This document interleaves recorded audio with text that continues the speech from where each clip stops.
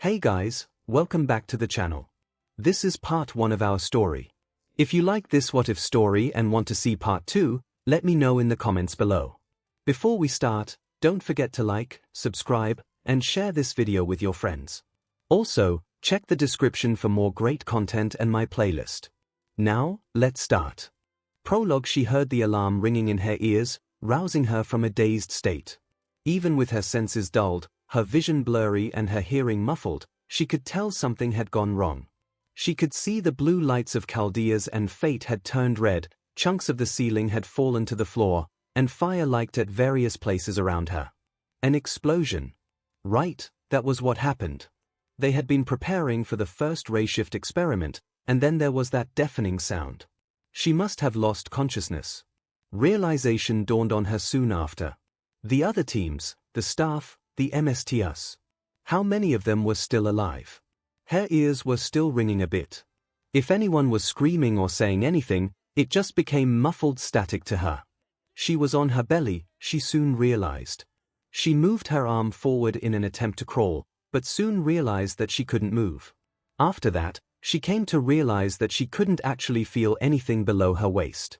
She turned her head behind her to look, wondering what had happened, only to see a massive chunk of concrete block most of her vision. Oh, she thought dully. Now it made sense. She was going into shock. Her spine had no doubt been severed by the impact, and with the pool of blood she could now feel underneath her, something had likely been pierced as well. So, this was it. She was going to die here. She felt disappointed, strangely enough. Not scared, or sad, or angry. Just disappointed. She felt like she had been robbed of something.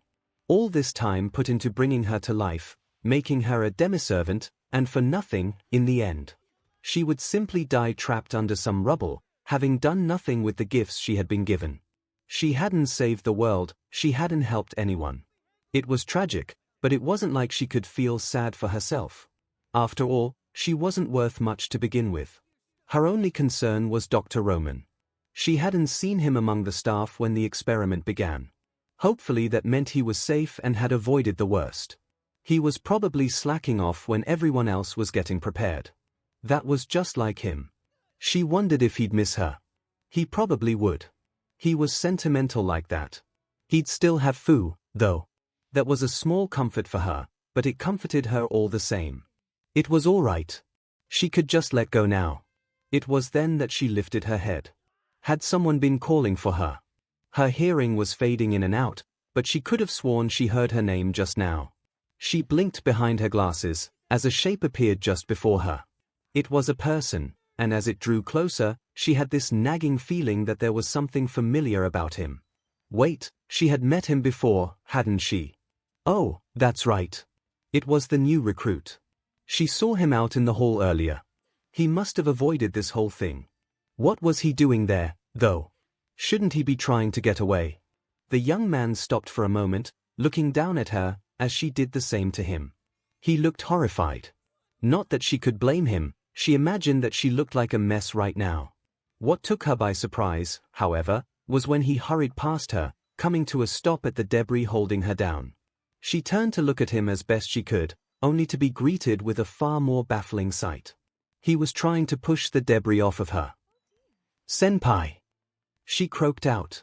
In response, the young man cried out, "Just hang on." There was clear panic in his voice. Was he really trying to do this?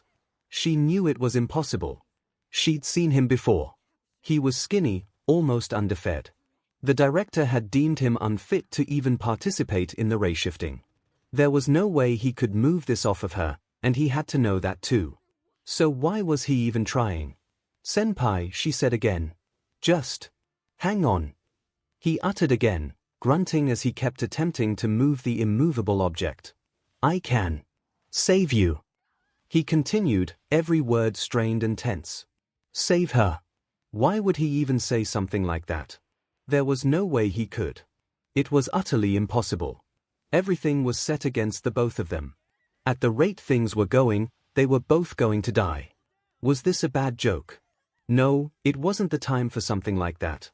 She could see it on his face. The pain and panic that was written all over his expression said he was completely serious. He genuinely wanted to try and rescue her, even if it meant he was likely to die in the attempt. The fire was growing by the minute, and whoever set off the bomb was still out there. The longer he stayed there, the worse the risk was for him. Yet, he still spent time in this futile attempt. It made no sense logically, but she couldn't begrudge him for it. No, she actually found it endearing. Gallant. Heroic, even. She wished she had spent more time with him. He seemed like a very nice person. She heard him make a pained noise as his grip slipped off of the debris, causing him to stumble and fall to his knees beside her. The chunk of concrete hadn't budged at all. "Damn it," he shouted out, frustration evident in his voice. He turned around and started to get back up, seemingly to try again, but she knew it was enough. She reached out and touched the hem of his breathed leg, just to try and get his attention. "Senpai. It's okay," she said in an attempt to comfort him. The young man paused, dropping back to his knees. He seemed to understand the hopelessness of the situation, but it did nothing to dissuade his feelings. No, it's not," he responded, his voice trembling as he spoke. It was so strange to her. He barely knew who she was. Why was he going this far for her?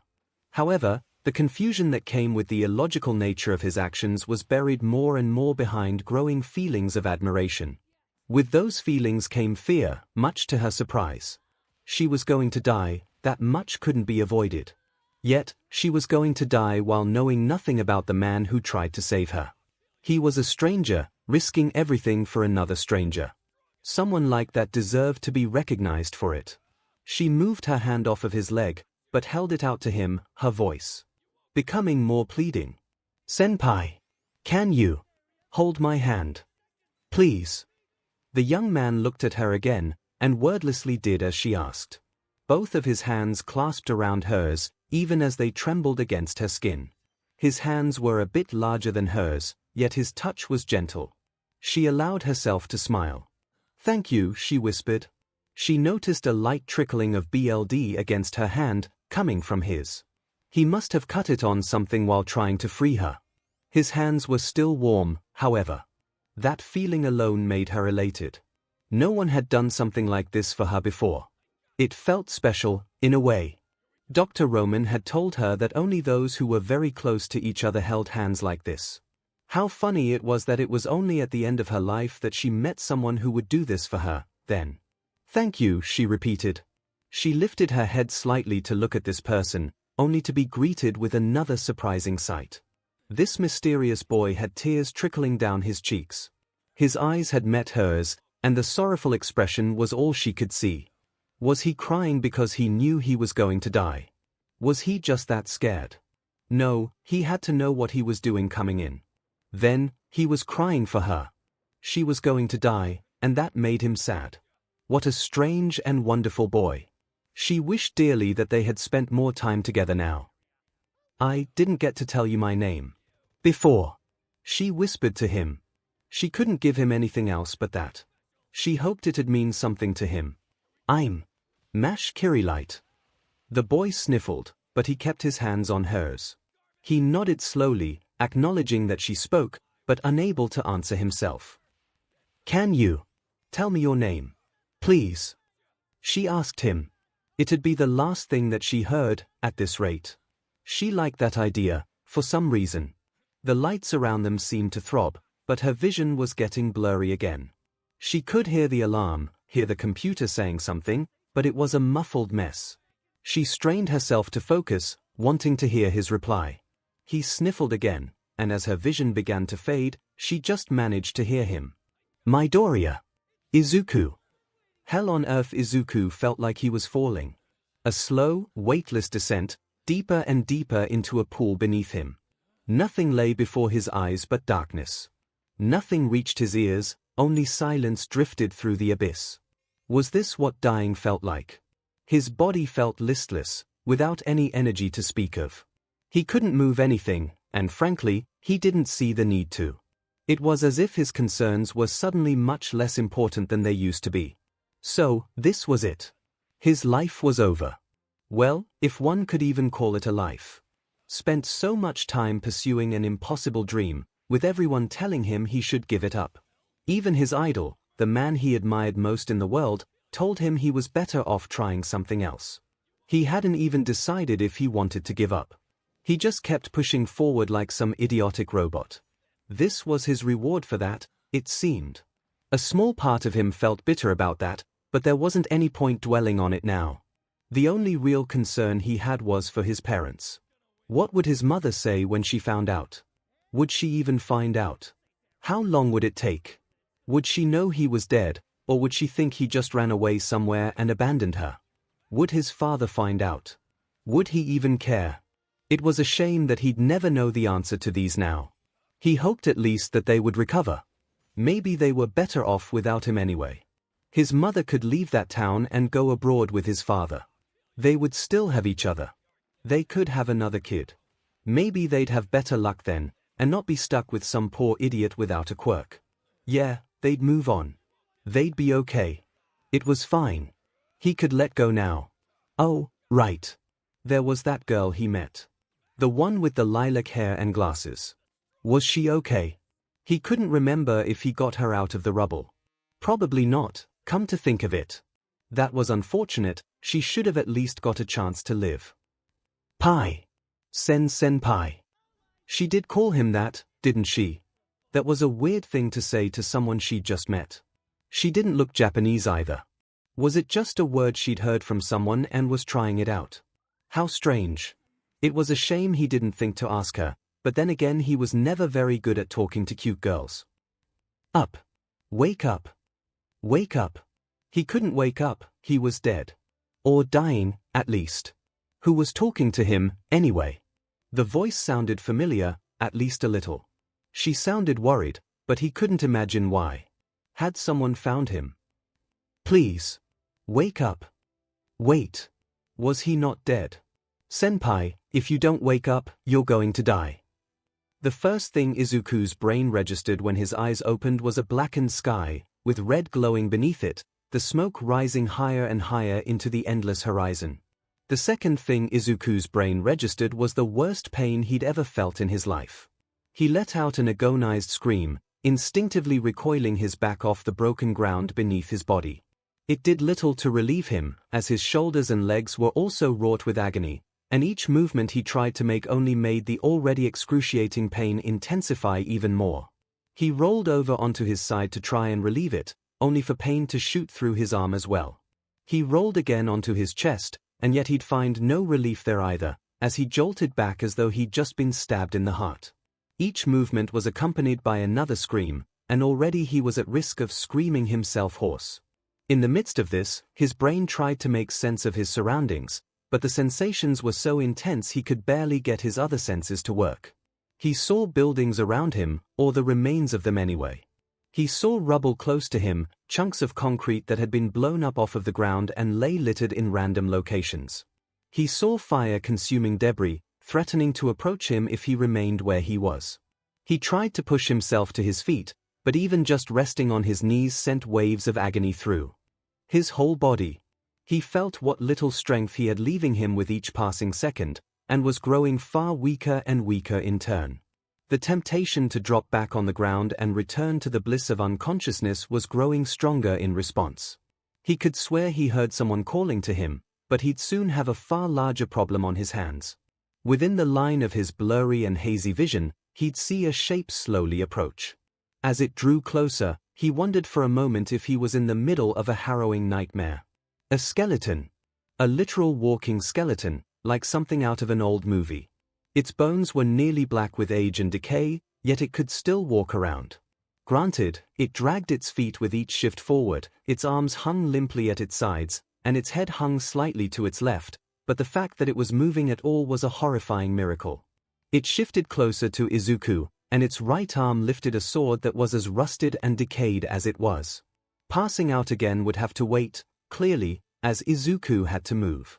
Yet, as much as he tried to will his body to do so, each twitch just caused him to flinch and yelp in pain. His legs couldn't even move properly. This couldn't be it, right? He just clawed back from death, and now he was going to die for real. Senpai! There was that voice again. Who was calling out to him? Izuku would receive his answer when another figure dashed into his line of sight from behind him, diving in front of the skeleton before its swing could finish. He first saw the shield. It was round in the middle, but had 4 edges that stretched out to form a giant cross. It was easily bigger than its wielder, and yet she swung it forward as though it weighed nothing. The round middle clashed against the rusted blade, pushing it back and forcing the skeleton back a step.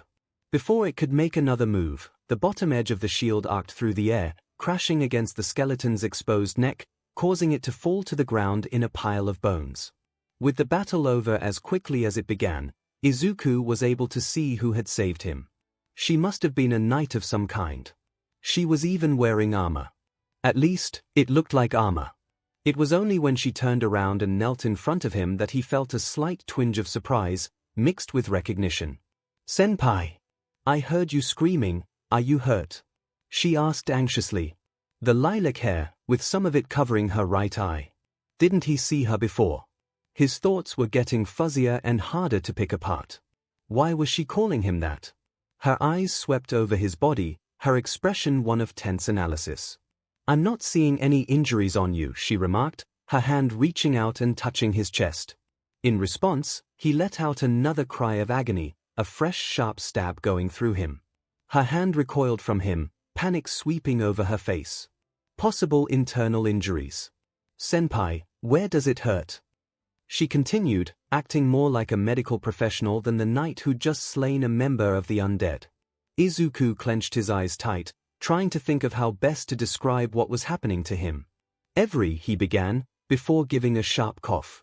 He didn't feel anything come up, so at least he wasn't bleeding internally. Where? He managed to utter, even though that barely covered it. He felt like needles were piercing every section of his body, like he'd gone to the worst acupuncture artist there was, and every movement or contact with anything just brought that pain screaming back. The girl looked confused for a moment, but was replaced by a serious expression as she tried to take control of the situation. That may be the result of a head injury. A possible concussion, or worse. She said aloud, but seemed to realize she shouldn't have, as she hurriedly moved on. "Can you stand?" she asked.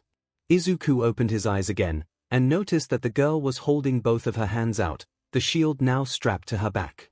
In response to her question, he instinctively reached out and clasped both of her arms. Let me try," he asked. He felt her own hands hold his forearms, which just sent new shockwaves through his body, but he forced himself to ignore it. He shifted one leg up, his foot making contact with the ground. He yelped in pain again, as his leg shook beneath him. "It's okay, MSTR. I'm right here. You can do it," the girl said to encourage him. Now she was calling him MSTR. What could possibly possess her to say that? Questions for later, if he made it. Izuku pushed up with his leg, and felt his nerves scream in torture, almost as much as he did. He tried to force his own shout back, but it pushed its way through his clenched teeth anyway. He shifted his other leg, pressing his foot against the ground, and pushed up as well. Another growl of anguish, but he persevered, and he had managed to at last stand. The girl let out a grateful sigh. "Good, you did it. Now, we'll dash," she began to say, but Izuku didn't give her the chance to finish, as he suddenly fell forward, his head making contact with her shoulder and almost his entire weight pressed against her chest. She made a noise of embarrassed protest. "Senpai." Her only reply was Izuku's shaky and exhausted breathing. He felt his strength was nearly gone. He struggled just to stay conscious, for the moment unaware of the social faux pas he'd just committed. Which was good, because if he was aware he'd probably pass out anyway. The girl wrapped her arms around his back as gently as she could to keep him steady. She heard him make a slight grunt, as even that seemed to hurt him, but other than that he simply stayed there, trying to catch his breath again. "I'll be okay, senpai. You're going to make it." Izuku heard her say that, but could feel his senses drifting away again. Following that, he thought he heard the sound of static. There was another voice, a male this time. Did he know them? He heard the girl talking to him, but couldn't make out their entire conversation. The word "rayshift" was uttered, as well as "emissar" again. What was that? Why did she say that again? Injuries were mentioned too, no doubt his. Whatever it was that happened to him, he wasn't entirely sure he could recover from it. He hadn't felt so weak before, and he couldn't stand it. He must have faded in and out of consciousness, because the conversation seemed to go on for too long and ended too quickly at the same time. He felt the girl shift against him, as if trying to push him up again. For his part, he groaned and started to lift his head, trying to force his legs to support his weight. Okay, MSTR. We're going to have to start moving again. Please, try to walk. The girl asked. There was MSTR again. Senpai was an odd decision, but that epithet just made him feel uncomfortable. What the hell had he signed on for? He did his best to do as she asked, lifting his head a bit more to actually see again. Before he could even register what he'd done, he saw the shape moving behind her. His eyes widened and he started to force his throat to work. He started. Emsa, I know you're in a lot of pain, but we have to move, she responded obliviously. Behind, he tried again. There was a pause, then the girl spoke with a slightly suspicious tone. Emsa, were you staring at my dash behind you? Izuku finished, not giving her the chance to complete that accusation. The girl turned her head, and true to Izuku's word, another skeleton had wandered closer to them, a rusted sword raised. She pushed Izuku back, hoping for the moment that he could at least stand on his own, then reached back and drew her shield again. She moved it forward, the round middle clashing against the skeleton's chest, sending it stumbling backwards. Acting quickly, she swung the low edge forward, catching it against the skeleton's legs. They flew right off of the body, clattering against the ground a few feet away, sending the rest of the skeleton downward. For good measure, she lifted the shield up over her head, and with a cry drove the edge down, smashing it against the skull and causing it to shatter into pieces. As quickly as the combat began, it was over. Indeed, Izuku was still standing at the end of it, and his eyes were still wide, only now he wore an expression of awe. Whoever this girl was, she was amazing. The girl lifted her head and looked forward, a chill soon running through her. That one skeleton was just a scout. She could see many more ahead of them, and it wouldn't be long before they reached them. She couldn't hold against them forever, especially not with her newfound MSTR barely holding on. So the only option left was retreat. She propped her shield on her back again, then turned and walked over to Izuku. Before he could say anything, she suddenly scooped him up in her arms. Izuku let out a surprised yelp in response, and a brief blush ran across her cheeks. Sorry. Please excuse me, but we have to go. With that, she started to run, carrying him as if he weighed nothing. Izuku watched her with dazed awe, especially as she deftly and easily ran through the ruined city in search of safety. It was only now that things finally began to make sense for him. She was a hero, she must be. She was far stronger and faster than the average person, that much was clear. She saved his life too, even at the risk of her own. Who else but a hero would do that? The explosion that happened at that facility must have just been one in this city, wherever it was. She must be one of the local heroes. Although it was incredible she even was, since she looked to be close to the same age as him. Maybe the rules for becoming an official hero were different in this place. That didn't explain the usage of senpai and hisan, however. Why would she call him senpai when he wasn't a hero? He couldn't be a hero, after all. Had she just made a mistake? 𝐒𝐭𝐲 was much more confusing, but he'd have to ask her about that later. As they ran, the scenery opened up more to Izuku, and the terror of the situation began to sink in more. The fire seemed to stretch on and on the further they went, with no signs of stopping or slowing down. A few times the girl had to stop in her dash and change direction, as the flames had spread out to block her path. The buildings looked to be modern, what remained of them. They must have been in the main district of the city, as the majority of them were stores and skyscrapers. The buildings that weren't surrounded by flame were crumbling and falling apart, with even the tallest ones having holes blown into them, and some threatening to fall over completely. What could have done this? It must have been a villain attack of some kind. That was the only explanation that made sense to Izuku. A simple terrorist bombing wouldn't reach this far. For the villains to go this far, however, was astonishing to him. Weren't there enough heroes to go around here? The damage was insurmountable. This city might not ever recover from this. If only All Might was here. He could have fixed this right away. Were they too far away for him to get to? The girl finally came to a stop after ducking behind one of the destroyed skyscrapers. She paused to listen for any signs of enemies. When she seemed satisfied, she knelt down. "Okay, 𝐴𝐵, I'm going to put you down now." True enough, she did just that. Izuku winced and hissed as his body made contact with the ground, but he didn't protest any more than that. The girl was very concerned as she watched him. "It still hurts?" she asked. "Why, yeah. But it's okay," Izuku answered. He turned his head to look at her again, allowing himself to tilt his head slightly in as good of a bow as he could manage right now. "Thank you," he added. The girl smiled softly, giving a slight shake of her head. "There's no need to thank me, 𝐵. It's my job to protect you. You being safe is all that I need." Izuku looked uncomfortable again after that. The statement was exactly what a hero would say, but what she called him. Before he could even think of how to word it, he was already saying it. "Why do you keep calling me 𝐵? It's really weird."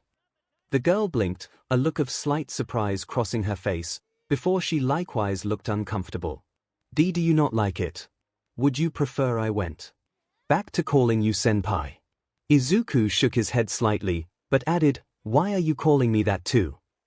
Didn't we just meet? How am I your senpai at anything?" This earned another look of confusion, only mixed with slight hurt. Izuku winced, more out of guilt this time. He must have insulted her somehow without realizing it. Great way to treat the girl who saved your life. He quickly spoke up again. Sorry, I just really don't understand short-term memory loss," she interrupted, looking worried all over again. "If only I'd noticed while we had contact with the doctor," she added, admonishing herself for her mistake. This all only served to confuse Izuku further. Before he could ask anything, the girl leaned forward slightly. Instinctively, Izuku leaned back, although he regretted it as another twinge of pain shot through him. The girl stared right into his eyes, and Izuku noticed idly that her own eyes were almost the same color as her hair, just a bit of a deeper shade. She wore that concerned expression, and asked in a similar tone, "Senpai, do you recognize me at all?"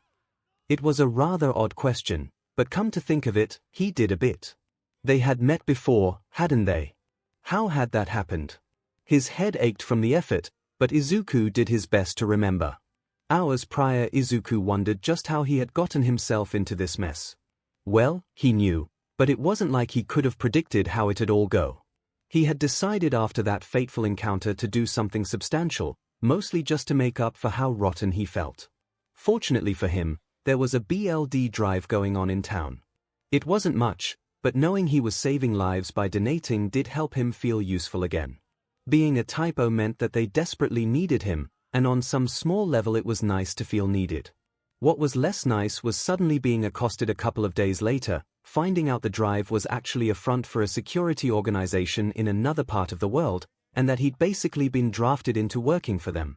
What the drive's real purpose even wasn't explained to him, nor what it was that he'd really be doing. All he was told was to come along, with the veiled implication that he didn't have much of a choice in the matter. His poor mother looked like she was about to faint when he came home with two men in black suits. That did seem to force their hand, however, and they offered a bit more of an explanation. 𝐒𝐿DIO was a government-supported organization that was more or less an observatory. They couldn't say where it was, or what they were observing, or why they were called a security organization, but saying that it was all top secret was enough to get both Izuku and his mother to clam up. They tried to look at this optimistically, that it would be a very well-paid job and Izuku would be doing some good, even if he was a lot younger than he expected to be before ending up with a job. He did want to help, of course. He just wished they could have gone about it a different way.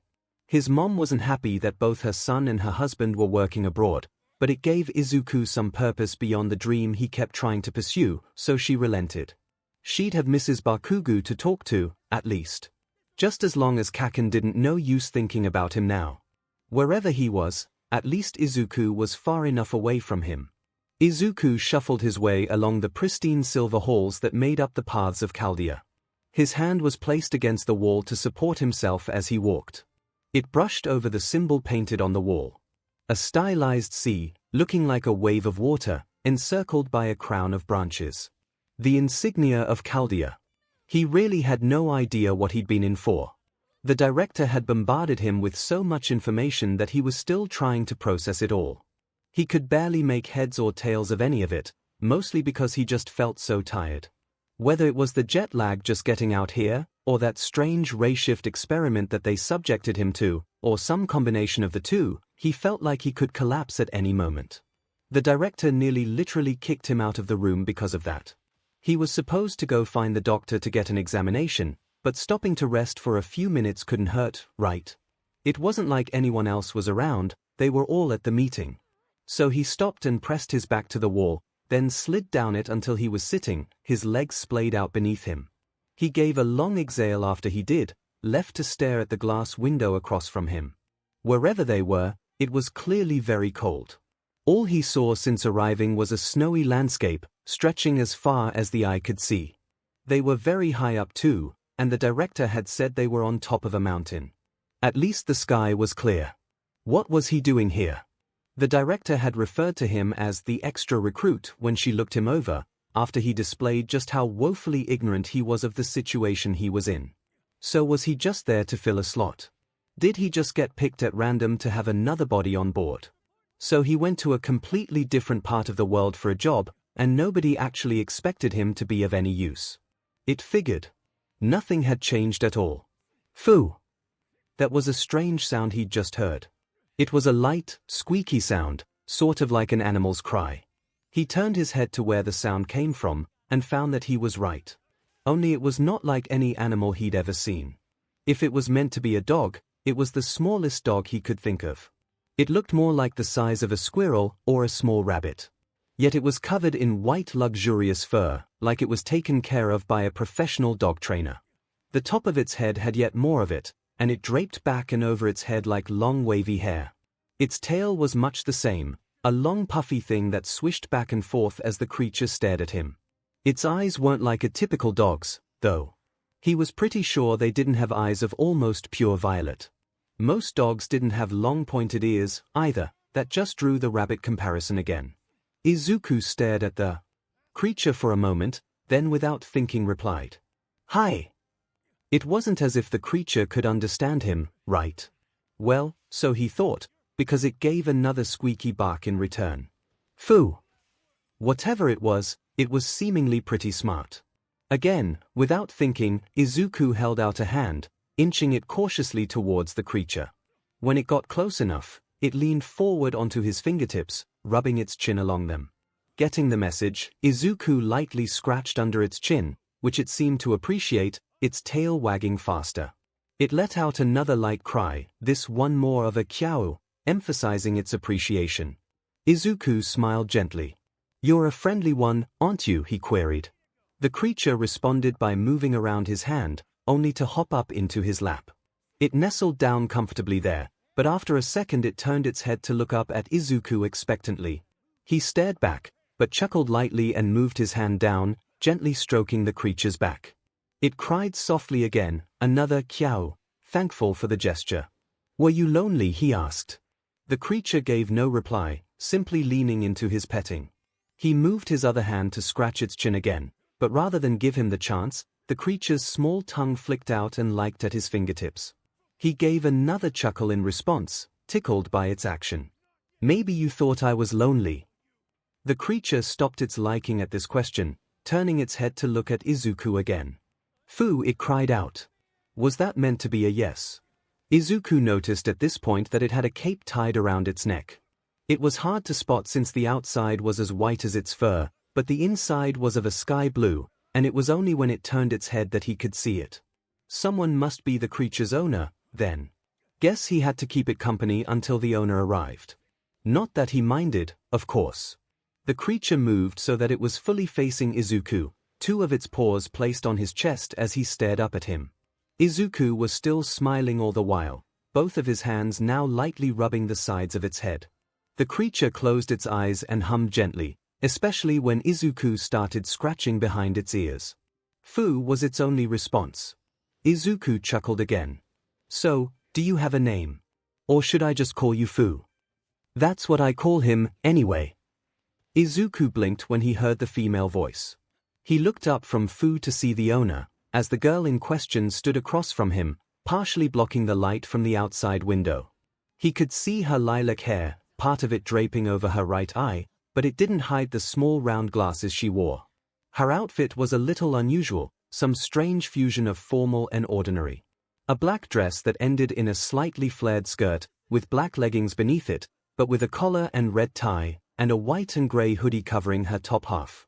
It was almost like she was trying to hide herself, or appear as nondescript as possible, but she wasn't sure how to. The girl leaned forward with a smile, then patted her own legs, getting Fu's attention. "Come on, Fu. You shouldn't bother others, you know that," she said softly.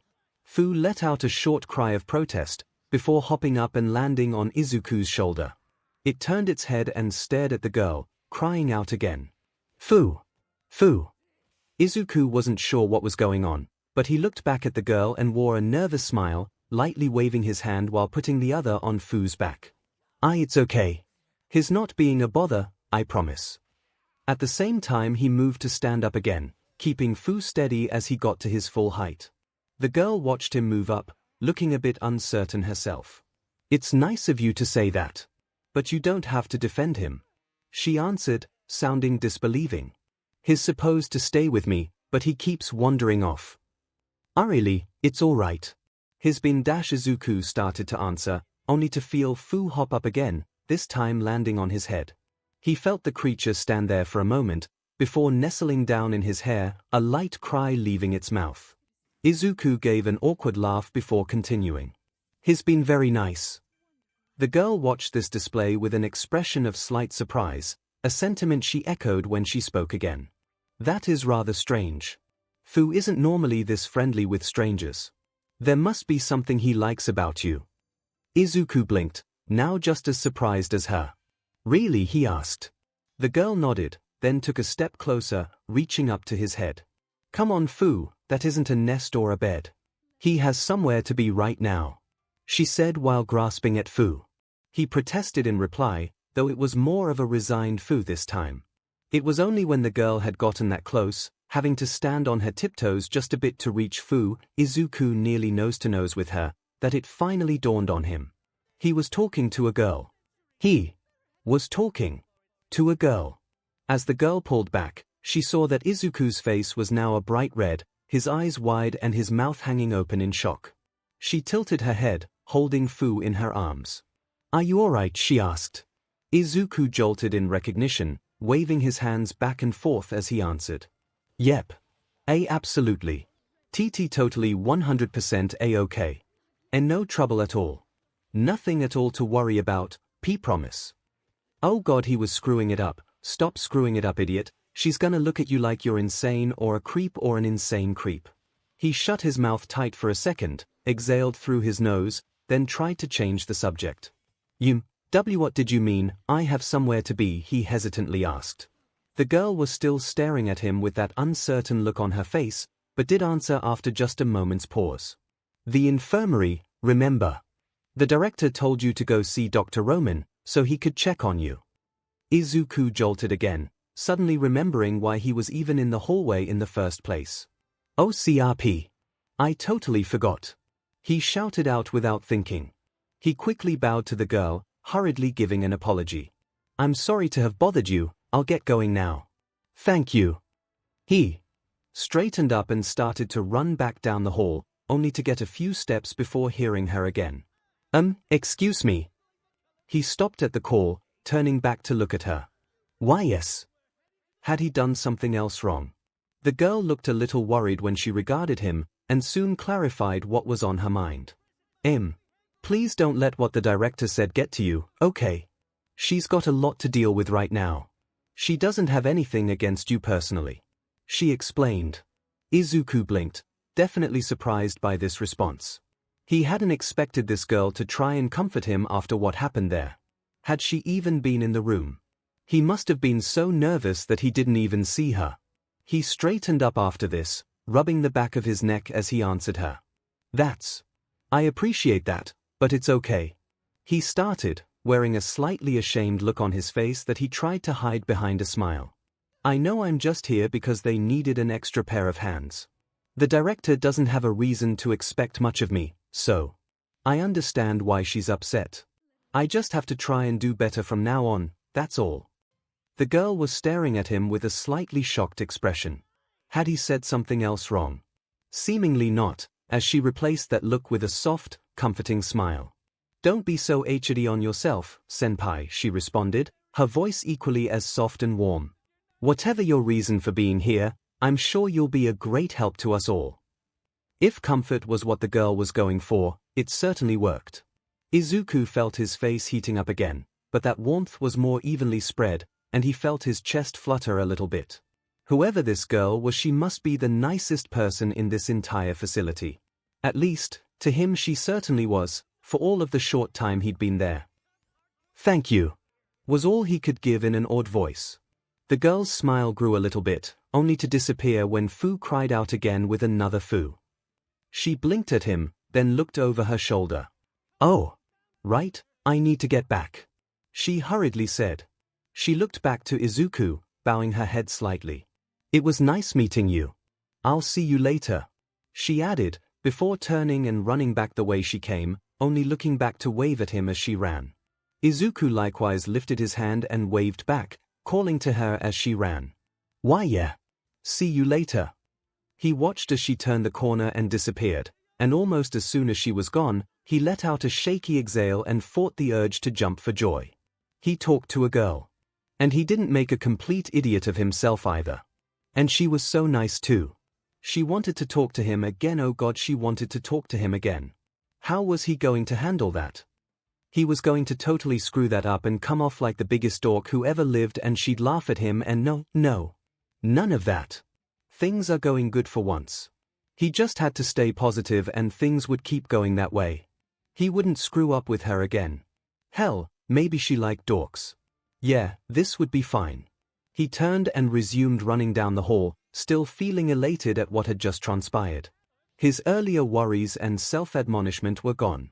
Sure, maybe he was at the bottom of the ladder and the rest of the workers either didn't care about him or disliked him, but one really nice girl seemed to like him. So this whole venture was already a step up from school. Sure, he didn't even know her name yet, but it wasn't like she was hard to miss. Wait. He stopped running again, something the girl said to him sticking out in his mind. Senpai, he uttered aloud. What a strange thing to call a total stranger. Now the memories slowly flowed back into Izuku's mind of that first fateful meeting. With that came what occurred after. The explosion in the meeting room. The fire and rubble everywhere he could see. Finding the girl among the wreckage. Trying in vain to free her. Holding her hand as death came for them both. He blinked a couple of times, not taking his eyes away from hers. Mash. Kirilight. He said hesitantly. Mash gave a clear sigh of relief, her eyes closing after. Thank goodness, you remember that much at least, she whispered. She opened her eyes again, giving Izuku that soft smile he now remembered from earlier. Yes, my name is Mash Kirilight. I'm an agent of Chaldea, originally assigned to Team A for the purposes of ray-shifting into the past to dispel any singularities that threaten humanity. She explained. Unaware of the baffled look on Izuku's face, she continued. And you are Midoriya Izuku. Or, well, Izuku Midoriya, as I'd say it. I'm glad to meet you properly, senpai. Even if the circumstances could be better. That was a lot to take in, to say the least, but Izuku noticed one important bit in the midst of all of that. It's nice to properly meet you too, but... He started, hesitating for just a moment, before adding, you didn't actually answer either of my questions. Mash blinked once, a small confused sound leaving her, before her cheeks flushed slightly out of embarrassment. Alright, sorry. I was just so worried about you, I didn't think. She admitted. Izuku tried not to think about how Mash actually looked very cute while embarrassed like that, which was asking for the impossible, but thankfully she helped there by speaking up again. You see, I'm a designer baby, she explained. Which wasn't actually an explanation at all, as Izuku's baffled and slightly disturbed expression showed. See, come again. He managed to get out. What in the hell did that mean? It brought up a lot of questionable implications, but thankfully he didn't have the wherewithal to voice any of them. Mash frowned slightly, then tried again. What I mean is, I was created in Chaldea's laboratory by its founder, Meris Berry Animusphere. I was made for the purpose of housing a heroic spirit, and thus became the first ever demi-servant. That is what a designer baby's, essentially, she finished. For a moment, she let this set in, then wore that light smile again as she added, as such, I'm not exactly human. So, when it comes to being a human and acting as one, you are my senpai. This did clear up some questions, except it came with adding yet more. Izuku was definitely curious about what a heroic spirit or a demi-servant was, but there was a bigger issue to address now, which he wasted little time doing. So, wait. Because you were made in a lab. You think you aren't human? The question definitely caught Mash off guard, as her eyes widened slightly before giving a hesitant answer. It's not exactly a matter of what I think. But you look human. Izuku interjected before she could continue. You sound human. You act human. He continued. He then placed a hand on his own chest, ignoring the twinge of pain the act provided. And you saved my life. What's more human than that? He concluded, as if what he said was the most obvious thing in the world. The way Mash looked at Izuku after that, he could have sworn she thought he'd dropped to his knees and hailed her as a goddess descended from the heavens. She had so much surprised joy behind her eyes alone that it was clear he had paid her the biggest compliment he could have, and he hadn't even tried to. In fact, for a moment Izuku could have sworn he saw pinpricks of tears in her eyes. She turned her head away from him, speaking in a shaky voice as she tried to calm herself. That's wonderful of you to say, senpai. But there's still a lot I don't understand about being, well, human. I'm hoping I can learn, and if you teach me when this is all over. Izuku felt that one thought bubbling up in his brain, that he needed to spoil her rotten with compliments if they both lived through this. If only to make her this overjoyed again. He naturally tried to force that thought back into the recesses of his mind, but it quickly latched onto something else and turned into another thought instead. Namely that Mash definitely wasn't wearing what she had on when they first met. Aside from her glasses having mysteriously disappeared, the armor that he thought she was wearing turned out to not quite be that on closer inspection. It was more like a deep blue spandex that covered her torso, arms, and legs. There was an armored skirt around her waist, which made sense. Her feet ending in heels, on the other hand, didn't really. The exposed midriff made even less sense from a practical point of view. It wasn't like Izuku had never seen an outfit like that before. Most heroes wore tight, form-fitting outfits. That was part of the job. One only had to say midnight and the bar was pretty much set. It was very different to have someone wearing an outfit like that and be just inches away from him, however. Anyway, I should also explain. Mash began, turning to look back at Izuku, only to see that he had suddenly turned his head away from her. Worried, she shifted around from his side to his front, trying to peer around to see his face. Senpai, are you okay? She asked. Why yeah. Absolutely. PP perfectly fine. He responded, trying as hard as possible to keep his face hidden but failing miserably. Senpai, your face is all red. Mash commented, which was followed by a more concerned question. Do you have a fever? Do you feel ill at all? Izuku jolted at the question, turning to face her again and hoping she'd believe him. No. No fever at all, P promise. That anxious smile was on his face again. Mash wondered just what brought that on. Phew. Thankfully for Izuku, a familiar cry brought this topic to an end. Crawling out from a compartment on the inside of her shield, Izuku saw that ball of white fur leap out, landing in his lap again and staring up at him. Phew. He cried out, seemingly just as worried about him as Mash was. Phew. Izuku cried out, both because the landing sent another wave of pain through his body, and because he was just surprised. Was he hiding in Mash's shield all through that fight? The creature paid his question no heed, instead crawling up his chest to his shoulder again, and starting to lick at his cheek. Somehow, that much didn't actually hurt. He reached up and petted Fu's back for a moment, before grasping him and pulling him back to look at him. How did you? He could only give fragmented questions, before his eyes trailed to something else that caught his attention. He placed Fu back in his lap, then looked at the back of his left hand. He saw red markings there, and for a second he wondered if he'd cut himself at some point. He reached over with his right and ran his fingers along them, wincing at another jolt of agony. The markings were still there, as if they'd been burnt in, or tattooed onto his skin. One small circle near the base of his hand, a larger circle around it, and a large V-shape that stretched to his knuckles. It looked almost like a rabbit's head, he idly thought. That is what I was going to explain next. Mash interjected. Izuku looked up at her in confusion, then back at the markings, as she pressed on. Those are command seals. They are proof that you've been chosen as a MSTR. As such, while I might only be partially a servant requires a MSTR, and vice versa. So, I've contracted with you. Izuku blinked, then his head whipped to face Mash again, shock evident in his expression. Wait, see contract. Command seals? He asked, just echoing the first terms that didn't make any sense to him. Mash let out a light sigh, turning her head away while muttering to herself. Dr. Roman said you wouldn't understand a lot of this. She turned to look at him again, pointing to the markings and explaining in a matter-of-fact tone. If you use one of those command seals, then the magic within them will compel me to do whatever it is you ask. You only have those 3 however Whoa, hold on. Izuku interrupted, now looking much more disturbed than before.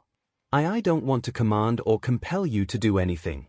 And how can you say something like that so calmly? Shouldn't you be freaking out or something? Mash blinked in confusion again, as if Izuku had said something totally incomprehensible to her. That's good of you to say, senpai, but it's not that. She started to explain, before she stopped and looked over her shoulder. She stared off into the distance for a moment, then looked back at Izuku, now more serious. There's a lot to explain there, but we only have so much time before we're found. There's a ley line approximately 2 kilometers from here. Once we get there, we'll be able to form a more stable connection with Chaldea. Dr. Roman and I will explain things more after then. More terms that Izuku couldn't wrap his head around, and Mash wasn't giving him the time to ask. She stood up after this, then held out her hand for him to take. For now. Just look at it as my job to protect you. Now, let's go. She concluded. Izuku, without thinking, took her hand and started to push himself up. However, as soon as he moved he felt his body scream in pain again, a low growl leaving his mouth as he settled back into place. Mash was kneeling in front of him once more, already worrying. Are you still in pain, senpai? Hang on, I'll carry you again. Before she could, however, she suddenly saw Fu pushed into her arms, the animal giving a confused cry to match the expression she was wearing. Senpai, she asked anxiously. Izuku's head was lowered for a moment, but when he lifted it again, he had a look of weary determination on his face. Take Fu and go. Mash stared at him after he said that, not sure she could actually believe it. What? She whispered. Izuku exhaled, followed by a rough cough, then he explained what he meant. There are other people around here, right? They need help. And at this rate, I'm only slowing you down. Senpai, no. Mash started to protest. I'll be okay. He countered, turning his head to look around him. I'm sure I can find somewhere to hide from. Whatever they are. I'm not leaving you, she protested again. Kirilight-san. You can find someone else who's better qualified for this MSTR thing. She started, but was cut off by Mash again. No, she shouted, catching him off guard, especially as she leaned in closer to him. Fu had leapt from her arms and to her shoulder, giving her hands the freedom to suddenly clasp his. I don't want to contract with anyone else. You're the MSTR I want, no one else. Izuku was so baffled and disturbed by this that he was left with even more questions, but the way Mash exclaimed that and stared at him with that expression of fright at the thought of what he proposed made it hard to argue any further. Even so, he couldn't comprehend it. But why? I don't understand anything here. I don't know what's going on, or half of the things you explained, or how I'm supposed to help you. There. There has to be someone who won't just weigh you down. He protested, just as worried for Mash's life as she was for his. She looked like she wanted to cry again, but for a totally different reason than before. She closed her eyes, took in a deep breath, then slowly rubbed her hands along his. Somehow, this gesture didn't hurt either. "You held my hand, Midoriya-senpai." She started, opening her eyes to look at their hands after. "Even with so great a risk, you tried to save me. When that failed, you heeded my selfish request and held my hands. And you cried for me. I was so moved by that." She lifted her head after this, her smile saddened, but present all the same. "What I wished then was that you would live. Someone as nice as you should live on, and not just burn up in that fire. Now, you're alive, and I can protect you." Her hands tightened just slightly around his. His hands still didn't hurt. "Whatever you might think about MSTRS and servants, I promise you, this is what I want to do. Even if you weren't my MSTR, I'd want you to be. I'd want to protect you with everything I have," she resolutely concluded. After a moment's pause, she lowered her head again, and added, "So, please, don't ask me to leave you behind." Now it was Izuku's turn to be moved. What he had done in that moment was something he didn't view as heroic at all. He foolishly tried to save her rather than get someone else to help. He held her hands because he was too weak to do anything else.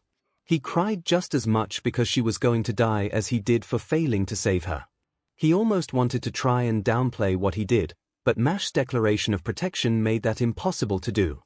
No matter what he saw his actions as, she saw them as something worth praising and helping him in turn for. There was still a lot about MSTS and servants and this whole situation that didn't sit well with him, but her earnest longing to protect him wasn't something he could find fault in, or try to stop her from doing. "Okay," he finally said. Mash lifted her head and smiled widely at him. He couldn't help but smile back at her. "Thank you," he added. Mash nodded, sounding overjoyed when she spoke. "I won't let you down, senpai." "I don't think you ever could," he remarked without thinking. It did make Mash's eyes light up in happiness, so it wasn't a bad thing in the least. Mash moved to pick him up, but he held out a hand to stop her. "And wait," he started, then shifted his legs underneath him. "Let me try." Mash moved back a little bit to give him room, as Izuku slowly and shakily got to his feet again. He grit his teeth as the waves of torturous pain shot through him, but he forced himself to ignore them. Bit by bit, he rose off of the ground, his legs trembling with each inch shifted. Finally, he stood as close to his full height as he could manage, Mash having stood alongside him. She watched him with a wide, admiring smile on her face. Then he took a step forward and nearly fell right over, Mash rushing to catch him before he landed face first on the ground. Izuku groaned in pain, hanging onto her as he tried to stand again. Sorry. Just need to get used to this." He felt Mash's arm wrap around his middle, while tucking his arm around her shoulders. Fu was now standing on his hand, watching carefully. "Lean on me for now, senpai," Mash suggested. "But if we run into danger, I'm going to have to carry you again." "Okay," she added, which Izuku couldn't really argue against. "Yeah. All right," he replied. "Thank you again, Kirilight-san." Mash looked up at him with that smile again, before they started to walk in step. The process was slow, and each step he took sent more jolts of pain up his legs. Worse, if what Mash said was right, they had a long walk ahead of them. He felt Fu run along his arm, then jump up and rest on his head again.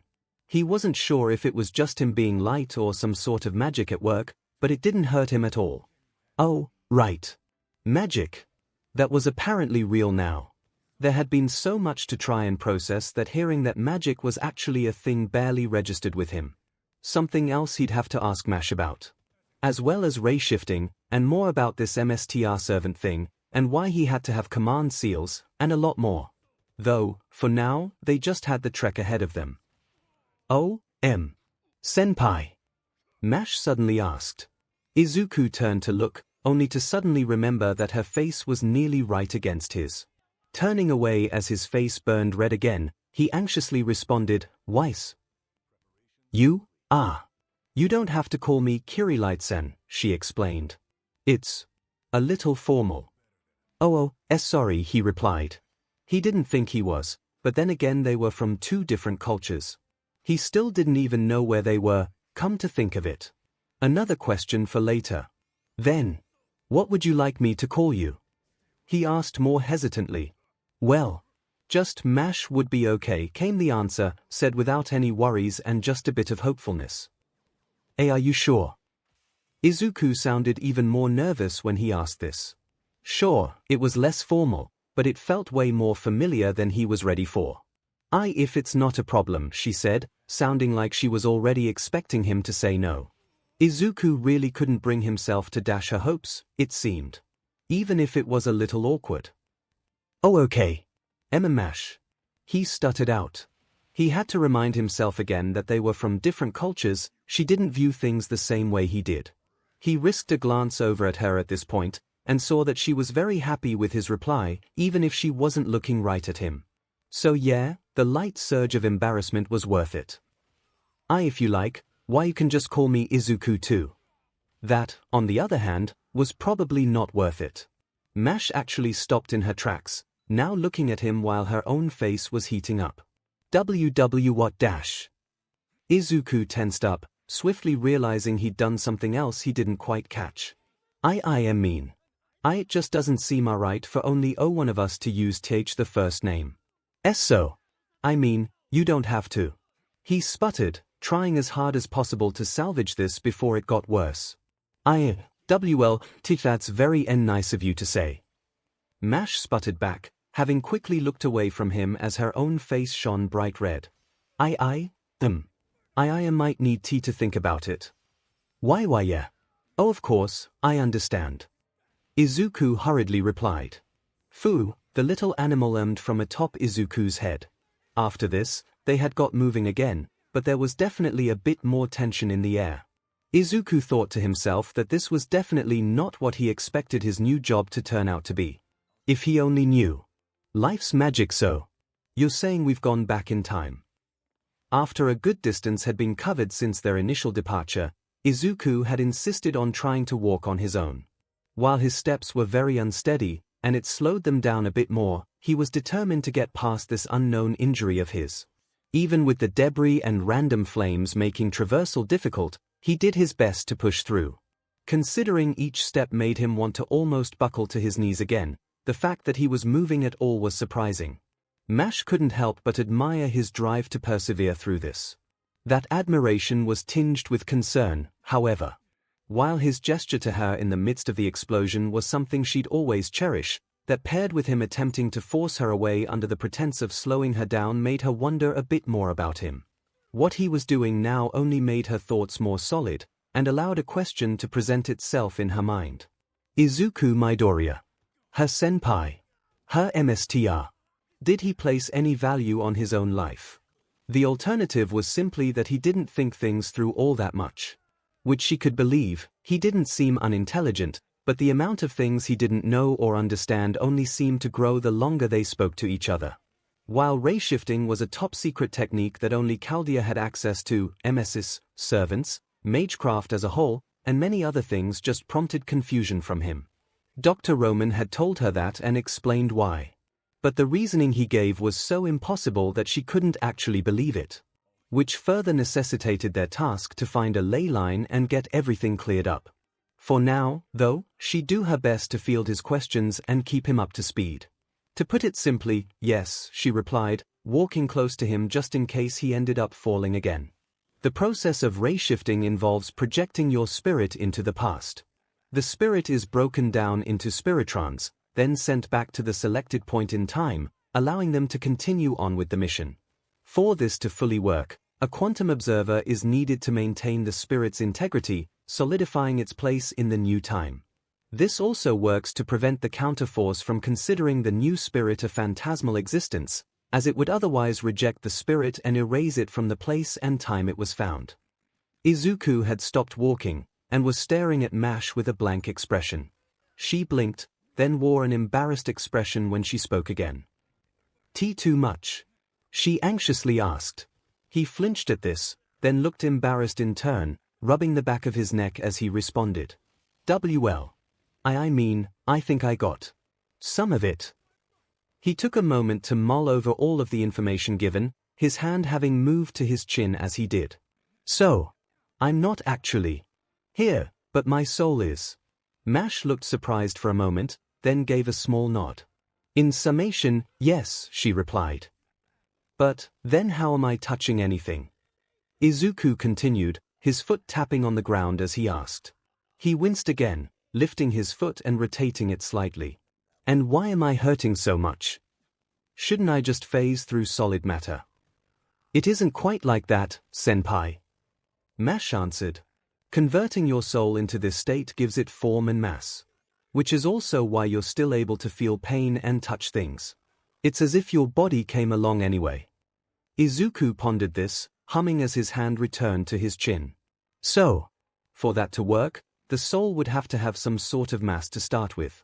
At least, if this is similar to the 3 states of matter in science. But wouldn't the body feel the extra mass of the soul?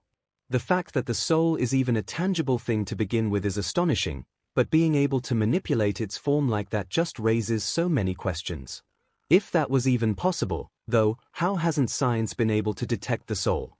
Shouldn't we have made some sort of discovery about it by now? Unless that information has been kept secret, but to what end?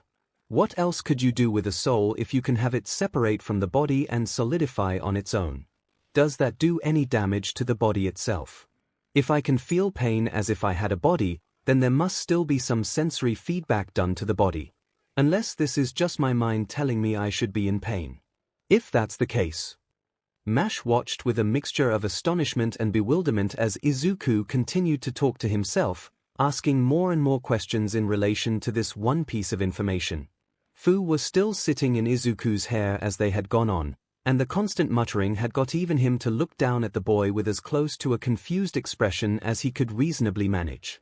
This went on for a few seconds longer, before Mash suddenly spoke up again. "Senpai." He jolted out of his mutterings, looking at her with a briefly stunned expression, as if he'd just been pulled out of sleep. He sputtered for a moment, before looking embarrassed and turning to stare at the ground instead. Sorry. I kinda do that sometimes." Mash was quick to shake her head and reply encouragingly. No, it's okay, senpai. It's good that you're asking so many questions too. I was just about to say that we should probably focus on things that I can actually answer." She was certainly surprised by this new piece of information about him, but she definitely couldn't fault an inquisitive mind. It reminded her a bit of the detectives in the novels she loved to read, which only made her admiration for Izuku grow a little more. He looked back up at her while still appearing a little embarrassed, but acquiesced to her point. "All right, of course." He resumed walking after this, again with a hesitant step, then spoke up with that same curious tone. "So, in that case, where and when are we?" That was the obvious question, Mash realized. Moving in step with him, she resumed explaining. "This is Fuyuki, a regional city in Japan. It is the year 2004, the time of the Fifth Holy Grail War. Normally, the war was supposed to end in a clear victory for one of the MSTs present. But this level of damage was never reported." Izuku was now staring at Mash with wide shocked eyes, not expecting that to be her answer. "Fuyuki." They were back in Japan. So they hadn't left the country at all. Or, no, had the ray shifting sent them through space as well? If they could send them through time, it only made sense they could do that too. "Do you know this place, senpai?" she questioned. In response, Izuku first shook his head before continuing. "Not personally, no. I've heard of it, but I haven't ever been myself." He clarified. "It's on a different island from Japan's mainland," he continued. He then paused in thought for a moment, lifting his head to look around their surroundings. "Didn't a massive fire hit this city already?" he asked. "Yes, but that was 10 years before this moment," she explained. "It took some time for the city to recover, but a fire of this magnitude didn't happen a second time," she continued.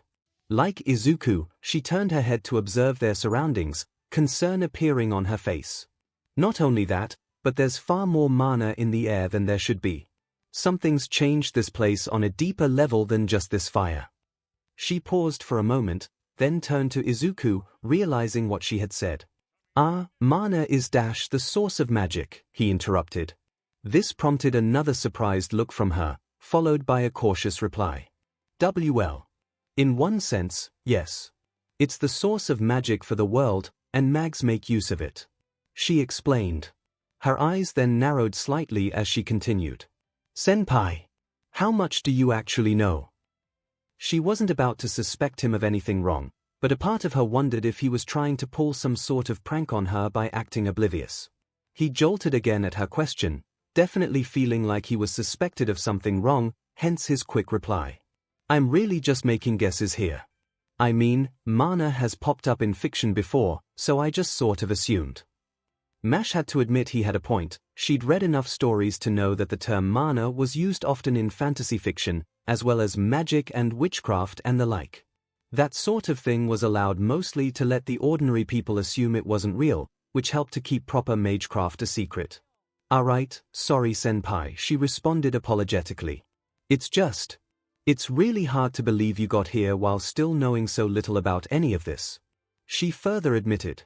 She hadn't meant that to be a personal remark against him, but the slightly hurt look on his face indicated that happened anyway. Before she could try to correct it, however, he interjected. Another thing. You said a Holy Grail war happened here. He seemingly wanted to change the subject to avoid focusing on his lack of knowledge, which Mash was fine with. Following.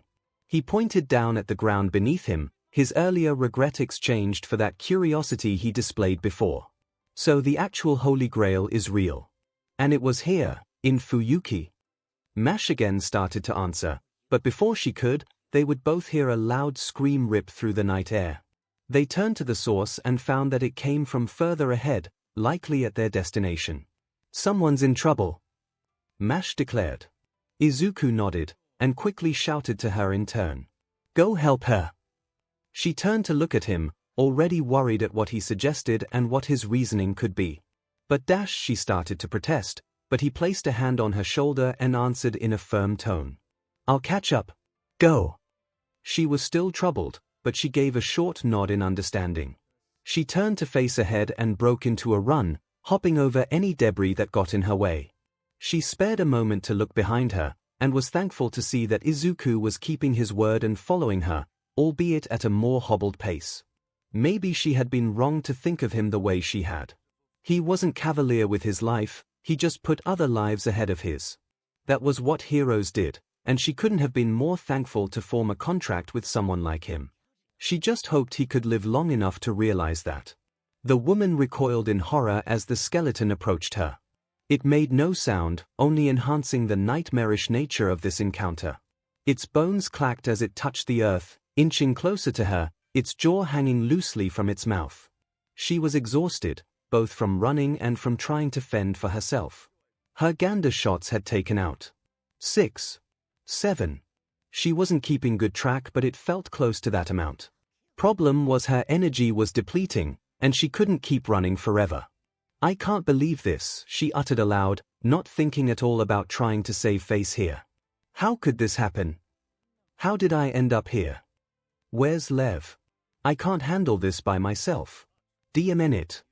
She kept trying to back away from the approaching threat, only to bump into a wall of concrete behind her, causing her to jolt in realization.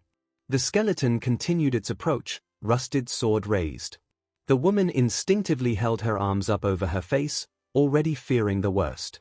She then heard a cry from above her, causing her to look up, just in time to see a shape dive down and crash into the skeleton. It crumpled on impact, the bones shattering under the weight of the heavy shield that hit them. The one responsible then stood to her feet, and turned to face the woman. Are you she started to ask, but her eyes widened when she saw who she had just rescued. Director, she exclaimed. The director in turn stared at her savior, her eyes sweeping over her for a moment before likewise exclaiming, Mash. Mash took a couple of steps closer, likewise looking over the director, checking for any injuries. Seeing nothing of note, she quickly asked, You ray-shifted as well. I thought we were the only ones. That's what I should be saying to you, the director countered. And you've. She started to say, again looking over Mash in her suit of armor. She raised her head to look at Mash's face, her eyes wide with recognition. How did? Mash felt just a bit self-conscious under that gaze of hers, responding with a slightly embarrassed tone and trying to downplay what had occurred. It seems the demiservant project was a success after all. She simply concluded. I can see that much, Mash, the director exclaimed, not willing to just brush this off. But the question is how? And why now of all times? Not to mention, if you're officially a servant, that could only happen if you dash Mash, a male voice called out, stopping the director's train of thought. Mash looked up to see Izuku atop the small wall behind the director, thankful that he made it but not expressing as much given the panicked expression on his face. 2 more incoming, he added.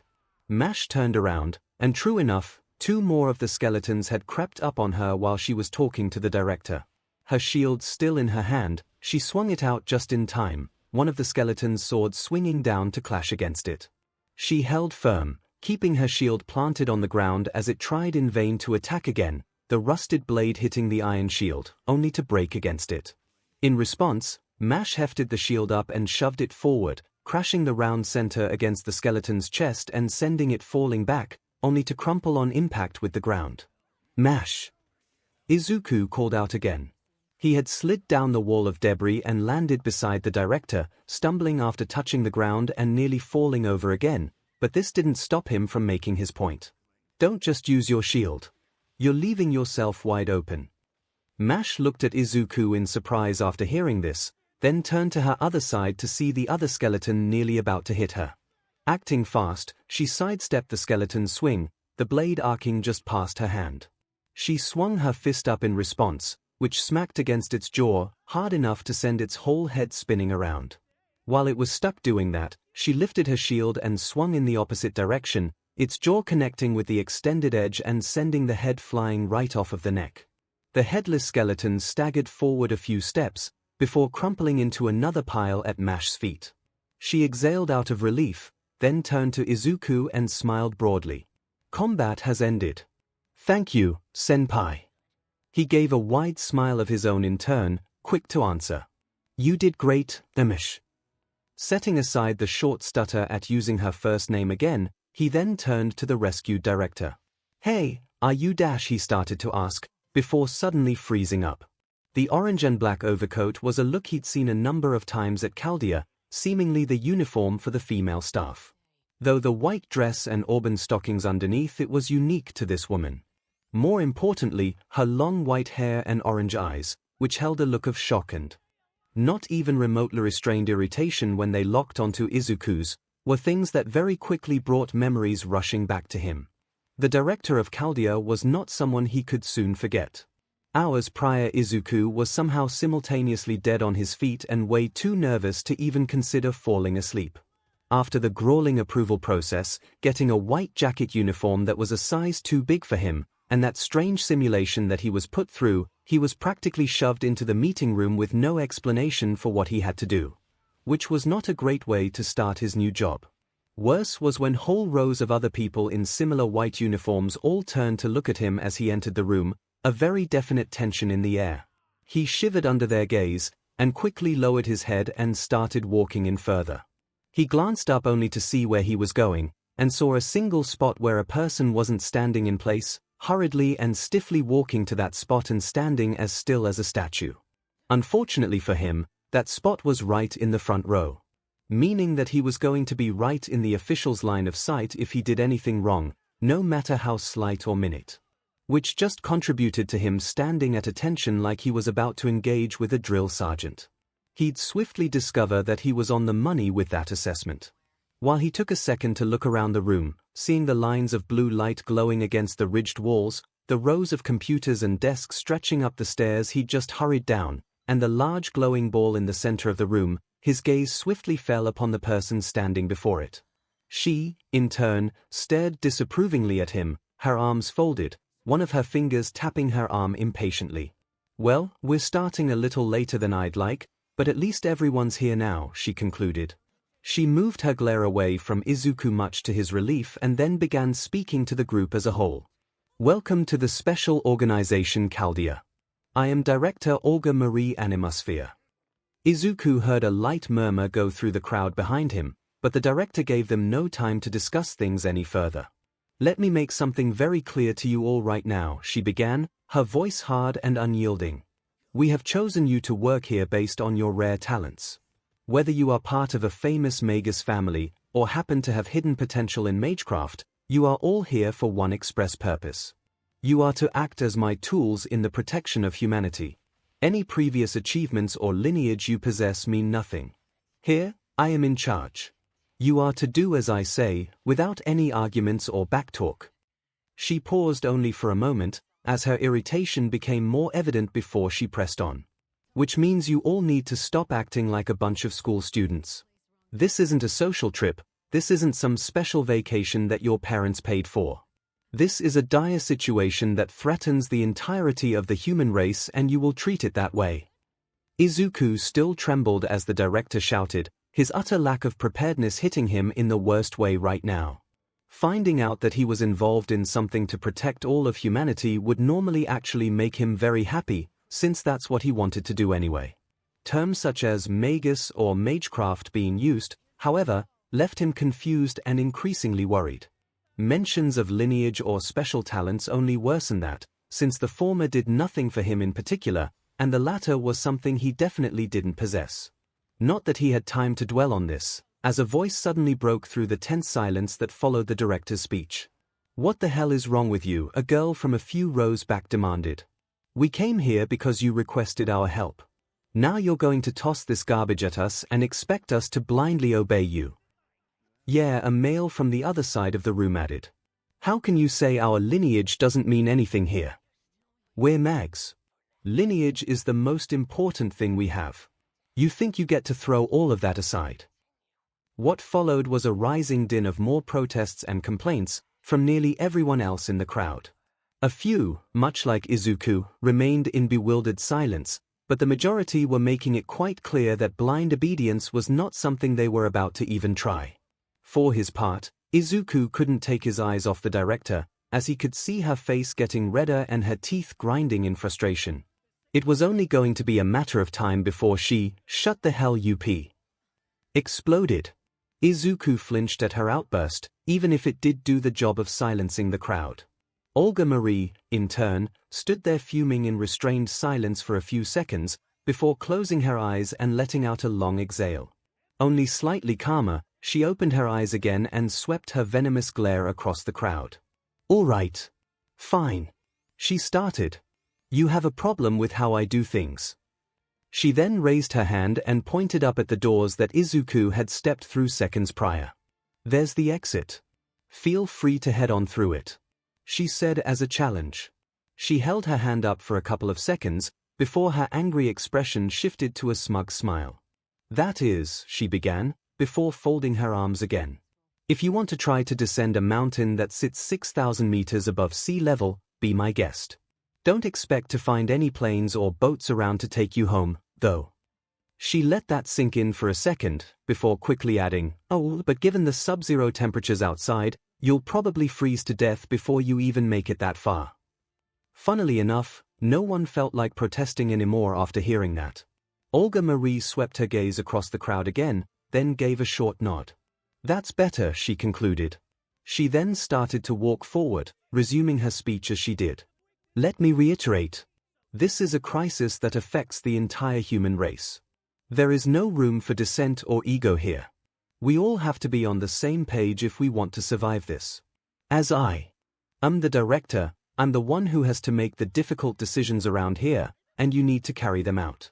If even one of you goes off for your own selfish reasons, we're all as good as dead."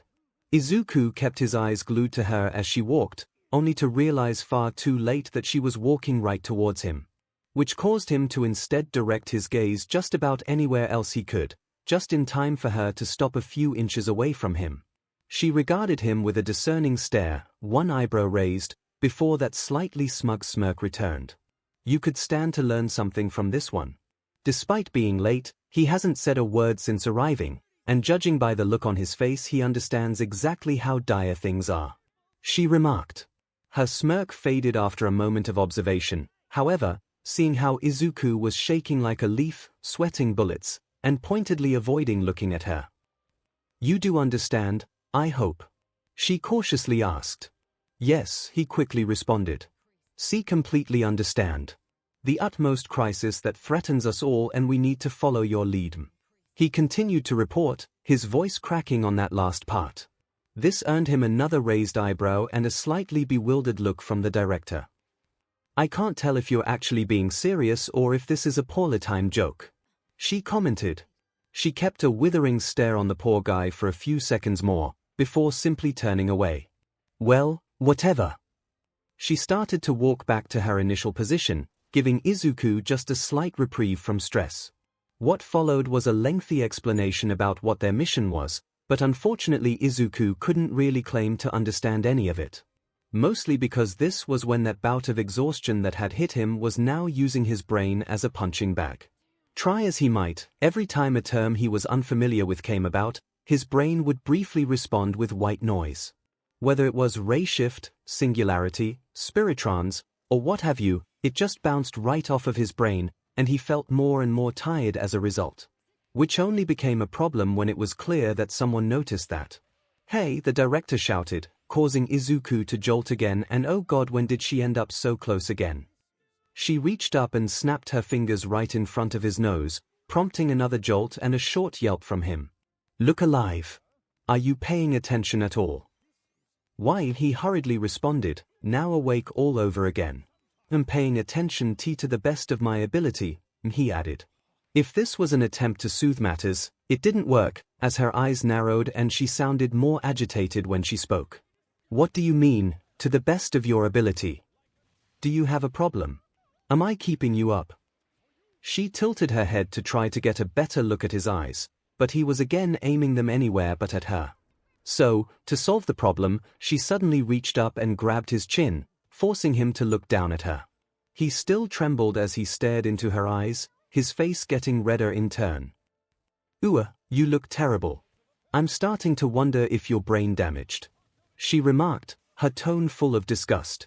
She let go of his chin, then reached down and snatched up the ID card that was hanging from his neck. "Midoriya, Izuku?" she questioned, staring at the ID with his name and a quickly taken picture on it. She looked back up at him, his face still burning red, before back at the card. "And since you're late, you must be the extra recruit. Of course, no one actually properly briefed you," she said, still thoroughly disgusted, but it seemed like she wasn't at him so much.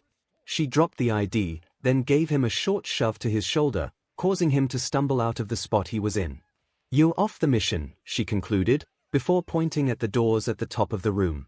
"Go to the infirmary and have Dr. Archerman examine you. Clearly something went wrong with the compatibility test, you're suffering from the effects of it. Once he's given you a full medical, head to your room and rest.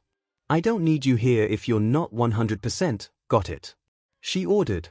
Izuku looked back at her in response, and for a moment he felt as ashamed as he could get, reflected in his expression. Not that Olga Marie had any reason to care.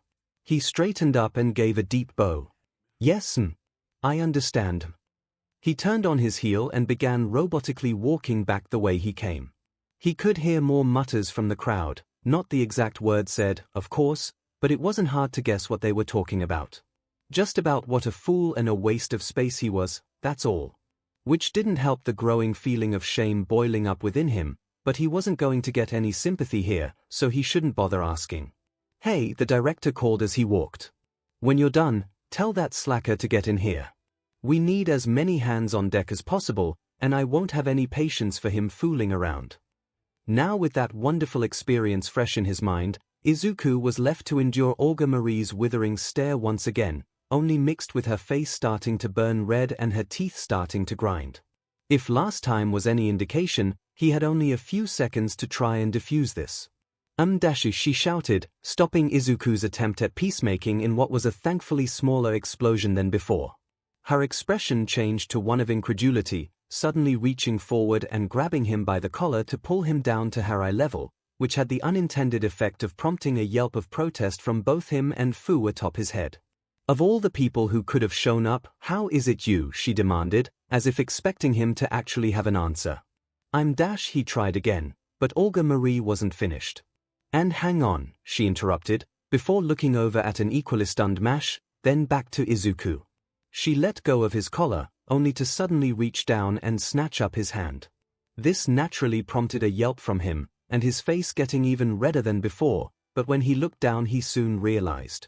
She was just looking at those command seals. You became her MSTR. How is that possible? She again demanded, whipping her head up to glare at him.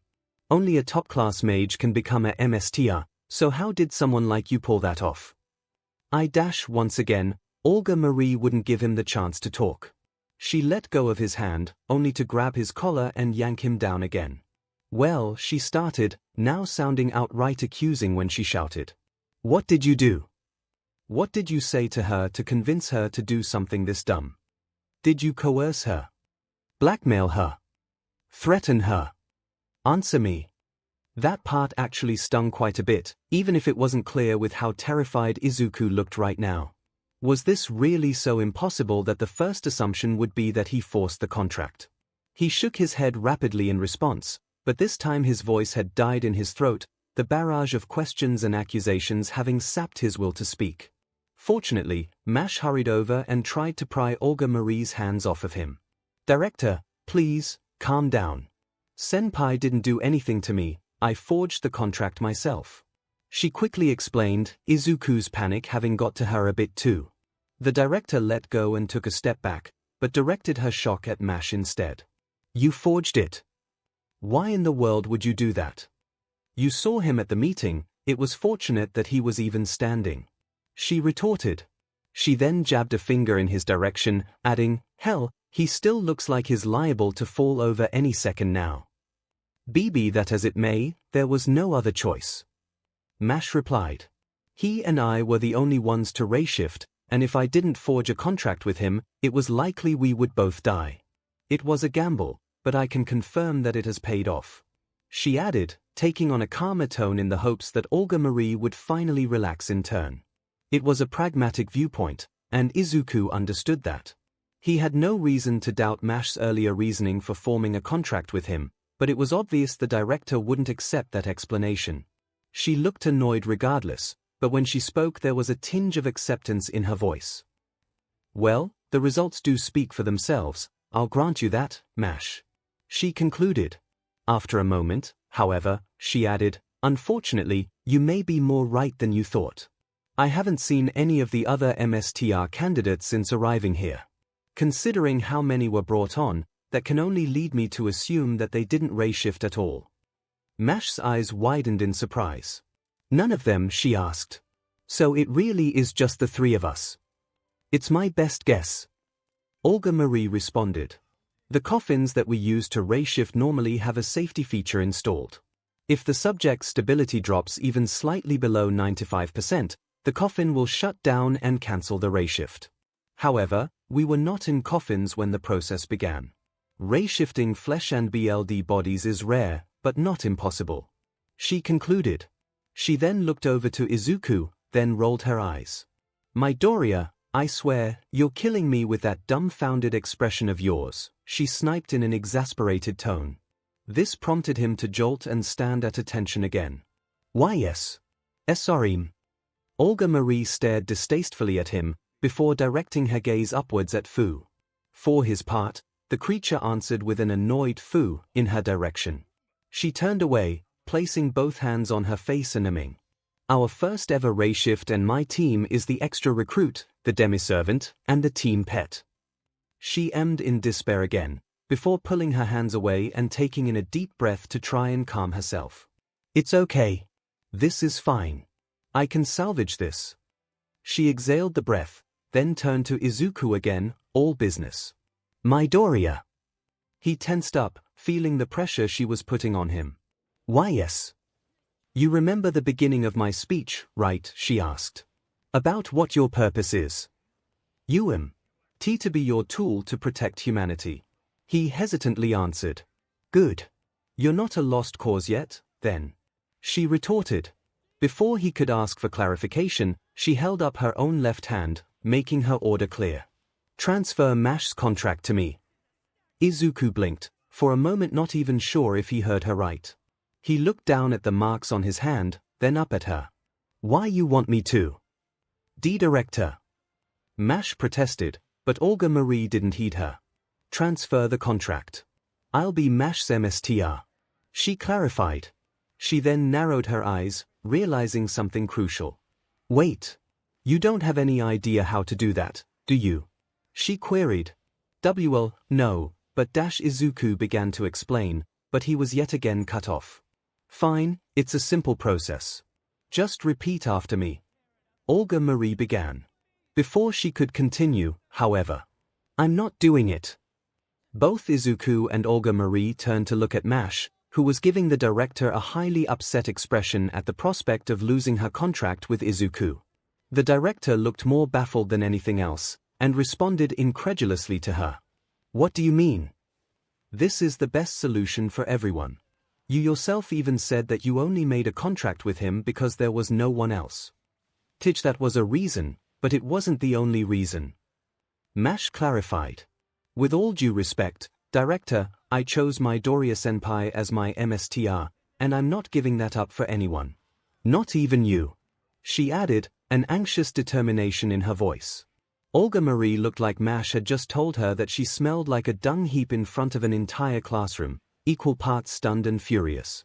She turned to fully face the demiservant, soon letting her utter disbelief be known. Have you completely lost your mind? I don't know what happened between you two, but this is not the time to get sentimental. She gestured to Izuku as she said this, as if expecting Mash to take a proper look at him. He looks like just standing on his own 2 feet is painful. Having to hold a contract with a servant, even if you're only half of one, is obviously too much for him. That's for me to decide. Mash countered. Even if he's not at his best right now, I know he's the right candidate for me. He's trying his best in these circumstances, and that means everything. The director started, before shifting gears and responding angrily. Trying his best doesn't mean a DMN thing right now. We're all at risk here and we need to act for the better of all of us, not just him and not just you. It isn't selfish to want to give him a chance. Mash retorted. And he's already proven to be a natural. He directed me in that last fight perfectly. A lucky call against a walking skeleton isn't proof that he's a capable MSTR, the director answered. When we end up fighting other servants, he's not going to have any idea what to do. You don't know that he won't. And you don't know that he will. Izuku watched as the two continued to argue back and forth, left to contemplate how this was all over, who Mash would be more or less forced to work under for the foreseeable future. Considering it seemed like they weren't about to hear his thoughts on the matter, he had the time to, actually decide his thoughts on the matter. On the one hand, he could understand the director's pragmatic viewpoint.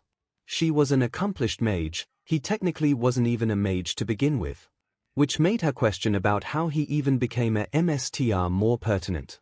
Regardless, he had absolutely no idea what he was doing. His earlier call to Mash on how to fight had worked, but if they encountered other servants, would he know what to do? Transferring control over to someone with more experience in this did make sense. On the other hand, he knew how much the contract meant to Mash. She told him she made the choice herself. She wanted to be contracted to him, and no one else. He had no reason to disbelieve her, and he didn't want to let her down. She was putting her faith in him in this way, and to turn around and abandon her in response felt wrong. Even if he didn't like the idea of holding a metaphorical leash like this. So in the end, he really didn't know what to do about this. From the looks of things, the two of them were going to keep arguing for a while. Which was a bit of a problem, what with the other skeletons approaching.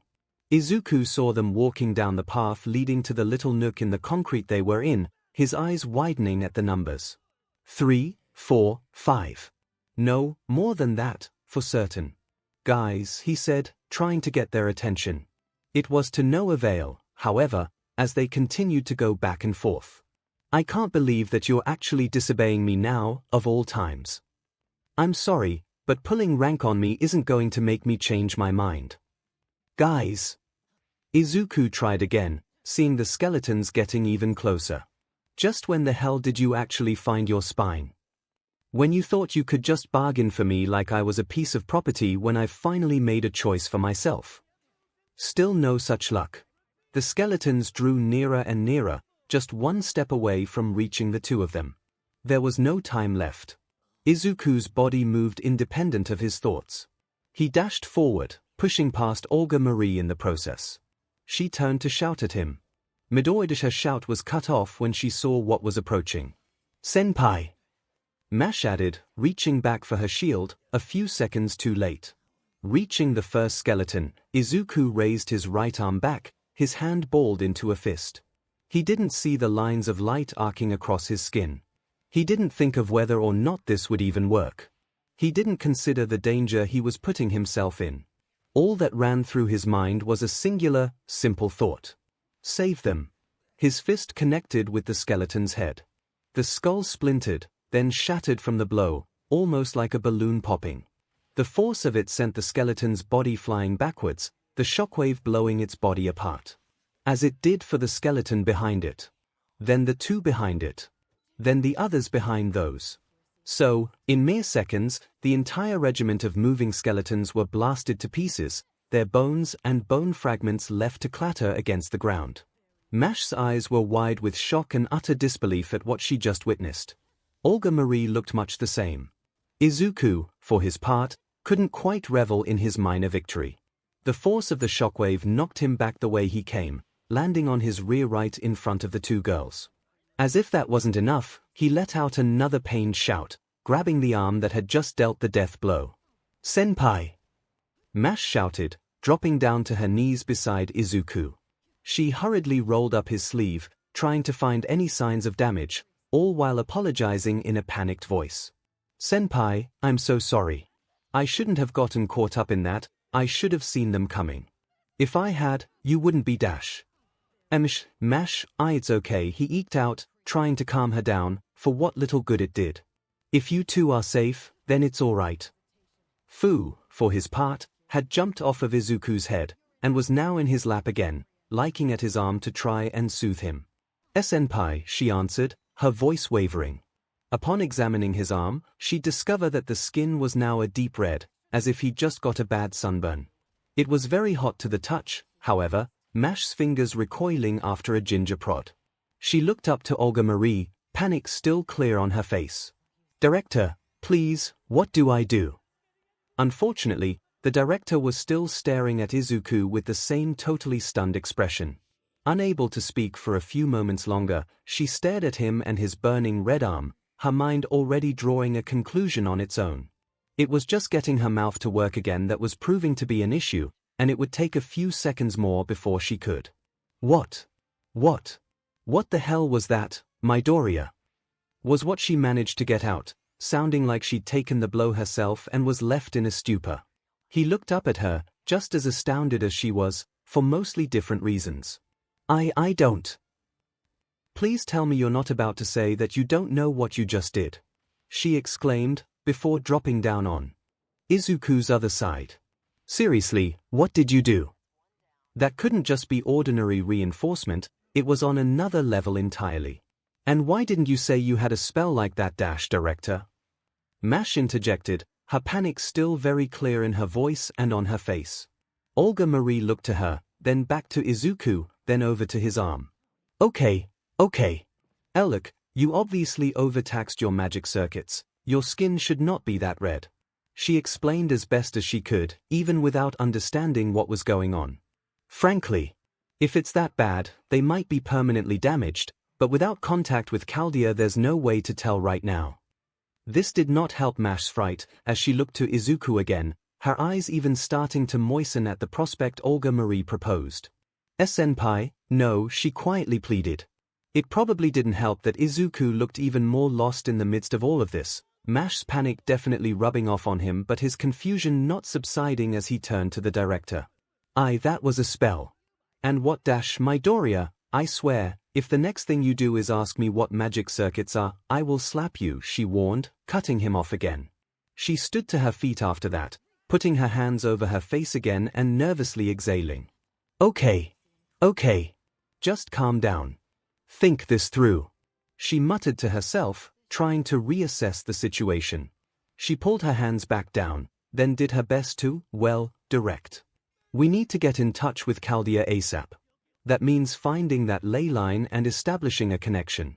So as soon as Midoriya can walk again, we're going to get moving. Director and anxious Mash interrupted, likewise trying to calm herself through shaky breaths. We're standing on the ley line. Olga Marie froze, looking down at Mash, then at her own feet, before going back to Mash. Alright, obviously she started, before quickly stopping herself. Getting angry again wasn't going to help anyone, least of all Izuku. She took another breath to steady herself, then tried again. Alright. Mash, I'm going to need you to place your noble phantasm on the ground. That'll be our conduit to establish the connection. Mash helped Izuku stand up again, Fu jumping onto his opposite shoulder while he held his wounded arm. Rather than do as the director said, all she could do was stare at her, her fear now mixed with clear disapproval. Olga Marie flinched at the stare, instinctively responding with, "What?" She still didn't say anything, instead turning to look at Izuku. He looked at her in turn, and setting aside how close she was to him, the expectant look on her face said it all. He looked over at the director, then back to Mash, rapidly thinking of a fitting answer. Is it safe for us to do that? He asked. Not a command nor a deferral of authority, but it was better than putting them at risk through not asking it. In response, both Mash and Olga Marie hurriedly looked around them, just to check and ensure more skeletons weren't sneaking up on them. After a brief search, Mash responded with, "It seems we're safe for now, Mstr." Alright, he nervously answered, then nodded to Mash. She let go of him after that, then reached back and pulled out her shield again. She placed it on the ground between Izuku and Olga Marie, exhaling to calm herself again. Establishing a connection to 𝐂𝐬𝐫 now, she stated. Izuku noticed at this point that her shield had a piece of illegible writing in the center, surrounded by 12 circles, almost like the points on a clock. From each of those circles suddenly arose a ball of blue light. Along with it came what appeared to be a magic circle made of the same light, with designs and drawings Izuku couldn't even hope to understand. The ball spun around the center, soon moving fast enough to become a ring of blue. The ring then expanded, pushing past all three people there. With that, the ring shot up walls of blue, lines of light crisscrossing all around them like circuits. It was an impressive sight for Izuku, to say the least. What was more surprising was that he suddenly felt his arm start to lessen in pain. He looked down at it, and gradually the deep red color his skin had become was fading away. The aches and pains that were going through his body were subsiding as well. Mash, likewise, looked awed by the environment around them, but for a different reason. "This is just like the summoning chamber back at 𝐂𝐬𝐫," she said as she rose back to her feet. Just then, an unfamiliar voice crackled through a speaker. 𝐶𝐭. Hello. Can anyone read me? The connection's back on, right?" Izuku looked to his other arm, noticing the voice coming from there. He reached over and rolled up his other sleeve, only to see two rather surprising things. The first was the silver bracelet that was latched around his wrist, which he didn't remember putting on before. The second was the small hologram of a man staring up at him. The blue light made it hard to totally tell his appearance, but he looked to be a doctor of some kind, judging by the white lab coat over a smock, and the white gloves over his hands. The long hair tied back in a ponytail was a bit unprofessional, though. "Ah, good, it did work," he exclaimed with a thankful smile. "Romani!" Olga Marie suddenly cried, hurrying to Izuku's side to talk to the hologram. "Why are you the one answering? Where's Lev? He's supposed to be next in line after me." "What dash?" the man yelled back, having turned to see the director. Director. You're alive. You're not even hurt. But how? What is that supposed to mean, Romani?" she demanded, but swiftly dropped that and moved on. "Answer my question. Where's Lev? If he's there, then put him on." Izuku wondered just who this Lev person was and why Olga Marie was so attached to him, but he didn't have time to ask, as Romani responded properly this time. "Director, I'm doing this because I am the highest-ranked person left. Believe me, if anyone knows I'm not cut out for this, it's me. But we've only been able to find around 20 survivors so far, and Dr. Lena was in the command room when the explosion happened. The odds of him being alive. Both Izuku and 𝐼 reeled from the revelation. Only 20 survivors. It was an absolutely horrific prospect. They looked over at the director and found that she was just as aghast, but that was mixed with genuine grief. "No. Lev," she started to say. However, she quashed that as quickly as possible and tried to act as an authority figure again. "Wait, no, never mind that right now. What about the other MSTR candidates? What's their condition?" Izuku could see that the loss was a real blow to her, but before he could even consider how to comfort her, Romani replied. Unfortunately, the news was no less grim. All 4 to 7 MSTR candidates are in critical condition. The odds of them surviving are very low. Our medical supplies are limited, so we may be able to save a few. Stop. Olga Marie suddenly cried out. "Don't even try that. The coffins are all equipped with cryogenic preservation modules. Activate those immediately. Once we have more resources, we can treat them properly." "Ah, that's right," Romani answered, suddenly realizing his error. "I forgot they could do that. Of course, I'll get on that right away." The connection remained, but Romani had disappeared from sight, leaving only blue static for the moment. Izuku was still processing everything he'd just heard.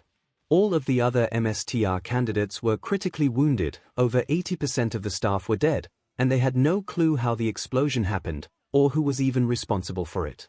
His head lurched from the severity of the situation.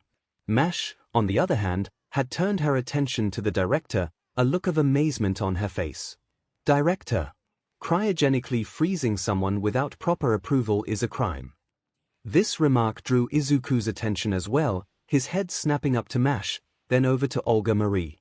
"I'm well aware of that, 𝐼," she responded firmly. "Right now my priority is saving their lives if I can. If that chance is there, then I'll weather what comes after when it comes." Both MSTR and servant stared at the director in a new light. 𝐼 allowed a small smile of admiration to cross her face, while Izuku could only respond in an awed tone. "Director." Olga Marie turned to Izuku and narrowed her own gaze. "Don't look at me like that, Midoriya. I know of my reputation, but I'm not heartless." She looked back to the holographic image on his wrist, if only to look at something else. "Never mind the fact that we've lost so many already. I can't possibly bear the weight of losing more on top of." She trailed off, then seemed to snap to attention, and the vulnerable girl was gone, replaced by the hardened director once more. "Besides, if it gets out that I let all of these mags die, including the ones connected to the association, then the clock tower will want my head on a spike," she snapped. "They'll no doubt try to claim Chaldea for themselves anyway, and I can't let that happen. If I can show that I acted to save their legacies, then I can use that for leverage." Again, Izuku couldn't argue against that, even if there was a lot he didn't grasp fully. However, he saw her front break for that moment. This was eating her up much more than she let on, and for whatever reason she seemed to think she couldn't let on what she was dealing with. Considering how tense things were in that moment, it was probably best not to touch on that right now. Later, though, he would try to talk to her. He didn't really know her, but it was obvious she needed someone to vent to. "All right, the preservation process has begun," Romani suddenly announced, sliding back into frame. "Once they're all frozen, we'll transfer the coffins into storage until we can begin treating them." He let out a tired sigh following this. That will no doubt take some time, however. With all the staff lost, Chaldea's operational ability has severely dropped. The remaining staff can't handle all of this ourselves. He paused for a moment, then continued with a serious tone. "I've assigned them to focus on repairing the Rayshift engine and getting it to complete functionality as fast as possible. That way we can get you back here sooner. Once that's finished, we'll work on restoring communication with the outside world and ask for repairs and supplies." Olga Marie nodded without missing a beat. "Right. Good call, Romani. You did what I would have done in your situation," she said in a rare complimentary tone. "That didn't last very long, however. While you're here, however, we have another situation to address." "Wait, we do," Romani shouted. Izuku was about to say the same, only to look up and see that the director was giving that withering stare at him again. 𝐒𝐿 Midoriya, she said with a low, accusatory tone. Who are you? Who are you really? What dash, he responded, his eyes wide as panic started to take him again. What are you talking about? Don't play dumb with me, she snapped back. I told you at the start, we don't have time for egos to get in the way. You've obviously been hiding something this whole time, considering what you just did. So no more excuses. Out with it. W8, seriously, I don't know what you mean, he hastily answered. I haven't lied at all since coming here. I don't know what's going on, and I really don't know what just happened.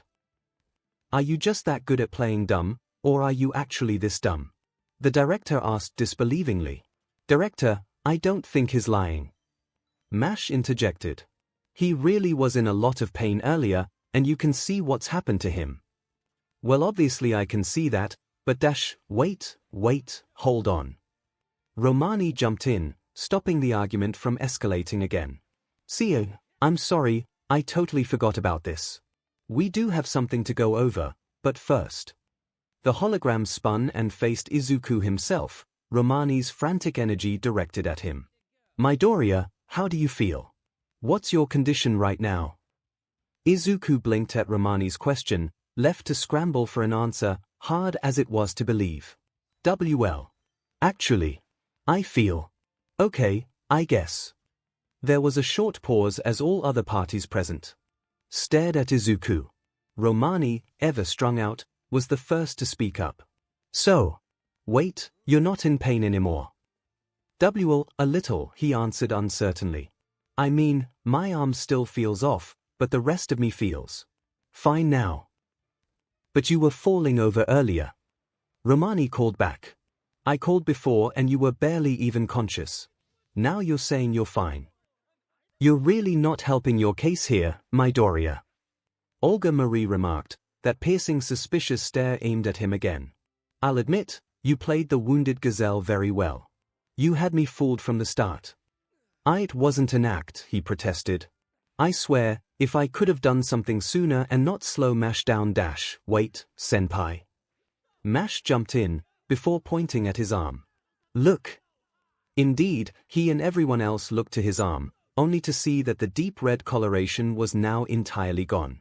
His skin was a little darker than before, but even that seemed to be fading as well. Everyone watched in astonishment, before Olga Marie spoke up. What in the WW what the F? At least, she started to, before Romani blurted out that expletive and caused all eyes including Fu's to direct at him. He was staring wide-eyed ahead of him, seemingly at a computer screen none of them could see. I checked Midoriya's condition when I first called, and he really was in bad shape.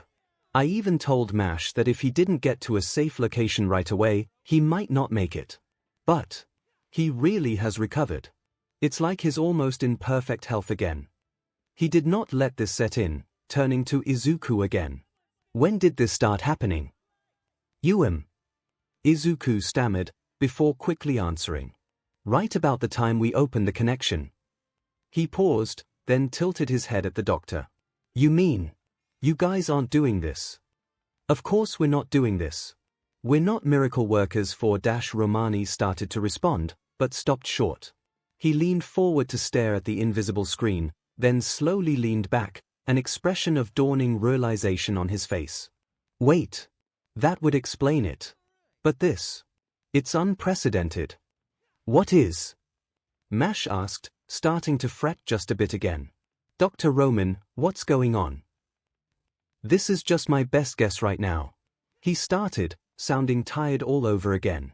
But I think what's happening is that Midoriya's magic circuits are absorbing the mana around you on their own, just reflexively. They then use the mana to perform bodily functions at a higher rate. When you connected to the ley line, that just gave them more mana to work with. Right now what they are doing is focusing on healing him so that he's in ideal condition. He paused to take a breath, and to let that settle, before turning to Olga Marie. Director, you said he did something else. The director was still slowly understanding what she just heard, so at Romani's question, she wearily retorted, oh, yeah, he definitely did.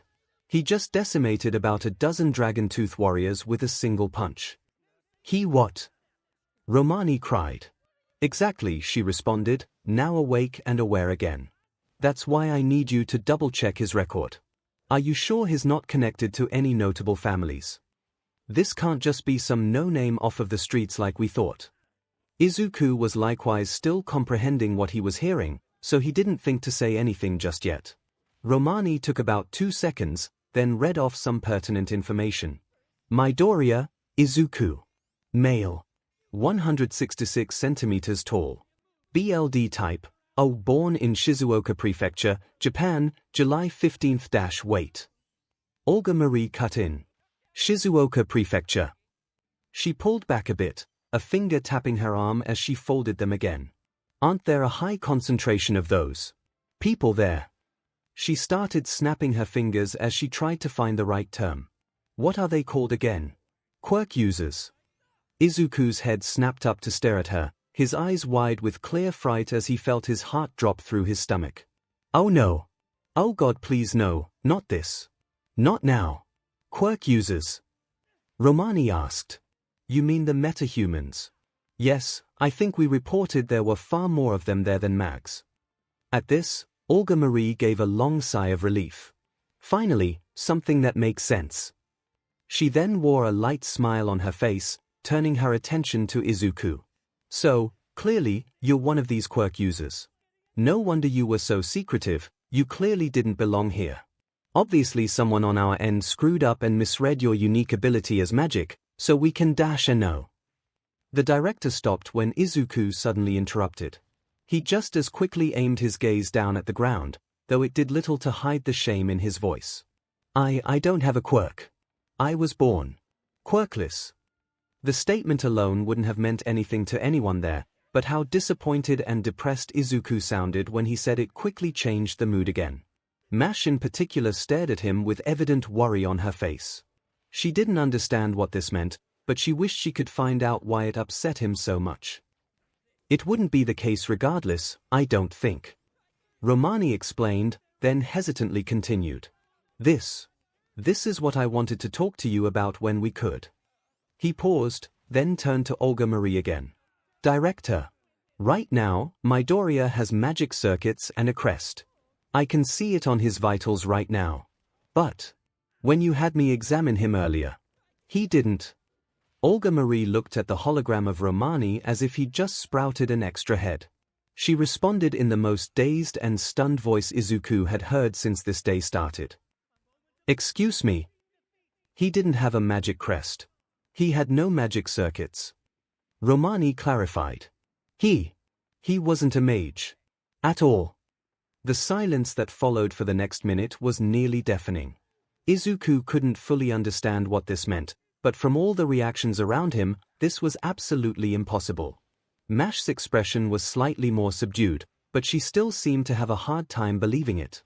As for the director, she was still just staring at Romani, totally unable to function for that time. That soon changed, however, as Izuku could swear he felt the temperature around them drop several degrees when she slowly hissed out an answer. Romani Archerman. Are you telling me, right now, that when I assigned you to screen candidates, and told you to seek out people from outside the families to fill our ranks, you took that to mean that you should bring in an ordinary, totally non-magical human into my secret magical facility? I didn't know, he shouted back, looking like he was about to end up in a ditch in the middle of nowhere. I swear, when we did the BLD test with him, we got results. That's why we recruited him. That makes absolutely no sense, she yelled back. If he didn't have any magic capability whatsoever, the test wouldn't have worked. It would have come back completely negative, and we would have dumped it and moved on. I know, but I have the test right here, from before the examination, he replied. Well, then, tell me the results, she sniped. Romani looked hesitant for a moment, but looked to the invisible screen again. Well, his magical capability is almost nil. His ray-shifting aptitude, slightly above average. And he trailed off, the hesitation in his voice only growing. And what? The director demanded. The third component, Romani. What is it? All right, I'm just gonna say it. He admitted. His capability as a MSTR is off the charts. These numbers are even better than some of the members of Team A. He could have ended up with a higher ranking in the facility if not for his low magic potential. Olga Marie was again left to stare at Romani in utter disbelief, although Izuku was doing much the same. She recovered much more quickly this time. That has to be a mistake. You must have gotten his results mixed up with another and recruited the wrong person. Director, I took another BLD sample when he came to see me today, he answered firmly. It's a 1-to-1 match. There is no mistake. Impossible. She relented, her gaze drooping from Romani to the ground beneath them. Izuku was likewise left totally speechless.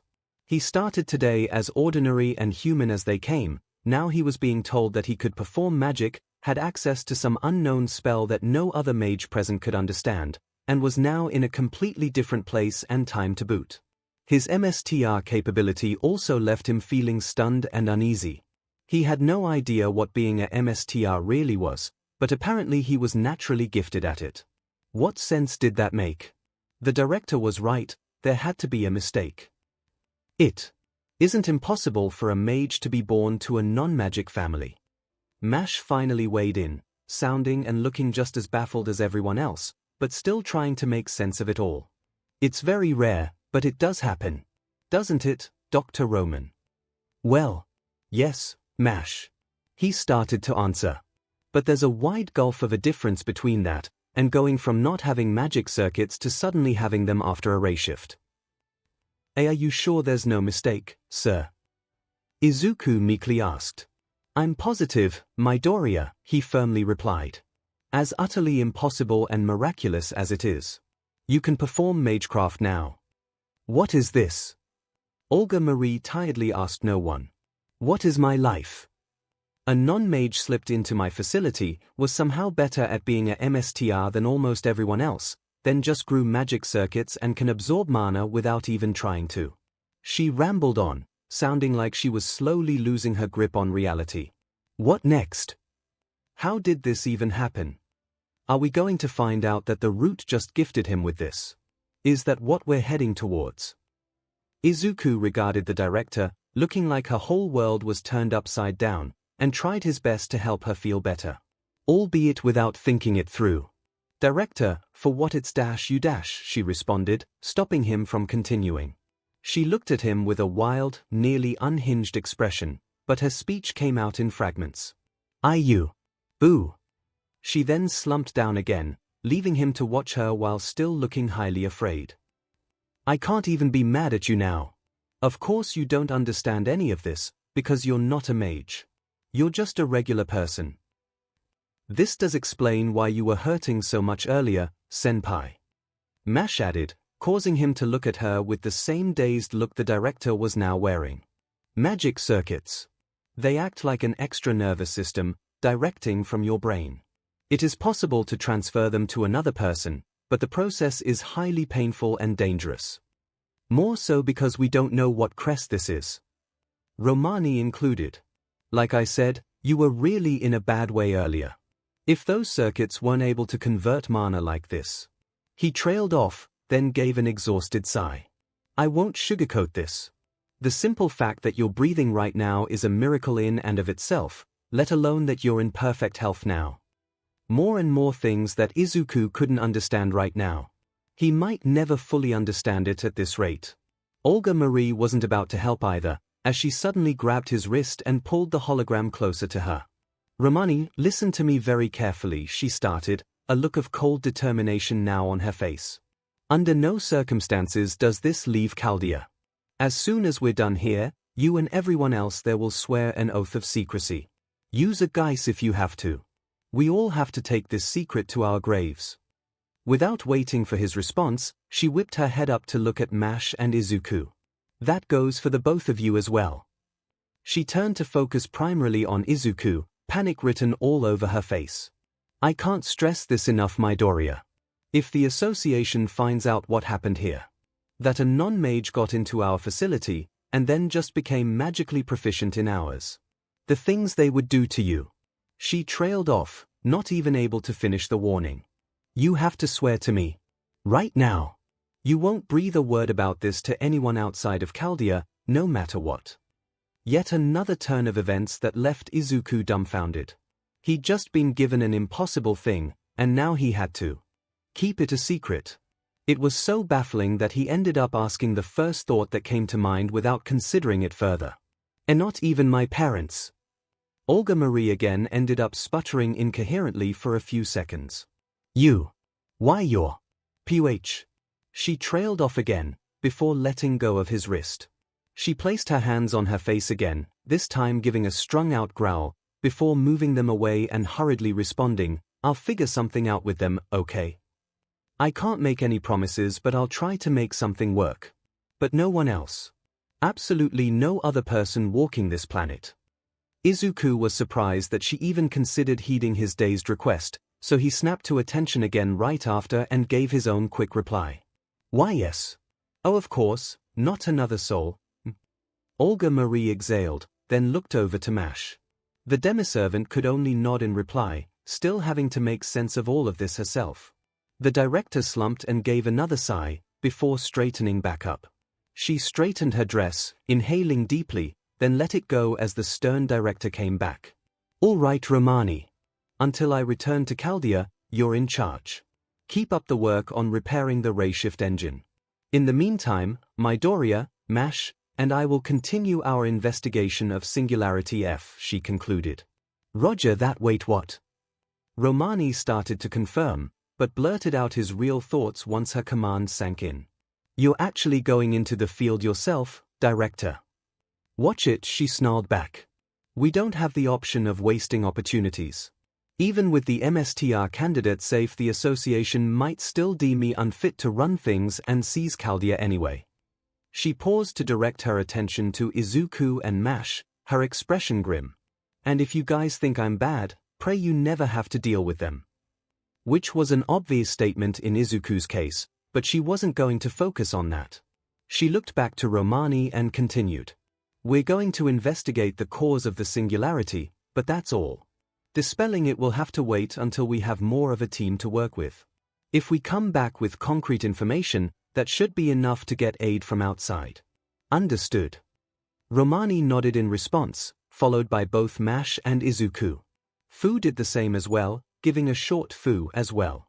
Not that Olga Marie particularly cared. Good, she concluded. Now that the connection's established, you guys can talk to me anytime. Romani added. If Midoriya's feeling better, you can leave the ley line. Izuku looked to his other arm now, clenching and unclenching his fist. Somehow, aside a little numbness, he really was feeling better.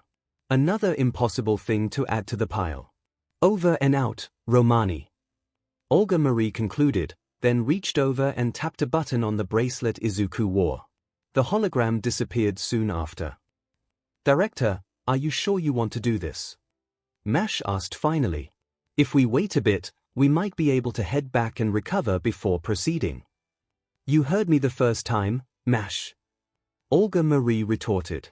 We need concrete results if we want any help. We can't wait for this. So far we've only encountered weak enemies, and between you and... She trailed off, looking at Izuku again, who tensed up in return.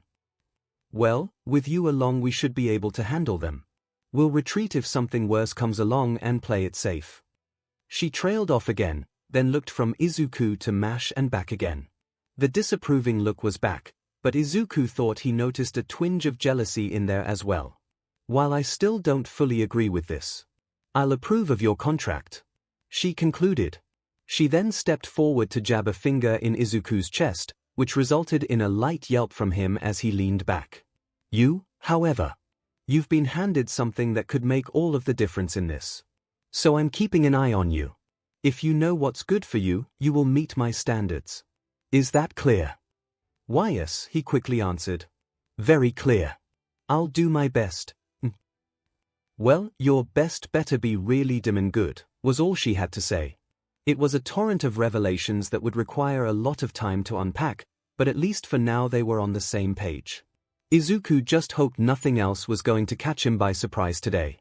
The investigation begins with the ley line successfully established. The makeshift party began their mission. At Olga Marie's command, they set out to investigate any locations that she deemed suspicious, in the hopes that it could help them narrow down the source of the singularity. The actual walk was filled with a very tense atmosphere, Izuku found. They were all still coming to terms with the revelations that came earlier, and he in particular had a lot of questions about what he was supposed to do with this. Problem was, any time he started to ask the director for advice or clarification on anything, he'd receive either an incomprehensible growl or a fierce glare from her, and that shut him up in a hurry. Any glances he gave to Mash for help only resulted in an uneasy shake of her head, as if to tell him to just drop it for now. So was the mood as their trek continued, which stretched on for quite a bit of time. They moved at a careful pace, thinking to change direction any time they spotted more Dragon Tooth warriors ahead. Olga Marie's idea was to avoid making too much noise, so as to not draw attention to themselves, whether it be from the skeletons or anything else that could be skulking about.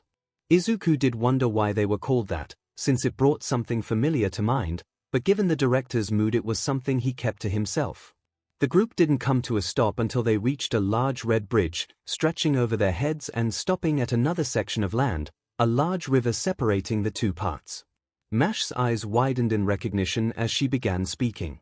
This is the famed Fuyuki Bridge. It helps connect both the Miami and Shinto sections of the city together.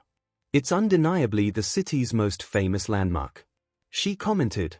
Mash, we're not here on tour. Olga Marie finally remarked.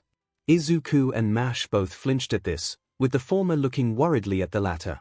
He turned back to the director and opened his mouth to talk, but stopped short when she spun around and fixed her hard stare at him. Well, Midoriya, she said, expecting him to infer her meaning on his own.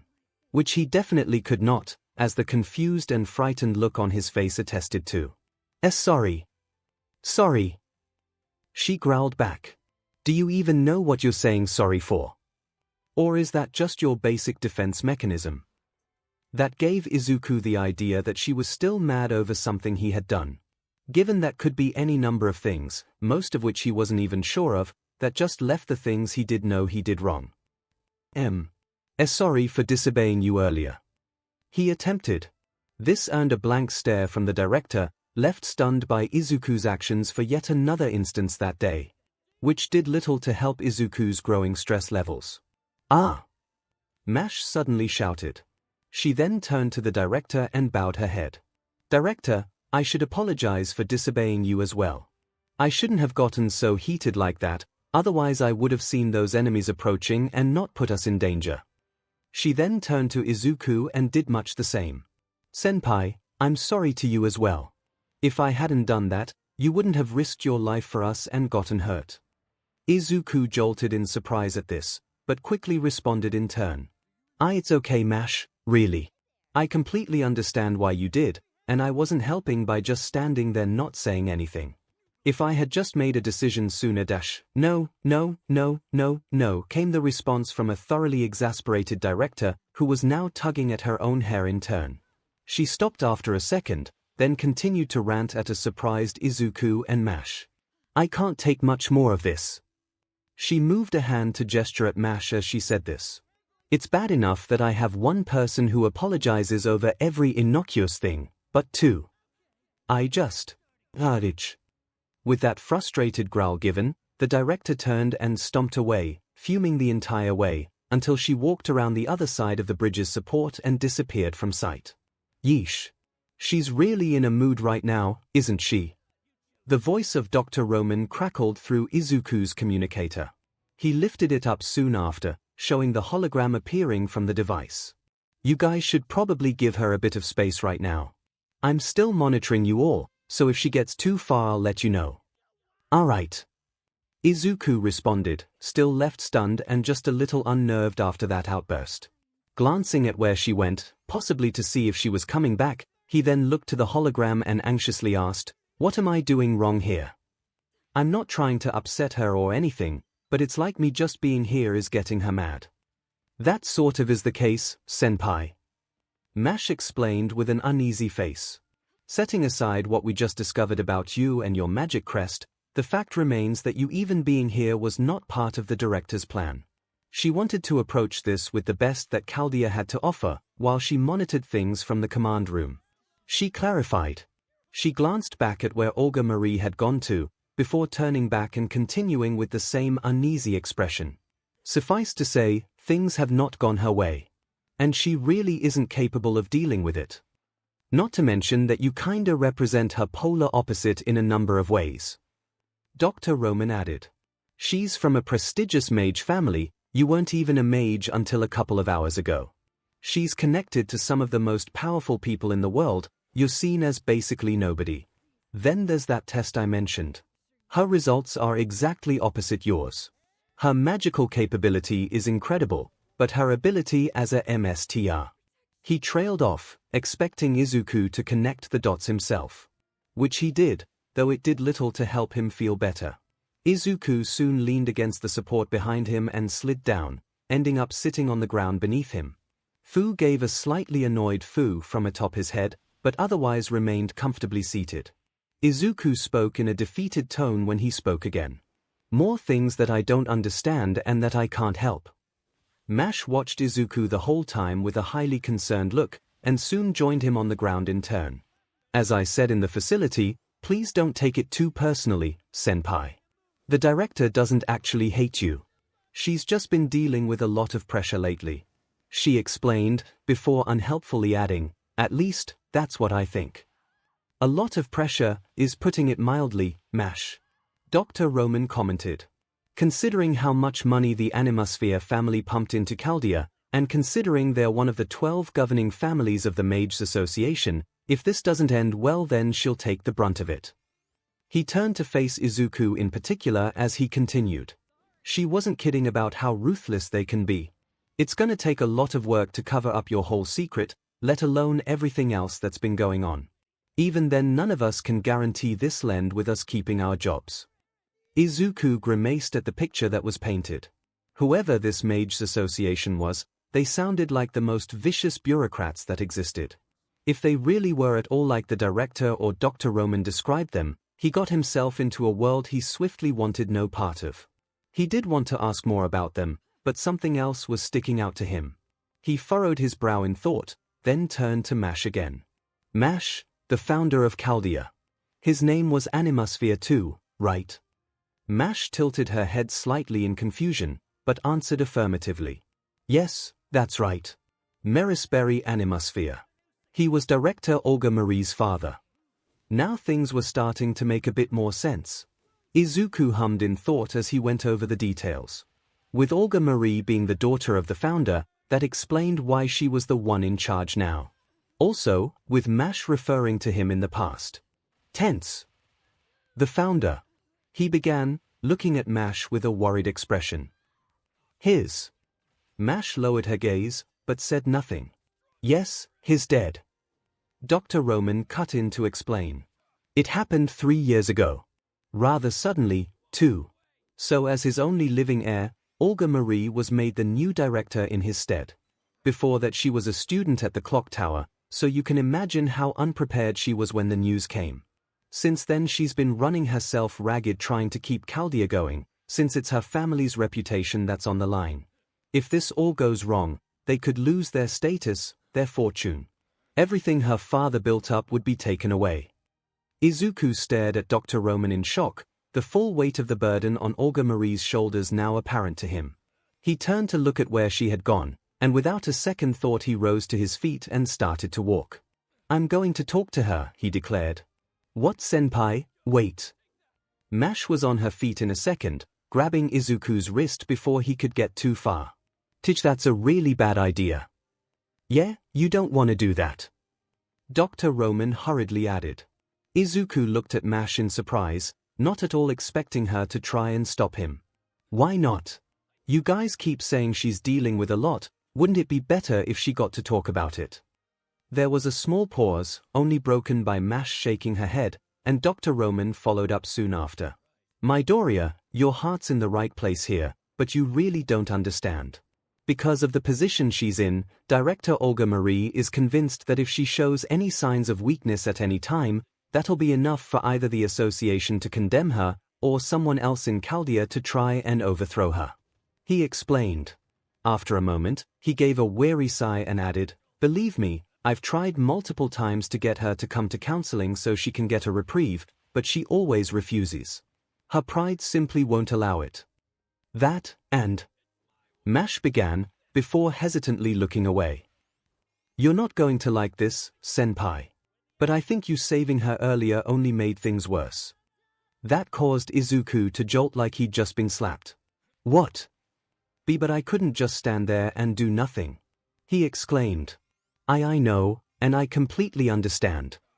Mash responded, turning back to him with an equally anxious expression. I'm not saying what you did was wrong, senpai.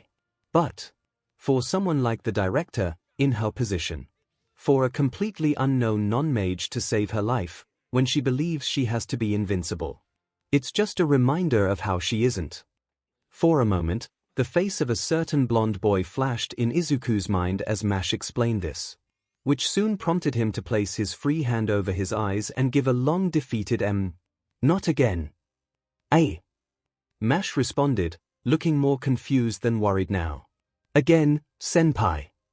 Izuku flinched as he realized what he'd almost let on, lowering his hand and slightly shaking his head.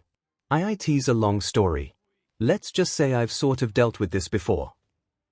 What, you make a habit of saving prideful girls from reanimated skeletons? Dr. Roman quipped. And not so much that, exactly. Izuku nervously answered. He privately hoped they'd just drop the subject. He really didn't want to remember all the grisly events of his past right now. Although the curious look Mash was giving him seemed to indicate he wasn't going to get off that easy. Well, at any rate. Dr. Roman weighed in. For now, just give her the time she needs. Once things cool down more, she might be willing to talk. I'm glad that you're willing to put yourself out there for her, especially since you've been dealing with the worst of her temper. He concluded, his voice carrying an impressed tone towards the end. Mash likewise smiled brightly at Izuku. It's just as I told you, Dr. Roman. My new MSTR is incredibly kind, isn't he? Izuku could only flush red in response, quickly looking away from her to try and hide his embarrassment. I wouldn't go that far, Mash, he said, while trying not to focus on how Mash hadn't let go of his wrist just yet. Sheesh, and so modest too. Dr. Roman commented. I'm not sure if you're pulling off some long con or if you really are this way. Either way, I'm a little annoyed for some reason. Dr. Roman, don't be mean to senpai. Mash responded, her smile gone and replaced with a mildly annoyed look aimed at the hologram. It's not his fault you're considered unpopular, that's entirely your own doing. Hey. That was uncalled for, Mash. He replied, sounding embarrassed in his own right. Don't pay him any mind, senpai. Dr. Roman has a tendency to. She began to explain, then trailed off, briefly confused. What's the expression? Put his fist in his mouth. Put your foot in your mouth, he corrected. And I do not. Not that often, anyway. Izuku couldn't help but smile a little bit at the back and forth between the two of them, even if it was a slightly awkward one. After such a stressful encounter earlier, a little bit of levity was helping his mood a bit. Oh. Senpai, you've already met Dr. Roman before, right? Mash suddenly asked. Do you remember that? Or are you still having short-term memory problems? Izuku blinked at the question, then looked at the hologram of Dr. Roman, who was now staring back at him. How did that first encounter go again? Hours prior, while Izuku was certainly in a good mood after having met that nice girl, he still had to get to the infirmary as per his orders. Which wasn't helped by his energy rapidly depleting again after that meeting, and so he had to get to his examination. There was just a slight problem. Once he made it there, he found that the room was empty. No sign of any doctors there.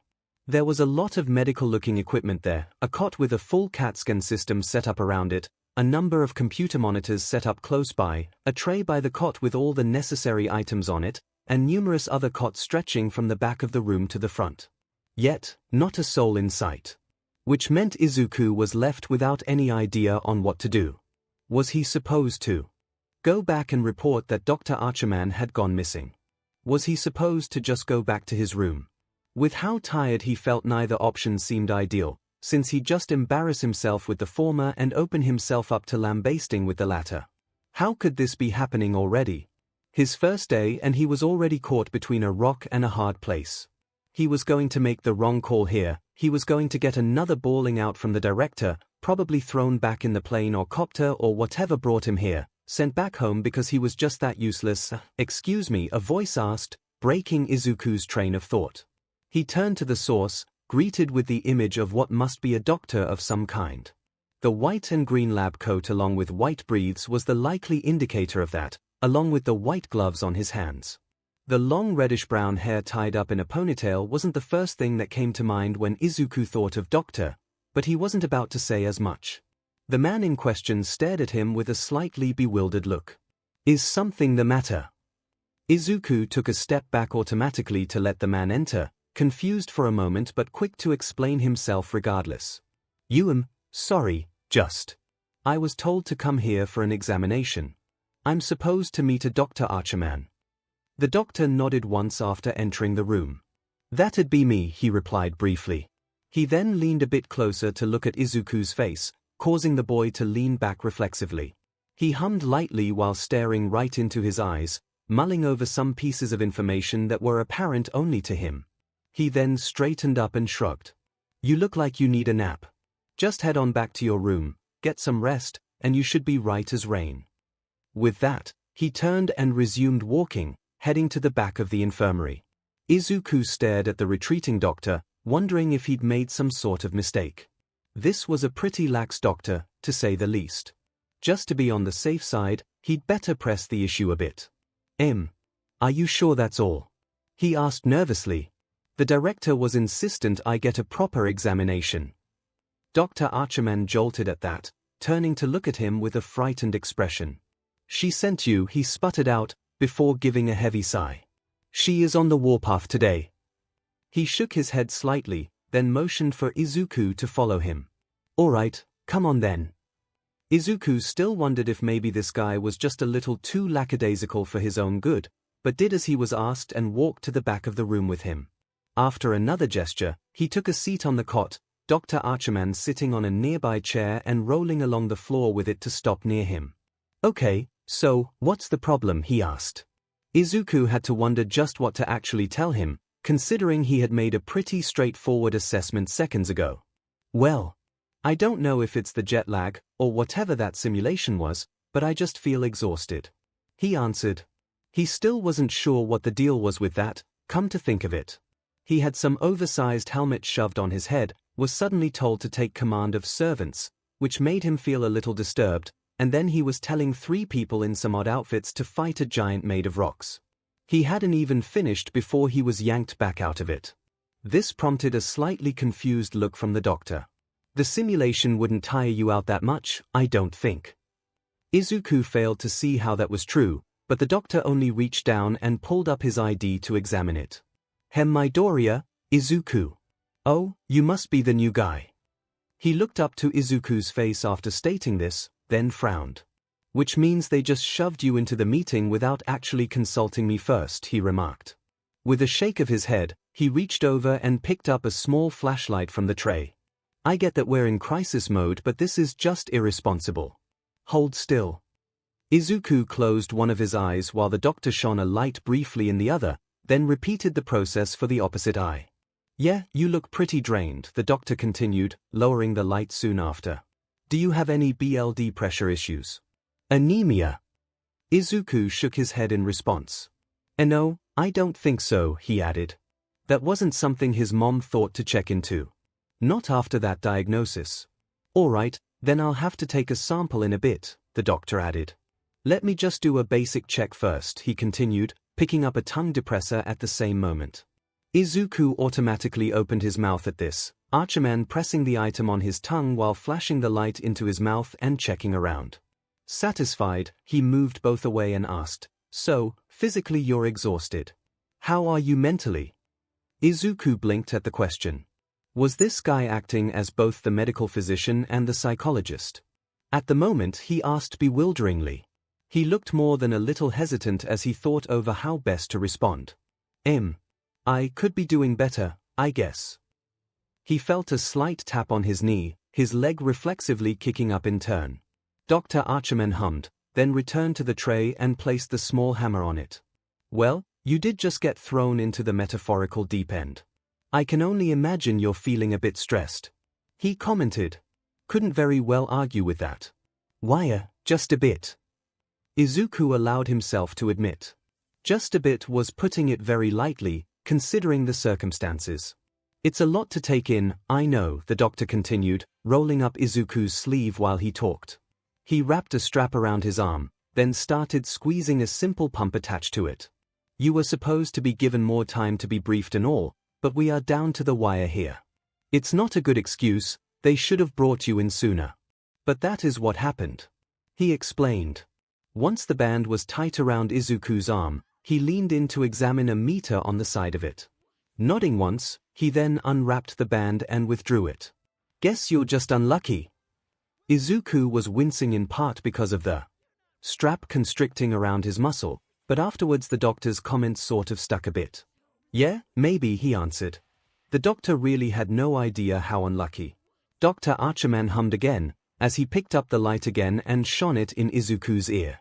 Not the talkative type, are you? He remarked.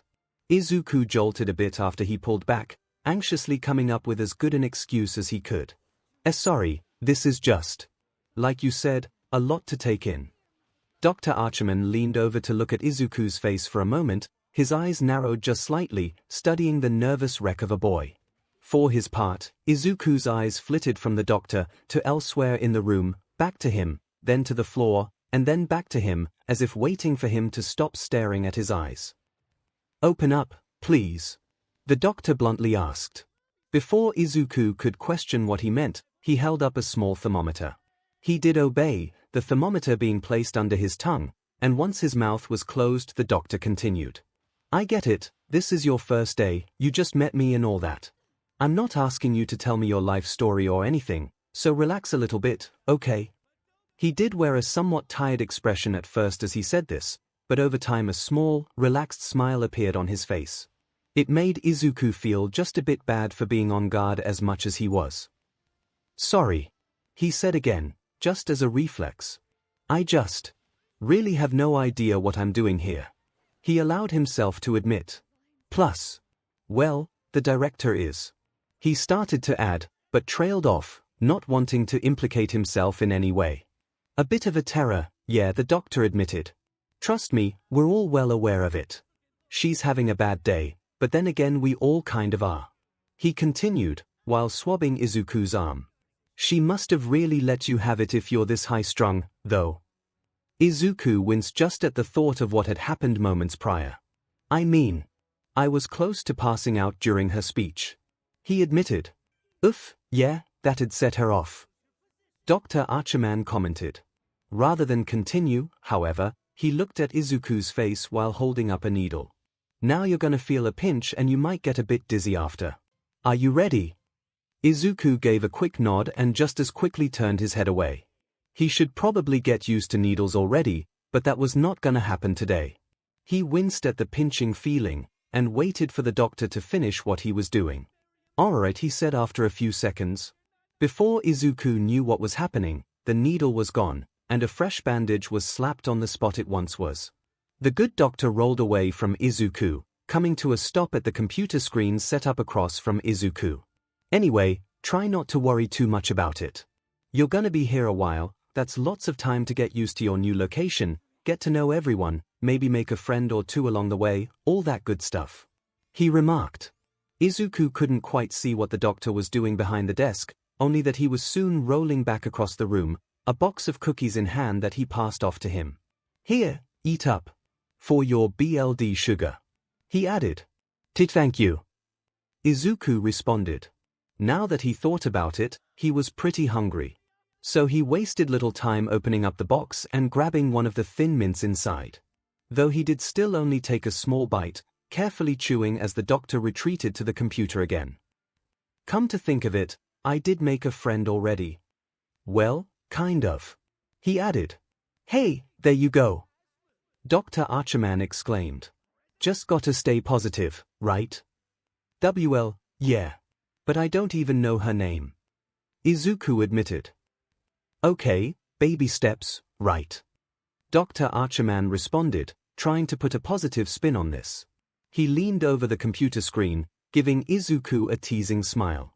Besides, you got a friend who just so happens to be a girl. That's more progress than a lot of people have made. Izuku jumped at the doctor's remark, nearly choking on the remainder of the thin mint in his throat.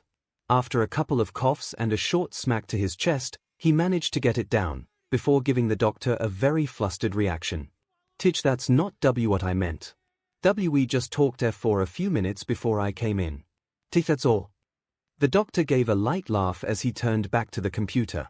"Oh, that's how young love starts, my friend. By this time next month, though, I'm willing to bet she'll be all." He trailed off mid-tease as he stared at the computer screen. Izuku watched him all the while, his flustered mood changing to a more anxious one, as the silence stretched on for much longer than he would like. "Dr. Archerman?"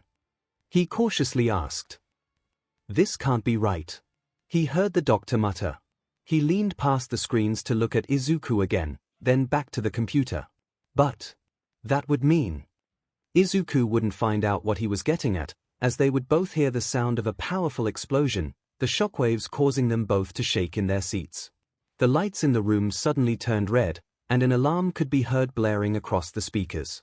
What the hell?" the doctor exclaimed, getting out of his seat and tapping his wrist device. "Lev, come in. This is Romani." "What just happened?" he started to ask, but stopped as he looked up. "Hey!" he suddenly shouted. Izuku was already on his feet and running for the door, throwing it open and dashing outside. As he ran down the hall, he heard the doctor call to him. "Where are you going?" "The exit is in the other direction." He paid it no mind. He knew where he was going, his body having already made the decision before his head could think about it. He had to get back into that meeting room. He had to make sure no one was hurt. He had to do something.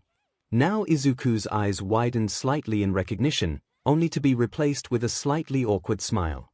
"Yeah, of course I remember you, Dr. Archerman." Dr. Roman smiled in turn. "Ah, good," he responded. After a moment, however, that look was replaced with a slightly suspicious one. "Wait, why did you say it like that?" he queried. Izuku tensed up a bit, glancing involuntarily at Mash for a moment as he remembered the conversation he and the doctor had, before looking back to him. Actually, I had a question, now that I think about it," he brought up, eager to avoid where this could go. "Where were you when I went into the infirmary?" he asked. Now it was the doctor's turn to jolt and avoid looking at anyone directly, his hand finding the back of his neck as he answered. "Well, you know. There are some things a man has to do, after all." That just earned a confused look from the new MSTR, but a disappointed Mash soon clarified. "Dr. Roman, you were shirking your duties to watch your net idol again, weren't you?" It was important." Dr. Roman protested. "Mayheroacademia's the only thing keeping me going on days like this." Izuku almost couldn't believe what he was hearing, not helped by Mash turning to him and continuing in the same disappointed tone. "Please don't judge him too harshly, senpai. Despite his irresponsible nature, Dr. Roman has a good side to him as well. Mash, don't make me look bad in front of the newbie." Dr. Roman protested. "And hey, if we're going to start asking personal questions, then I've got something for you, Midoriya," he then added. Izuku, still trying to come to terms with the fact that the one medical official he knew was slacking off and watching a net idol of all things, was he an otaku? Is that why Mash knows about senpai? Was unprepared for him to redirect his attention his way. Dreading what this could mean, he nevertheless cautiously responded with, "Why's?" There was only a brief pause, before Dr. Roman exclaimed in a tense voice, "What exactly are your intentions with Mash?" Nope, Izuku was not prepared for that either. He very noticeably tensed up, his face turning a bright shade of red before he sputtered out an answer. What are you talking about?" "Oh, don't play coy with me," Dr. Roman responded, echoing the director just a bit. "You walk into my office earlier, although I just met this nice girl but I don't even know what to say to her. Doctor, what do I do, and expect me not to assume the worst?" "Tich, that's not what I said. That's not even close to what I said." Izuku quickly retorted. "It's what you meant," he fired back. For all I know, you're the one who got her to wear that outfit she has on. Dr. Roman. Mash cut in, looking quite embarrassed herself. I already told you, the heroic spirit I was merged with gave me all of this. Senpai had nothing to do with it. A likely story, he answered, not moved by Mash's defense. He then gave a heavy sigh and looked away from them. Mash, I raised you to be smarter than this, and now you've fallen in line with some shady babyface stranger. I can feel my heart breaking just thinking about it. Doctor, this is not the time for jokes, she protested, looking at Izuku while she did. Senpai looks like he's about to pass out from the stress. Which was an accurate summation, as Izuku was no longer even looking directly at either of them, his head leaned back as his face only grew redder out of sheer embarrassment.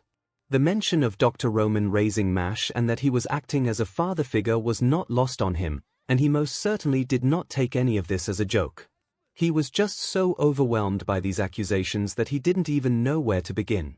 Fortunately, though not really, Izuku would find a reprieve, as a familiar scream suddenly echoed from behind the other bridge support.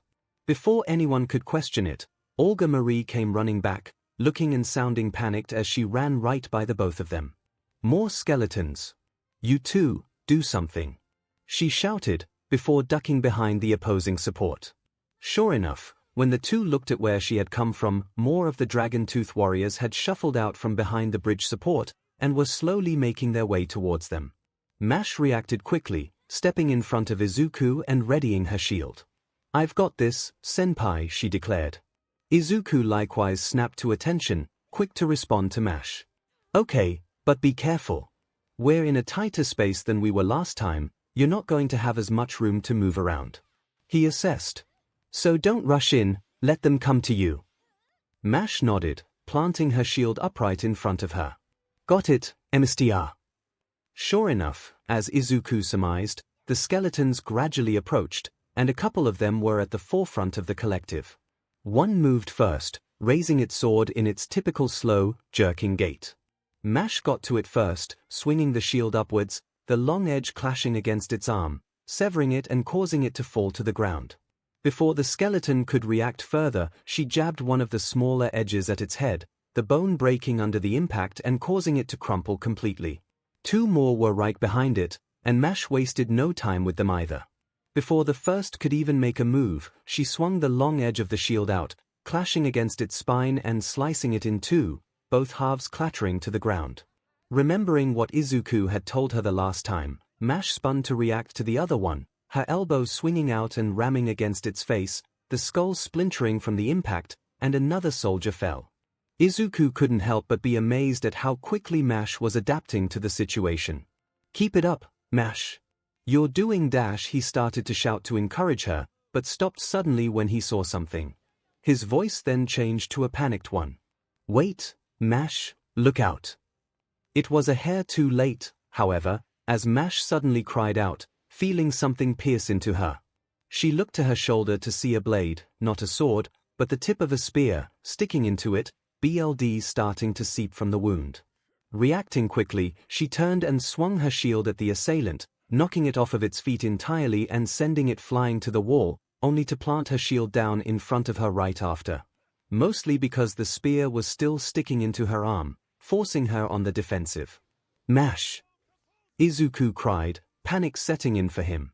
He was already starting to move forward, only for someone to grab his arm. He turned to see the director had come back out from hiding, rapidly shaking her head at him. Don't you dare, she shouted. You still don't know how to use your magecraft yet. If you go out there again, you're just going to end up hurt. Izuku stared at her with an anxious expression, before looking to Mash, who was trying to protect herself as yet more skeletons struck at her shield with their spears. His eyes flitted across the battlefield, his mind running at full tilt, trying to think of a way around the problem Olga Marie proposed. His eyes fell on the one severed skeleton arm, still clutching a rusted sword. Midoriya, whatever you're planning dash, she started to say, but Izuku wasn't fazed. He reached up and plucked Fu off of his head, handing him off to her.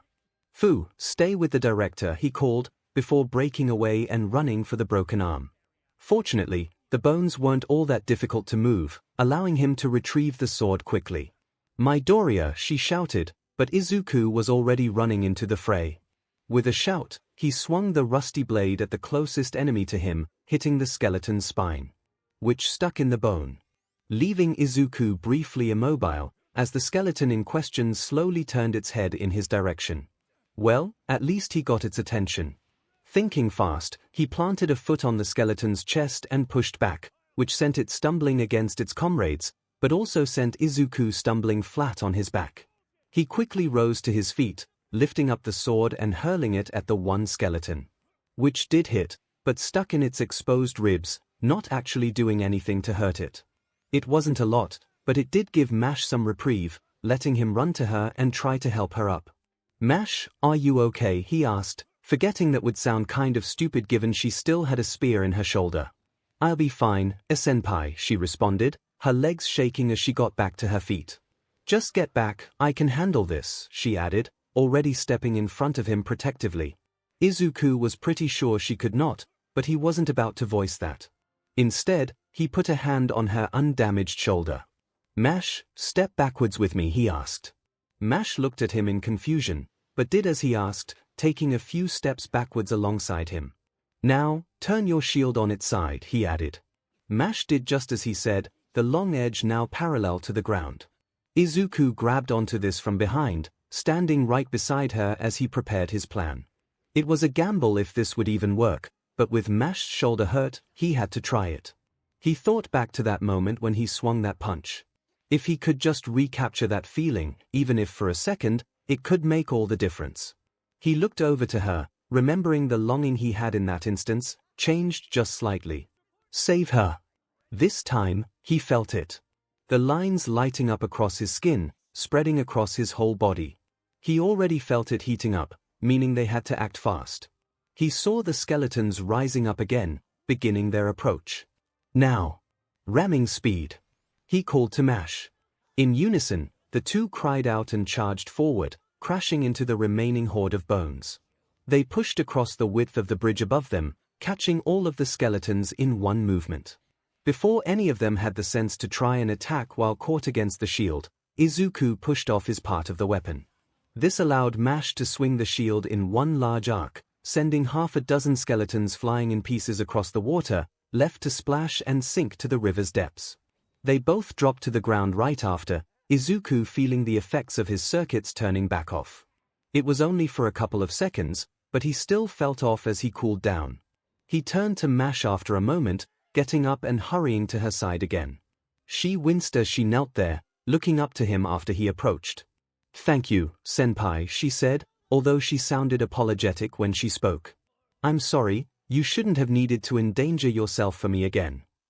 "It's okay, don't worry about that," he answered, still sounding anxious for very obvious reasons. He moved around to the wounded shoulder, looking up and down the spear, starting to fret a bit as he was having trouble trying to think of what to do. "Okay, first we need to get this out. Are you sure you're able to do that?" Olga Marie cautiously asked. She had approached after the battle was over, surveying the damage Mash had taken with a hesitant eye. "It's not like it'll just pop right out." I know, but we still need it out before she can heal." Izuku responded. After a moment's contemplation, however, he froze up. We need some kind of medical supplies." He turned to the director after declaring this, panicked all over again. "Director, did you bring anything like that with you?" The response was another blank stare from Olga Marie, before she closed her eyes and let a low growl out through clenched teeth. She then walked around in front of Mash. "Let me worry about that. You just get this thing out of her," she ordered. "Just make sure to pull it straight out." Izuku blinked in surprise at this, but nodded. "All right," he responded. He gripped down on the base of the spear, prompting a short involuntary whimper from Mash. He winced at this, speaking in as soothing a voice as he could manage, taking his own anxiousness into account. "Sorry, Mash. It'll be over in just a few seconds."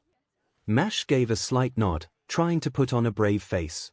"It's all right, senpai. I'm ready," she concluded. Olga Marie grabbed both sides of Mash's shoulder to keep her steady, nodding up at Izuku. "Okay," he hesitantly said. He gripped down tighter on the spear, inhaling deeply to steel his nerves. He let the breath out after a second. 3, 2, 1. He counted down, and after a short pause, he pulled. The director was right, it didn't come out right away. The first pull caused it to only barely budge. The second had it slide a little more, just prompting another squeak of pain from Mash. "Come on Midoriya, pull!" Olga Marie shouted. With a strained grunt, Izuku pulled with all the might he could muster without using his circuits. There was a disgusting splattering sound, followed by Mash letting out a pained yell, but the spear was yanked free and tossed behind Izuku. Before he could say anything else, however, he saw Olga Marie's hands glowing, radiating a faint green light over Mash's wound. He watched in amazement as the wound began to close before his eyes. "Good job, Mash, you're going to be fine now," Olga Marie stated as she continued her work. Before long, the wound was completely gone, with only the stain of Mash's BLD on her arm to indicate it had been there at all. "Thank you, Director," she replied, the both of them standing up soon after. They only had a moment's reprieve, as Izuku suddenly drew closer with his eyes wide in awe. "Director, that was incredible," he suddenly exclaimed. "Is there any way you can teach me how to do that?" he added, now appearing much more excited at the notion. This earned another confused look from the director, who simply replied, "Why? You can already do it, the spell's in your mystic code." When she got an equally confused look back, she sighed and shook her head. "Your uniform. It's imbued with a few basic spells to help out in a pinch. Which means I'll have to teach you how to do that at some point as well." Before Izuku could think to question how exactly his white uniform with one too many belts across it could have magic implanted in it, Olga Marie stepped closer to him and pointed a finger just an inch away from his nose, causing him to jolt back. More importantly, she began, right back into an angrier mood. "Didn't I tell you not to jump in like that? Do you seriously not understand the situation going on here? If the MSTR dies, then the servant has no mana to work with, which means they are as good as dead as well." Izuku was surprised by this outburst, much as he probably shouldn't have been. What was more surprising is how he reflexively shouted right back at her. "I didn't have a choice. Mash was hurt, I couldn't just leave her out there. I had to do something." "So your something was to run right in there and paint a target on you," she snapped back, oddly enough not fazed by this total nobody of a mage talking back to her. "What else could I do?" he retorted. Olga Marie opened her mouth to respond again, but just as quickly closed it, instead lowering her head and pressing her hands to her temples. Izuku's earlier stubbornness faded a bit, and he quickly tried to repair this by explaining himself better. "Director, I know you're looking out for me, and I'm sorry, but I can't just stand back and do nothing while someone else does all the fighting." "Senpai, you weren't just doing nothing, though." Mash intervened, an uncertain expression on her face. "You were giving me advice on how best to approach things. If it wasn't for your quick thinking, I likely would have been hurt or worse much sooner." Izuku turned to Mash with a slightly surprised and confused look. He hadn't even thought of things from that angle, but it didn't help all that much. "Well, yeah, but," he started to say, but soon trailed off. He knew in his head that she was right, he had contributed to the battle and all. It still didn't feel like enough, though. "Midoriya," Olga Marie suddenly said. Izuku faced her again, only to be greeted with a tired stare. "Sit," was her only statement. "I'm sorry," he replied. "Sit," she repeated, now glaring more fiercely at him. This time it worked, with Izuku almost automatically dropping down to the ground, sitting on his knees. Fu hopped down from Olga Marie's shoulder and walked over to Izuku, returning to his favorite perch atop his head. The director stared at them for a moment, before grumbling and shaking her head. "All right, since you clearly don't understand the severity of all of this, I'll have to explain it to you. And I despise repeating myself, so you'd better appreciate it." Izuku flinched at the director's stern tone, then nodded rapidly. "Why, thank you very much," he sputtered out. "Well, that was quite the personality SWCH," Dr. Roman commented. Izuku reached over and cut the feed in response, mostly to avoid invoking her wrath any further. Which, considering she was glaring hard enough at him that he worried she'd burn a hole through his head, was probably the right call to make. Right. Let's start from the top. Olga Marie began. First, ray shifting. Do you know what that is, or were you completely unconscious by that point? Mash explained it to me before we found you, he answered. Basically, we've been sent back in time. Yes. Good, that's one thing we can skip over. She concluded. She folded her arms before moving on. So, you know how we got here. Do you know why? Izuku paused at her question, not really sure where this was going. Because something is wrong. He attempted to be extremely broad, yes. She answered, though she looked quite unimpressed as she did. She turned and started pacing back and forth as she began explaining.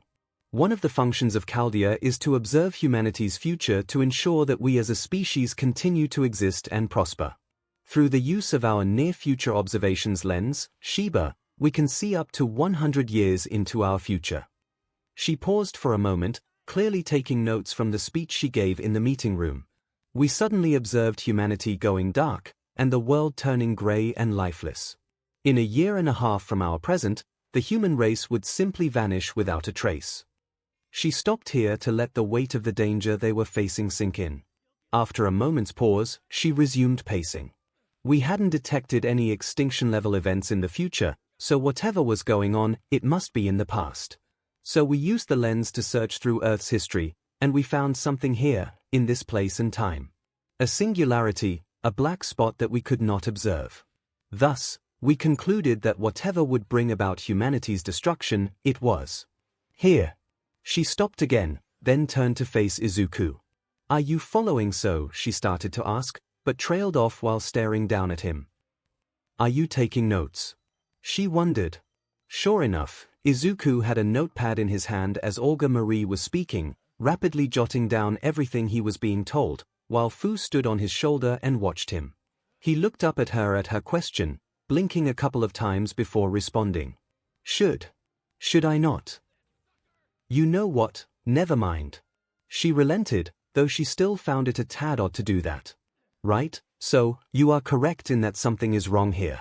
Do you have any ideas on what that could be, Midoriya? She asked to test him. Izuku pondered this for a moment, before again cautiously asking. Is it related to this Holy Grail war at all? Most likely, yes, the director replied. Though she soon adopted a slightly suspicious look after a moment. Judging by the way you said that, however, I'm guessing you don't know what that is. She remarked. Izuku flinched slightly, then wore a sheepish smile. Sorry, Mash started to explain, but then we heard you and had to focus on saving you. The remark earned a slight growl from the director, but she said nothing in relation to that. Right then, let's cover that next, she stated. She then resumed pacing as her explanation began. A Holy Grail war is a battle between MSTRS and servants, for the right to claim the aforementioned Grail. Whoever claims the Holy Grail will be able to make a wish upon it, so long as all of the other servants are defeated first.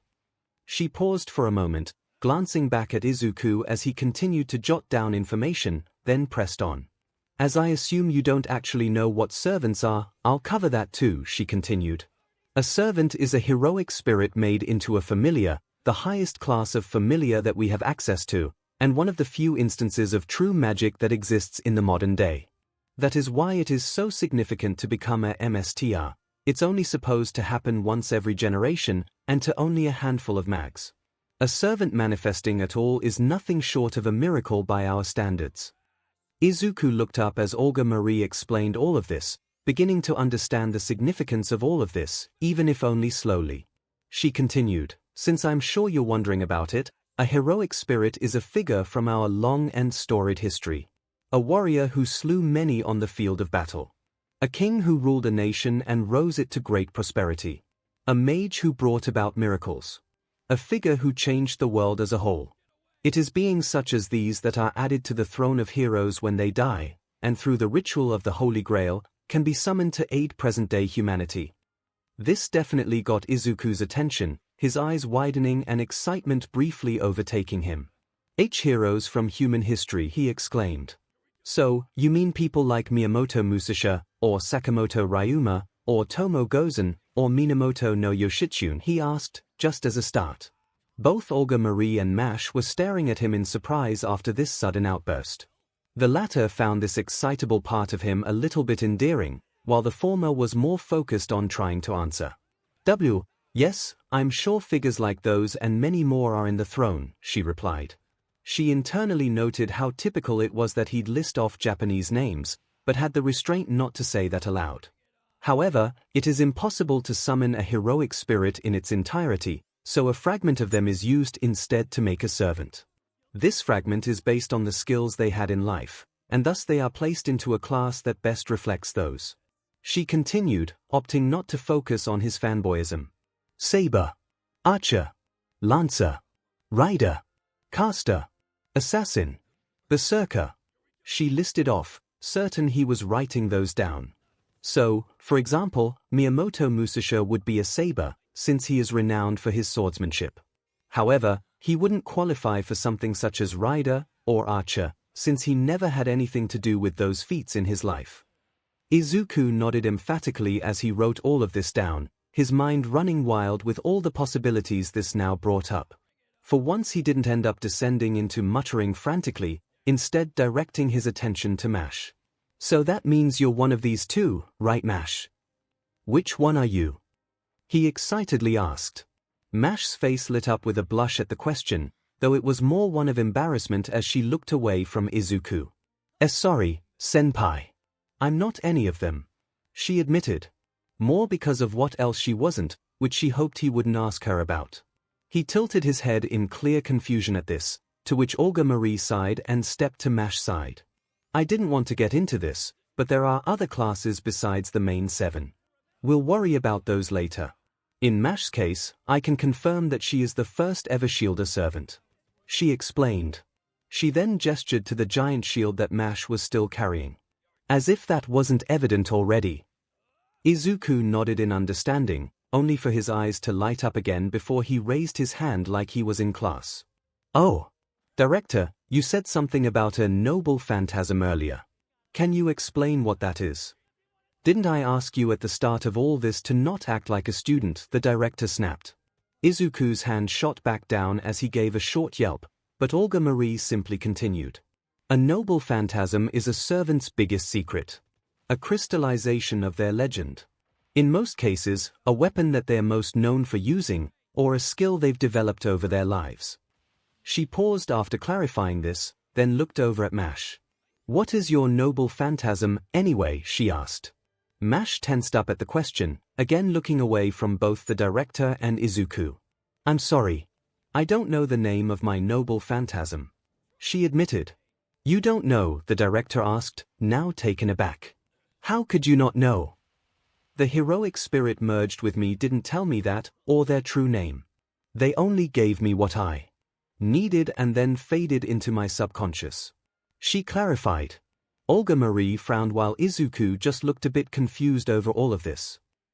Well, we'll just have to work on that, I suppose. The director concluded. If the enemies don't know what your noble phantasm is, they don't know what your weaknesses are, she continued in a surprisingly positive manner. She then turned back to Izuku to continue her lecture. This is also why in a typical war, a servant will go by their class name instead of their true name. For example, if Achilles was summoned as a servant and went around telling everyone who he was, everyone would know to attack his heel, since he's famous for that being his weak spot. Izuku nodded in understanding, adding that to his notes. After a second of this, however, he slowly lifted his head again. Wait. Achilles is just a myth though, he remarked. Olga Marie grumbled and shook her head, looking away from Izuku and opting not to answer that. It took a moment for it to sink in, but sink in it did. His eyes widened in realization at this, and his mind again ran wild with the possibilities this presented. Achilles is real, then. But if he's real, then that must mean the Trojan War actually happened. And if that happened, then that would mean the Greek pantheon actually existed too. Gods were actually real. Or, maybe they're still around. But is it just the Greek gods? Or did other gods exist too? Is this a situation where all the deities existed simultaneously? If that's the case, then other mythical figures would have existed as well. So did people like Robin Hood actually exist? Or Xuanzang Sanzang? Or Sasaki Kojuru? Then that could also mean all the famous events that took place in their time PRDS really happened. That would mean creatures like giants and dragons and monsters all actually existed. But why don't they exist anymore? Why don't we see those now? Olga Marie was once again left to stare in disbelief at Izuku as he went off on this tangent of his, muttering to himself all the while about this subject. She slowly turned to look at Mash as he continued, to which she could only give an awkward smile and a shrug. I found that Senpai sometimes does this when he gets curious about something, she admitted. Right. Was all the director could offer in response. She slowly looked back at Izuku, watching him continue to mutter rapidly to himself, until it went on just a bit too long for her liking. Midoriya, she called to get his attention. Dash. Which it did, snapping Izuku out of this state and causing him to nervously stare up at her. Alright, sorry, he squeaked out. The director stared at him for a second or two longer, unsure of what to even make of this, before shaking her head again and continuing. All of this to get to one very important point. Midoriya, she began. Whether it's here or in the future, odds are we will run into enemy servants at some point. After saying this, she stepped forward and poked a finger right between Izuku's eyebrows. If and when that happens, you will not engage them. A servant's strength is many times higher than that of a mortal being. If you even tried to fight one yourself, you'd end up a red stain on the ground before the first punch was ever thrown. Got that? She explained sternly. The thought of being taken down that quickly was definitely a frightening one, so Izuku quickly nodded in compliance. Wine, I understand, he answered. She slowly raised an eyebrow, an indication that she wasn't as willing to believe him. The eyebrow lowered. Repeat that back to me, she commanded. If we encounter enemy servants, I am not to engage. He nervously repeated. Good, she answered. She then withdrew her finger and turned away from them both. Now, the longer we stay in one place, the better chance we have of running into more danger. There's nothing here to indicate what the source of this singularity is, so we should find another landmark to investigate. She concluded. She then started walking while motioning for them to follow. Let's go. Sure enough, Izuku was on his feet and following behind Mash as they moved to catch up to her. He had a lot to mull over now. The existence of mythical beings, finding out that servants were all famous heroes from history, the truth of what a Holy Grail war was, what their mission here in Fuyuki really was, how the world was supposed to end in the near future, all of this and more whirled through his head. In addition to that, however, he also watched Mash as they walked and thought about how uncomfortable she looked admitting that she wasn't aware of her own power, or of the name of the spirit she merged with. He wasn't quite sure why. It wasn't her fault that the spirit wasn't forthcoming with that information. Surely that was a problem that was easily solved, right? Pinned down at the harbor, Izuku had a lot to think about. The world was going to come to an end. To prevent this, he had traveled back in time to correct something that had been changed, even though he didn't know what that something was. He had suddenly acquired magic, or magecraft, or whatever it was called, through means no one could quite figure out. He was now on her as well, with the new girl he'd just met earlier that day as his servant, much as the thought made him a bit uncomfortable. He also had to deal with a director who clearly really didn't want him to be there. Not to mention learning that all of history and mythology existed simultaneously somehow and the world was far more different than he'd come to understand. Moments such as these required time and careful contemplation to come to terms with all of this new information and to decide just how he felt about all of it. The responsibilities, the implications, what he'd have to unlearn and relearn, all of it wasn't something he could completely come to terms with right away, and he needed to think it over. Which was a little hard to do when they were under attack again. Why can we not go 5 minutes without running into more of these DMN skeletons? An incensed Olga Marie shouted from behind. Mash. The group had made their way towards the harbor to continue their search for any signs of the anomaly that made up Singularity F. Naturally, with the legions of the undead covering the landscape, they were lucky to make it there without rousing trouble. Of course, that didn't last long, and after their search turned up fruitless, they found themselves under attack once more. Worse, all of the skeletons assaulting them were archers, forcing 𝐒𝐿𝐴 and 𝐒𝐿𝐴 to hide behind 𝐵's shield as they endured the attack.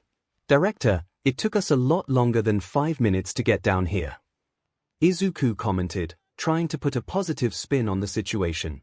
"Comparatively speaking, we've been pretty fortunate to avoid danger until now." "Well, it feels like it's only 5 minutes," the director replied, not willing to give in to his optimism. "It's not like it was that far of a walk from the bridge to here." 𝐒𝐿𝐴 flinched as he heard the sounds of arrows clashing against 𝐵's shield, but he still ended up blurting out what was on his mind. "Director, weren't you complaining about how tired you were before we got here?" "Midoriya, stop correcting me and do something useful," she snapped back. Clearly he needed to be more careful with letting his mouth run in a stressful situation. He waited for a second, his nervous expression shifting to a more focused one. He trained his ears attentively, trying to ignore the sounds of the ongoing fire close by, or the sounds of the director's fixed breathing nearly right by his head. He heard the arrows hit 𝐵's shield again, and quickly counted off the number of times the shield rang with the sounds of impact. "There's at least 5 of them," he announced, before looking up at 𝐵. "𝐵, which one is the closest?" he asked. 𝐵's eyes were focused entirely on what was before them, peeking up over her shield between volleys of arrows. "Approximately 5 meters in front of us, senpai," she called back. "I think they are trying to force us into the water," she added, sounding tense and anxious over the thought. Indeed, in their search for clues they had been placed very close to the edge of the concrete harbor. 𝐒𝐿𝐴 and 𝐒𝐿𝐴 were able to see their reflections in the darkened water, and a few more good pushes would send them tumbling into its depths, which would surely bring about an early end to their journey. So, 𝐒𝐿𝐴 had to act fast. "Okay, when I say go, you charge forward as fast as you can and take it out," he called to 𝐵. "The director and I will be right behind you." "But won't I be leaving you exposed in that case?" she responded in a frightened tone. "Only for a second," he explained. "If we stay close by, and if you plant your shield as soon as the enemy is beaten, we'll be fine." Probably, anyway, but he was careful enough not to actually say that. "I'm not exactly on board with this idea, but we're low on options," the director added. "But you're going in front of me, Midoriya," she then demanded, as if 𝐒𝐿𝐴 wasn't already going to do that. He simply nodded in reply, then listened attentively once more. A few seconds passed, and he heard the sounds of the arrows hitting the shield again. Now he called out. 𝐵 let out a cry and rushed forward, 𝐒𝐿𝐴 on his feet in seconds and following, and 𝐒𝐿𝐴 right behind as planned. Before the skeleton could finish loading another arrow, 𝐵 swung her shield upwards, the long edge crashing against its jaw, sending its skull flying up off of the body entirely. As the body crumpled to the ground, she immediately planted her shield in front of her, providing cover for them once again. "One down," she declared. "All right, 𝐵." 𝐒𝐿𝐴 called back in a supportive tone. "Now, where's the next one?" There was a brief pause as 𝐵 surveyed the area before them, before she answered. "It's approximately 10 meters ahead and to my right. But there's another one 5 meters behind that and to my left. If I rush in to attack the first, I don't think I can reach it before the second fires another shot." 𝐒𝐿𝐴 grumbled as he tried to think of a solution for this. "If only we had some kind of long-range weapon right now," he muttered. He then looked over to the director, who was kneeling beside him again. "Does my uniform have anything like that, Director?" he asked. The director frowned at 𝐒𝐿𝐴's question, seemingly contemplating something for a moment or two. She then shook her head and rolled up one of her sleeves. "No, but I've got something we can do instead." To demonstrate this, an orb of red and black energy started to form in front of her fingertips, much to 𝐒𝐿𝐴's wide-eyed awe.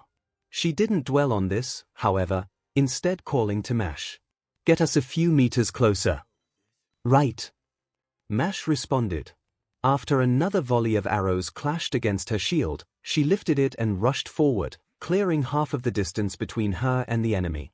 Another volley flew and hit the iron, and both 𝐒𝐿𝐴 and 𝐒𝐿𝐴 popped up over 𝐵's shoulders as the director aimed. "Gander," she called out.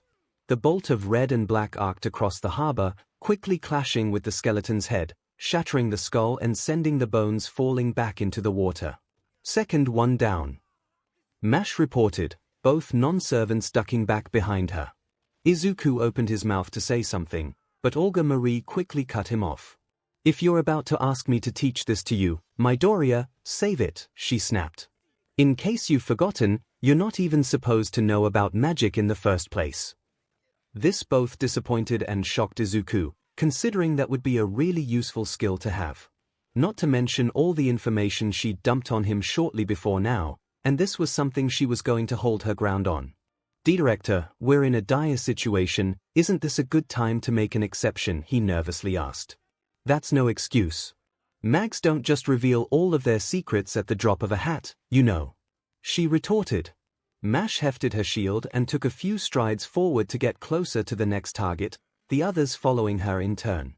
"Besides, even if I did want to teach you, it's not exactly something you can learn over the course of a few hours," she added, before peeking over Mash's shoulder and firing another shot. The third skeleton's skull likewise shattered on impact, more bones falling into the deep. "Third one down," Mash reported. "The next is 12 meters ahead, atop a part of the ruined road. Wait for the next volley, then move in closer," Izuku shouted. He then turned his attention back to the director, not about to let this go that easily. "Director, isn't there something else I can learn for situations like this? There must be something that's okay for me to know, even given the circumstances." Especially given the circumstances, he thought. "When are you going to get it through your head that isn't your job?" she responded, as the three of them moved once more, now off of the harbor and back into the city itself. "Just stay back, keep giving commands, and be as adequate a magic battery for Mash as you can be," she continued, before peeking up and firing another gander shot at the fourth skeleton. Once it likewise fell, Olga Marie ducked back down and shouted again to Mash. "Okay Mash, where's the last one?" There was a pause as Mash quickly surveyed the landscape, only for her eyes to widen when they fell upon the last enemy. "It's 20 meters ahead. But it's atop one of the fallen buildings," she answered. The director flinched in realization, before peeking over Mash's shoulder, Izuku doing the same. Sure enough, the final enemy was perched atop a crumbling building, far above them. "That's not good. My gander shots can't reach that high," the director admitted, probably without meaning to. Both non-servants dropped back down, while Izuku quickly formulated a plan. It was a very risky one, but this was a situation that required a bit of risk. "Mash, how's your throwing arm?" he asked, looking back at her. Mash looked back at him with a slightly bewildered expression, not quite following where this was going. I think it's pretty good," she answered as best she could. "Wait," the director cut in. "Midoriya, you're not about to suggest what I think you're about to suggest, are you?" "It would work," Izuku responded. "If we get in close enough, and if Mash throws her shield hard enough, it should take the last one out." "And we'd be throwing away our one line of defense," she retorted. "If she misses, we'd have to immediately run for cover before it hits one of us." "What other option is there?" he shouted back. "You can't shoot that high, and I don't have anything to throw at him either. If we try to run, there's no guarantee he won't follow us or hit us anyway." Olga Marie grit her teeth in frustration, unable to think of an alternative to what Izuku was proposing. He, in turn, moved up slightly and placed a hand on Mash's shoulder, now encouraging her. "You can do this. Just imagine that your shield is a giant boomerang." "That's your analogy," Olga Marie cried out, but Mash actually seemed to be mulling it over. After a brief moment of contemplation, she looked at Izuku with a more confident smile. "Okay, senpai. If you believe in me, I'll do it," she exclaimed. Seriously, the director protested, but it was now out of her hands. The sound of an arrow smacking against the shield was heard, and Mash was on the move right after. Izuku was right behind, so naturally the director had no choice but to follow as well. "Get as close to the base of the building as you can, then throw it straight up," Izuku shouted as they moved. Sure enough, they came to a stop right beside the building, Mash holding her shield up to block the next shot. "Wait, why are we this close?" Olga Marie demanded to know. "How is she supposed to hit it from here?" "Just trust me on this," he responded. "Once the next shot lands, we need to back away and give her room." The director again gave Izuku a look of utter befuddlement at this idea, but there wasn't enough time to debate it. The next arrow clashed against the shield again, acting as the signal for his plan to unfold. Now, he called, grabbing the director's wrist and running a few paces back. At the same time, Mash hefted her shield up, grabbing the upper edge and holding the whole thing horizontally in front of her. Once the other two were clear, she began spinning in place, swinging the shield around in the same motion. Once, twice, thrice, and with a cry Mash flung the shield up into the air, watching it spin up the side of the building. The skeleton was already aiming another shot down at them, putting it in the perfect position. The shield swung up, the long edge hitting the side of its jaw, the force sending the whole body flying away and off of the building, the bones scattering on the ground soon after. It worked! Olga Marie cried out. "Senpai, it worked!" Mash shouted excitedly, looking over her shoulder to Izuku while pointing up at what just happened. Izuku, surprisingly, was less enthused, instead pointing up at the same general area himself while speaking hurriedly. "Okay, Mash, you need to get clear now." Mash wore a more confused look after that, not sure what Izuku was driving at. "Get clear," she uttered. She turned to look at her shield, which was now falling through the air. Right towards her. From over 50 meters up. "Ah," she said. "Oh okay, Mash, seriously, you gotta move." Izuku shouted, panic starting to take him. "If that falls on you well, it's really gonna hurt," he added. No, it's okay, I've got it," she responded, holding her hands up to try and catch the falling shield. "No, Mash, just get clear and then pick it back up." Olga Marie chimed in, starting to worry as well. "I've got it. I've got it." Mash kept shouting, seemingly to encourage herself as much as them. "Mash, please, move." Izuku yelled, seeing how close the shield was to hitting her. "I've got it." The shield fell closer and closer, before connecting with a resounding clang from the object. Both Izuku and Olga Marie had instinctively flinched away from the impact. After a second or two, they anxiously turned to face what had happened. They were rewarded with the sight of Mash holding the shield over her head like it was weightless, facing them with a proud smile on her face. "I got it, Senpai," she said triumphantly. "You did get it," he responded, actually jumping for joy once before running over to her, equally relieved and amazed by her efforts. "That was incredible, Mash. I knew you had it in you." "Thank you, Senpai," she answered, her face starting to blush at the praise she was receiving. "I couldn't have done it without you." Olga Marie was still stunned at the sheer audacity of the plan and how it unfolded, but it did work. She couldn't argue with that. She likewise approached the two as Mash lowered her shield. "I have to admit, I am impressed," she acquiesced. Although it would soon become clear that she was only talking about one of them. One really can't understand the strength of a servant unless they see it firsthand. Mash remained embarrassed at the compliment, although for different reasons than before. "Thank you, Director," she said while averting her eyes. "However, I am only half of a servant.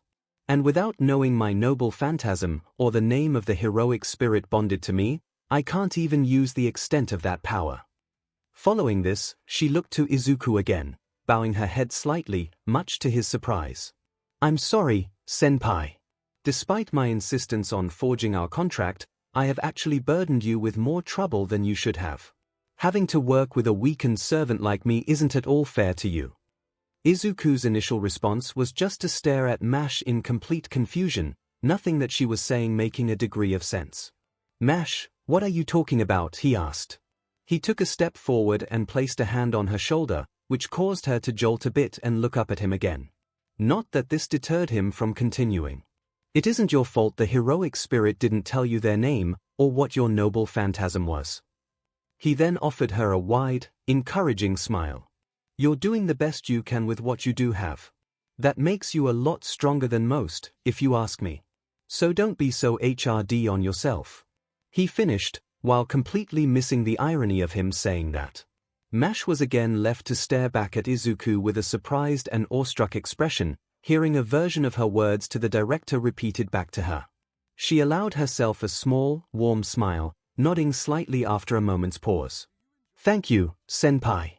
It means a lot to hear you say that," she said. The director, for her part, watched this exchange for a moment and slowly began to understand just why 𝐻 had gotten so attached to Izuku. Even so, it left her feeling divided. On the one hand, 𝐻 contracting with a MSTR who would encourage her to keep pushing herself was the best choice she could have hoped for. Considering she was coming into this metaphorically handicapped, someone who would look past that and see her for her strengths, as opposed to your typical mage who would ridicule her for her weaknesses, was the right one. On the other hand, the fact that said MSTR was Izuku Midoriya, someone who wasn't born a mage, someone who knew nothing about the mage world, presented a number of problems. Sure, it was probably because he was coming into this with no knowledge that he was able to be so accommodating to 𝐻, but his lack of understanding in so many other fields meant he was woefully unprepared for what lay ahead. There was also still the question of if he even should learn about these things. She told him about the singularities and the Holy Grail War because they were necessary details related to their current situation. Anything beyond that, though, meant further involving him in a world he shouldn't be part of. He may have a magic crest and magic circuits now, but frankly, he still posed a risk to all of them if he wasn't adequately bought off or silenced. If the Mages Association found out about him, he'd have every available enforcer on him right away, no questions asked. Even if the circumstances around him were an anomaly, they couldn't risk him telling anyone anything. In the end, she couldn't be sure of what to do. Ideally, she'd pull whatever strings she could to send him and his family into hiding with new identities. That was the bare minimum he deserved, especially since he did save her life once. The fact that the only thing he ever asked for from her was to find a way to include his parents in on the secret was a bit of a blow to her pride. Any other mage would demand riches or favor with the clock tower, or some family secret, and the thought seemingly never entered his mind. If anything, he was insistent on doing more to help. It frustrated her to think about it. Clearly 𝐻 wasn't going to let him go either, so it seemed like her hands were tied. Just who was this boy? Why would he go so far for two people he didn't know? That said, maybe we could just figure out who the spirit is ourselves. Izuku asked, breaking Olga Marie's train of thought. There aren't very many who are known for using only a shield, I don't think, he continued, staring at the shield 𝐻 was still holding. His eyes lit up and he snapped his fingers. What about 𝐼𝐺 from the Trojan War? He was known for carrying a shield so powerful that he never took damage in battle. 𝐻 seemed to think about this for a moment, humming carefully. After some brief contemplation, however, she shook her head. No, I don't think so. I can't explain, but I have a feeling that isn't right. She explained. Izuku frowned slightly, but nodded in understanding. All right. Then what about King Leonidas from Sparta? After all, just about everyone's heard about him defending the kingdom with only 300 men. He considered. Again, 𝐻 thought about this, but looking disappointed she shook her head again. No, sorry. As encouraging as that would be, I don't think that's it either. She admitted. Izuku hummed again, sounding a little confused. Not sure who, then. There must be someone else I'm forgetting. He mused. You can figure it out once we get back. To Chaldea. Olga Marie intruded, deciding it was time to drop this. She turned and faced away from the harbor, pointing back to the city. There wasn't anything here related to the anomaly, so let's get moving again. With that declaration made, she began walking once more, expecting the other two to follow her. Which they did, soon catching up to her, and 𝐻 being the first to air a concern that they both shared. Director, are you certain the anomaly is related to the Holy Grail War? She cautiously asked. Positive, the director immediately answered.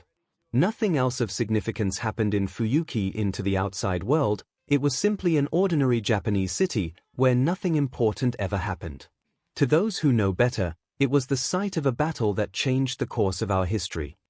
Izuku still found it hard to believe something this big happened so close to home, and he never knew. To think, right around this time, in another part of the country, he was still chasing his impossible dream, still hoping that he could be blessed with his quirk and become a hero. Did he receive that diagnosis today, of all days? Was he at home right now, crying while watching that footage he'd seen hundreds of times? Was he asking his mother if he could still be a hero, while knowing in his heart what the answer was? He shook his head, eager to get that thought out of it, and focused on what was ahead. It was so significant that changing it could bring about the end of the world, he asked, a part of him still wondering if such a thing was even possible, and so soon.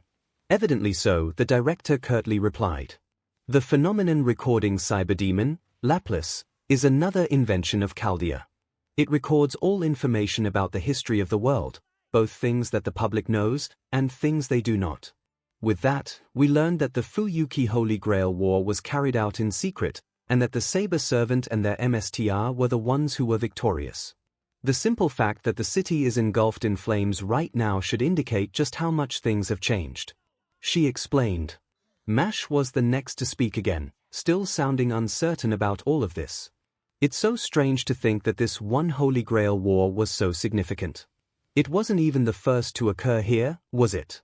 She asked. It wasn't, no. Olga Marie responded. It was the fifth. Even so, the servant summoning system they used was deemed important enough that Chaldea based our own fate off of it. That alone determines this place and time's significance. Was that how Mash was fused with this other heroic spirit? Izuku wondered. At this, Olga Marie stopped walking and looked back at him. For a moment, she seemed hesitant to answer, her eyes darting to the ground for a moment. Yes, though there were unique circumstances around that. She eventually replied. That spirit was the second that Chaldea had summoned through fate. The first, unfortunately, I know nothing about. Information on them is non-existent. As for the third. She trailed off, this time looking more exasperated than anything else. Well, you'll meet them soon enough. They're just a bit eccentric, to put it nicely. Don't be surprised if you get tired of them within the first conversation. That rather vague answer left Izuku puzzled, but he didn't have long to think it over before the director spoke again. Now, Midoriya, you keep your distance. I need your eyes and ears on anything approaching us from behind. Mash, you get up here with me. The orders were a little confusing, with Izuku and Mash looking at each other for a moment, unsure of what to do. Mash soon acquiesced and approached Olga Marie, and the two resumed walking. A few paces later, Izuku followed, glancing over his shoulder as they walked. After a bit, however, it soon became clear what the real reason was for the director's decision, as he heard them start to talk among themselves. Olga Marie must have thought he wouldn't hear them. Mash, are you sure about him? She said first, sounding more concerned than anything again. Director, please, don't. Mash started to protest. Just hear me out for a moment, okay? I get it, he's being really nice to you, and clearly he's your friend now. But he's still so ill-equipped for this environment. Not to mention, with his magic circuit still underused, he can't be giving you that much magical energy to work with. Whether he is or he isn't, there's still only so much that I can do. I've made up my mind, Director. I won't be swayed by anything. Not even his safety. You saw what happened when he first activated his circuits. I keep having to tell him not to do that again, but I can tell he's just itching to dive in and help you directly. Despite it being reckless and dangerous. If we make it out of this, how can you be sure he won't do that on any future missions? I will admit, it does worry me a bit. I won't tell you to exchange your contract now, but when this is over, and we can call for help again, I'll bring in another MSTR candidate to work with you. I'll even personally screen them to make sure they are as compatible with you as him, alright? Director. I'm really not sure about this. Just give it some thought, okay?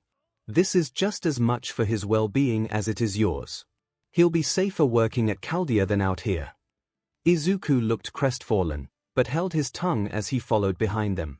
Fu, still nestled in his hair even during the earlier battle, hopped down to his shoulder and lightly pawed at his cheek. Wordlessly, he picked up the animal and held him in his arms, lightly stroking his back. He still couldn't fully believe that things were this dire. Maybe it was because he was so close to it and had to keep moving, but it was only starting to sink in that the entire world was at stake. Even if the idea was so hard to visualize.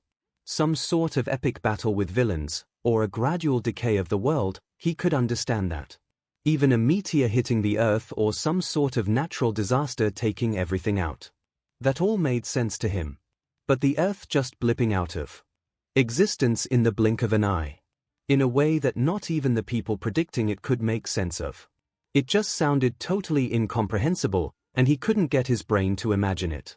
However, if things were that bad, what should he do? Shouldn't he focus on what the most optimal result would be, rather than what seemed emotionally right? Mash was insistent that the contract between them was maintained, and that did mean something to him. She was putting his faith in him to support her, and that meant a lot to him. But giving her orders and supplying only a minimum of magic wasn't enough, it seemed. What if at least part of the reason she couldn't remember anything about the heroic spirit connected to her was this? If she had more magic to draw from, or could work with a MSTR that could figure this out, she would be better off, wouldn't she? Even if it wouldn't make her happy, if it could make her as strong as he was certain she could be, wasn't that better? What was the right thing to do here? Trial by fire. Izuku had never thought of himself as the religious sort. It was never something that came up at home. His parents always had other things on their mind, for one reason or another, and he was far too wrapped up in his hero worship to consider worshipping God. He couldn't say he had any real attachment to organized religion in one way or the other, then. Even so, coming across a church left in such an awful state, in the wake of everything that was happening around them, was disturbing. It communicated that even a place that was meant to act as a safe haven was far from that. Nothing was sacred to what was behind this. It wasn't as if fire could discriminate, after all. The white walls that made up the exterior of the building were mostly blackened with soot and ash. One of the sloped roofs on the church's right side had started to cave in, a large hole having formed. What exactly could have made that was anyone's guess. The arch on the same side at the front had been caved in, rubble littering the pavement leading to the building. The painted windows had been shattered, the glass scattered all over, numerous shards left outside for them to step over. The large double doors that led inside were blasted inwards, one on the floor and the other hanging in a windowsill at the back of the church. The cross atop the building was gone, to where, no one could guess. Inside wasn't much better. What seats weren't thrown aside entirely were mostly broken, with only a handful still usable. The altar at the back of the room was left in pieces as well, the Bible that would normally be atop it nowhere to be seen. The white walls were just as soot-covered as the ones outside, if one could even notice that we're not looking at the craters and chunks of wood and plaster that had been torn out. Worse were the bloodstains. They were scattered haphazardly around the room, with no indication of what had shed them. The BLD had been dry for some time, meaning the church had been like this for just as long, with no signs of life anywhere. It was easy to deduce that a battle had taken place there, but between who and why was something Izuku almost didn't want to think about.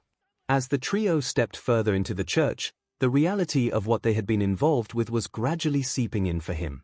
This Holy Grail war had turned into an outright massacre. He was starting to question if anyone in Fuyuki had actually survived the conflict. It painted a rather grim picture of the skeletons they had spent all this time fighting, one he didn't want to dwell on if at all possible. So, even this place didn't make it. Olga Marie mused, having moved a bit further ahead of the other two as they entered. She trailed her fingers along one of the long benches, frowning uneasily. I had hoped we might finally get some answers here, but it looks like we were too late. Or maybe we never had a chance at all. She commented. Why would this place be significant? Izuku asked without thinking, still in a bit of a daze after coming to realize what had happened here. Is it connected to the Holy Church, Director? Mash chimed in. It is, yes, she answered, nodding before looking back at them. A member of the Holy Church, 𝐒𝐬𝐽, was chosen to be the mediator for this Holy Grail war. It was his job to ensure everyone followed the guidelines set out, and didn't allow the war to become public knowledge. Despite our differences, the Church is just as dedicated to keeping the magic world a secret from humans as the association is. She continued, before looking ahead at the ruined altar. But if things got this bad, it's only rational to assume he wouldn't survive either. Mash nodded in turn, though she looked just as uneasy as the director did. After a second, she turned to a confused Izuku and quickly clarified. The Holy Church is another organization that has historically been enemies to the Mages Association. While the association wishes to preserve magic and mystery as much as possible, the Church seeks to destroy it, believing it to be better for all of mankind. In more recent years, they've entered an uneasy truce, so they are technically allies of ours. Technically being the operative word. A reappearing Dr. Roman chimed in, causing Izuku to lift his wrist to stare at the hologram. Really, when you get down to it, they're just a different kind of bad from the higher-ups of the association. If they deem something or someone as heretical, they waste no time erasing them from existence. He added. Izuku grimaced at the thought. He lifted his head up and called to the director. If the church and the association are at odds, why would a church member manage a battle between mags? Olga Marie didn't answer, still wandering down the aisle to the altar, muttering something to herself. Dr. Roman hummed and answered instead. It's part of the agreement between them and the association. Since the Holy Grail is recognized as a holy relic, allowing the church to monitor the war is a way to placate them so they don't just append the whole ritual themselves. He paused, then added with a slightly exasperated tone, not that they don't try to anyway. Izuku nodded in understanding, but he was still watching the director the whole time, looking concerned as she wandered around. She's gonna be mulling this over for a bit. Dr. Roman explained. You two should take 5. I'm not detecting anything around you right now, so you should be okay. He added. That's a good idea. Mash commented, before placing a hand on Izuku's shoulder. Come on, senpai. Take a weight off, as they say. She added gently. It's take a load off, Mash. Dr. Roman remarked. Izuku looked over at Mash after she suggested this, and the warm smile on her face made it hard for him to argue. So the two of them took a seat on an undamaged part of a bench, and it was only after sitting that Izuku realized how sore he was. His legs ached terribly, whether from walking such long distances, or from suddenly having to run to avoid getting into further battles. How long had they even been on the move, anyway? He hadn't thought to ask Dr. Roman, but maybe there was some sort of time displacement given what they were doing. His thought process was interrupted by a sudden growl, which he swiftly discovered was from his own stomach, much to his embarrassment. Oh geez, he muttered, his face heating up. He hadn't even noticed that either.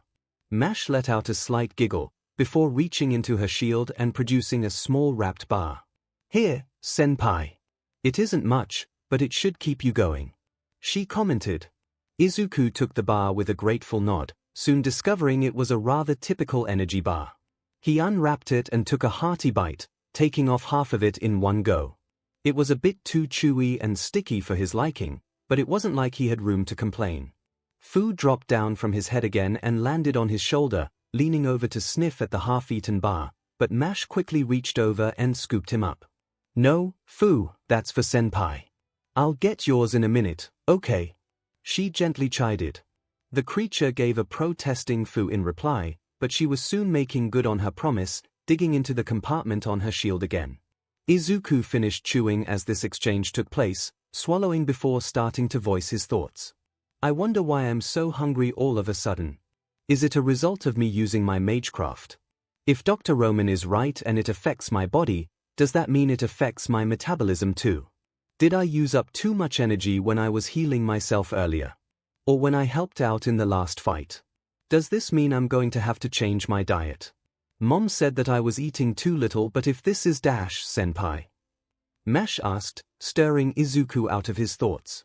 He looked at her for a second, then seemed to realize what he was doing, getting embarrassed all over again. Sorry. I just think out loud sometimes. He admitted. More like a lot, but he kept that remark to himself.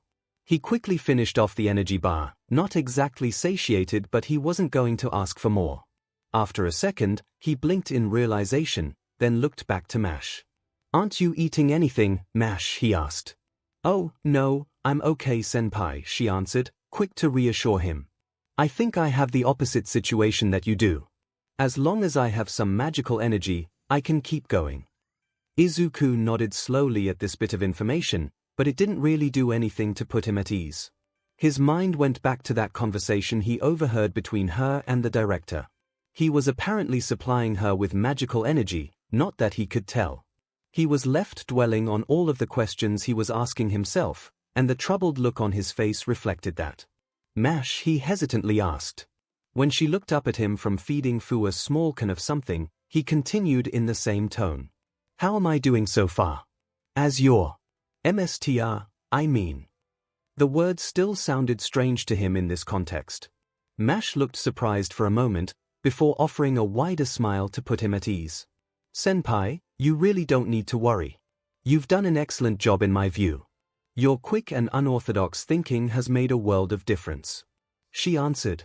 She then looked slightly excited as she continued. I never would have thought to actually throw my shield until you suggested it. Clearly she was still proud of how that whole escapade had turned out. Izuku gave a slightly sheepish chuckle at that. Well, it just seemed like the best solution to the problem we had, you know, he responded. But the director is right, you shouldn't really make a habit of it, he added quickly, realizing her argument had merit.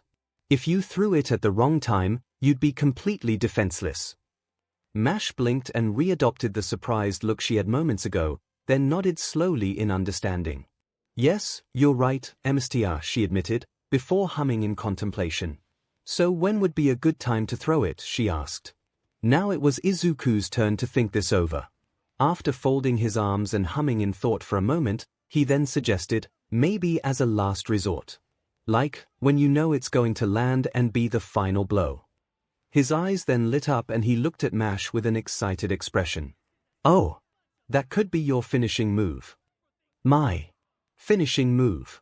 She responded with a curious tone. You mean, like a noble phantasm? Do you think mine is related to throwing my shield? Maybe, he answered. He then turned away again and placed a hand on his chin, a thought occurring to him. I can't think of many famous figures who threw their shields, though. But if all mythology actually happened, what else that we considered fiction actually happened? Are all heroes real, even modern-day ones? Maybe the superhero stories we know today are just embellished versions of existing stories. So then that could mean that someone like Captain America was real. But why would he only give Mash her shield and armor instead of appearing himself? Plus the shield looks nothing like his, but that could just be something the adaptations changed. Even so, if anyone would do that, senpai, you're doing it again. Mash remarked. Izuku again jolted out of this mental state, his face flushing again in turn. Also, who's Captain America, she asked. Well, he started to explain, but Dr. Roman suddenly cut him off. Sorry to interrupt, but you've got enemies incoming, he called out. All three of them were on their feet after this, rushing to group together for protection, Fu returning to Izuku's shoulders so Mash was free to fight. I detect 5 of them making their way to you, the doctor clarified. Sure enough, a few seconds after this, they would see a few skeletons creeping towards them through the open doorway. Wasting little time, Mash let out a shout and charged forward to meet them. The first one was already lifting its sword to swing at her, but it never came down, as she swung her shield to clash the edge against its jaw. This caused the skeleton's head to spin around on the spine, though it soon came to a stop. This ended up creating the morbidly amusing image of the skeleton's head facing the opposite direction that it should. Not that Mash thought to appreciate the humor, as she swung her shield again to catch the skeleton in its ribs, sending it flying to the side, crashing right into a second skeleton and leaving them both a pile of bones.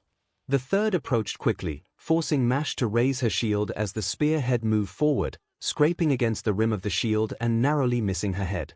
A few strands of her hair came loose in the clash, however. The spear withdrew only to move forward again, this time scratching a lower rim of her shield. She quickly pushed it aside before it could touch her, however, as the tip had come dangerously close to nicking her leg. With the spear shoved aside, there was a slight delay as the skeleton pulled it back for another move. This allowed Mash to heft her shield up and bring the edge down, trapping the spear and breaking the tip off once it crashed to the ground.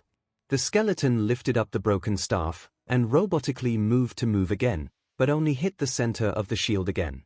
Mash pushed it back, then spun around and swung a leg out, her foot clashing against the skeleton's chest. The blow sent it flying backwards, crashing against the wall beside the doorway, the bones crumpling to the floor. Izuku was about to call out to her to congratulate her, but something wasn't right. He ran over the events that he just saw in his head, and counted only 3 skeletons. Doctor, didn't you say there were 5? He started to ask, before something cut him off. Gander! that something being the director's shout, and the blast of red and black whizzing right by the back of his head, followed by the sound of bones splintering. He turned to see a skeleton crumpling at an open window at his side, a bow and arrow dropping from its hands afterwards. He looked over to the director, who huffed as she lowered her hand. "You're quite welcome for that, Midoriya," she remarked, looking more than a bit pleased with herself. "You see, this is what happens when you don't pay careful attention to your surroundings at all times," she added, unaware of the glint of silver that could be seen in a window at the back of the church. She closed her eyes as she continued, oblivious to Izuku picking up a chunk of debris at their feet. "I'm sure you were too busy enjoying the fight that MASH was involved in, but an effective MSTR isn't just an audience member. They must be prepared to be on the move," and the sound of bone crunching stopped her little speech, her eyes shooting wide open and turning to the source of the sound. She saw another skeleton fall to pieces in front of a back window, its head missing, but she presumed the bone fragments collected among the pile explained that. She looked back to Izuku, who lowered his arm after having thrown something at the skeleton, his magic circuits fading away again. He shook his arm slightly, wincing but seeming pleased. "That was close. I guess if it's only for a few seconds, it's not so bad," he questioned. He then looked up to Olga Marie with a slightly oblivious expression. "Sorry, Director, what were you saying?" he asked. She stared back at him with an incredulous expression, before looking at the destroyed skeleton, and then back to him. This shifted to a more annoyed expression, her face starting to heat up as a light growl left her mouth. "Exactly how many times are you planning on saving my life tonight, Midoriya?" she asked tersely. Izuku backed up a bit, both hands raised, a nervous smile on his face. How exactly was he supposed to answer a question like that? Hopefully not any more than that. He attempted. This did little to help the director's mood. "Director. MSTR. MASH called, hurrying over to them. She looked understandably worried after having missed those last two enemies. "Are you two all right?" Izuku turned to her with a calming smile. "Yes, we're fine, MASH. Crisis averted," he explained. "You did a good job. You're getting better and better at this," he quickly added, not wanting to miss a chance to praise her. MASH's anxious expression changed to one of relief and gratitude as a response to what he said. The director put aside her annoyance with the boy and chimed in. "I will have to agree with him, you are improving rapidly, MASH." She allowed what was probably the first genuine smile she showed all night to appear on her face. It was soon replaced by a more curious expression, however. "Does this mean you're no longer afraid to fight?" MASH looked a bit taken aback by the question, her earlier confidence quickly disappearing. I wouldn't say that, exactly," she admitted. "It's more like, I'm just trying not to focus on it," she clarified. Olga Marie's smile shifted to a concerned frown, though she tried to play this off. "Well, that is a step in the right direction, at least," she stated. She then looked around the ruined church again for a moment, before declaring, "Clearly there's nothing here for us now. We should get out of there," the hologram of Dr. Roman suddenly shouted. Izuku lifted his wrist to see his panicked expression staring up at them. "Hurry, you have to get moving right away." "What's going on, Doctor?" he responded. If he was fretting this much, it could only mean one possibility. Something they had all been warned about and anticipating for some time now. Something the doctor was quick to confirm. "I've detected a servant heading your way. MASH isn't ready to take one on yet, you have to make a run for it." Before any of them could consider how exactly to escape, MASH turned her attention to the open doorway, as if she suddenly heard something. She then turned fully to face the doorway and rushed forward, raising her shield up as she shouted to the others. "Get down!" As soon as this command was given, a long black chain flew through the air, nearly as fast as a bullet. It clashed with the iron of MASH's shield, forcing her back a step with a shout. A second chain soon followed, this one wrapping around the upper edge of the shield and pulling her forward involuntarily. Izuku saw a mass of black suddenly propel itself forward through the entrance, its shape indiscernible, before it collided with the shield and sent MASH back further with a yelp. With the impact made, Izuku could see the shape almost standing on MASH's shield, a foot pressing down on her, trying to push her to the ground. The figure was human, that much was clear, but they were cloaked in pure darkness, appearing as just a silhouette. They were tall, taller than all of them, but only a bit, and their hair was long and seemed to writhe about their head like snakes. Anything else about them was nearly impossible to discern, the dark energy shrouding any further details from sight. Mash let out a cry and pushed back against the figure, forcing them off of her. The figure landed rather easily on the floor, and yanked back on the chain that was still wrapped around the shield, pulling Mash forward another step. She grit her teeth and held as firm as she could, but it was clearly proving to be a struggle to not be overpowered by the shadow. "So, there are still some humans left," a female voice remarked. The shadowy figure tugged at the chain almost teasingly, pulling Mash forward another step. "And you are not supposed to be here, are you?" she asked teasingly. "Are you lost, little servant?" Mash let out a strained grunt as she kept pulling back against the chain, to which the shadowy servant let out a light, surprisingly soft giggle. "Ah, are you shy? Don't worry, you and I can be good friends. All you have to do is hand over the humans you're protecting. Do it willingly, and I'll kill them quickly. They'll barely even feel a thing," she offered, her voice velvety yet dripping with evil intent. "Not going to happen." Mash strained to get out. She pulled back against the chain still attached to her shield, managing to get back a step. The shadowy figure made a disappointed sigh and responded in kind. "So be it. It's all right, we'll still be good friends once you've been beaten.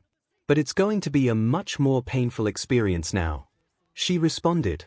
Before anyone there could prepare, the figure propelled forward again, her foot clashing with Mash's shield once more.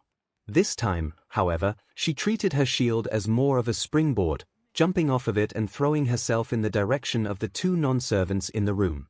With only seconds to react, Izuku grabbed Olga Marie's shoulders and leapt to the side, the shadow just narrowly missing them as they fell behind a bench. The shadow landed in the aisle and looked to where they fell, but before she could make a move, Mash let out a shout and yanked back on her shield again. "Don't you dare," she demanded, the shadow stumbling forward after another yank, the chain still attached to Mash's shield. Mash spun around as she approached, yanking the shadow further forward, and allowing her to swing the edge of the shield to collide with the back of their head. The sound of the shield reverberating echoed through the church, even after the shadow let out a pained yell. Mash wasted no time, swinging the shield in the other direction, this time clashing the edge against the shadow's jaw. Another yelp from the shadow, and Mash spun around in the opposite direction, swinging a leg out to kick the servant back. However, this time she was prepared, catching Mash's foot with one hand. She let out another light giggle, before raising her other hand up. The other end of the chain had a long spike attached to it, which she swiftly drove down, piercing right into Mash's ankle, prompting a scream of agony from her. Izuku was already on his feet at this, but the director grabbed the back of his shirt and yanked him back down. "Don't," she commanded. "Remember what I told you. Do not engage." "I can't just dash," he started to protest, but Olga Marie hurriedly cut him off. "If she's having trouble with her, then the servant will destroy you in less than a second," she hissed. "If we draw attention to ourselves, then we're done for." The shadow servant withdrew the spike from Mash's ankle as this argument was had, leaving the demi-servant to drop to one knee. The shadow raised the spike again and swung down, but Mash quickly raised the shield again, causing the spike to scrape loudly against the iron beneath it. Mash suddenly swung the shield upwards, the long edge catching the shadow in its stomach, knocking the wind out of her briefly. Forcing herself up to her feet, Mash then swung the top edge down, clashing against the shadow's forehead, another reverberation echoing around them. Throwing caution to the wind, she then launched herself forward, putting her entire weight into her charge, crashing her shield fully against the shadow and throwing them both to the floor. Mash left her pinned down for a moment, then carefully pushed herself back up. As soon as she moved her shield, however, the shadow struck. Her long legs move upwards, wrapping around Mash's neck and squeezing tightly, cutting off the shout she was about to make. The shadow then placed her hands on the floor to prop herself, before flipping backwards, letting Mash go and sending her flying across the room. Her body clashed against the altar, and with a shout she tumbled.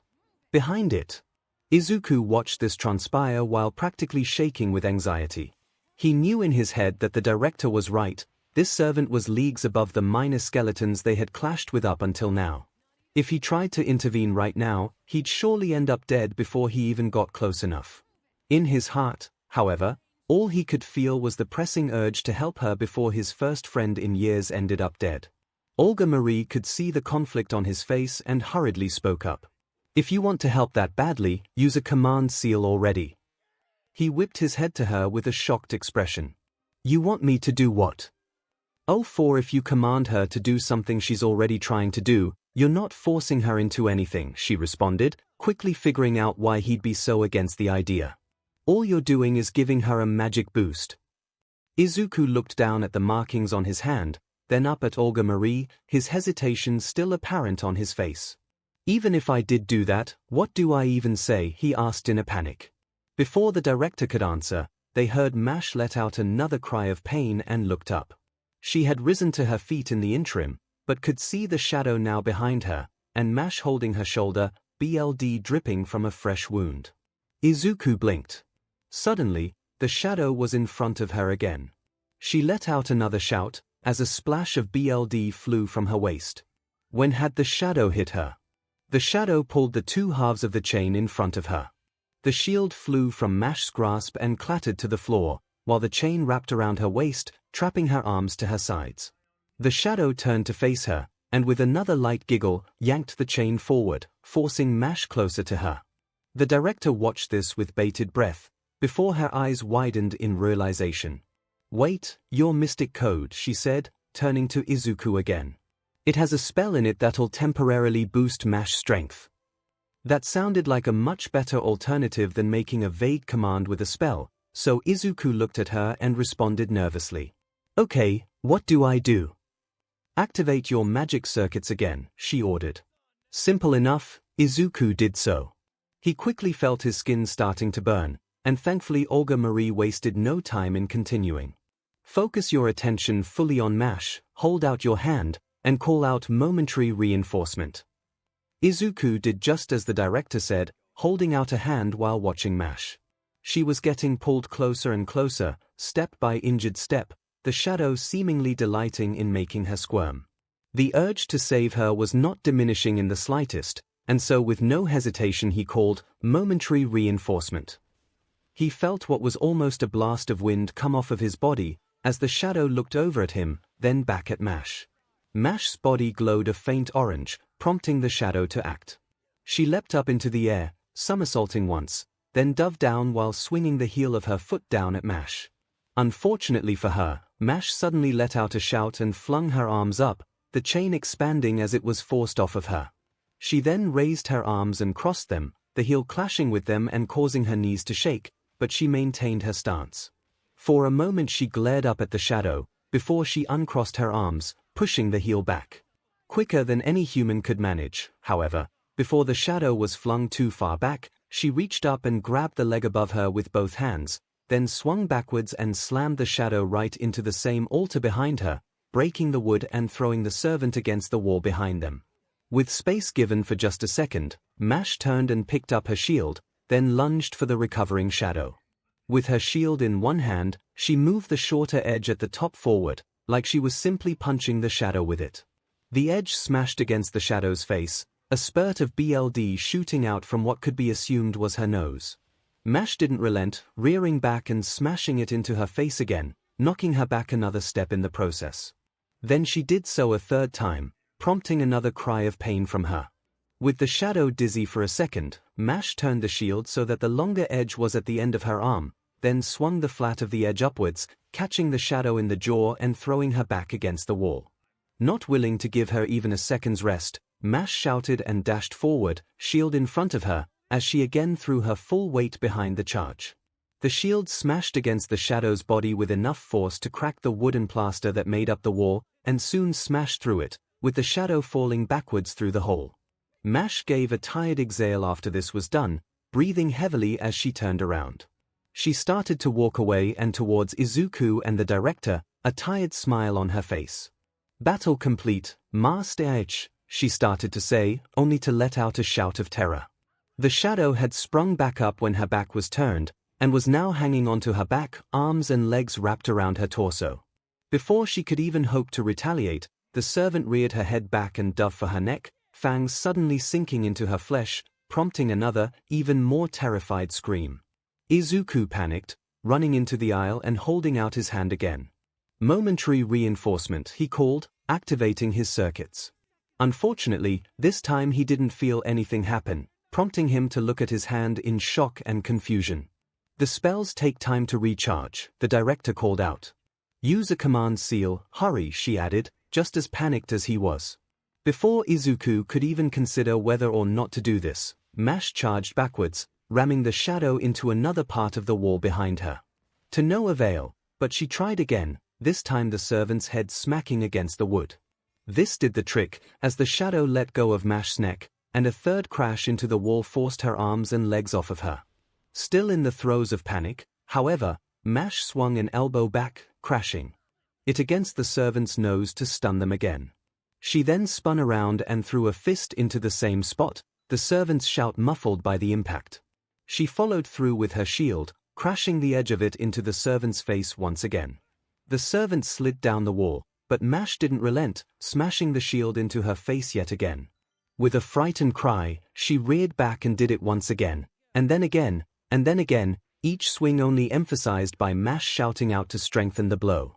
Once the servant had collapsed to the floor, Mash raised her shield over her head, then swung the flat of the long edge right into the servant's head, hard enough that now the concrete floor around her was cracked. The shadow had long since stopped making noise after that, but she kept the shield's edge there for a few seconds, before finally prying it off and taking a step back. Izuku was left to stare agog after the battle was over. Far from a glorious battle between heroes, it was more like a bloody street brawl. He never expected this level of aggression from Mash, but as she turned and began walking towards him, he could understand why. He heard it in her voice, and could see it on her face. She wasn't angry, and hadn't shown such ferocity out of hatred. She was scared out of her mind, and just barely hanging on to what energy she had after having narrowly survived the encounter. So he could completely understand what had come over her. Especially since, as he glanced past her, the shadow was getting up again. It was moving more slowly than before, but the fact that it was moving at all was of course frightening.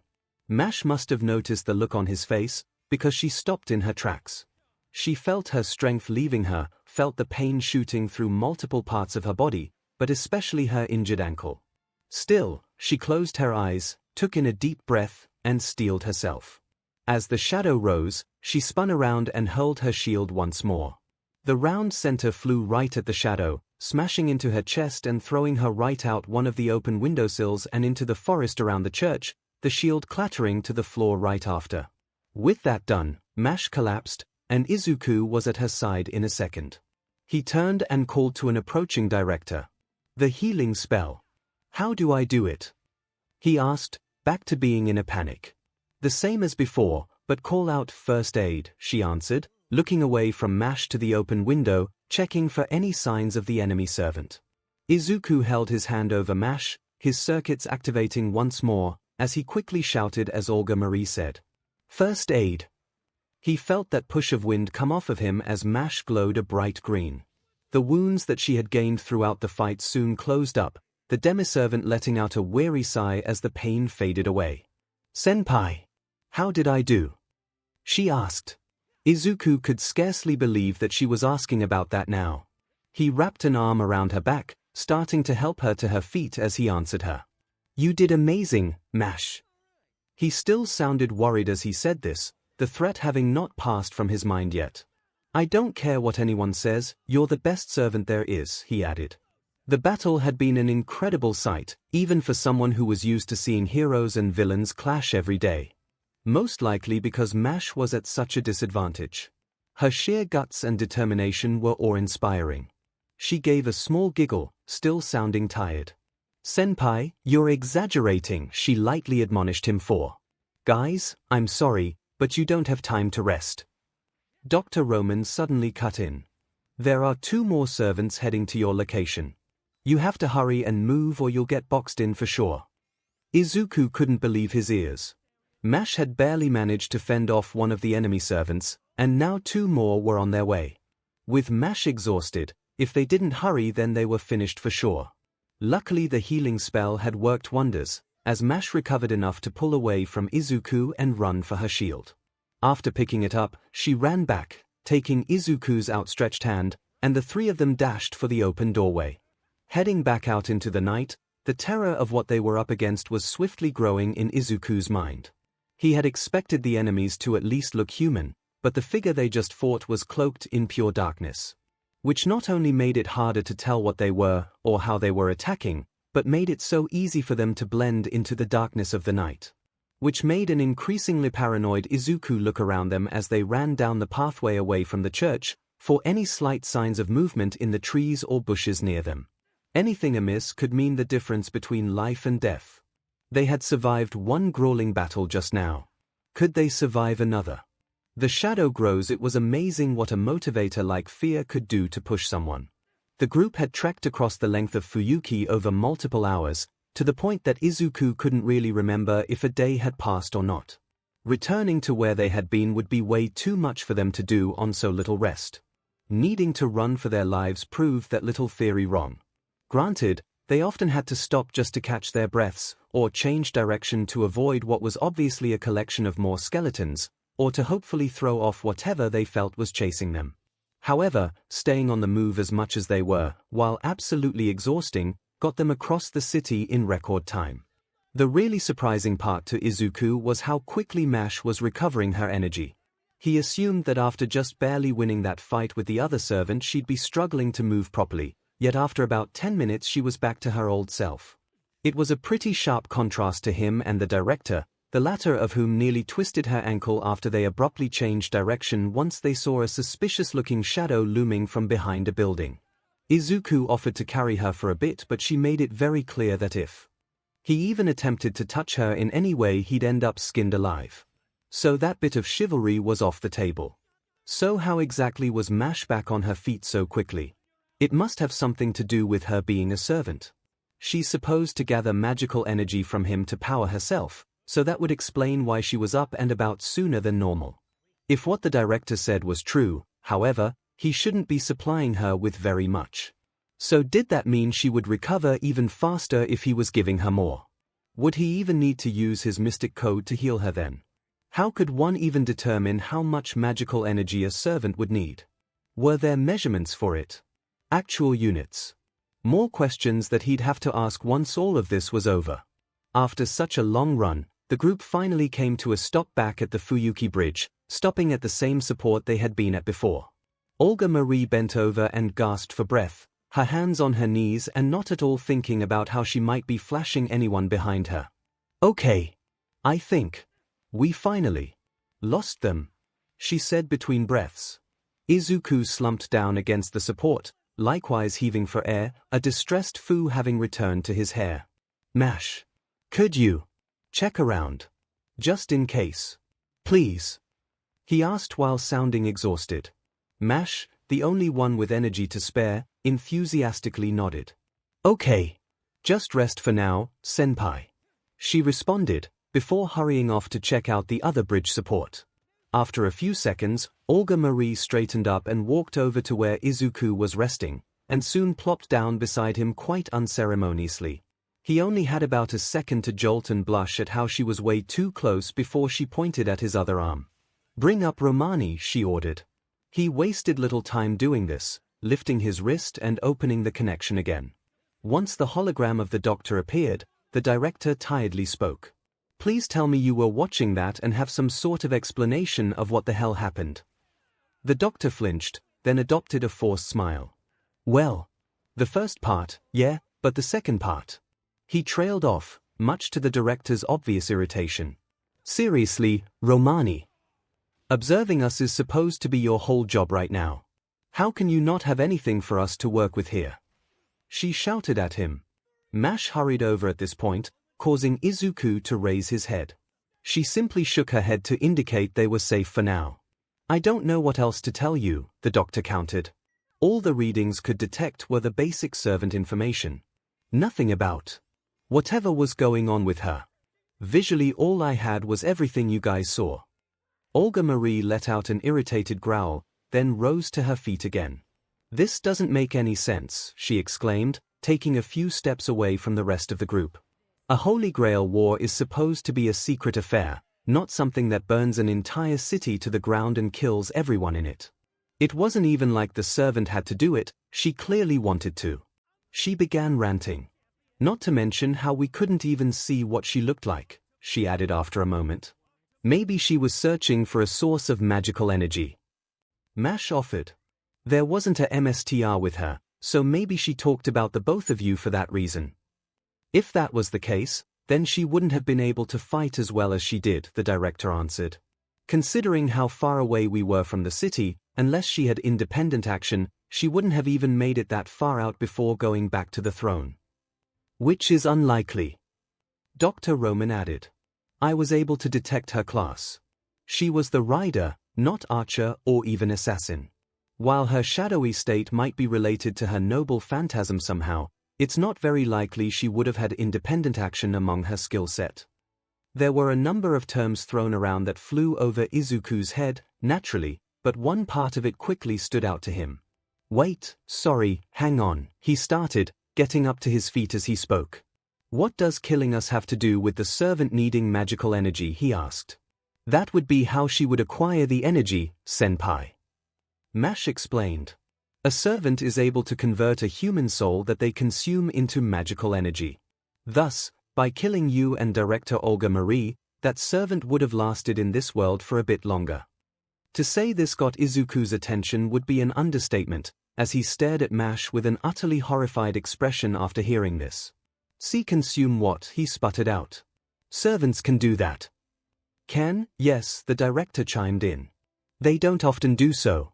Only some of them are known to do that, and even then only in emergencies.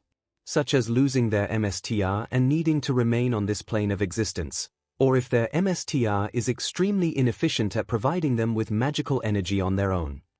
This did little to dissuade Izuku's mood, as he just turned to the director and continued to express how upset he was by this. But that's awful. You said servants were heroic spirits, right? Heroes wouldn't do something that horrible. There was a pause as the other two people present stared at Izuku. Mash was more confused and a little worried, trying to figure out why this was bothering him. Aside from it being awful on its own, his wording about heroes not doing something like that stuck out. Why did that specific part stick with him? The director, meanwhile, studied Izuku with a more discerning look, before turning to fully face him and asking coolly, Midoriya, you're clearly a student of history, right? When Izuku nodded in affirmation, she continued. Then tell me, how often has the term hero changed over thousands of years of humanity's existence? That did halt Izuku's train of thought right away, forcing him to consider the question. It was true, anyone who got into this knew that heroes were very different things eons ago.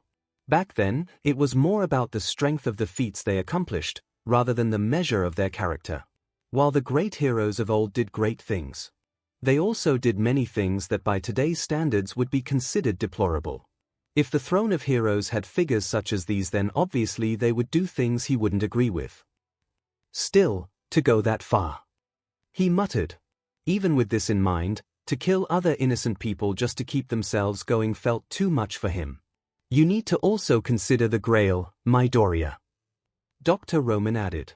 All things going well, both the MSTR and the servant get a wish from it. Some heroic spirits have a lot of baggage from when they were alive, festering for centuries or even millennia. If there was a chance for them to get something they've always wanted, some would do anything to achieve that goal. Again, Izuku had little reason to disagree. Even if the thought left him feeling sick to his stomach, he couldn't claim to know every single heroic spirit in the Throne of Heroes, or what they might do when presented with the chance to have their wildest dreams realized. It certainly didn't help him accept any of this, though.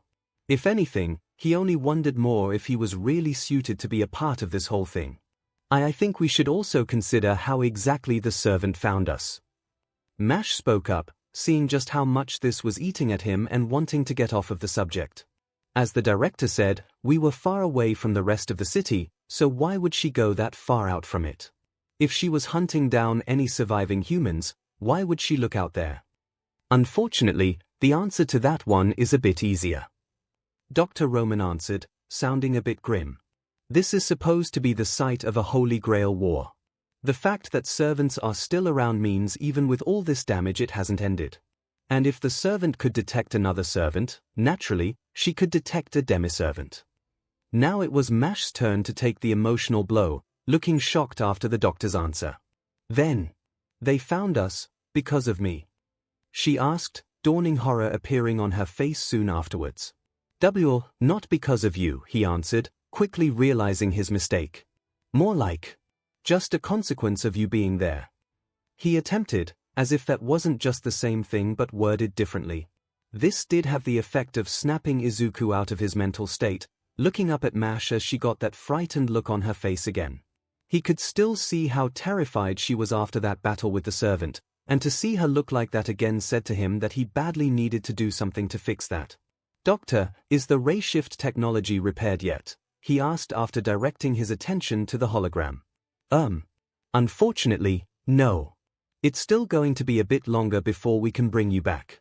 He answered, much to Izuku's disappointment. No matter, he just had to think of an alternative solution. All right, we should get moving again, he declared. He looked up at the director, a more focused expression aimed at her. Director, if we head back to the ley line, would it strengthen the connection to Chaldea enough to make a ray shift possible? Olga Marie was certainly surprised by Izuku taking charge like this, but that surprise was quickly supplanted by her anger at the same thing. Wait just 1 second, Midoriya, she exclaimed back at him.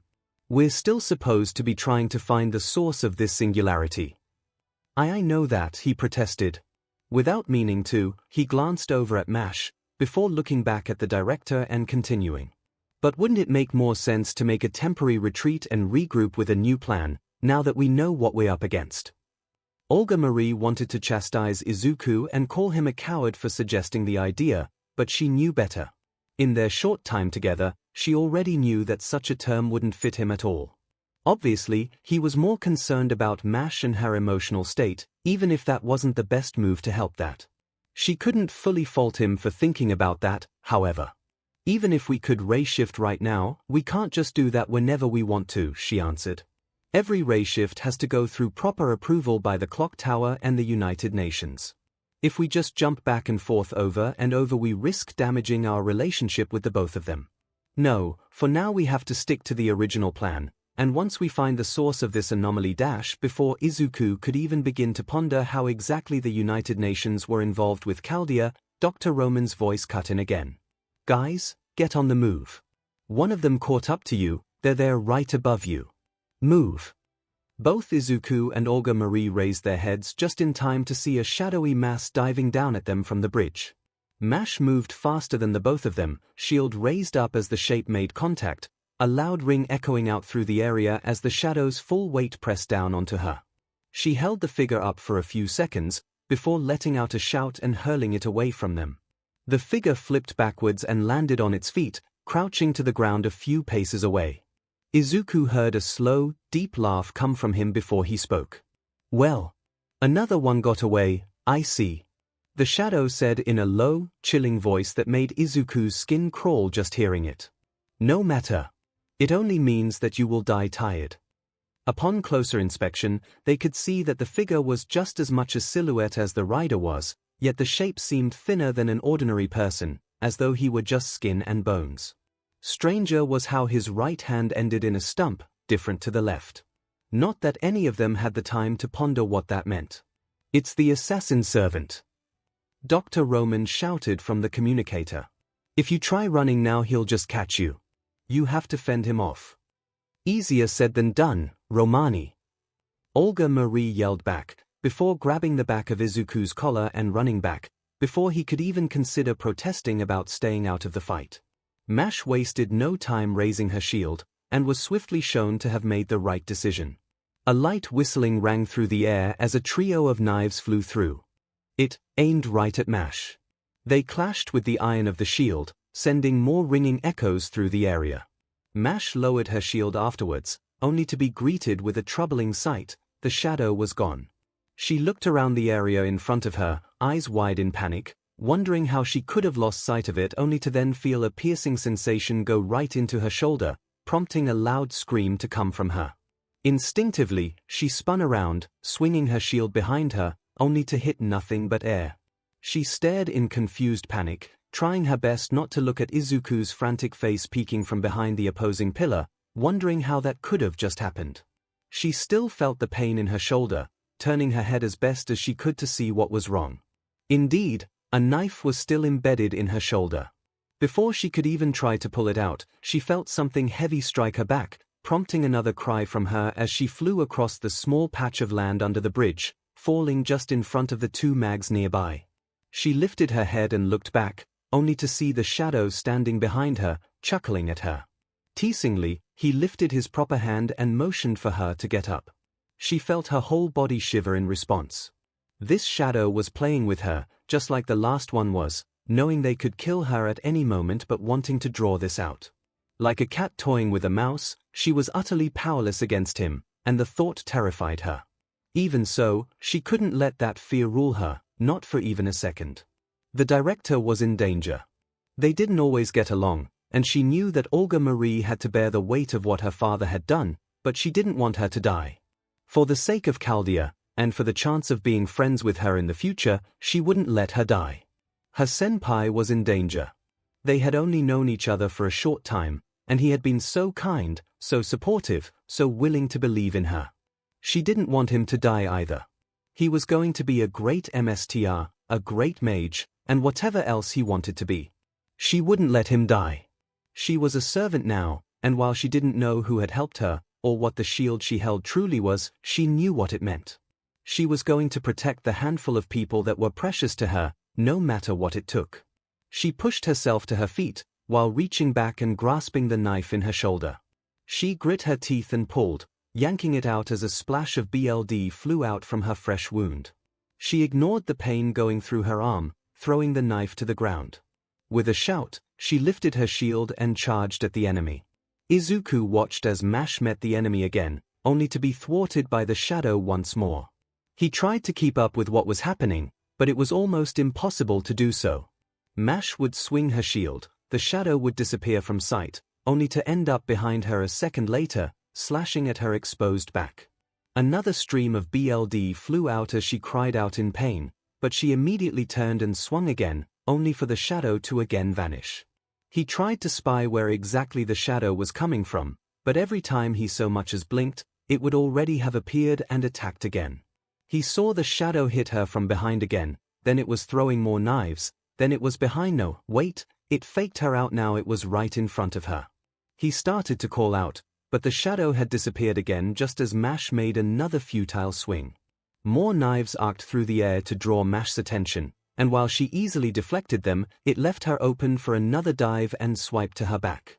Was this how servants really fought? Was it even possible for a human to keep up with them? He had seen heroes and villains who could move fast before, but trying to watch a fight like that and trying to help in a fight like that were two very different things. Mash dropped to one knee, still clinging to her shield, now bearing multiple cuts and stab wounds all over her body. The shadow clung to the underside of the bridge above her, his deep laugh echoing around them. How sad, he taunted. Is this the best you can do, little girl? Before Mash could answer, the shadow dove down again, only stopped by her hurriedly lifting her shield. The figure landed on it again, letting out another laugh at what he saw as a futile effort.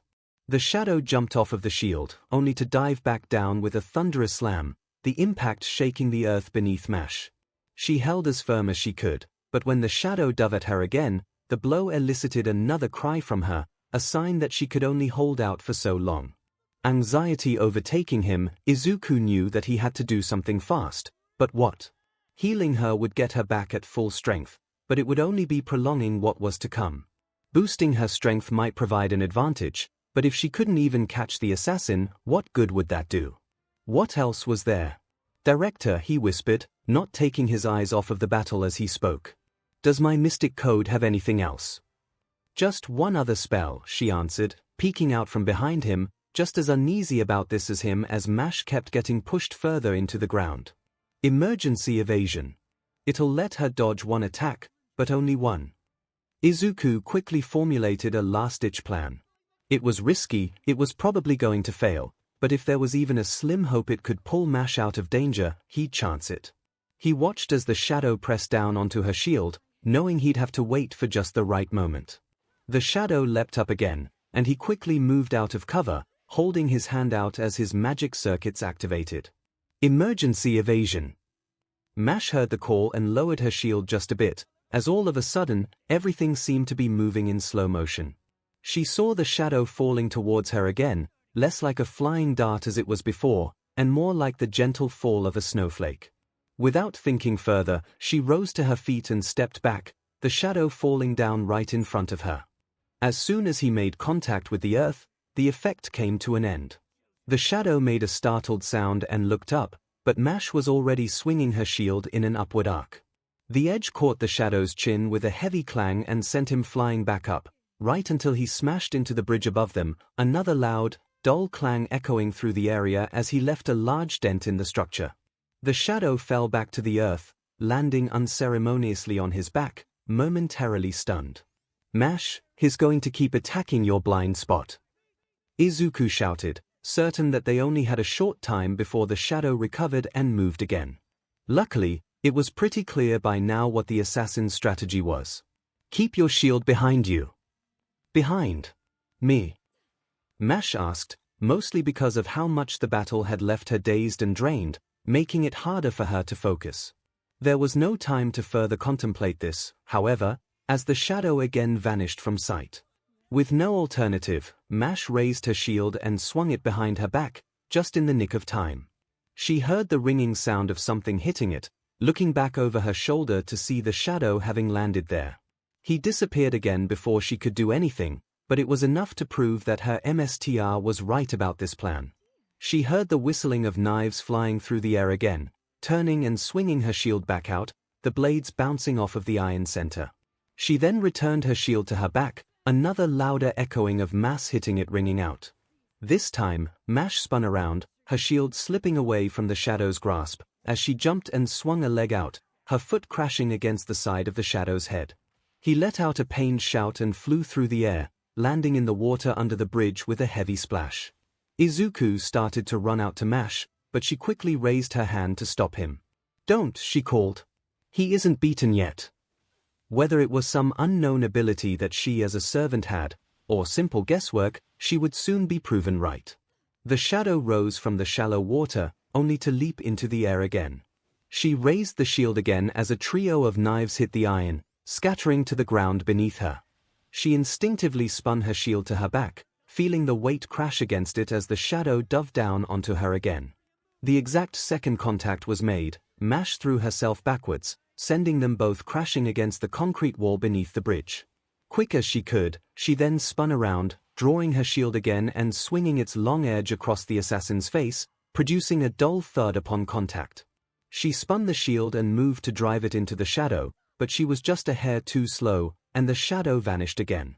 She moved away from the wall and looked around the area, waiting to see where the shadow would strike next. She heard the whistling of knives through the air again, raising her shield in time to block another volley. She placed her shield over her back, only to hear the knives fly through the air again, deflecting off of her back again.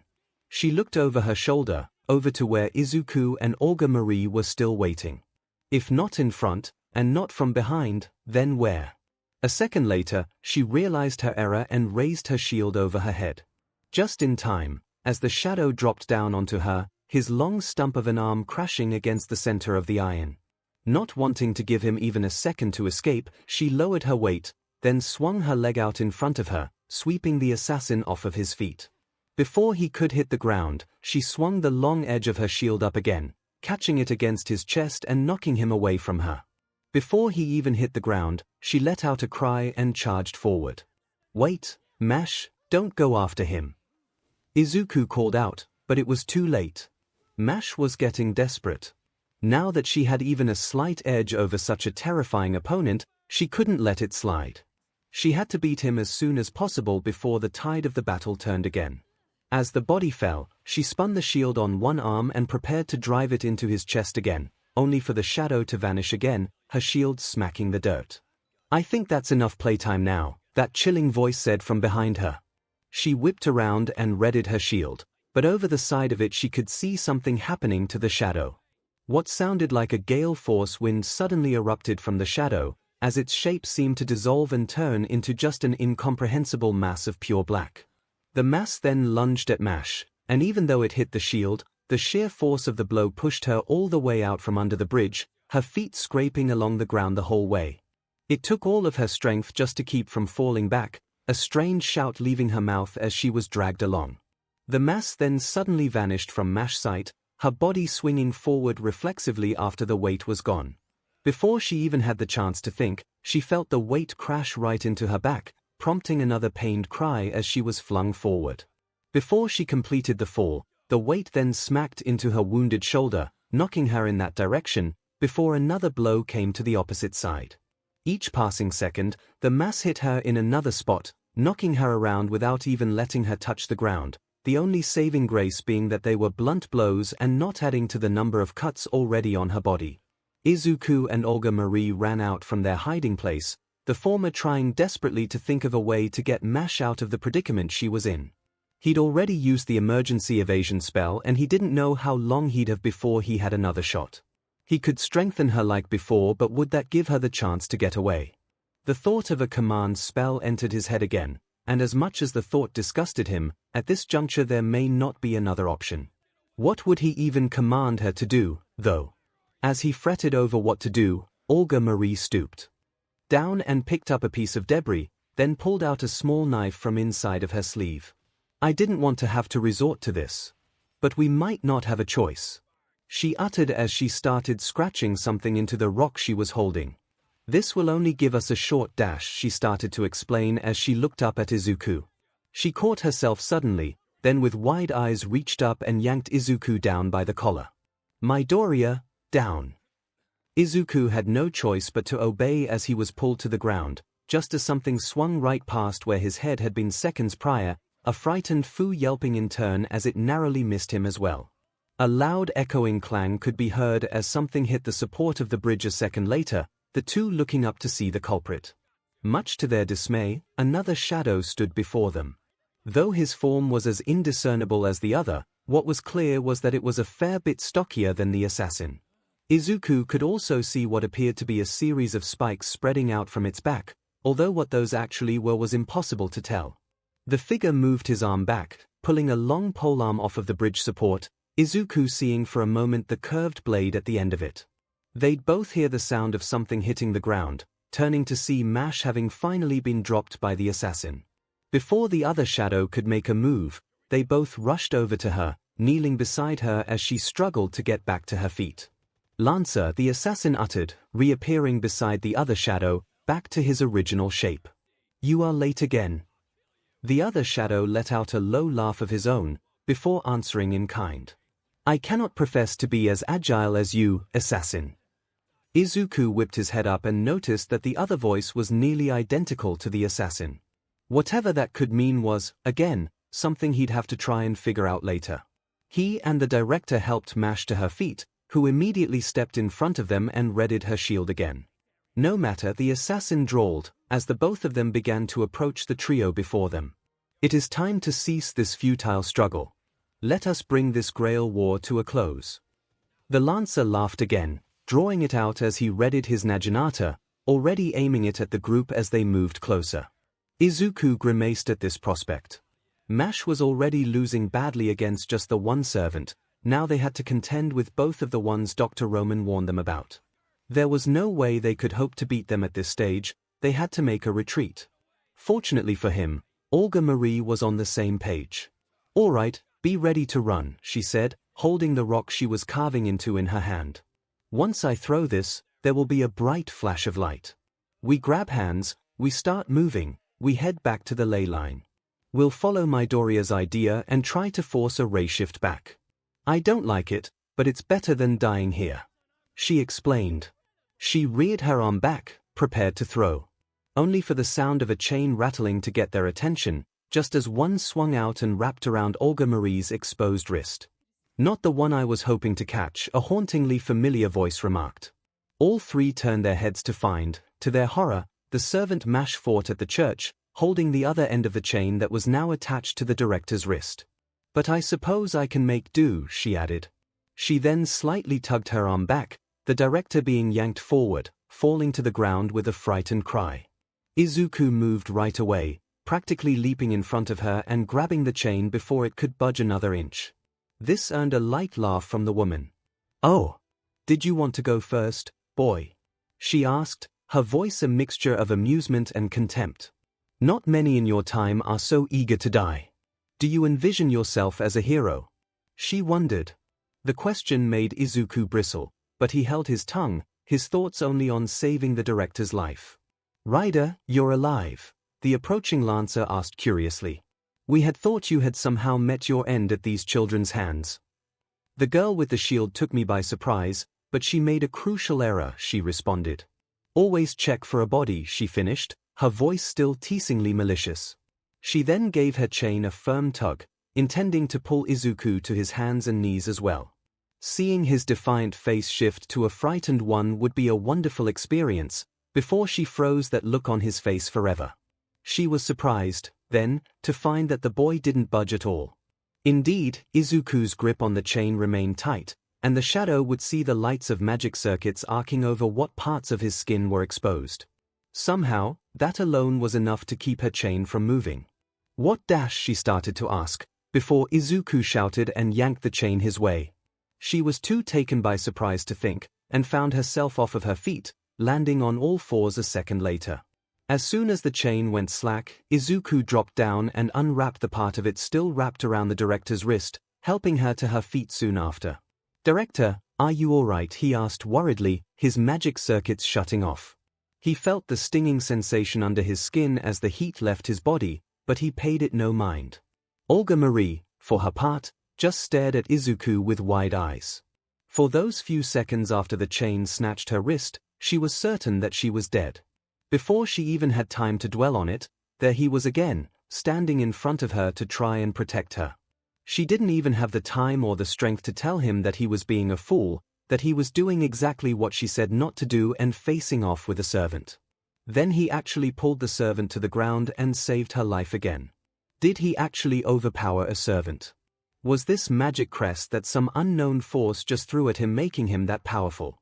No, it had to be a mistake. The servant must have just been caught off guard. Of course he was far more concerned with her than the ridiculous feat he just pulled off, because he was stupid like that. Not that she could find the means to answer him either way. Mash, for her part, had been frozen by the decision to either try to save the director or keep her guard up so the other two servants didn't attack them. When 𝐒𝐿 moved instead, her heart nearly stopped, yet somehow he was able to rescue the director. Of course he could do that, he was her amazing senpai. If only she hadn't locked up and forced him to put himself in harm's way. The chain rattled along the ground as the rider rose to her feet, pulling the weapon to her grasp again. "That was quite the embarrassing display, Rider," Lancer commented, drawing Mash's attention as she held up her shield again. "Shut up," Rider snarled back. 𝐒𝐿 handed Fu off to the director, then immediately stood in front of her, his arms raised in front of him in a rather sad attempt at a defensive stance. "I was hoping to get my revenge on that shield servant, but you're beginning to irritate me, boy," she warned, twirling one of the spikes at the end of the chain idly. "If you're that eager to die, I'll be happy to grant your wish." "Such is the fate of fools and heroes," the assassin added.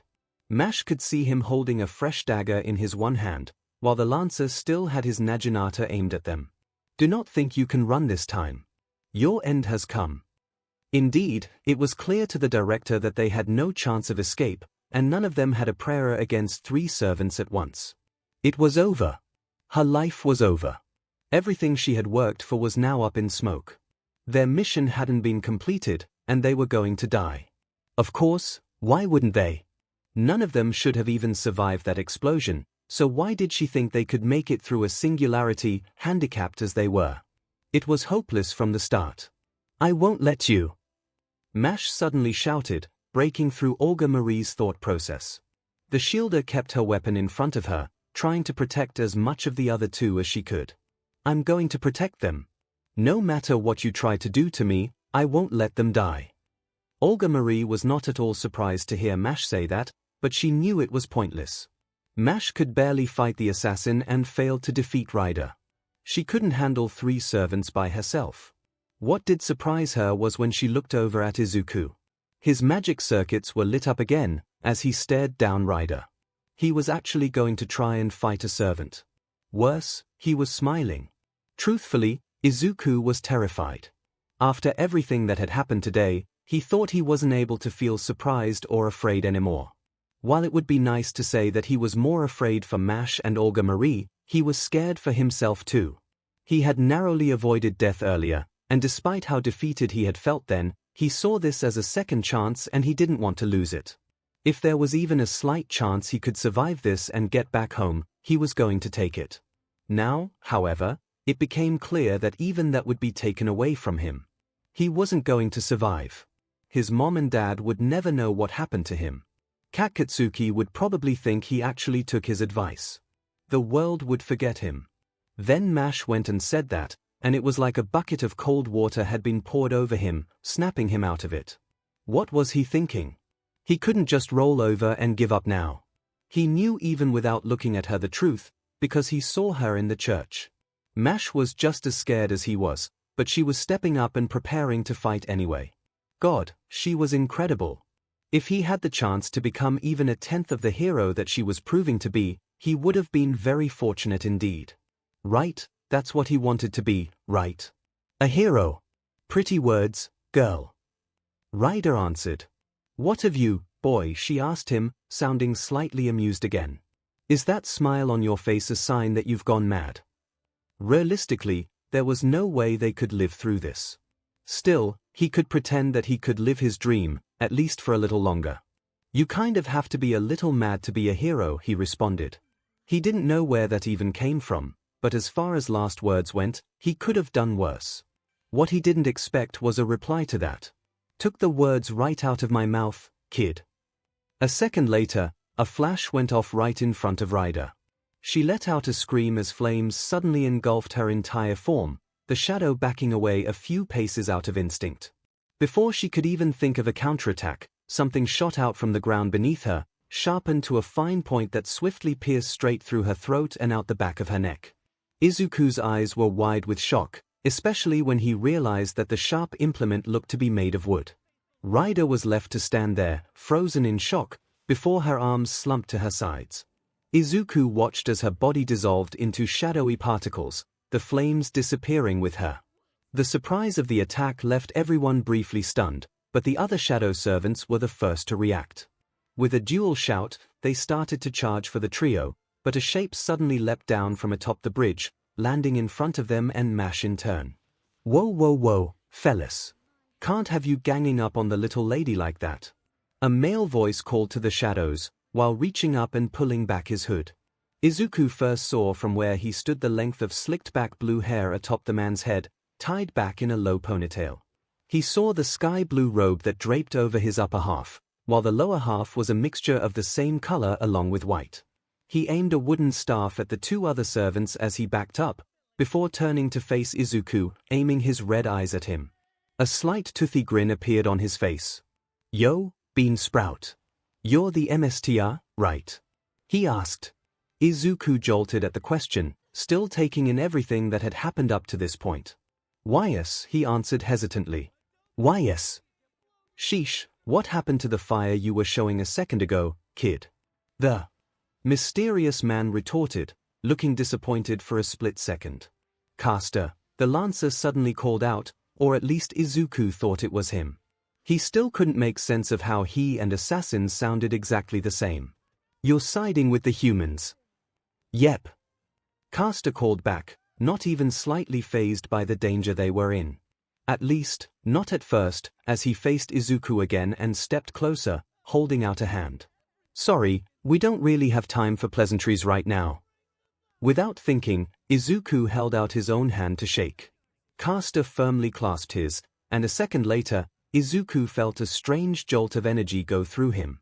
For a moment he wondered if this strange man had that old joy buzzer thing on his hand, but when he withdrew it he didn't see anything. There. The contract's only gonna last until this is over, but I'm in your care now. What? Came the response from both him and Olga Marie, But again there was no time to take this in. Having to come to terms with contracting with two servants at the same time would have to wait until if and when they survive this. Look alive, girly.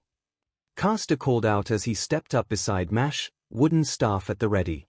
You said you weren't gonna let them die, right? Well, now's the time to prove it. Alright.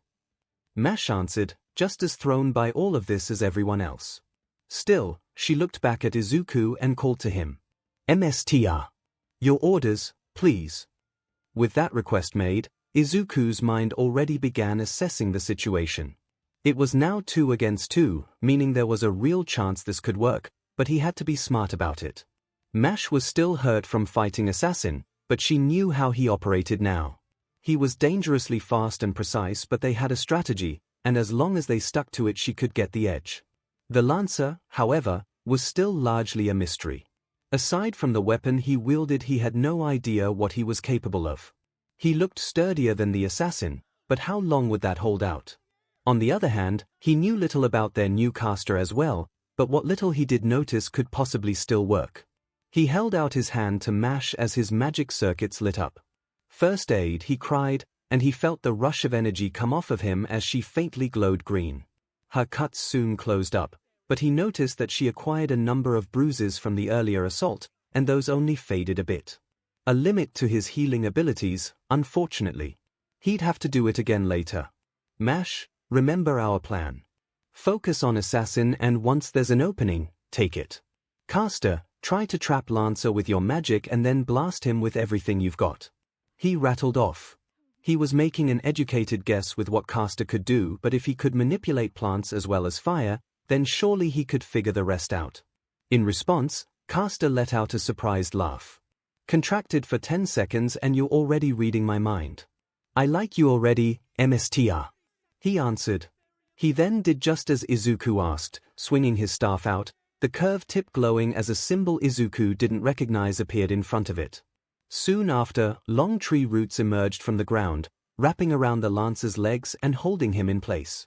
The Lancer let out a surprised shout, right before he was giving a fresh blast of fire right to his face. Meanwhile, Assassin was already rushing right at a charging Mash, starting to transform into that mass of black again. Prolong this as much as you like, it will end the same way, he warned, before the transformation was complete and he flew right at her. The mass hit the top of the shield and glanced off, but vanished before she could do anything. A fresher Mash was able to hold her ground and avoid getting blasted away by the attack, but she knew she had to act fast. She spun around behind her as the mass reappeared there, smacking against the shield again, before vanishing once more. Trying to predict where he'd appear next, she swung her shield out to her right, but unfortunately the mass came in from her left and landed another hard blow, knocking her aside. She managed to land on her feet this time, but it was only going to be a matter of time before he came in for another hit. Mash, lay low and hold your shield up. Izuku shouted. That should protect her enough to buy them a bit more time.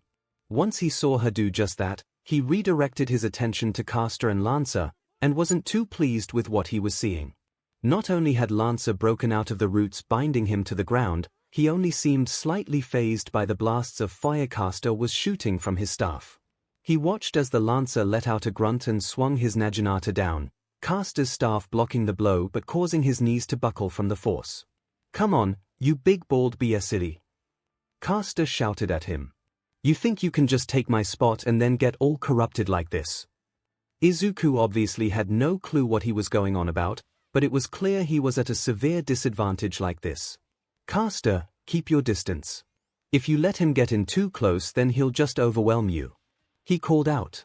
Easier said than done. Caster started to retort, but was cut off when Lancer swung a fist right into his gut, forcing the wind out of him and knocking him back a few meters. He gave a short cough, trying to catch his breath again, only to see the Lancer starting to approach again. Right, okay, got it, he coughed out, then raised his staff again. More roots started to grow from the ground, thorns poking out from the bark that encased them, grazing the Lancer's legs as he moved forward. If you think delaying me will make any difference, he started to say, only for Caster's staff to glow again. The roots then went ablaze, the flames already burning the Lancer's legs, as smoke swiftly rose to block his sight and make it harder to breathe. At least, in theory, as he was still stomping closer to Caster after a moment's pause. "All you are doing is making me dash," he started again, only to feel something pierce into his chest, stopping his momentum once again. He looked down to see a long wooden spike sticking out of it, his eyes following it until he saw Caster peeking through the smoke, the end of his staff having extended into a long point. "Quit talking so much and fight, prick," Caster taunted. He'd soon come to regret that, as Lancer reached behind his back to grab one of the spikes sticking out of it, only to hurl it like a lance, appropriately enough. Caster deftly sidestepped the throw, but it got the point across, as he withdrew his own weapon and started circling around, as Lancer broke through the smoke to further pursue. What little Izuku could observe from that exchange told him that Lancer was incredibly durable, something that was easy enough to guess, and that he didn't just have the one polearm at his disposal. Meaning that Caster could only keep his distance for so long before Lancer would neutralize that advantage he had. Izuku was also starting to have trouble dividing his attention between two separate fights, as he focused on Mash again to find her still pinned down by the assassin, who wasn't able to get through her defenses, but wasn't giving her any room to escape as he kept diving and slamming against her shield. "You cannot hide forever," the assassin declared. Izuku remembered how their previous encounter went. Had the spell he used recharged? If not, then he could end up drawing attention to himself, but he still had to try. He held out his hand towards Mash again, his magic circuits activating. Emergency evasion. Just like before, time slowed to a crawl for Mash, allowing her to peek past the shield that she was holding over her entire body. Again, Assassin was falling down at her in slow motion, giving her the chance to spring to her feet and back away. Assassin once more landed in the dirt in front of her, but this time she was already up and swinging her shield in a downwards arc. The long edge crashed against the side of Assassin's head, dropping him face first into the ground with a heavy thud. He started to lift his head again, only for Mash to bring the shield down again to keep him there. Izuku was thankful that the plan worked, and redirected his attention to the other fight. Sure enough, Lancer had closed the distance on Caster, swinging both his polearm and weight. Was that a sword? Were all of those spikes on his back different weapons? Caster was doing his best to jump back and keep away, but every time he got a bit too far away, Lancer would suddenly leap forward and swing another weapon from his seemingly never-ending collection. Caster was dodging most of the attacks, but one or two good hits could take him out of it. As Izuku mulled this over, Caster suddenly leapt a good 10 meters away from Lancer. He swung his staff again as a series of roots shot out from the ground around him, all of them sharpening to points and piercing into Lancer's chest. The shadow let out a startled shout, but that transitioned into a frustrated growl. He swung his main Naginata up, the blade slicing through the roots in one clean swipe, but leaving the sharpened point sticking into the Lancer's chest. Undeterred by this, he resumed charging at Caster, already swinging another sword that he had to quickly dodge. What the shadow didn't realize was that this made a metaphorical light bulb go off for Izuku. He glanced over at Mash, who was still battering Assassin with her shield, then back to Caster, then cupped his hands near his mouth and called out, "Mash! Caster! Group up!" Both servants looked over at him after he said this, confusion flitting across their faces for a moment. That moment passed quickly, and they both disengaged from their respective battles, running towards one another. Once they drew closer to Izuku and the director, they spun and faced the enemies. Assassin vanished again, only to reappear in the air, already diving at Mash once more. Lancer was charging full force at Caster, a roar of anger leaving his throat. Before either of them could meet their targets, however. "Now! SWCH!" Izuku shouted. Both servants' eyes lit up as they realized what the plan was, and did exactly as he ordered. Caster dove past Mash's back to reach her opposite side, pointing his staff out and firing off another blast of fire. The shot hit Assassin right in the chest, his entire body soon being engulfed in fire as he yelled and fell to the ground. Mash wove in the other direction, holding up her shield to block Lancer's swing, the blade of the Naginata clashing against the center and letting out another thunderous ring of metal against metal. Unlike Caster, however, Mash felt the impact but was barely fazed by it. She pushed her shield upwards, forcing the Naginata away, then swung the long edge of the shield into Lancer's face. He reeled back from the blow, but only for a moment. That moment was crucial, however, as 𝐼's eyes glanced at the pieces of wood still sticking into Lance's chest. Lancer swung another weapon down at her, but her shield clashed against it in another swing. Spinning her shield on one arm, she moved the edge forward, crashing it against Lancer's throat. He staggered back from the blow, forcing him into a coughing fit, giving 𝐼 her window of opportunity. Putting her shield directly in front of her, she dove forward, forcing her full weight against it. The shield smashed against Lance's chest, and in doing so, forced all of the protruding roots deeper into his body, to the point that they went right through his back, earning a loud roar of agony from him.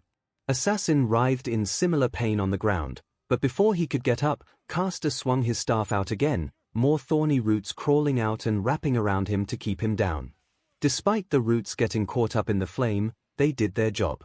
With Assassin unable to escape, he let out a yell of frustration, anguish, and pain all in one, and before long the flames overtook him, his body dissolving into nothing.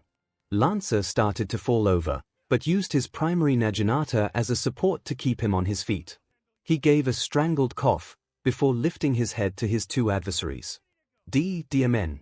You," he uttered. To which of them he spoke remained unclear.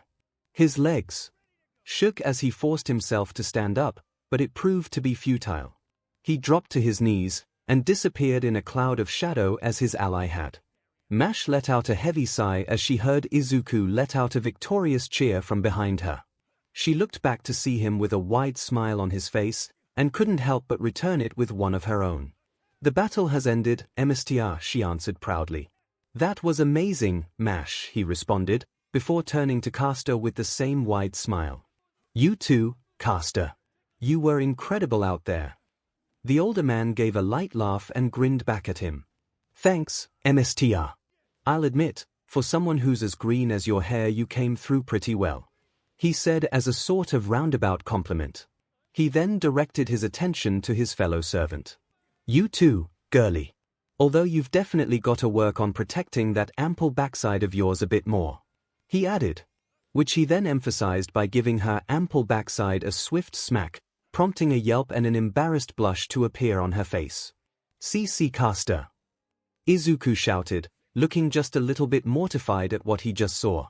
"Tish, that was totally uncalled for," he protested. "Hey," Caster answered, looking confused at the remark. He looked over at the still embarrassed 𝐼, then back to his new MSTR, before pointing at the former. "What?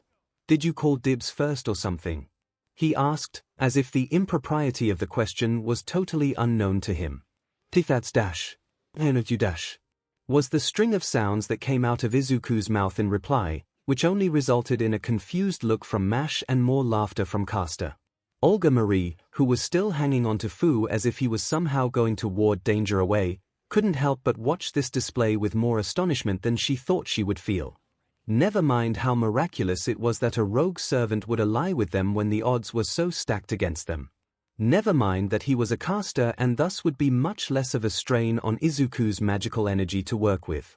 Never mind that they actually pulled it off, and indeed despite his lack of experience Izuku's quick thinking had saved them again.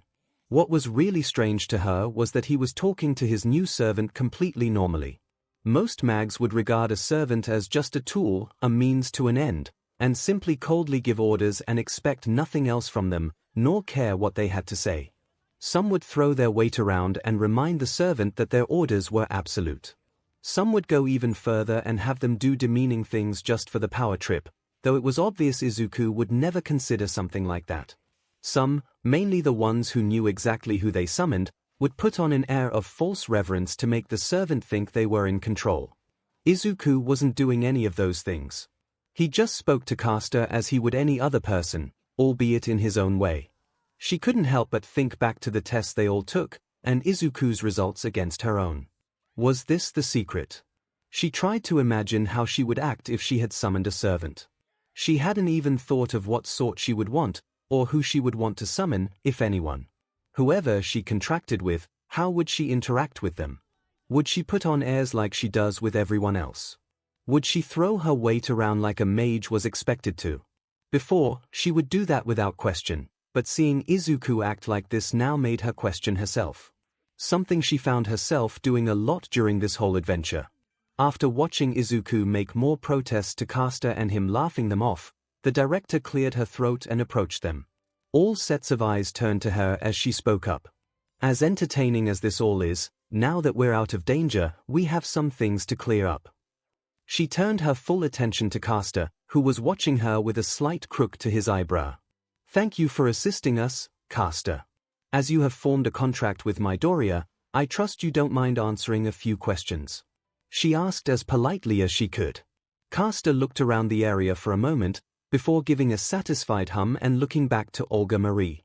Well, it looks like we're in the clear for now, so yeah, I can do that, he acquiesced. So then you'll tell us just what went wrong with this Grail War, she continued. Caster grimaced at first, his earlier confidence diminishing a bit. Right to the point, here he commented. Unfortunately, I only know so much. Basically, something went wrong with Saber. She suddenly started acting completely differently to how she was at the start of the war. After that, it all went to hell in a handbasket. She started taking out servants left and right, without any regard for the rules put in place. To make things worse, anyone that she killed got right back up as her minion. That's why those servants looked the way they did. He explained. He spread his arms out to gesture to the state of the environment around them, from the smoke blotting out the sky, to the flames still eating away at the buildings, to the rubble all over the place. Wasn't long before things got to this point, he concluded. This left the director with quite a bit to consider, but before she could, a disturbed Izuku spoke up. So, wait. If anyone she killed became a minion of hers, then the skeletons. The citizens of Fuyuki. Caster replied darkly. After seeing the horrified look on his MSTR's face, he quickly added, they have no consciousness. They're just bones stitched together by magic, given basic orders and left to wander around. The people have already been dead for a while, kid. It did little to comfort Izuku or Mash to hear that. Desecrating the dead wasn't something some could easily brush off. The knowledge that servants could consume human souls, as well, left them wondering if the people of Fuyuki really were at peace. What about the mediator? Olga Marie asked, thankfully getting them out of that train of thought. As soon as Saber started killing people out in the open, he should have organized the other MSTs and servants to focus on her. Yeah, he should have. Caster agreed bitterly. Which was probably why Saber took him out first. The director flinched, her teeth clenching at the answer. DMN, she thought that far ahead. Wait, the mediator had command seals left over from the previous war. Why didn't he use those to stop her? Hey, I already said I don't know all the details. Caster responded. All I know is that the priest was taken out and Saber started going on a rampage. I don't know what happened to her MSTR or anyone else, aside from the fact that my own MSTR got taken out some time ago. Since then I've just been trying to make it through this whole thing alive. Caster, are you the only servant left that isn't under Saber's control? Mash quietly asked. Got it in one, girly, he replied. I don't know how she managed to pull it off either. Berserker especially is a real monster this time around. But I guess having every other servant and an army of cannon fodder on your side helps. The director was still mulling all of this information over, when her own eyes lit up in realization. I see. So that's why you suddenly jumped in to help us. She remarked. Saber can't win the war or the Holy Grail until she defeats you. Without her MSTR, you aren't fighting at your full strength. So when you saw a few living humans and a servant, you saw an opportunity. Now you have a chance to turn this around in your favor. Izuku tensed a bit at Olga Marie's rather cold assumption and hurriedly spoke up. Director, I don't think he was only acting in his self-interest in Dash. No, she's nailed it. Caster interrupted, drawing a shocked look from Izuku. It's a give-and-take situation, you know. I save you, you guys help me win, you can go back home safe and sound, I don't end up as Saber's SLV, and this city doesn't end up even worse off than it already is. I mean, I don't know what she'd wish for, but it can't be good, right? This earned assenting nods from both Mash and the director. Caster looked over at Izuku, who surprisingly still looked a bit stunned and almost disappointed by the revelation he just made. What? Look, kid, I'm not exactly in peak physical condition like this. If I'd been summoned as a lancer, yeah, I'd be tearing it up, but as a caster I got to pick and choose my battles. And if I'm being honest, I'm not even really in this for the grail anymore. I don't know what, but just the fact that you guys are here means something isn't right with this. I just want to put a stop to all of this and go back to the throne, really. He clarified. Izuku had to admit to himself that caster had a point. It was a bit disillusioning to find that he wasn't being altruistic when he helped them, but he supposed he should let that go. He opened his mouth to say something, but the director spoke first. Just a moment. You may have saved our lives, and we are obviously grateful for that, but you must understand that we can't fully trust you. Both Izuku and Mash stared at Olga Marie with surprised expressions, the latter quick to speak up. Director, isn't that a bit too rude? I'm only being pragmatic about this, Mash, she responded. He is still a participant in this Holy Grail war. Even if we take everything he says at face value, we still don't know what his true intentions are. He may just as well abandon us if it suits him. That isn't taking into account if he has been completely truthful with us. Izuku winced at the summation that the director made, even if there was some truth to it. More surprising was how he saw caster nodding after she was finished. It does make sense, I'll give you that, he admitted. Izuku looked between caster and the director, now not totally sure what to think. Olga Marie, for her part, now regarded him with a careful expression. For a moment, she simply stared, studying him for some unclear reason. After this, she looked away and seemed to grumble under her breath. Midoriya, she began, her voice forcefully neutral. He's contracted with you, and you are his MSTR. So I'll leave the decision to you. Whether we trust him and work with him, or cut him loose and continue on our own. She paused, then sighed as she began unconsciously twirling one of her braided hair strands around her finger. I trust you'll make the right call. That was definitely a surprise, considering how hard the director had been on him up until this point. He mostly expected her to make a decision and he'd have to talk her down from it. Now that it was on him, he had to give this careful thought so as to not let her down. He regarded caster with a studying expression of his own, trying to think of how to approach this. He was definitely a huge help, and without him they'd all definitely be dead. Even if he wasn't at his best, just having someone who could attack from a distance would be a huge load off of Mash's back. While he did want to believe that he was just as much a hero as someone like him should be, however, he couldn't completely deny the director's viewpoint either.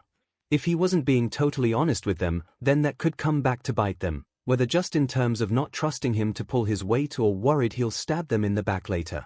Plus he was still a bit miffed at caster slapping Mash's rear like that. A few seconds passed as caster waited for Izuku's response. Once he seemed to finish thinking, he held up a single finger. One condition, he declared. Caster nodded, finding that reasonable. Name it, he said. Hopefully he didn't try to waste a command seal enforcing whatever he was going to ask. Izuku moved his hand and placed it on his own chest. My name is Midoriya Izuku, he said, introducing himself as he normally would. He moved his hand to gesture to Mash, who looked a little confused about where this was going. This is Mash Kirilight. Then to the director, who was likewise unsure of what was happening. This is Director Olga Marie Animusphere. We're all members of the security organization Chaldea. Once he finished, he then held out the hand for caster to shake. Could you tell us your name? Caster looked down at the extended hand, then up at Izuku's face, an eyebrow raised to accompany his uncertain expression. Kid, you get that a Grail war means I can't just throw around my true name whenever I want, right? He asked. This earned a nod from Izuku. I know. But if we're going to be working together, we need to trust each other. So you can trust me to keep that much a secret, right? He questioned. Caster seemed to ponder this for a moment, before his lips curled into a slight smirk. You got me there. All right, let's make this official then. He answered. He then took Izuku's hand and gave it a firm shake, careful not to squeeze too hard and hurt him. Servant, Caster. My true name is 𝐒𝐬𝐴, the Child of Light. His smirk widened into a grin after his introduction was done, finishing with, nice to properly meet you, 𝐿𝐿. What the servant didn't expect was for Izuku to now be looking at him with eyes so wide they threatened to pop right out of his head, and his mouth to be hanging open, as a strange choking sound was leaving his throat. Kid?" he asked, starting to sound worried. "You all right there?" Izuku's jaw clicked shut, but clearly he was far from all right, as he fell into a long stammering mess after the fact. 𝐶𝐶𝐶𝐶𝐶𝐬𝐿. th the 𝐒𝐬𝐿. th the hero of Ulster. I can't believe it's really oh my god I'm shaking 𝐒𝐬𝐿. That was definitely a twist, one that took not only the caster by surprise, but both MASH and the director, who were all looking at Izuku with the same baffled expression. "Wait, you actually know who I am?" 𝐒𝐬𝐿 asked. "Not many people outside of my homeland talk about me all that much." "Oh, of course I know about you," Izuku shouted, letting go of 𝐒𝐬𝐿's hand while waving his arms animatedly. "You trained with 𝐒𝐻𝐻 in the Land of Shadows. You took on the army of Connacht almost single-handedly. You ate, that's why you mentioned wanting to be a lancer. You would have had the 𝐔𝐬𝐽. "Exactly," 𝐒𝐬𝐿 responded, now more than pleased someone actually got what he was going through. "I mean, sure, I learned how to use the primordial runes from my teacher, but they're not exactly my specialty, you know. Let me tell why, I'm really missing that thing right now." The mention of him knowing about runes got Olga Marie's attention, but before she could think to ask, Izuku surprised her yet again by pulling a notebook seemingly out of nowhere and holding it out for 𝐒𝐬𝐿. I know this is really sudden, but is there any chance I could get your autograph?" he nervously asked. There was a brief period of silence, as just about everyone present couldn't believe what they just heard. 𝐒𝐬𝐿 soon burst out into laughter, holding his side as the mirth overtook him. "Ay wow," he uttered between laughs. "Okay, I don't exactly remember my other summonings, but this has got to be a first. I can't imagine any of my other MSTs would have asked for my autograph." Izuku's eager smile started to fizzle a bit at this, and he started to retract the notebook. "Alright, yeah, of course. That is kind of silly," he admitted, but 𝐒𝐬𝐿 suddenly grabbed the book before he could completely take it away. Whoa now. I didn't say I wouldn't do it," he replied, still grinning widely at Izuku. "You just surprised me, that's all. Come here, I'll gladly sign this for you." This brought the joyous expression back to Izuku's face, and he happily stepped closer to open the book for him. Sure, he ended up signing in some language he couldn't understand, but he still got an autograph from a legendary hero. While MASH watched this exchange with a soft smile on her face, finding how quickly Izuku swayed to such a happy expression endearing, Olga Marie was again left baffled by it. Izuku was now talking to 𝐒𝐬𝐿 in a different way, but it wasn't the false reverence she thought of before. This was very genuine. Izuku really admired 𝐒𝐬𝐿 with such wide-eyed innocence that it was almost blinding to look at. Not that a figure of his stature wasn't admirable to begin with, but this was like he was meeting an idol of his for the first time. Maybe there was something to that assessment about his abilities after all. Maybe he really was going to be a great MSTR. She'd just have to wait and see. Crystallization of a wish when Olga Marie realized that Izuku's secret of being a good MSTR was to treat his servants with respect and admiration. She had figured that would be the extent of it. As she understood that Izuku was the type to admire heroes of all shapes, given the state of the world right now, most people outside of mage society did, she had assumed that the shock of meeting someone like 𝐒𝐬𝐿 would wear off. She was soon shown to be very mistaken. What about the Land of Shadows? What was it like to be in there? Izuku excitedly asked. Cold, dismal, miserable, cold, wet, musty, cold, dark, empty, and did I mention it was cold? 𝐒𝐬𝐿 dryly answered. Ever since they had resumed their trek towards whatever destination 𝐒𝐬𝐿 had in mind, Izuku had been bombarding the Child of Light with questions. Questions about his life, his interactions with other heroes, the feats he had accomplished. It was almost never-ending. He kept up that wide-eyed excitable expression the whole time, too. It was utterly bizarre to watch, and she found her patience growing thinner and thinner as time went on. At least they weren't running into too many problems on the way. At worst they would find more skeletons, and at this point the combined forces of MASH and 𝐒𝐬𝐿 could wipe them out with ease. What about 𝐔𝐬𝐽? He pressed on. What was she like? An absolute witch of a woman. 𝐒𝐬𝐽𝐽 answered, before a shiver went through his body. He looked to Izuku, and for a moment the boy saw unmistakable fear in his eyes. Pray to whatever god you follow that you never meet her, Bean Sprout. She won't kill you, she'll just put you through your paces so hard you'll wish you were dead. Far from being afraid of this warning, Izuku looked more confused than anything. But didn't she teach you almost everything you know about warfare? Such as fighting with the 𝐔𝐬𝐽𝐽, or how to use those runes? He questioned.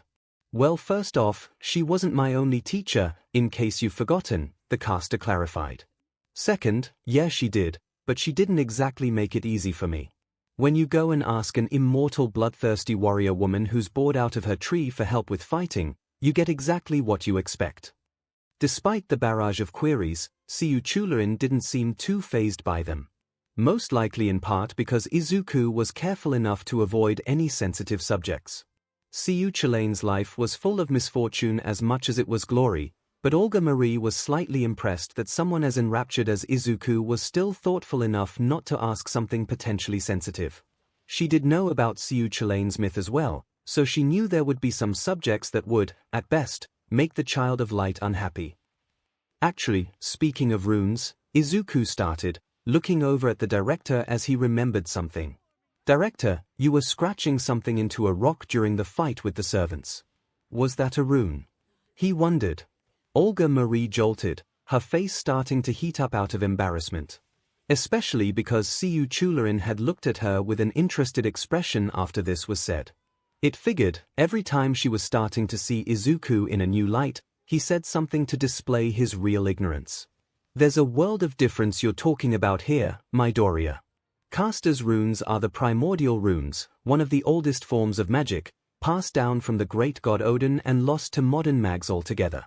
The runes I use are practically chicken scratchings in comparison to that. She exclaimed. Izuku was naturally flustered after that outburst, but for once it ended quickly, because he went back to jotting this information down on a notepad he had on hand. Seriously, where was he keeping those? I have to admit, I am a bit curious about how rune magic has changed over the eons. Not that I was ever the best at them myself, but it would be interesting to learn something new.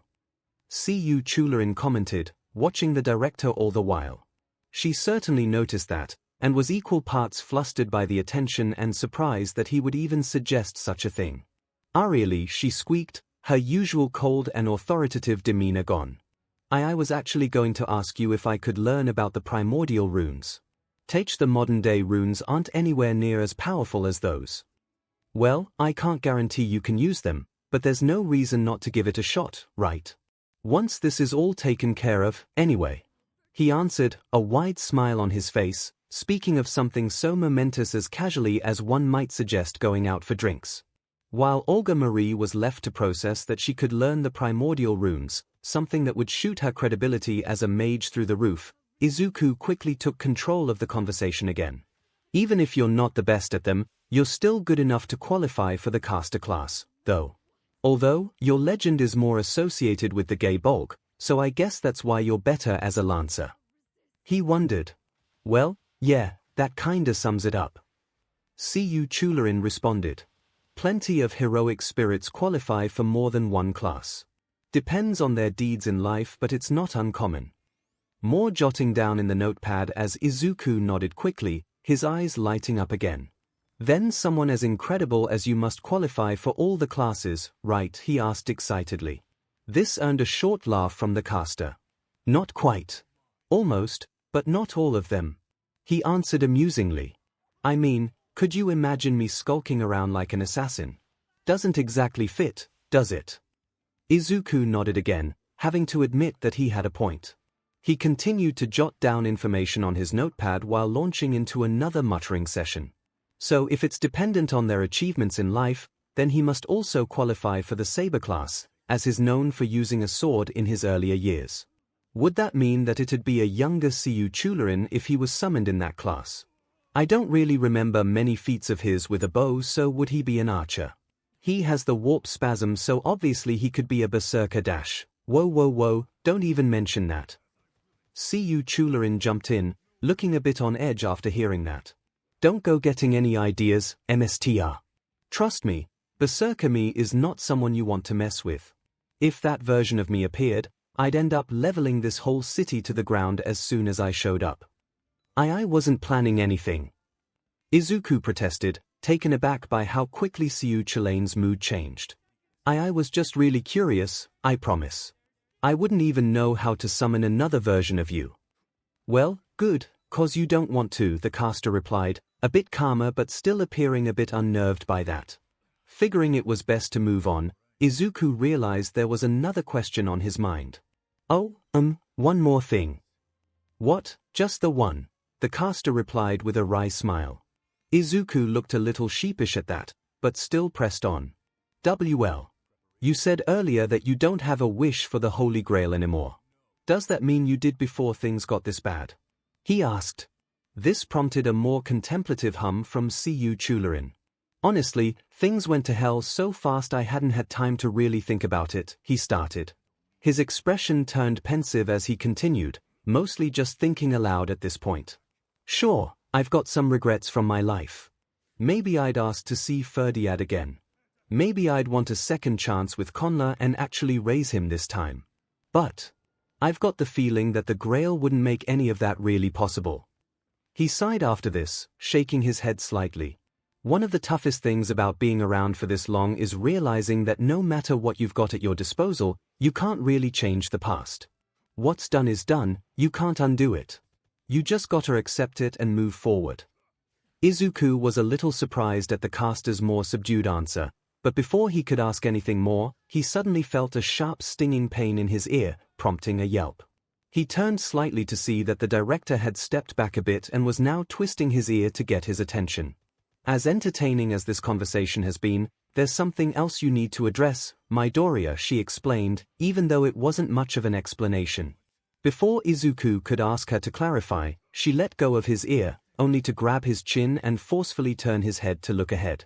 At the front of the group was Mash, who had been noticeably quiet this entire time. Her intended job was to act as the primary line of defense if they ran into danger, as was to be expected. However, she had a clearly troubled look on her face, her eyes aimed down as they walked, her mouth fixed in an uneasy frown. As you are her MSTR, whatever problems she has are your problems. Olga Marie clarified. So do something about this, she ordered. Not that she had to, as Izuku was already starting to fret over what could be on her mind. In fact, as soon as the director let him go, he nearly ran to Mash's side, worry very evident in his expression and his voice. Mash, is everything okay? He asked her, already suspecting what the answer was going to be. Oh. Mash initially responded, pulled out of a distracted state of mind by him. She quickly looked away, however, her mood not going away very easily. Sorry, senpai. I'll do better as the lookout, I didn't mean to lose focus. She said, admonishing herself for a perceived mistake. No, Mash, you're doing great, he quickly answered, trying his best to assuage her concerns. You've been a tremendous help this entire time, you have nothing to worry about. You don't have to be so nice, senpai. She replied, still in a self-admonishing frame of mind. I have learned a lot from you as far as how to fight, but I still can't use my noble phantasm. Mash, that really isn't a big dash, he started to say, but Mash cut him off. No, it is, she protested firmly. Without my ultimate skill, I'm not even fighting at half of my strength, but barely any strength at all, she continued, starting to get more visibly upset. After this, however, she looked to the ground again, becoming more subdued in demeanor. As it is, I may as well be labeled defective. Izuku flinched at that last remark, the word she used carrying just a bit too much self-loathing for his liking. Mash, please, he started to ask, but didn't know how to finish that request. What could he even say to help her here, when he still understood so little about what she was saying? Oh Mash, the voice of Dr. Roman crackled through the communicator, prompting Izuku to lift his wrist up so the hologram was visible. Your sense of responsibility is one of your best attributes, but I think Midoriya's on the right track. You've been doing a great job given the sudden circumstances, and you have nothing to admonish yourself for. He gently chided. Izuku nodded emphatically with what the doctor was saying, who continued. Besides, it's not like figuring out something like this can just happen in a day. What are you talking about? 𝐒𝐬𝐵 suddenly interrupted, drawing the attention of everyone else present. Doing crazy things like that is what heroic spirits are all about. Mash let out a heavy sigh, right back into that down mood that she had been in. The hologram of Dr. Roman did much the same. Olga Marie shook her head in disapproval. Izuku's hand smacked against his own forehead, as he muttered, 𝐒𝐬𝐵, that's not helping. Even Fu gave a displeased squeak from Izuku's shoulder. 𝐒𝐬𝐵, not at all helpfully, ignored all of this as he approached Mash. Though that does explain a few things, he remarked as he gave Mash a somewhat analytical stare. I got the feeling something was up during the fight against the shadows, but you not knowing your noble phantasm clears that up. Why don't you, though? He wondered. Mash began, but Olga Marie suddenly cleared her throat, getting everyone's attention again. Is a question like that really relevant to solving the problem, Caster? She asked, though Izuku noted she looked a bit nervous when she did. Which was strange. Why was she trying to avoid the subject of Mash's nature as a demi-servant now? 𝐒𝐬𝐵 either didn't notice or didn't particularly care, just offering a slight shrug. I guess not. Still. He looked back to Mash after saying this, the wheels turning in his head. He then adopted a slight smile and nodded, having made up his mind. All right, he declared, before reaching out and touching Mash's shoulder, prompting a light jolt of surprise from her. We're gonna have to make a slight detour, but I know just the thing to help you. He then started to lead her away, only to stop when he felt a hand grasp his wrist. He turned to see his newfound MSTR, now staring at him with a suspicious look in his eye, which he could only respond with a confused one. 𝐒𝐬𝐵, what exactly are your intentions here? He asked, with a bit of tension in his voice. Yes, I think I'd like to know that as well. Dr. Roman chimed in, sounding just as suspicious as Izuku. Here, the caster initially answered. He looked down at Mash, then at his hand on her shoulder, then back to Izuku. Wait, are you still mad about that? Yes, he and Dr. Roman answered, while Mash acquired a new blush across her cheeks. The ones on her face, of course, the red mark on her other set had faded long before now. Oh for dash.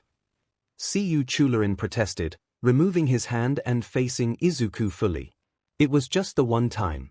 It wasn't like I groped her or anything. You kinda did, though. Dr. Roman flatly answered.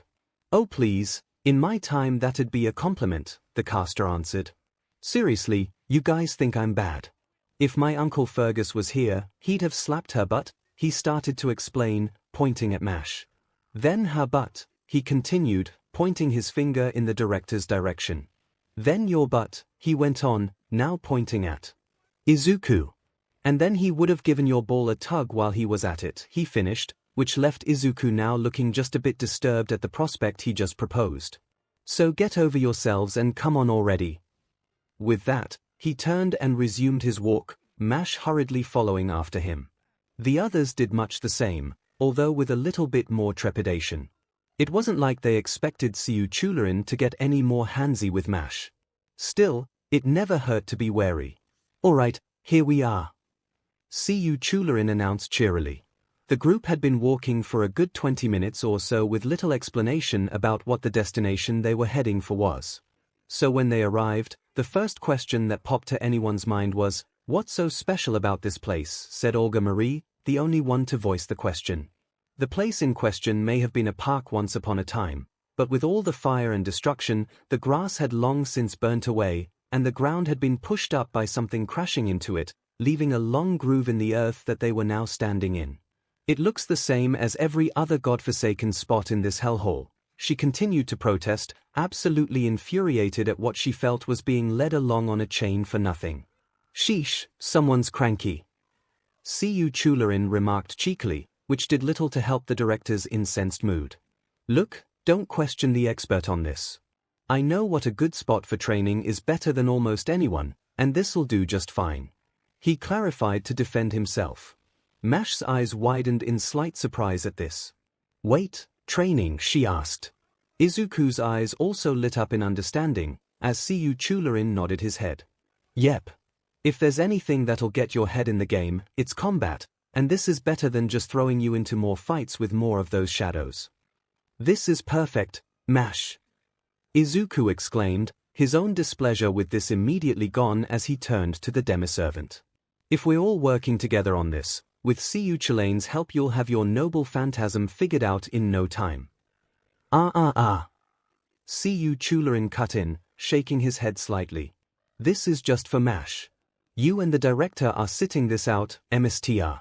He clarified, which earned confused looks from everyone else present. Wait, what? Izuku protested, as MASH looked about as terrified of the idea as he would expect. But I thought a servant needed a MSTR to fight. Well, they do work at their best with a MSTR, that is true. 𝐒𝐬𝐴 admitted. But a MSTR shouldn't be the one pulling most of the weight here. You've got to have some degree of fighting instinct before you can even get to that step, and yours is lacking. So we gotta get that sorted out, and from there, we can get your noble phantasm ready. He continued. Think of it like swimming in a pool, but wearing floaters on your arms. They might keep you from drowning, but if you don't take them off sooner or later, you won't actually learn how to swim. Izuku could understand the analogy well enough, but he had to note the oddity of a Celtic hero bringing up swimming in a pool with floaters as if that was a completely normal thing to say. He looked to MASH with a hesitant expression, and while she still looked nervous, she soon voiced her opinion on the matter. I think 𝐒𝐬𝐴 is right, senpai. She admitted. I don't want to make things more difficult for you, and I want to be a better servant. If I can accomplish that, then. She continued hesitantly, before forcing a more determined expression. Then I'll endure whatever I have to. Mesh, Izuku started to say, wanting to again tell her that she hadn't been a burden in any sense. He was stopped when he felt a hand on his shoulder, looking over to see Olga Marie lightly shaking her head. It was clear that trying to argue here wasn't going to work, and that MASH wanted to do this. Reluctantly, he let his concerns go, giving a short nod. All right. I'm sure you can do this, MASH. He affirmed, to which she responded with a confident smile.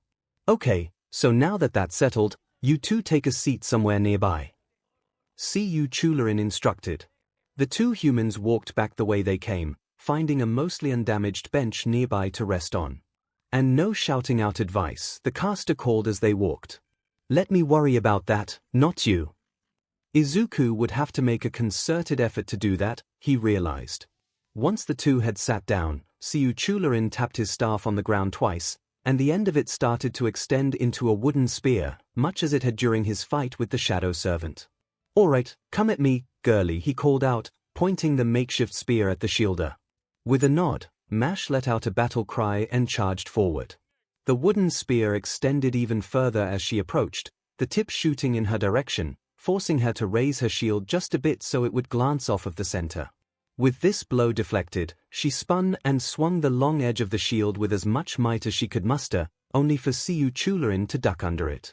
Too obvious, he called out, spinning and ramming the blunt end of his staff into her stomach. She let out a strained cough and stumbled back, holding her stomach as he straightened back up.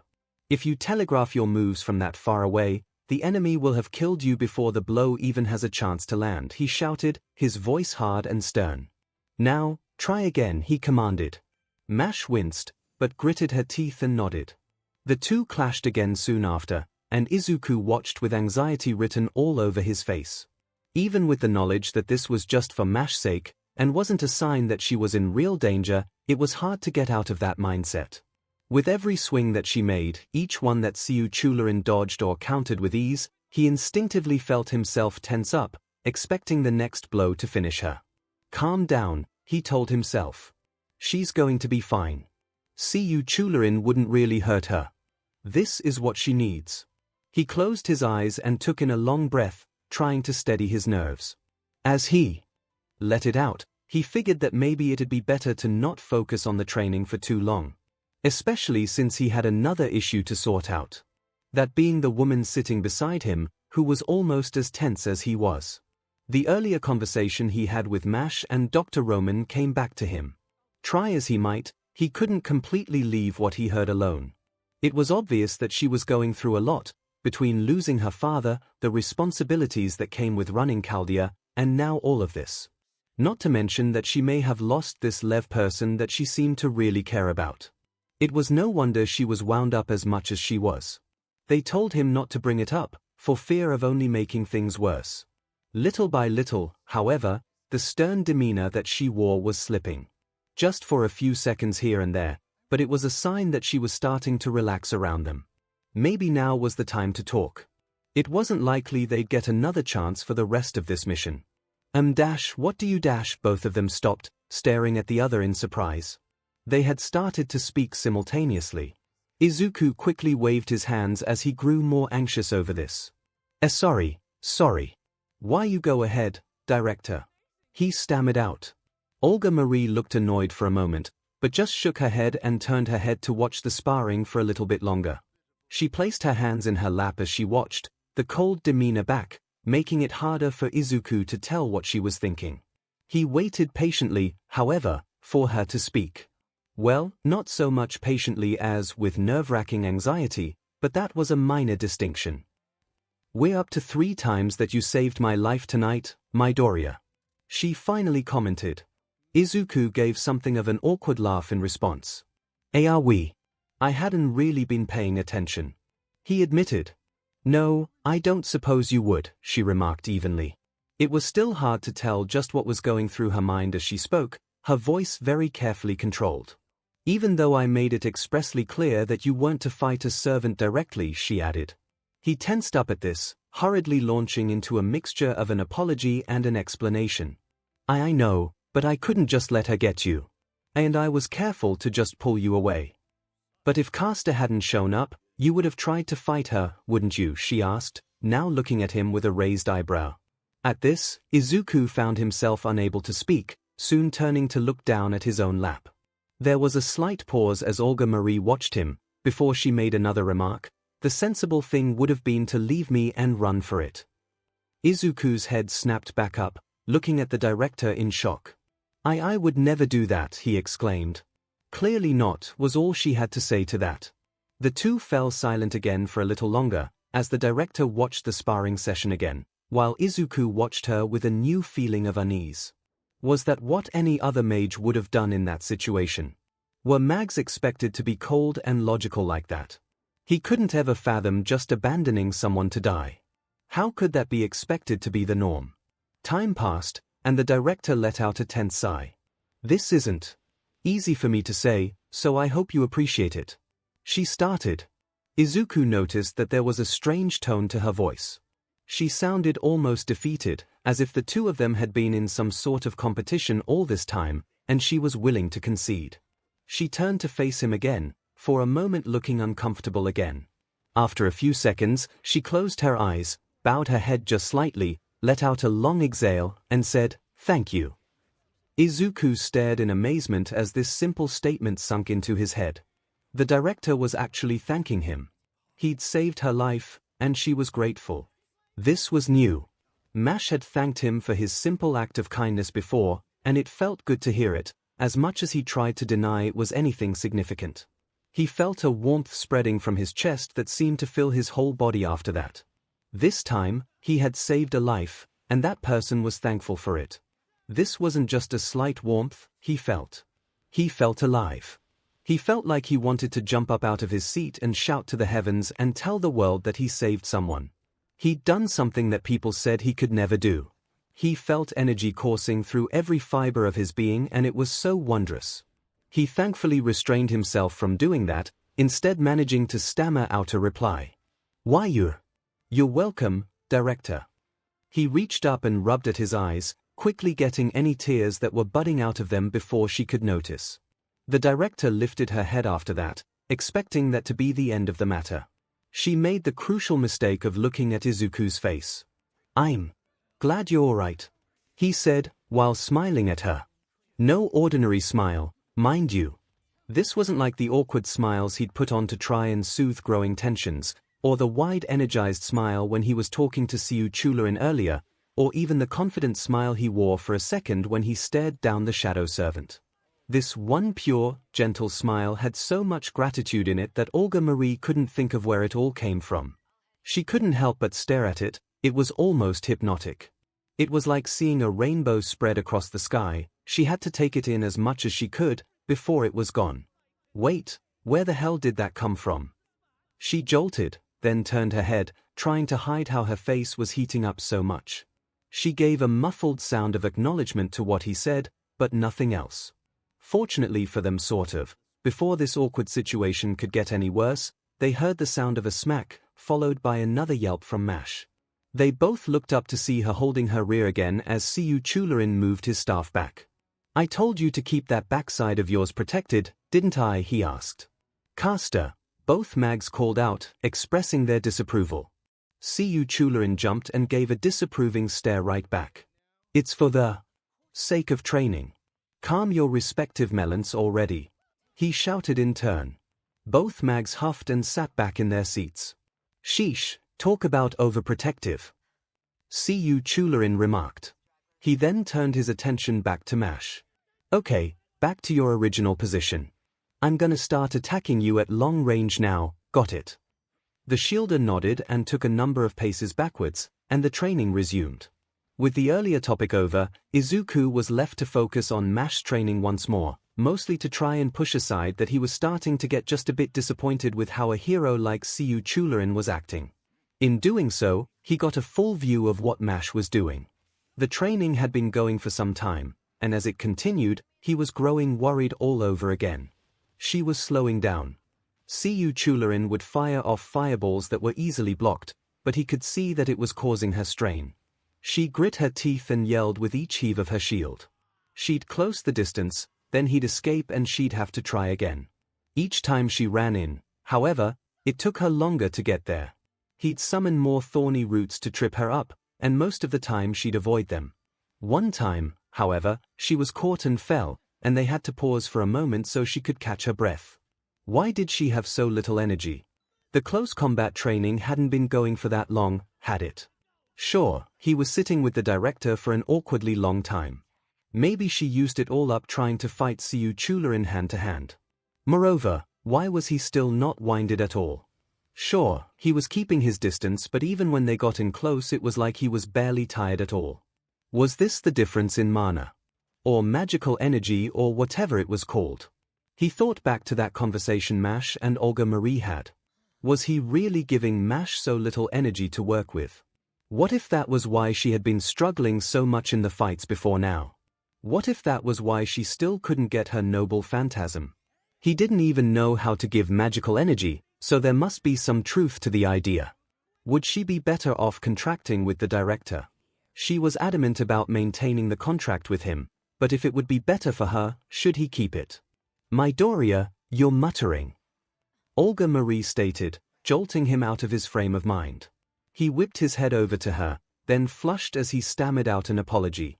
Sorry, I still kinda do that without thinking." The director wasn't fazed by this, having gotten used to this after the many hours they had been walking around, but her gaze still narrowed a little bit. "It's obvious that you've got something on your mind, Midoriya," she stated. So, out with it came the light demand. She was still a little thrown by what happened earlier, so she wasn't going to jump right into being authoritative yet. Despite himself, Izuku found that he was now looking at the command seals on his hand, still unused. Not that he ever would. Maybe that was part of the problem, though. He seemed to be the only one who still viewed them in a negative light. The director had said earlier that if a seal was used on something the servant already wanted to do, then it wasn't really forcing them to do anything. Still, the idea turned his stomach a bit, only confirming the thought budding in his mind. "Director," he quietly started. It wasn't going to go away. Maybe it was better just to say it. "How do you transfer a contract?" Olga Marie stared at him for a little longer after that, albeit with a more suspicious expression. "Why?" she asked, starting to have an idea of where this was going.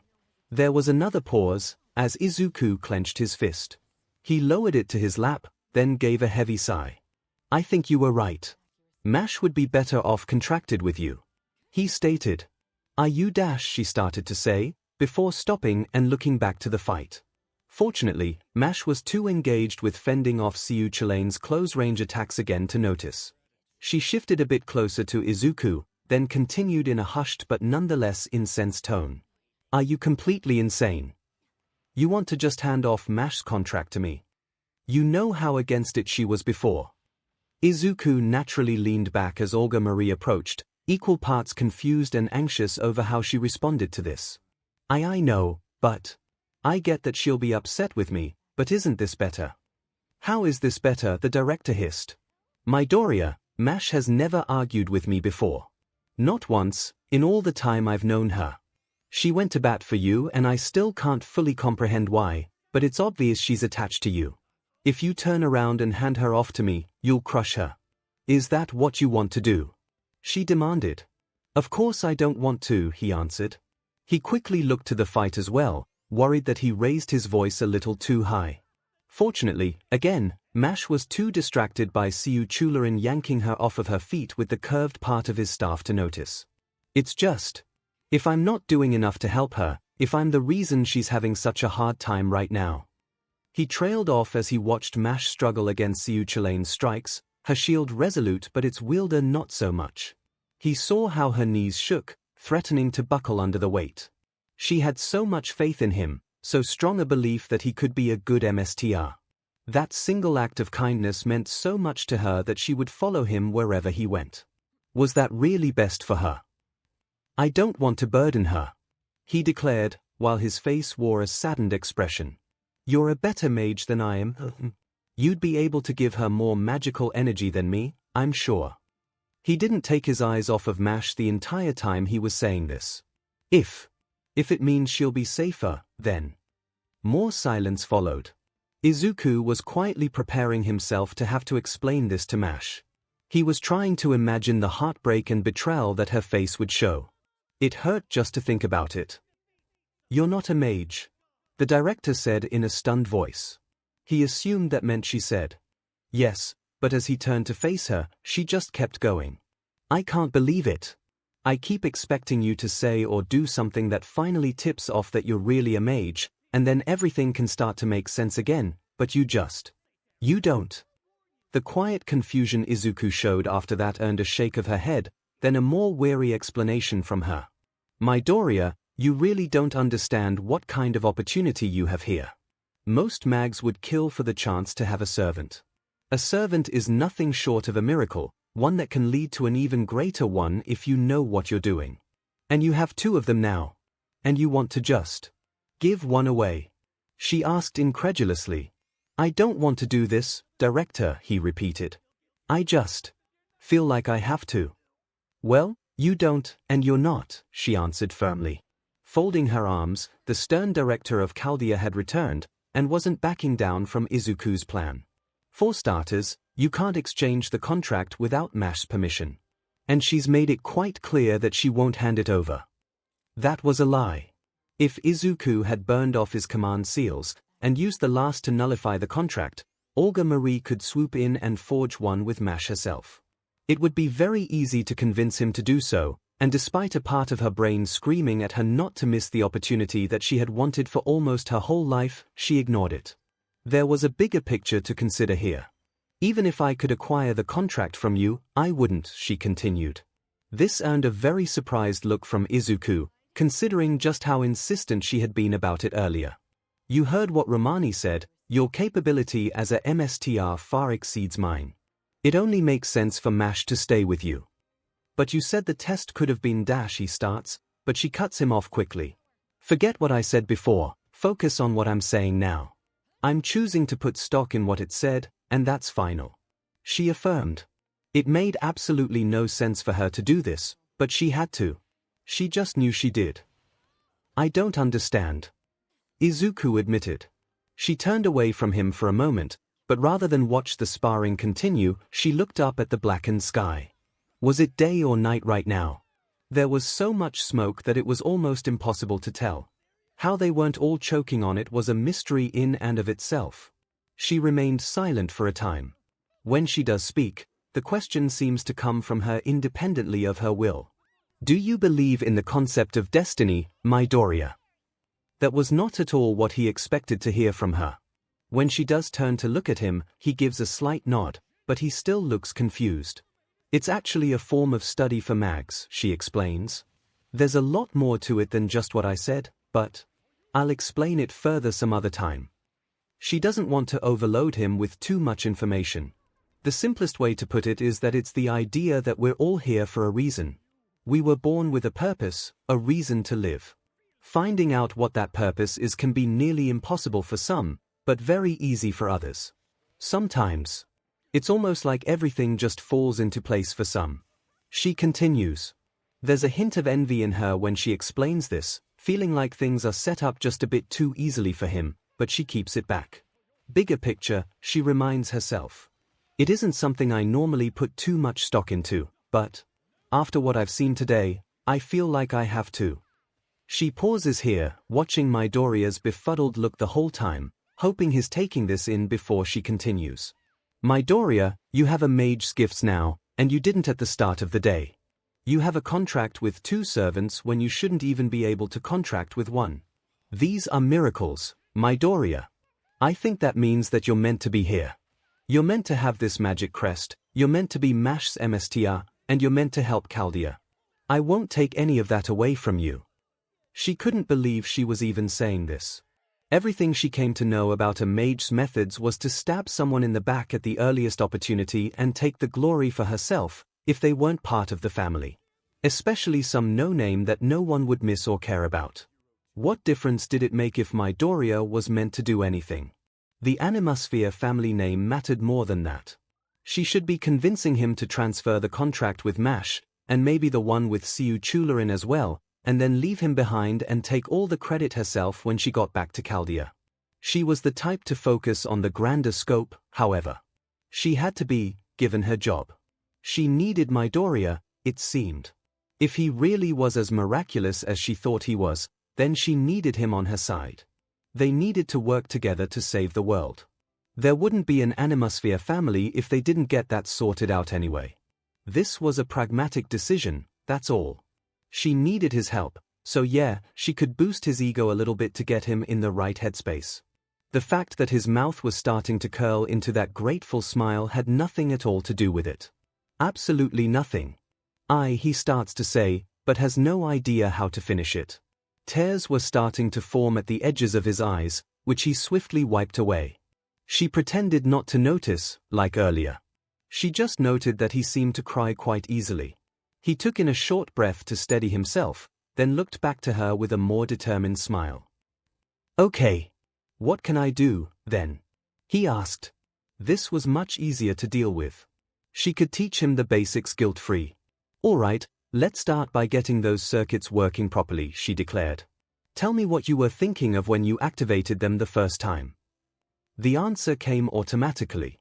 I was thinking that I needed to save you and Mash. Another pause, followed by Olga Marie turning her head away. Izuku heard her muttering, only catching something like "can't be real" from her, not that he understood the context. He was about to comment on her muttering, much as she did for him, but she turned to face him again and started over. Alright, that might be part of the problem. Mags usually need an image to activate their magic circuits, not a feeling.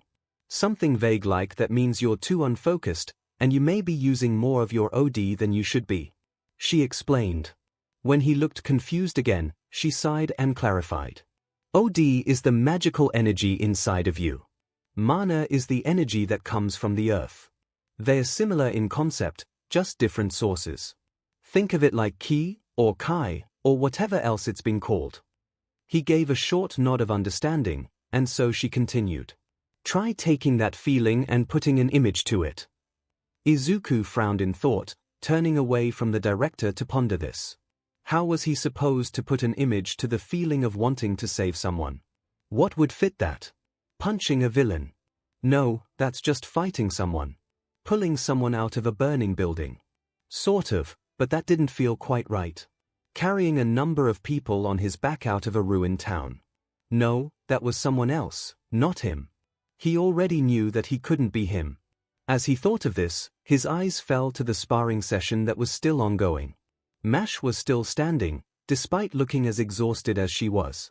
She still held her shield in front of her, enduring another blast of fire to it, keeping her stance as firm as possible. His eyes slowly widened. A shield. A shield could protect everyone, could save everyone. That was why she had it, to protect them, to save them. That was what he wanted to have. That was what he wanted to be. He pictures the image in his head. His standing in front of someone, a shield in front of him, protecting them against an oncoming storm. He feels the heat crawl up his arm. He looks down at his right hand, and he can see green lines of light crisscrossing along his skin, starting from the back of his hand. At the center of it he can see the vague shape of a circle, with 4 lines spreading out from it, each line then splintering off into more that form the circuits. "There you go," Olga Marie remarked, actually sounding excited for a moment, much to Izuku's surprise. Not that he wasn't excited too, especially since the activation this time barely hurt at all. He could still feel the heat rising under his skin, but only providing some mild discomfort this time. "That was faster than I expected, honestly. You thought of an image that fast?" She wondered. Izuku looked up at Mash once more, that grateful smile threatening to broach his face once again. "Yeah. I had a good source of inspiration," he admitted. Then Mash dropped down to her knees. Izuku's circuits deactivated as he stood up, worry covering his face as he saw her finally give out. He heard 𝐒𝐿𝐴 sigh and call out to him. "All right, 𝐒𝐿𝐴, get over here and check on her." Without missing a beat, he scooped Fu off of his shoulder and handed him off to Olga Marie. He then broke into a run, heading for where Mash was as she leaned against her shield. "Mash, are you all right?" he asked, dropping to his knees in turn once he arrived. He immediately reached out to her to help her up, and her hand clasped his arm without her even thinking about it. "Senpai," she whispered. "I'm sorry, I still don't." She got out, every word sounding like a struggle to get out. "It's all right, Mash," he replied, starting to help her to her feet. He heard 𝐒𝐿𝐴 give a disappointed click of his tongue, and looked up to see him watching them, his arms folded and a look of mild frustration on his face. "I thought I had this figured out," he murmured. "What am I missing here?" He looked to Izuku for a moment as Mash leaned on him, catching her breath. It was hard to tell, but to Izuku it looked like he was contemplating something. He then turned and started to walk away, his staff tapping on the ground every couple of paces, as if it helped him mull things over. "All right then," he suddenly said, as he came to a stop about a dozen meters away. He turned to face the two of them, and Izuku flinched at the sudden glare he was aiming at them. "Shielder," he stated, his voice a little bit fiercer. "I'm going to activate one of my noble phantasms. Use yours, or I'll kill MSTR." That got their attention in a hurry, with both Izuku and Mash staring at the caster with wide, terrified eyes. Did he really just say that? What the hell are you talking about?"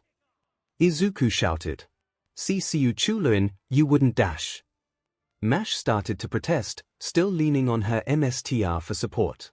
"Do I look like I'm playing girl?" the caster retorted. "I've tried being nice until now, but clearly it isn't working. So we're doing this. If you can't find a way to stop it, then you would have only slowed me down anyway."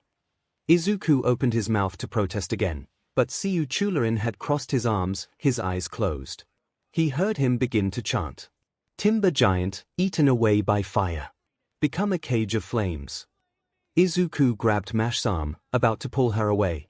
"Mash, come on, we have to run," he shouted. "Guys, hurry, he's going to start at any second now." Olga Marie cried out, just as panicked as them. Mash, for her part, couldn't budge. She could only watch as 𝐒𝐿𝐴 twirled his staff over his head, then pointed it at them. "Wicker Man." An explosion of fire erupted from behind the caster, smoke rising swiftly into the sky. From the flames, something rose up, far above the man's form. It moved up, up, up into the air, easily reaching 4 or even 5 stories high. The figure was made of wooden branches, bound and woven together into the vague shape of a man. In its chest was a door, leading into a cage for one to stand in. Flames already began to eat their way up its body. The Wicker Man. The famed method of sacrifice for ancient cults. It was moving and it was burning and it was coming for them right now.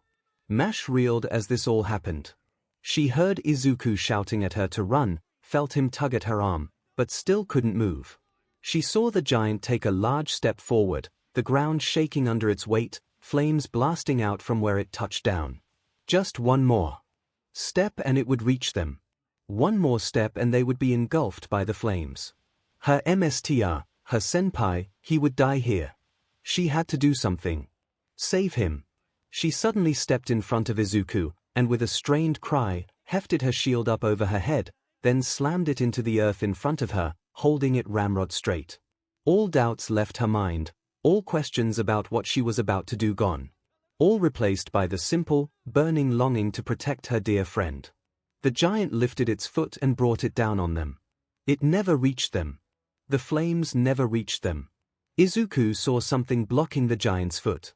Not the shield itself, but a barrier between it and the giant, spread out far beyond the dimensions of the shield. The flames spread out over the barrier, blasting in random directions, but never getting past it. All while Mash yelled in strained focus, doing everything she could to keep the barrier up, using every bit of mental strength for this one task. The giant then fell backwards, seemingly having lost its balance. It never reached the ground, the flames consuming it completely, until only the ashes drifted down and disappeared. Izuku saw the barrier maintained for a few seconds more. It shone a light blue, a magic circle inside of the barrier, an 8-pointed star spreading out to its edges, with a 4-point star within that, and a cross in the very center. Mash gave a strained mmm, and the barrier disappeared. She lifted her head after a few seconds of catching her breath. She blinked once, seeing that the attack was over, and the giant was gone. She looked behind her, and saw that Izuku was safe. It worked. Some way or another, it worked. She protected him. I did it, she declared, looking back at where the giant had been. She looked back to Izuku, an excited look in her eye as what just happened sank in. Senpai, I did it, she exclaimed. Izuku's eyes were locked with hers, an awed look within them. A shield that could protect anyone. She had just done exactly what he had imagined, what he wanted to do. Amazing. He managed to get out. He turned to fully face her, excitement starting to take him too. That was amazing, Mash, he exclaimed, his hands finding her shoulders. You're amazing, Mash.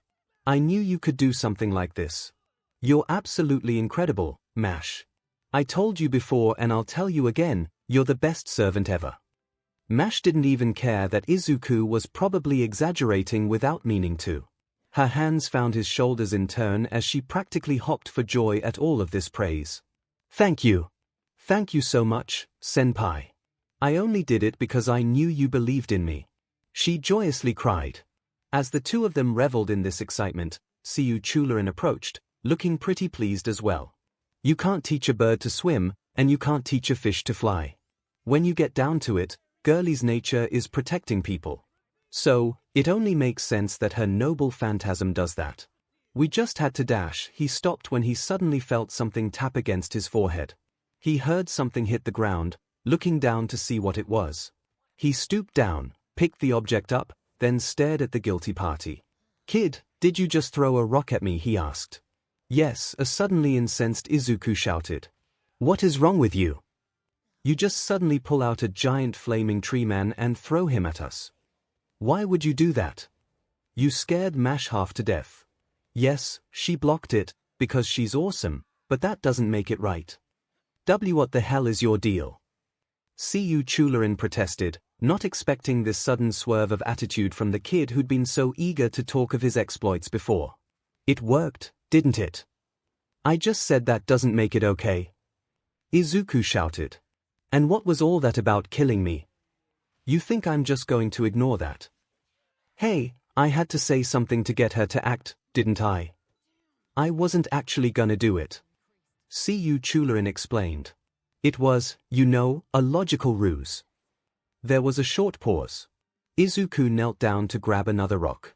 Okay. 𝐒𝐭𝐚𝐲 shouted before he could throw it. It didn't hurt, but it was certainly annoying. I'm sorry I did all that, even though it helped you guys out. Izuku paused, poised to throw the rock anyway. And? He asked. And what? The caster demanded.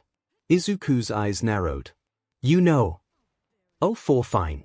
I'm sorry I smacked Mash, but that one time the rock hit his head. Both times.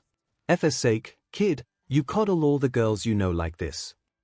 How is asking you not to kill or grope someone coddling?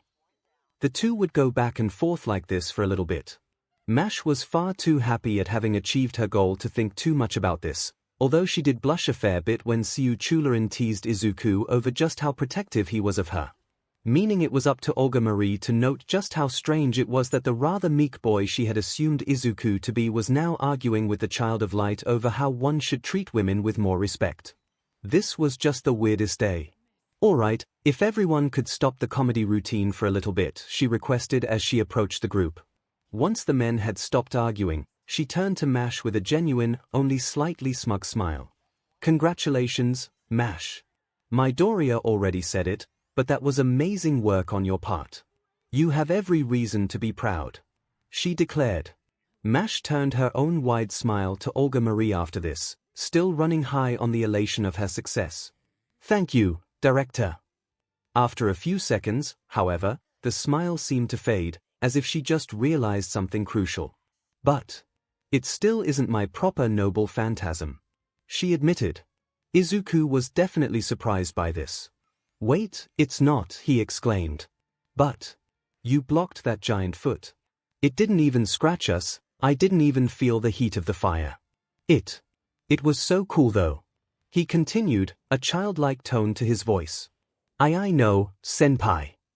Mash responded. But I still don't know its true name. I was only able to use a portion of its full power. Izuku blinked, looking to the spot where the barrier once stood. That was only a portion of what it could do. It seemed to work pretty well as it was, so what could the full version of it accomplish? Unfortunately, without knowing the name of the heroic spirit attached to you, this is as far as you can go. Olga Marie clarified. That should be fine for now, though. You'll pick up the rest of it over time. After explaining this, she then hummed slightly. You should give your version a name, though. It'll make it easier to use it from here on. She added. Mash nodded in understanding, then quickly started to think of a good name. Fu leapt from Olga Marie's arms to land on Mash's shoulder, leaning over to lick at her cheek as his own way of showing praise. She giggled, reaching up to pet him, as the name started to form in her mind. Lord Chaldea's. She answered. Olga Marie's eyes widened just slightly in recognition. That's a good choice. Any reason why, though? She asked. Well, the Chaldea's part is obvious, since I'm going to be protecting all of you. The Lord part, she started to explain, but trailed off as she tried to think of a good way to put it. It just felt right. It might have to do with the heroic spirit you're attached to. It could be a portion of the true name of your real noble phantasm. Dr. Roman's voice weighed in. Once Izuku lifted his wrist, the hologram smiled broadly at Mash. And of course, congratulations Mash. We're all so proud of you. He exclaimed. Thank you Dr. Roman. Mash responded, before looking at Izuku. Did you hear that senpai? We already have a clue. She said excitedly. This is great, Mash. Izuku answered, equally excited all over again. You'll have the real thing figured out before you know it. Mash nodded emphatically, and it wasn't long before they were gushing over what had happened yet again. As Izuku animatedly played out the whole event, 𝐒𝐭𝐚𝐲 watched with a mildly amused expression. Internally though, there was something about all of this that stuck with him. He had been running Mash ragged over as short a PRD of time as he could, but at no point did she prioritize her own safety. Protecting herself was never a concern. It was only when it came to protecting her MSTR that she stepped to the plate. That was a natural thing for a servant, but for a part of who she truly was to be connected to, that was a little worrying. A hero who stepped up to protect others was often a hero fated to die in that service.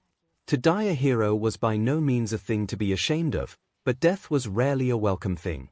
For Mash to be so willing to do that had to say something about what value she placed on her life. It may very well be nothing, but it was something to think on.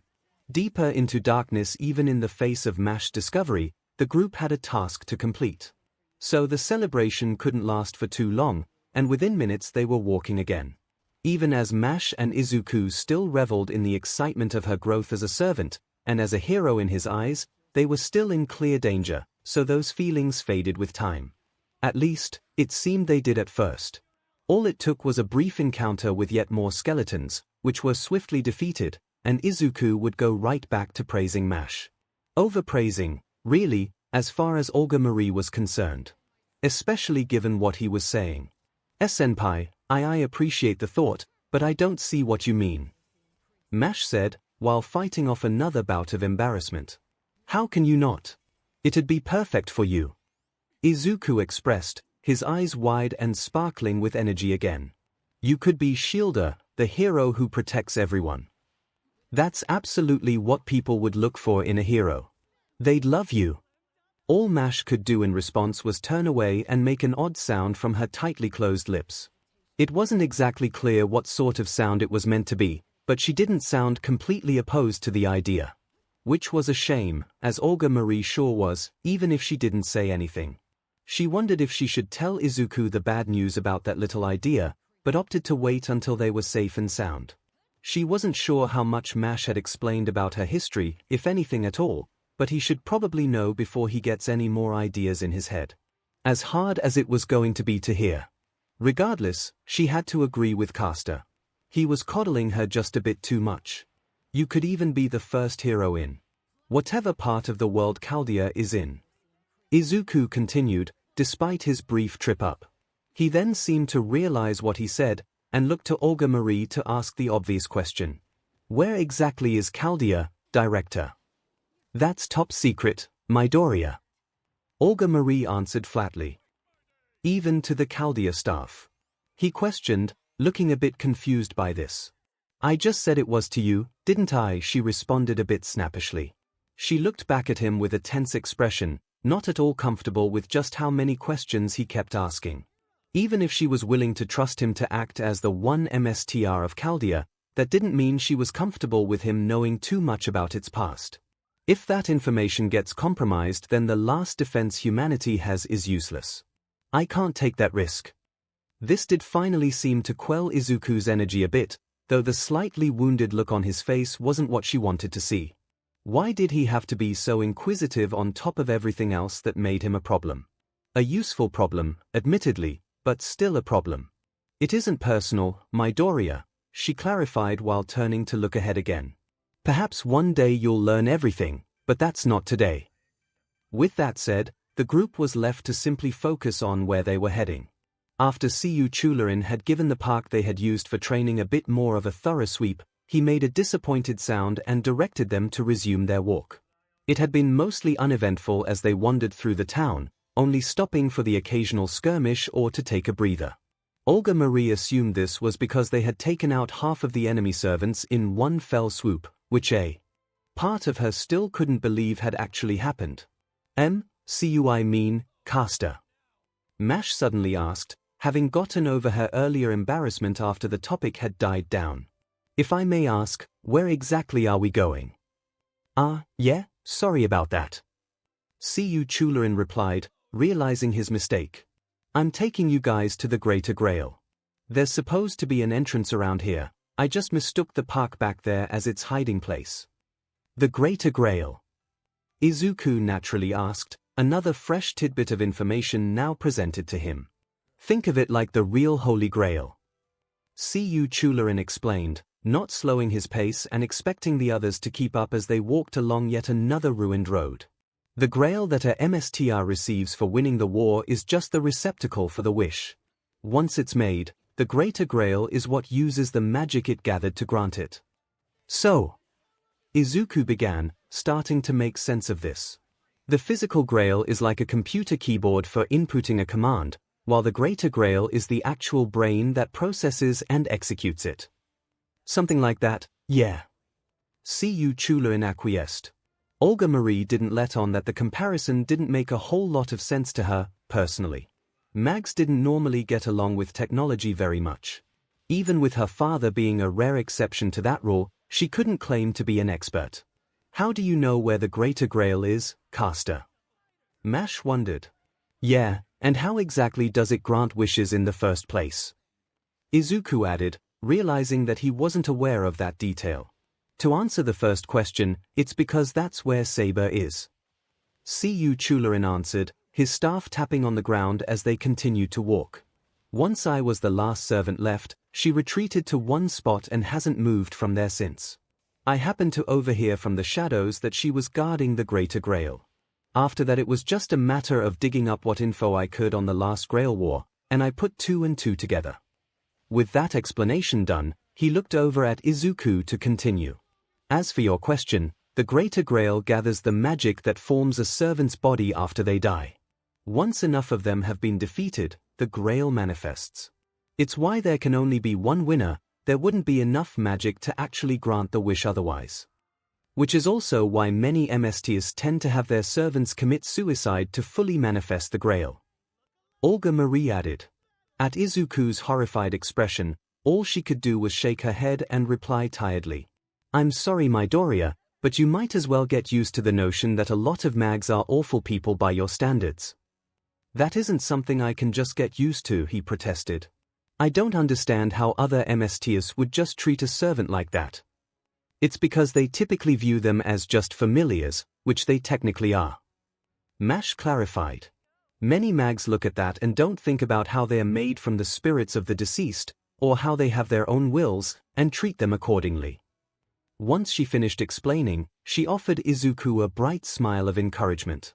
But the fact that you don't do that is a good thing, senpai, so please don't feel you have to change that.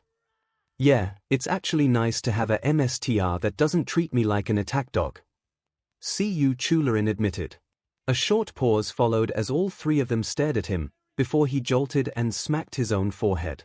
Ding, I can't believe I just said that. A light laugh went through the group after that, save for the director. It did help to ease the mood a little bit, but she was too focused to really allow any feelings of levity. So long as we're on the subject of servants, she began, directing her full attention to 𝐒𝐬𝐴. Caster, you seem to know a lot about Saber. Can you tell us their true name? They would have to be very strong to defeat all of the other servants. Mash remarked. Their noble phantasm especially must be quite powerful. Not to mention this ability to revive the servants under her control.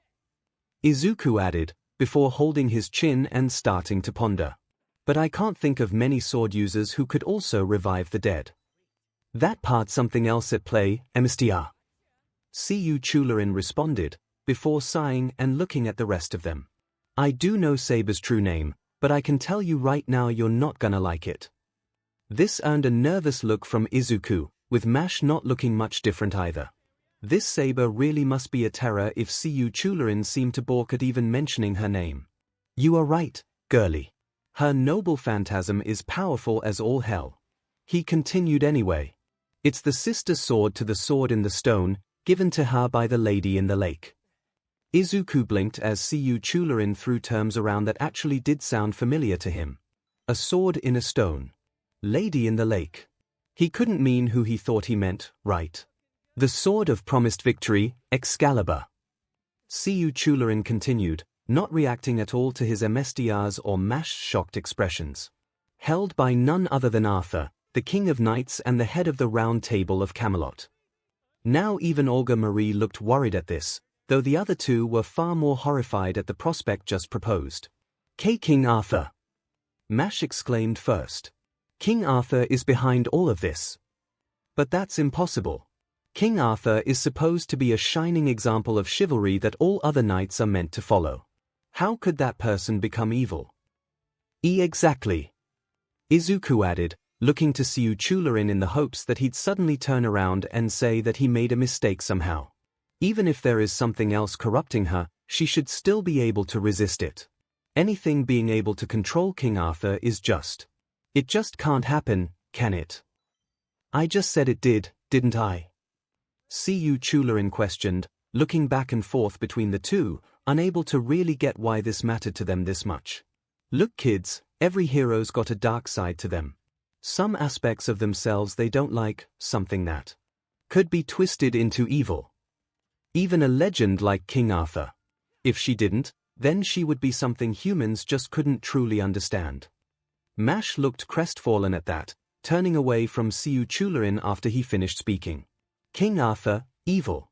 Even with extenuating circumstances around it, it just didn't seem possible for her to believe it. It hurt to think about. She always admired gallant heroes that she read about, and King Arthur practically defined gallantry. Hearing that there was a version of King Arthur that was evil, she could only compare it to if someone told her that Izuku was evil. Except, no, it hurt worse than that. She felt incredibly sad at that notion, and she couldn't really figure out why. Izuku, for his part, was just trying to rationalize all of this with what information he had on hand. Which he did so quite audibly. If something could make King Arthur evil, then they have to be incredibly powerful themselves. But who, or what, could even do that? And what even is there for them to exploit or twist around? King Arthur was an exemplar of chivalry and, well, everything that's supposed to be good. Unless this is a case where the concept of order is taken to an extreme. Did they turn her into a totalitarian dictator? But this doesn't fit that dash. For once, he actually stopped himself on one of his rants, suddenly realizing something. Wasn't there a fact that he just overlooked? Caster? He asked, looking at him again as he slowly understood an important detail.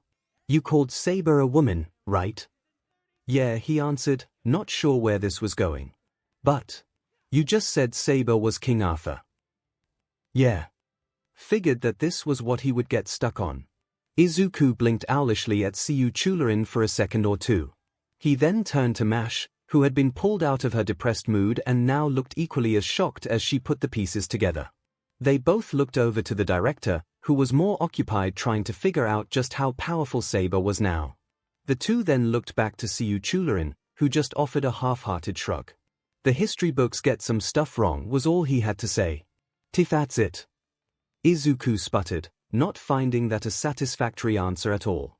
How could the history books misunderstand something like that? Mash added, just as baffled by this as Izuku was. Does it actually matter that much? Olga Marie chimed in, getting just a little vexed by this line of questioning and how loud the two were getting over it. Shouldn't you be a little more concerned with how we're going to be fighting a powerful legendary figure who's known all over the world and has insane magical powers because she's descended from dragons? I know that. Izuku turned and sputtered again at her. But this leaves so many things unclear. Did Guinevere know about this? How did any of Arthur's children come about? How does Mordred fit into this? Or Morgan Le Fay? Did any of the Knights of the Round Table know about this? What about Merlin? How did something this big get hidden for so many years? Hey, if you're expecting actual answers, I don't know what to tell you. 𝐒𝐿𝐴 cut in, getting almost as annoyed about this as the director. I don't know everything about her life. And your boss is right, you've got more important things to think about, and if you keep hollering like this you're gonna draw about every skeleton within 100 meters. So just have your freak out if you've got her but keep it quiet. This did its job, Izuku quickly closing his mouth and dutifully walking along, with Mash doing much the same.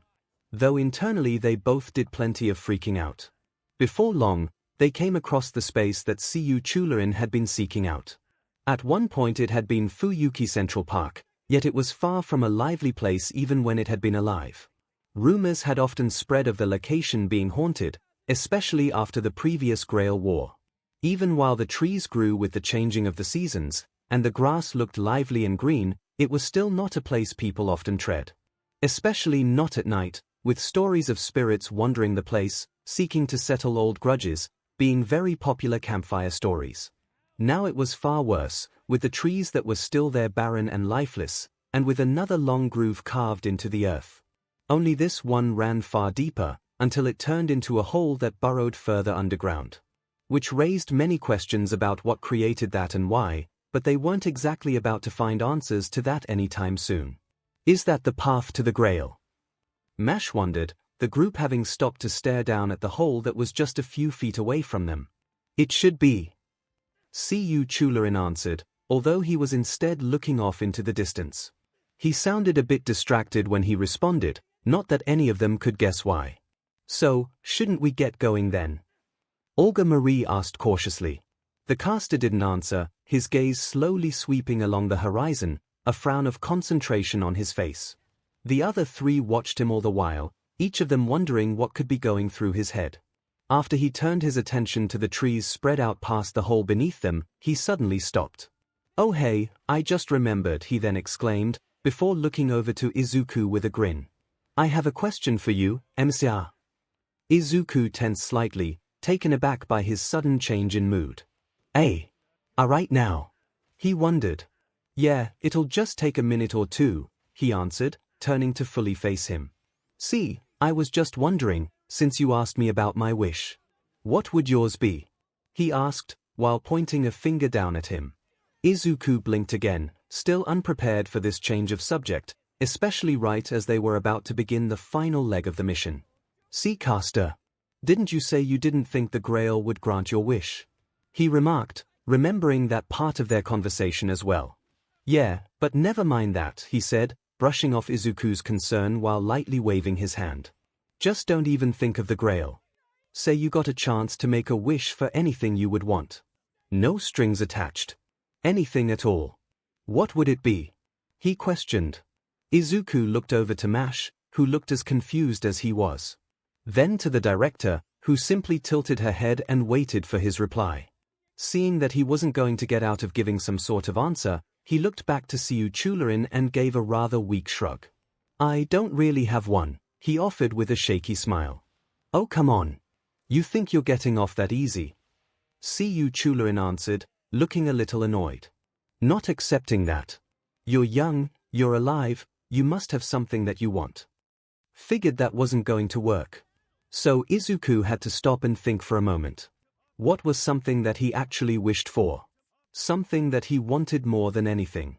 Something that he had wanted for as long as he could remember. When it was put that way, the answer was obvious. "Well, Midoriya," Olga Marie suddenly said, grabbing his attention before he could finish his answer. Oddly enough, when Izuku turned to look at her, she was staring off to the side, twirling a bit of her hair around her finger, even as she spoke to him. "I also just remembered something. It's a bit of information you might find interesting," she explained. Izuku looked to 𝐒𝐿, who just shrugged, not sure where this was going either. They all looked back to the director, who continued. "Ever since quirks first appeared in the world, mags have tried to understand them, just as ordinary humans have. Did you know that in all of our shared recorded history, there has been no instance of a mage suddenly developing a quirk? Despite the metahumans rapidly growing in numbers over the last few generations." That was a bit of a surprise to Izuku, who stared wide-eyed at the director and shook his head. "No, I never would have guessed," he admitted. "I thought not," she commented idly. "Likewise, there hasn't been a single case of a metahuman born to quirk-having families suddenly developing magic circuits either. Many of the major mage families have studied this phenomenon, but haven't been able to think of an explanation for it," she explained. After a moment, she then looked at Izuku with a raised eyebrow. "I don't suppose you might have a theory?" So now he had a second question to answer, one that was less personal but more contemplative. He hummed, placing his hand on his chin as he questioned this internally. Why was there no person born who had both magic circuits and a quirk?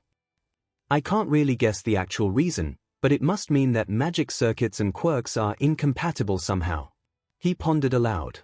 "That is what many have assumed, yes," she responded. There was far more to it, but she opted to leave it at that. "So, hypothetically speaking," she then said, shifting gears slightly to get to her real point.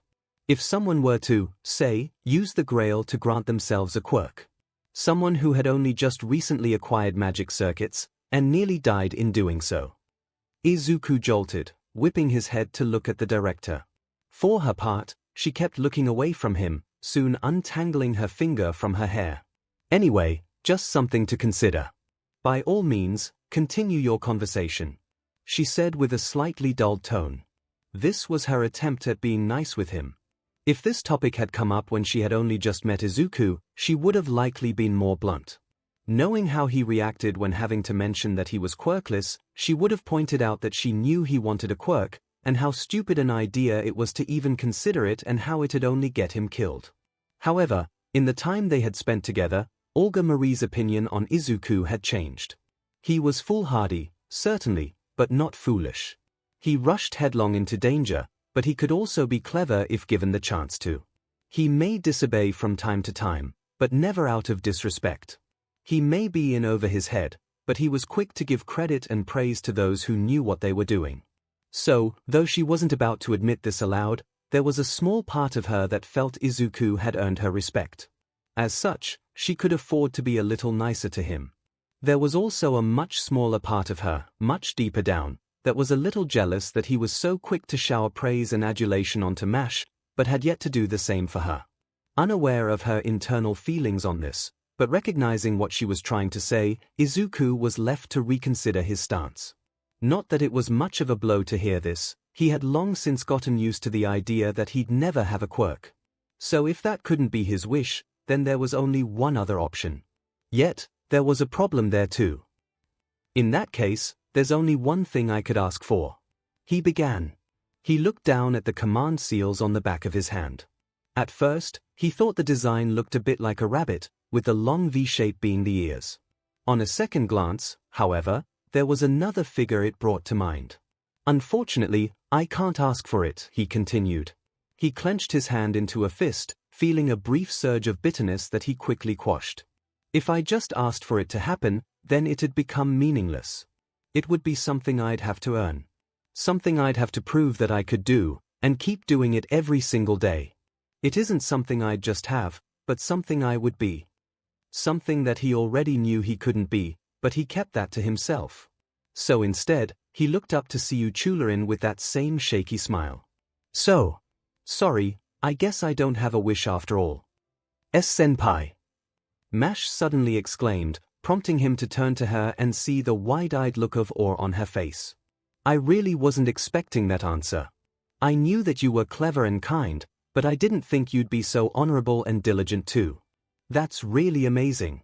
She continued to express, each adjective used to describe him accompanied by her inching closer, seemingly out of reflex. Which in turn caused Izuku to lean back, his face heating up bright red as he tried not to look directly at her. Because she was too close. That's just a bit much, don't you think? Oh, so now the shoe's on the other foot then. Olga Marie grumbled, thankfully out of earshot of either of them. I don't know. 𝐒𝐿 commented, watching the MSTR and demiservant pair with a more thoughtful expression. Sounded more like a riddle to me. Problem is the clues are way too generic. It really wasn't meant to be. Izuku retorted, still in the midst of dealing with how much Mash was admiring him in that instance. You sure? Because 𝐒𝐿 started, before suddenly snapping his head to look ahead of them. Shielder, get your guard up. Snapping out of her state, Mash suddenly dashed forward and whipped her shield out, just in time for something to fly forward and strike it, the iron of the shield ringing from the impact. The item that hit her flew over her head, landing on the ground behind Izuku. He turned to look, only to see a sword sticking in the earth, before suddenly dissolving into a bluish light. What just dash? Olga Marie started, before moving beside Izuku as they hid behind Mash. 𝐒𝐿 made a noise of disgust as he also shifted to stand behind Mash. I knew it, he growled. Archers guarding this place. As if in response to that, there was the sound of something flying through the air, followed by another object hitting Mash's shield. She remained steadfast as the sword fell to the ground, and Izuku looked over her shoulder to see another sword laying there, before it too disappeared. If his archer, then why is he throwing swords at us? Olga Marie shouted, airing the same thought that Izuku had running through his head. Hey, I don't know everyone here. 𝐒𝐿 responded, tension rising in his voice. Even if this guy really sees me off for some reason. Another object sliced through the air and clashed against Mash's shield, as the group saw a thinner sword clatter to the ground and disappear. Questions about Archer's identity would have to wait until later, as Izuku's eyes looked up to the line of trees before them, trying to find any signs of something not meant to be there. Girlie, keep your shield up. 𝐒𝐿 ordered. I need a clear shot at him, and I can't get one if I get skewered. Mash only gave a quick nod, having no intention of lowering her guard in the first place. Hey, Archer! 𝐒𝐬𝐴 shouted out. What's the matter, not going to come out and say hello? Are you shy or something? Another sword arced through the air, hitting 𝐵's shield and falling to the ground behind the gathered group. If you think that's going to work, you must be a fool, caster, a male voice intoned. The group kept scanning the trees ahead of them, trying to guess where the voice came from before he struck again. Hey, can't blame a guy for trying. Caster answered, although he was growing more annoyed by the second. "A minute, where is he?" he growled under his breath. Another sword flew through the air, this one smaller and lighter than the last, moving much faster than the others. 𝐵 easily deflected this one, of course, but it seemed as though Archer was closing the distance between them. "He's moving around," Izuku whispered, to which 𝐒𝐬𝐴 nodded in agreement. "So we just gotta try and predict where the next shot is coming from," he muttered, his eyes still searching the trees for anything amiss. Another sword arced through the air, clashing against 𝐵's shield and scattering behind them. She didn't react to it at all, simply keeping her shield firm in front of her. Fortunately, this time the group noticed that the last shot had come from their left, 𝐒𝐬𝐴 already turning to the right to retaliate. "Okay, BT, this time you're mine," he growled quietly, as the others waited for the next volley. Izuku counted the seconds in his head. 1, 2, 3, 4, 5. "Got you!"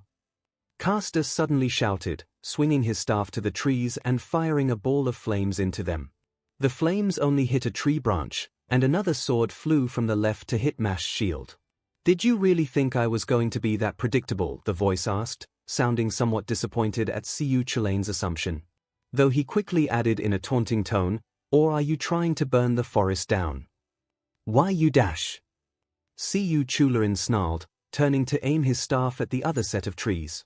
Before he had the chance, however, another blade flew and clashed against 𝐵's shield. Then another suddenly flew out to join it. And another. And another. "How is he dash?" Olga Marie started to ask, ducking behind 𝐵 completely as she held firm against a steady barrage of blades. At least, she held firm for a little longer. However, as the swords flew at her faster and faster, she felt the strain starting to get to her.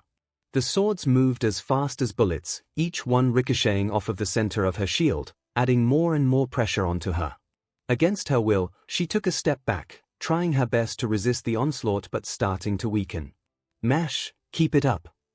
Izuku shouts, seeing how she's losing ground and wanting to encourage her. "Just hold on, we'll stop him," he added, placing his hands on her shoulders in some poor attempt to help. I know," 𝐵 responded, wanting badly to keep it up but starting to feel her body cry out in protest. "A minute, was he just playing with us before?" 𝐒𝐬𝐴 shouted, trying to find an opening to return fire, but the blades were now flying at them too quickly. If only these trees weren't in the way. Izuku kept holding onto 𝐵's shoulders, even as the barrage continued, and he heard her yelp in pain as her arms strained. He felt her step back again, forced to do the same, as he tried to think of a way around this. He could use his magecraft to help reinforce 𝐵, but that would only last so long before one of them burnt out. 𝐒𝐬𝐴 was right, if only the trees weren't wait. Izuku suddenly shouted, his eyes widening in realization. "Oh my god, I'm an idiot." He then added, prompting a confused look from the others as he turned his attention to 𝐒𝐬𝐴. "Caster, the trees." "Hey!" Caster shouted back. "Yeah, the trees, they're a huge pain in the butt." "What do you expect me to dash?" he started to shout back, but noticed that Izuku was pointing very animatedly at his staff. He looked at it, then back to him, then likewise jolted in understanding. "Okay, this is why I'm better as a lancer. This strategy SHT doesn't work for me." Without wasting a second longer, 𝐒𝐬𝐴 lifted his staff up and slammed the end of it into the earth. A brief green glow spread out from where the staff landed, fading away as it moved out past the group's feet. The reaction came soon after. Even though the trees were long since dead, roots burst out from beneath them, the trees themselves turning and tilting from the shifting they were making. Like a wave, the trees all bent in random directions, and as more and more of them shifted, the barrage of blades came to a stop. 𝐵 gasped and lowered her shield just a bit to catch her breath, as the others watched the trees for any signs of a shadow out of place. "Did we get him?" Olga Marie demanded. In response, they heard Archer's voice again, except this time he wasn't talking to them. Grunting. "Mash, shield up." 𝐒𝐬𝐴 yelled, and Mash did just that in the nick of time. Another blade flew at them and hit the rim of her shield, whizzing right past them after the glancing blow. Grunting. Izuku shouted, after the arrow had just narrowly missed them. "But that's one of Beowulf's swords." "But Beowulf was never an archer," Olga Marie retorted, the both of them equally confused and freaked out over what was going on. Before they had the time to contemplate what this meant, Izuku heard the whistling of something flying through the air, and turned to look in the opposite direction. His eyes shot wide open. "It's coming back." Indeed, somehow, the sword Grunting had turned in midair and was flying back the way it came, right at a vulnerable Olga Marie. Without thinking further, Izuku dove at her, tackling her and getting them both out of its path. Fortunately, Izuku's warning had been given in the nick of time, as Mash spun around and deflected the returning blade, sending it away into the forest. Only after a few seconds it came back again, flying through the trees and right at her. She held the shield firm this time, but once the blade crashed against it, the force actually knocked her shield back, the sword disappearing soon after. "Stay together," 𝐒𝐬𝐴 shouted, his attention turned to Izuku and the director on the ground. However, before either of them could think about where they were or to do as Caster asked, they looked up and saw the shadow finally appear. The man leapt from one of the bent trees, a bow aimed squarely at them. Izuku's eyes widened as he saw the arrow glow with bright blue energy. Whatever that was, if it hit them, they were finished. He again acted without thinking. He imagined the shield in his hand, standing in front of the oncoming storm, his magic circuits reactivating. "Kalidbolg," the shadow shouted. Izuku scooped up the director in his arms. "You son of a dash!" 𝐒𝐬𝐴 started to curse. Izuku jumped off of the ground, the circuits running through his legs, sending both him and the director further into the forest than he expected. It wasn't enough. Izuku heard the explosion behind him, felt the blast of wind hit his back and push him even further into the darkened forest. He was spinning around, no longer in control of where they were going to land, but he held onto the panicking director the whole time. Then his back crashed against something, prompting a yell of pain from him and contact with the ground beneath them. He fell into darkness again. Thankfully for Izuku, the fall didn't last long this time.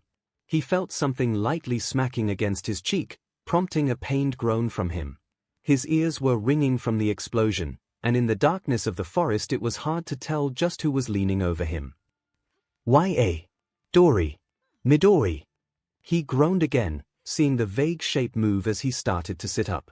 His vision came into focus, and he was surprised to see just who looked so worried about him. "Midoriya," the director gasped. "Director," he weakly answered, earning a relieved sigh from her as she shifted her hand back from his face. "Good. The last thing we need right now is you dying on us," she muttered.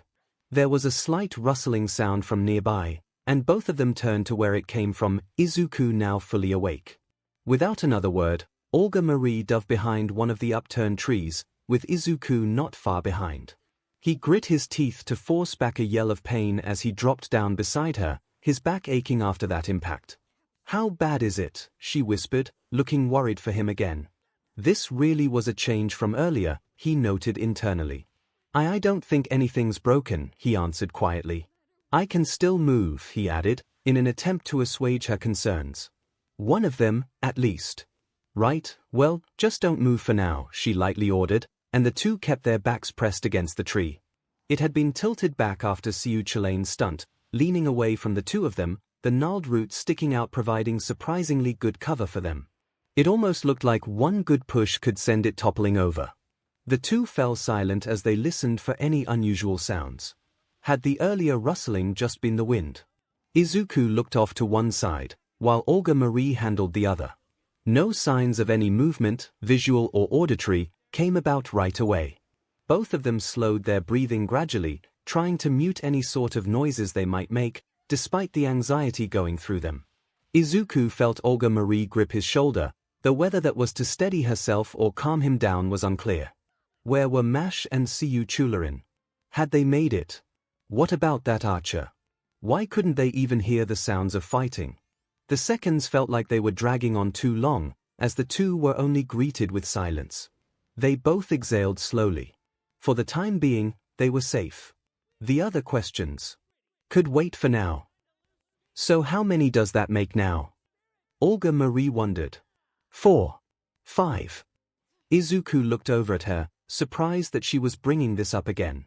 He saw that she just looked more tired than anything else, so he assumed she wasn't actually mad. This prompted him to give a tired smile and whisper back to her. Sorry, still not counting. In return, she actually managed a slight smirk of her own. Not quite as smug as usual, but still with small hints of that feeling. You must really be trying to get on my good side, Midoriya, she remarked. Is it working? He asked. Why he thought it was a good idea to say that right now was probably because of the blow to his back. Or his head. He wasn't sure which was going on at this point. He was far more surprised to hear her give a short giggle, placing a hand over her mouth for just a second. She soon lowered it, and for a moment Izuku got to see a more genuine smile of appreciation on her face.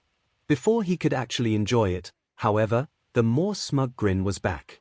Keep it up and you might earn a raise, she quipped. A joke. The hardened, cold-hearted, ruthless director of Chaldea just made a joke. Izuku couldn't help himself, a short puff of air leaving his mouth before he covered it, descending into quiet chuckles. The director wasn't far behind him, likewise covering her mouth so only slight shakes her body made acted as a sign she was laughing. Would you believe I almost forgot I was being paid? Izuku asked between breathy chuckles. Why you thought you were doing charity work, she responded, trying her best to contain herself, but failing just a bit. Are you even surprised? See, considering it's you, not really. Hell, you'd probably leap at charity work. The two were now leaning on each other as the muffled laughing continued, much as they tried to stop it. Maybe it was a defense mechanism in the face of the present danger, or maybe they had both been through so much that day that they kind of snapped a little. Whatever the case, for the time being, they just couldn't stop. Right up until they were reminded of what they were in for. Senpai. Director. They both jolted out of their stressed reverie as they heard the voice call for them. Mash was still alive. Don't dash. The second voice belonged to 𝐒𝐿, confirming that he was still around too. His exact wording stuck out to them, and they both started to piece together what was going on. Mash and 𝐒𝐿 survived, with Fu still with Mash, but they weren't anywhere in their line of sight. They were further away, possibly on the other side of the forest. Mash's calling to them was proven to be a mistake, then, as 𝐒𝐿 quieting her showed. Archer was still alive too, then, and now knew they were separated. Meaning he'd be coming after Izuku and Olga Marie, as they were more vulnerable. The reality of the situation settled in again, and both mags were back to listening for anything amiss.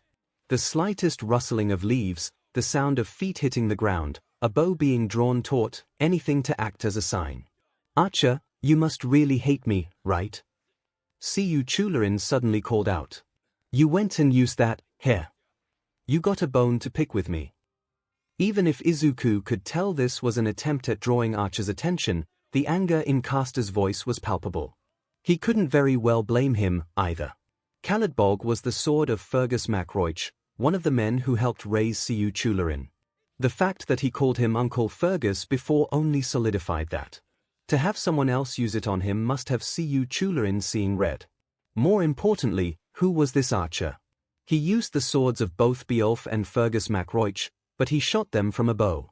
He couldn't think of any heroes he knew of who acquired both of those blades, especially since Beowulf himself broke hunting. Not to mention all of the random unnamed swords that had been flying their way. Someone just shooting swords like arrows didn't bring any names to mind at all. It probably didn't help that panic was starting to set in again, making it harder to concentrate. It also really didn't help that Archer hadn't responded to 𝐒𝐿. He clearly saw it for what it was and wasn't giving Caster the chance. The wind shifted the leaves again, both mags tensing up. Izuku felt the director's hand clench his sleeve even as she tried to keep watch. A footstep. Both of their breaths caught in their throats. They wondered if they had misunderstood what the sound was. Perhaps a branch had fallen and hit the ground. Perhaps a creature, somehow still alive in the midst of this madness, had gone by. A second footstep. No mistaking it this time. The sound had echoed from further behind them, past the tree they were hiding behind. Worse, it was getting closer. Olga Marie tugged on Izuku's sleeve, drawing his attention. She pointed deeper into the forest, a suggestion that it was time for them to make a run for it. Before he could even consider the option, however, another footstep was heard, this one closer again. He shook his head. If they tried to run now, then whoever was approaching would catch them, and if it was Archer then they'd be helpless. Another footstep. Izuku hurriedly tried to think of a way to approach this. There was a possibility it was Mash or 𝐒𝐻𝐿, having separated themselves to try and find them. They couldn't just call to them, however, because if it wasn't then that'd just draw Archer's attention. If they tried to run, there was that outcome as well. They certainly couldn't fight back, neither of them capable of taking on a servant. However, if they could bluff. Olga Marie practically saw the gears turning in Izuku's head, and grabbed both of his shoulders while rapidly shaking her head. That option was suicide, she wanted to say, but kept quiet for the sake of safety. Another footstep. Time was running out. Izuku brushed her hands away, then pointed at her, before pointing at the ground, a silent request to stay put. She shook her head again, and Izuku's hands found her shoulders in turn to steady her. He looked right into her eyes, seeing just how utterly terrified she was. He thought she was scared for her own safety, understanding completely what he had to do. He smiled. A wide grin, full of forced confidence. He hoped that it put her at ease. He didn't see the shocked expression on her face. He pulled away, jumped out from behind the tree, and hoped luck was on his side. It wasn't. So, you must be the MSTR. Archer said. Izuku froze in place, keeping his gaze locked fully on the shadow. He was taller than Izuku by a fair bit, his head only reaching the man's chest. He couldn't see any sort of clothing on the man, but he assumed he must be wearing some. He was a number of paces away, but that wouldn't make any difference. One arrow and he was done for. He couldn't even turn his head or flick his eyes in another direction, as that would only draw Archer's attention that way. If he wanted to even try to save the director, he couldn't budge. You abandoned both of your servants. Rather cold of you, don't you think? The shadow asked. Izuku's teeth grit. He didn't abandon them, he had to save the director. He knew that, but the fact that he did leave Mash behind hurt him. He kept all of these thoughts to himself, not answering the shadow, only keeping up a defiant glare. Well, he continued. Aren't you going to run, he wondered. That wasn't an option. If he ran, he'd be killed, and the director would be killed. Likewise, if he took a step forward, he'd be killed anyway. So there was only one choice left. Izuku raised his arms and balled his hands into fists, taking that amateur fighting stance again. He didn't activate his circuits yet, but he kept that idea in mind as he stared Archer down. Really, he responded disbelievingly. You actually want to fight me? You're quite the fool yourself, it seems. So I've been told. Izuku answered automatically. Of course, it wasn't like anyone back home could imagine that he'd be doing something like this when saying that to him, but that wasn't really the point. The archer readied his bow again, aiming it at Izuku. A glow of blue light covered his free hand, and from it, a sword appeared. He clasped the hilt, then brought the sword to the bow, drawing it back in the string. He kept the tip aimed squarely at Izuku. The new mage's knees shook a little, but he maintained his stance. Silence stretched out among the two. Izuku's mind reeled with questions. If he activated his circuits, could he dodge the sword before it hit him? If he could, what then? He'd just tire himself out before even damaging the archer once, and while that might buy enough time for the others to arrive, it wasn't a guarantee. If he made enough noise, would Mash and 𝐒𝐻𝐿 get to them in time? Why wasn't Archer doing anything? I overheard your conversation with Caster earlier, he suddenly announced, while keeping the bow drawn on Izuku. I'm a little disappointed you didn't answer the question. Maybe you could now. What would you wish for? Izuku blinked once, then again, wondering if he'd even heard right. Archer wanted to know something like that. "Why are you asking?" he responded cautiously. "Curiosity," he answered simply. "Not many humans have tried to fight back like this since this war began. I suppose I'd like to know a little more about you before I kill you." There was no clear emotion in his voice when he spoke. He sounded oddly casual about it, like he was just asking any other sort of question one would to another during a conversation. So, he finished, waiting for a reply. Now Izuku had a plan. If he could just keep Archer talking, the others would approach and hit him before he was killed or the director was found. So there was no reason to avoid the question. If he lied, however, would Archer know? Would that just make him angrier and get him killed sooner? There was no choice then. He had to tell him the truth. To be a hero. The sword cut through the air. It flew right by Izuku's head, missing his ear by just a centimeter or two. He winced, thinking for a second that it had hit him, but no pain shot through his head or his shoulder. He thought that Archer had just wanted to get a rise out of him, his wince turning into a glare. The shadow remained still, his arms still hanging in the air after having let go of the sword. "What did you just say?" he then asked. Izuku was surprised to hear that there was shock in his voice. His eyes moved to the arm hanging in the air. The fingers on his hand were twitching. The shot went wild. He hadn't meant to take it. Izuku had stumbled onto something that would further distract Archer. He had to leap on it. "To be a hero," he repeated, his voice carrying a bit more strength to it. "One who saves people with a smile. One who people can feel safe around just by their presence." He continued, repeating the wish he had held onto even when so many told him it was impossible. "I've wanted to be someone like that for almost my whole life." Silence returned to the forest. Archer's arms lowered to his sides, the bow still in one of them. Izuku watched him, wondering what could be going through his head. Why was this something that affected him? Who was he? Archer's head lowered. For a moment, Izuku wondered if he was about to cry. He didn't. Far from it, Izuku heard a short laugh leave the shadowy figure. This was followed by another, and another, gradually growing in volume. Archer leaned back and continued to laugh, the sound echoing through the forest and the dead city around it. The laughing only grew louder, almost becoming unhinged. Archer took a step backwards as he continued, his free hand landing on his chest, as if he was struggling to breathe. Someone laughing at his dream was nothing new to him, but this was something different. Archer had no idea who he was, so why would he automatically assume his dream was impossible? It was easy, he didn't exactly have a lot going for him. That wasn't it, though, at least that wasn't just it.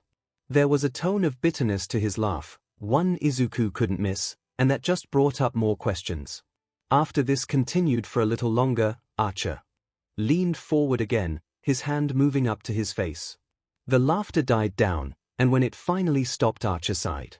They had to have been heard by now, and Izuku really hoped Mash and 𝐒𝐿 would show up soon. "A hero," Archer finally said, and the disgust in his tone was so palpable Izuku jumped a bit at it. He straightened back up, his hand returning to his side as he regarded Izuku. "That's your wish," he wondered, the bitterness having returned to his voice.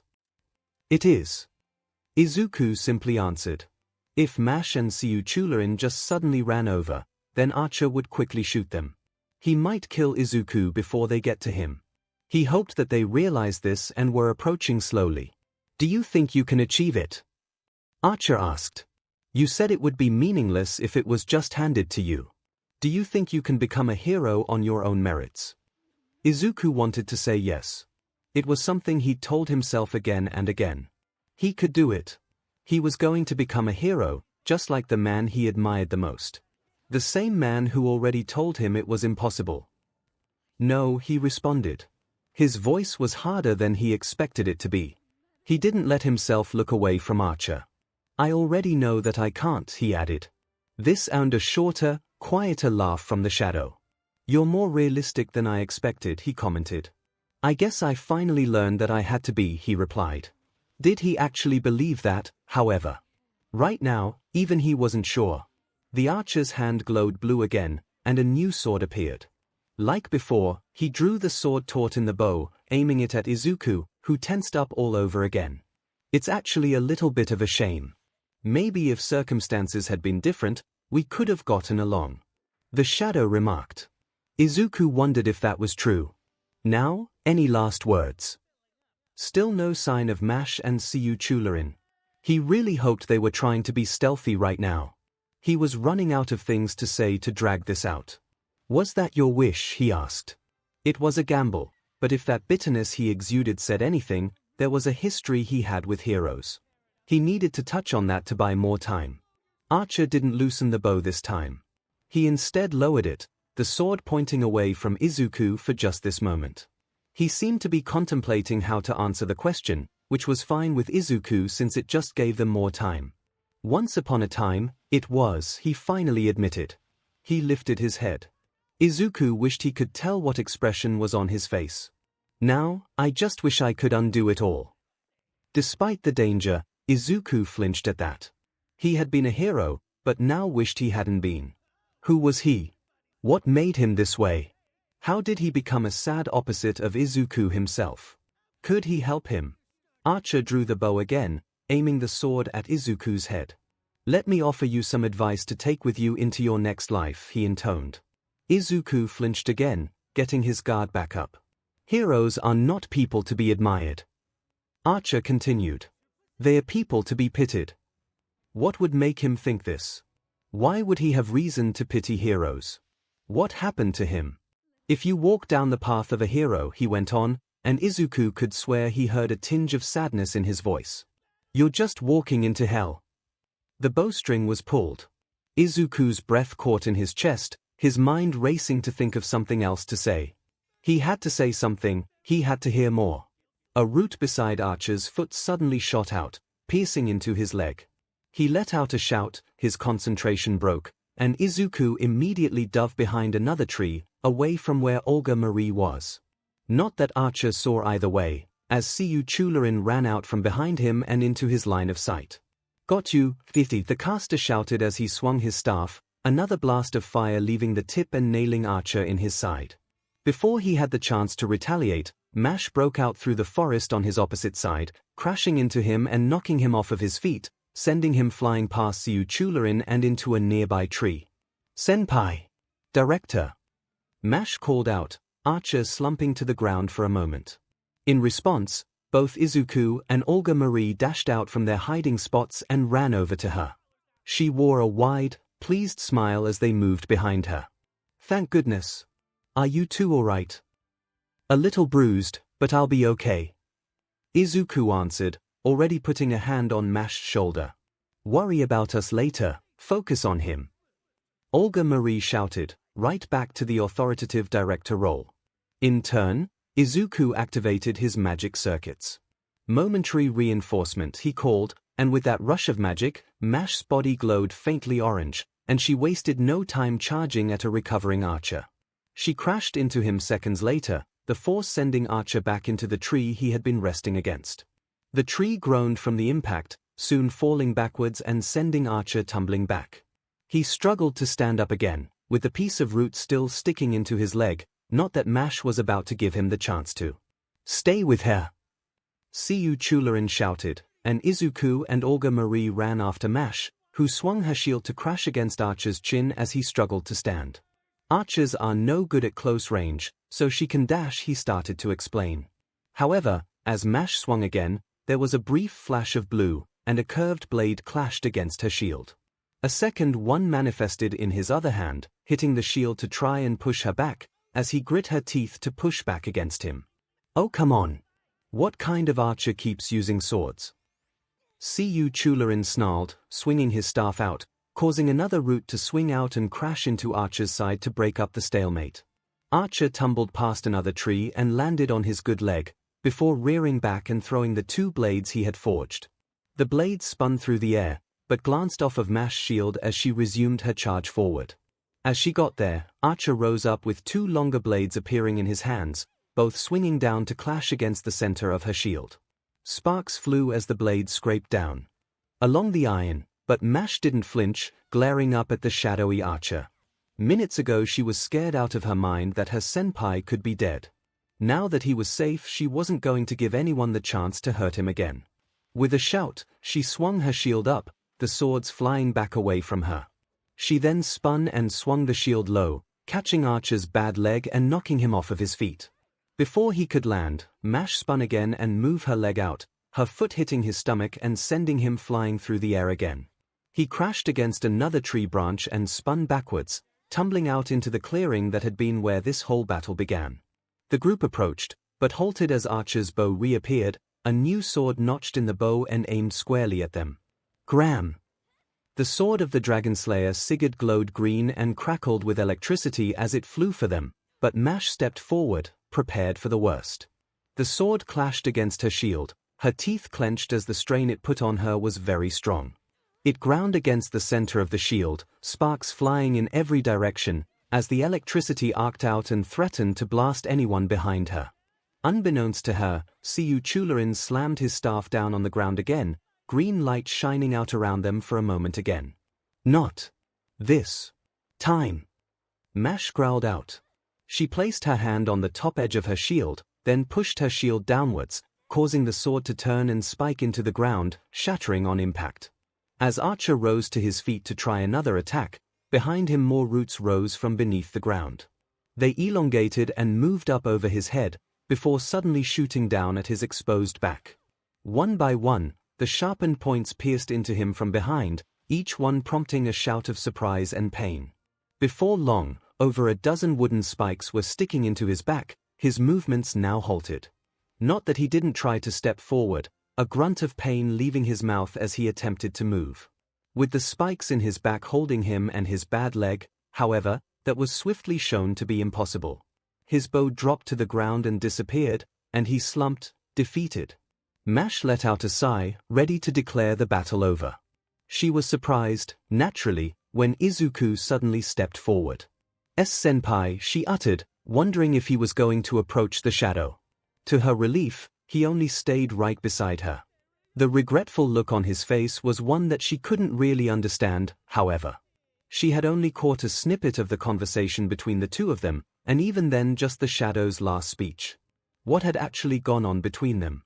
Up to this point, it was easy to regard the shadow servants as something akin to ghosts, almost nightmares brought to life. There was nothing to them, just shapes made out of pure darkness. They spoke, but up until this point they just said generally threatening things. There was nothing to them beyond that, and so it wasn't hard to feel nothing for them when they disappeared. With this one, Izuku had stumbled upon something human. It was still negative, but it was based on pain. Not hatred, but regret. Something that he could actually understand, but do nothing about. It was a strange feeling, watching this shadow slump before him, acting human but no longer really being one. He felt like he should be upset, but it was a very muted feeling, and he couldn't fully process it. "Who are you?" he asked suddenly. A part of his brain had to know. Who was this person who wanted nothing to do with heroes? Maybe it made no sense, he was as good as gone and it did them no good strategically.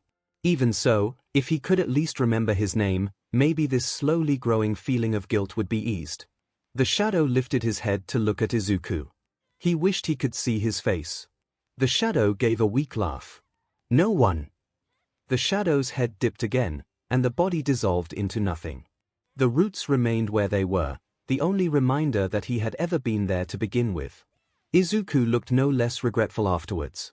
There was a light tapping against the side of his head, drawing him out of this as he looked up to 𝐒𝐿, who retracted his staff from him. "Let this be a lesson to you, kid," he uttered. "Don't leave your servant's side. I know you were trying to save your boss, but this is what happens when you guys get separated. If things had gone just a bit differently, you'd be dead for sure. So be more careful from now on, got it?" He admonished, his voice firm but not too harsh. Temporarily distracted from the conflicting feelings going through him, Izuku lowered his head and gave a small nod. "Why yes. Sorry," he quietly responded. 𝐒𝐿 then turned his attention to a worried Mash. "As for you, girlie, keep this in mind," he went on. "Your job, your purpose, is defense. That's why you carry that shield.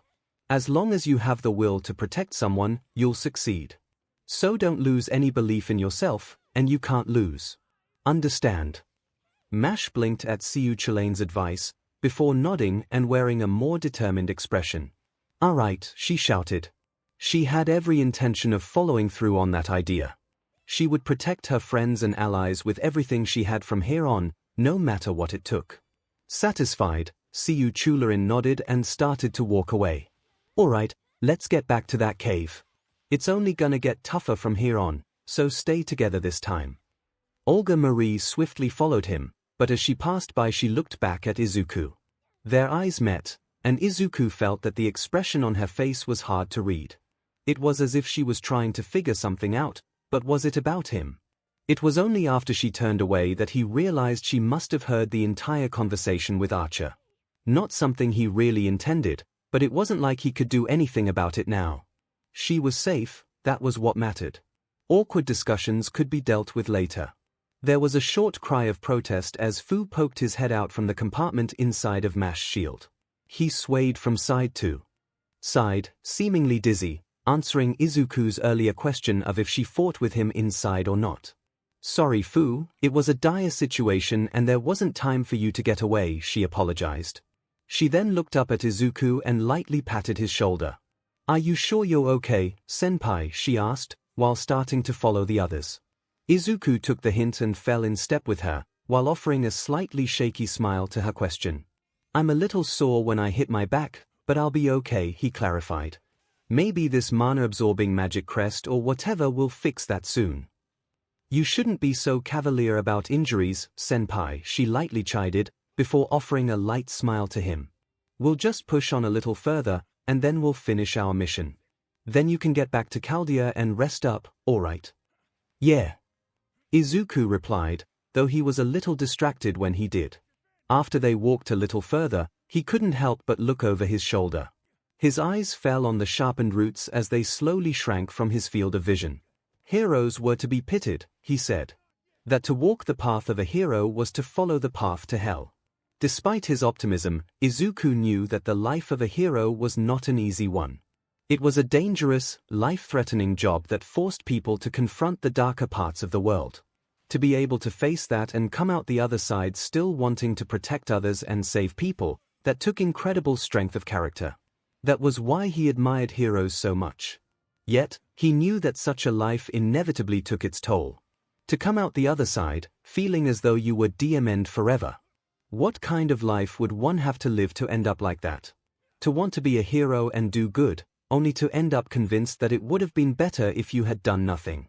Was that the path he had wanted to walk? The quest for the Grail, the atmosphere remained quite tense as the team descended into the cave. Perhaps it was simply due to the mood that had been left after the battle with Archer, or perhaps it was because they were wandering through a cold, musty tunnel. Most likely, it was both. Cold was a very broad description for the tunnel as well. Freezing was probably a bit more apartment. How they weren't all shivering with each step taken was a mystery to Izuku. He suspected that it was some feature of his uniform mystic code, but he didn't think Olga Marie would be very forthcoming with information at the moment. As for Mash and 𝐒𝐭𝐴, the former really seemed like she should have been affected, given she was wearing the least out of the four of them. Something he had to force himself not to dwell on. It likely had to do with them being servants, but again he'd have to ask to check. If it wasn't for the fact that things were so uneasy, he probably would do that. Problem was, Izuku could just feel the tension in the air. Especially from the director of Chaldea. Ever since they had grouped up again, he could just tell she was staring at him the whole time. It was that same discerning stare she had worn earlier that day, and he had hoped she no longer had a need to aim it his way. Clearly such hopes were misplaced, as now she couldn't stop looking at him like she was trying to understand something. It had to do with the conversation he had with Archer. Had to. The question was, why? What difference did it make to her whether he thought he could be a hero or not? That had nothing to do with his ability to be a MSTR. Which was a whole other mess that he was still not completely certain about, but that's besides the point. He could still act in service of Chaldea regardless of what he thought about himself. It wouldn't get in the way of the overall mission, and he knew that was what she cared about. Sure, she had loosened up around him a bit, even joked with each other earlier, but their relationship was still professional. It could be friendly, sure, but it wouldn't get in the way of work. Unless that was what she thought now. Had he said something in the midst of all his conversation that made her change her mind? Was she now reassessing her viewpoint of him? He tried to think of everything that he had said to Archer, but nothing really stuck out as something warranting concern. At least not as far as his use as an agent of Chaldea. Had he just missed something? Had he been acting in some way that was a problem? Wait, no, he was getting too familiar with her, and that was the problem.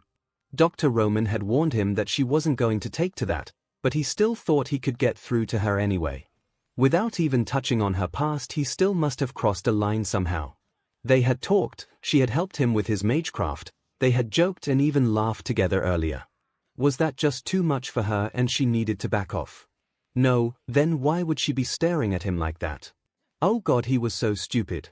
She kept talking about how he wasn't acting like a mage whenever he saved her life, so she must still be expecting something else from him. Like he's going to turn around and demand more favors from her. No wonder her guard was still up. How was he supposed to fix this? How could he possibly get through to her that he doesn't want to lord any sort of power over her and just wants to do the right thing? Senpai? Mash asked, jerking Izuku out of his spiraling train of thought. Are you alright? You look upset. She continued, obviously worried about him.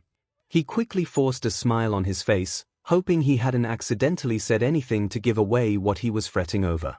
Why, I'm okay, Mash. And no need to worry. He lied. Which she seemed to detect as she tilted her head in slight disbelief, an action Fu mimicked from her shoulder. Are you sure? You seem to be a bit stressed about something. She replied. I thought you were just shaking because you were cold, but your eyes were wide open like you were thinking of something scary, she added. DMN it, why couldn't he be better at hiding how he felt? WL, he started, trying to think of a suitable excuse. After a second, however, he realized he couldn't get out of this that easily. So he'd have to go with an alternative approach. Oh okay, maybe I'm a little nervous, he admitted, anxiously pressing his two pointer fingers together. Nervous, she asked. She took a moment to think over what could be the cause of this, before her eyes widened in shock. Senpai, are you claustrophobic? She yelled, her worry turning into brief panic. W8, no, I'm not, really, he protested, waving his hands to try and calm Mash down.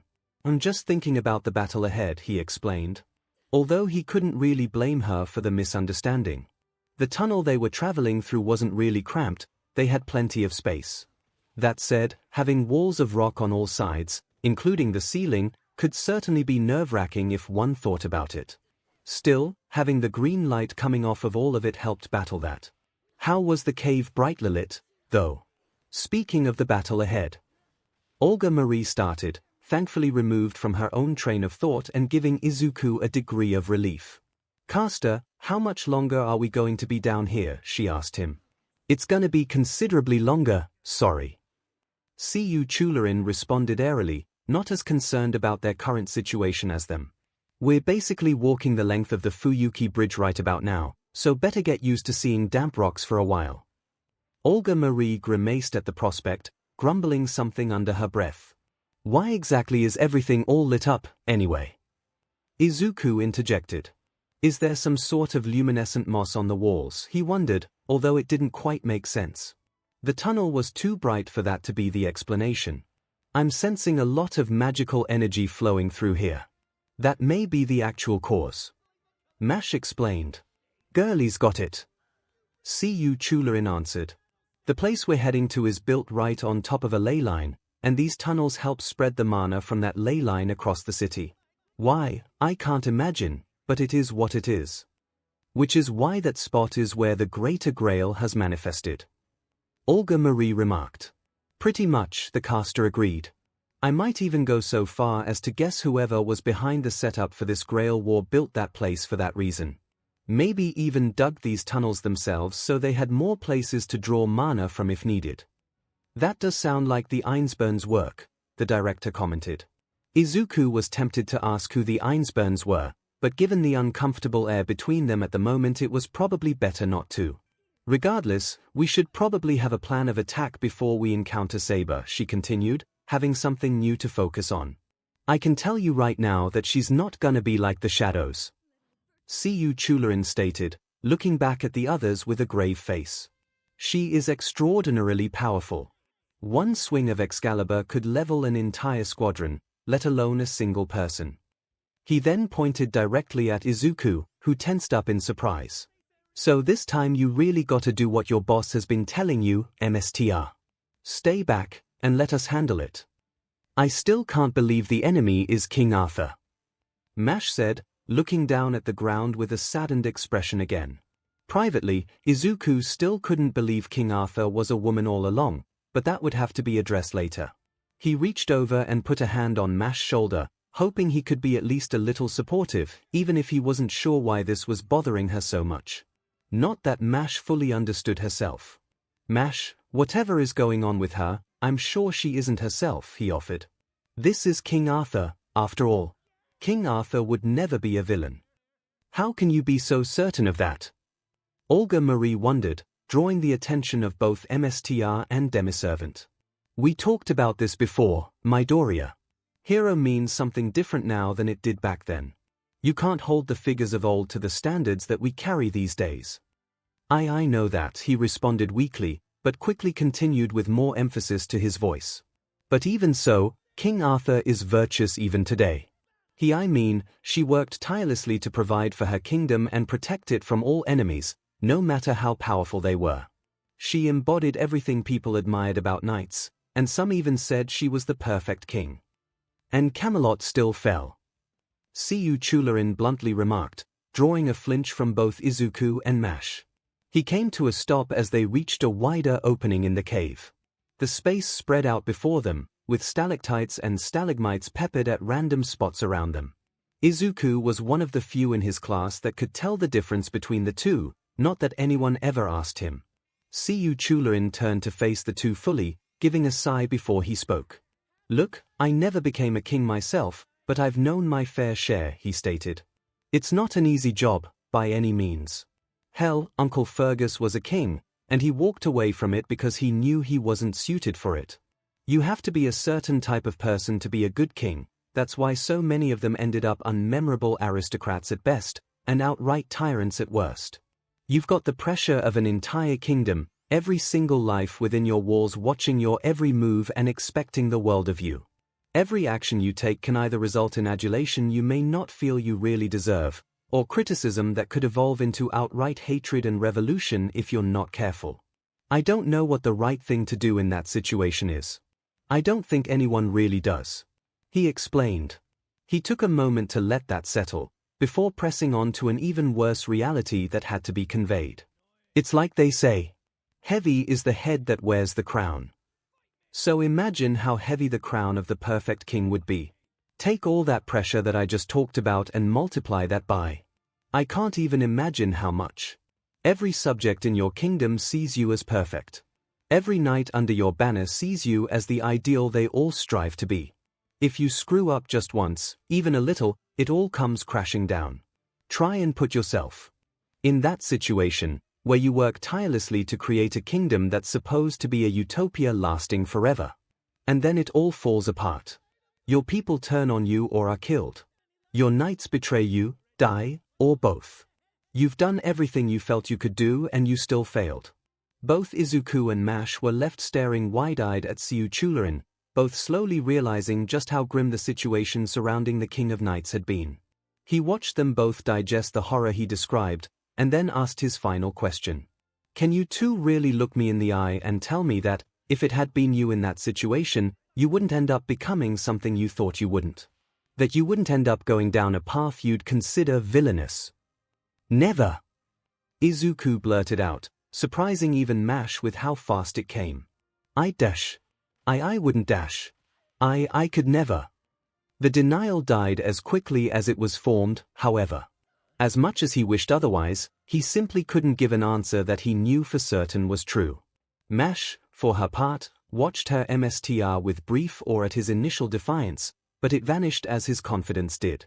She didn't voice any thoughts, instead simply looking sadly to the ground again, an act Izuku soon followed.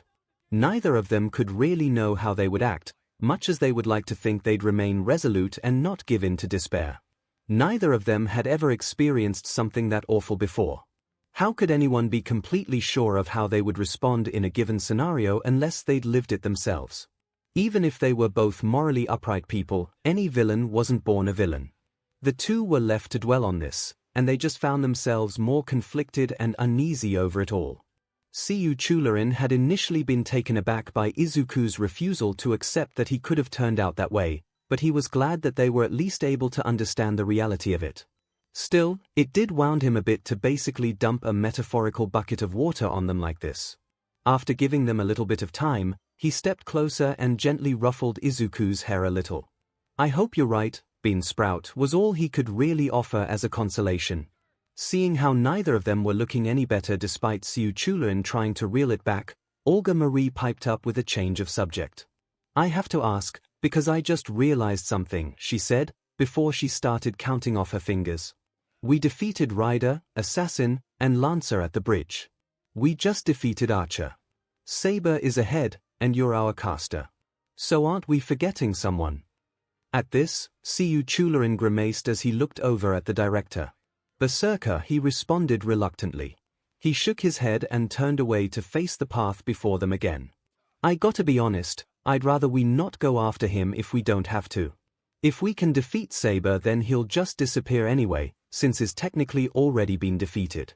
So it's better to just skip that." The change in topic did at least get everyone ready to move again, much as Izuku and Mash were still in a door mood. Hopefully that would fade as they prepared for the final stretch of their mission. Problem was, a slight rumbling through the tunnel stopped them in their tracks. The group looked ahead, noticing that the rumbling came from that direction. An earthquake! Izuku wondered aloud. That was all they needed right now. Another rumble ran through the cave, this one a bit fiercer than the last. This was soon followed by another, and while it wasn't actually affecting them yet, it seemed clear that was going to change shortly. As if to prove this, another rumble shook them, this one happening faster than the last. "Should we run back to the surface?" Olga Marie shouted, the tremors only increasing in frequency with each second. "No, that's not gonna make a difference." 𝐒𝐬𝐴 shouted, his eyes glued on the tunnel opening ahead. "Damn it, I just had to go and jinx it, didn't I?" "Jinx it?" Mash asked, now watching the tunnel as well, dawning horror creeping onto her face. "Seacaster, do you mean Dash?" "Get against the wall," he shouted, waving at them to move back. "Get against the wall, hurry," he repeated, panic surging through his voice. The four of them did just that, running to the nearby wall and pressing themselves as flatly as they could against it. The tremors only grew in strength and frequency, yet after a moment or two, Izuku noticed that they were just short thumps and not full-on quakes. His eyes widened as he started to realize what this meant. They were footsteps. A shadowy mass suddenly rushed out from the darkened tunnel, Izuku only able to tell it was there once it stepped into the lit space they were in. It dashed forward, before skidding to a halt right in front of them. The figure was easily over 7 feet tall, had what looked like a long menere of hair going down its back, was built like a Greek god, and was carrying what Izuku assumed to be either a giant sword or some sort of club. The shadow turned its head to them, and though he couldn't see the eyes, he could feel it staring at them. The worst part was that it didn't speak. It roared. It reared its head back and let out a savage, beast-like roar, with such volume and force that the whole room shook because of it. Izuku's hands had clamped over his ears just as a defensive response, and he still felt it.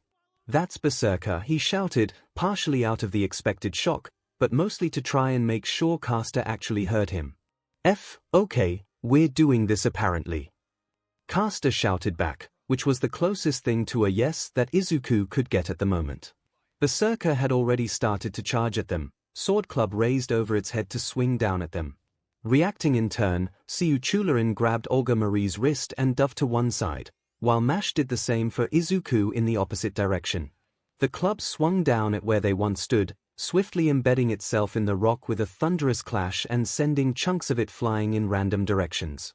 Not that it slowed the shadow down at all, as it quickly removed the weapon from the wall, then turned its head in Izuku and Mash's direction.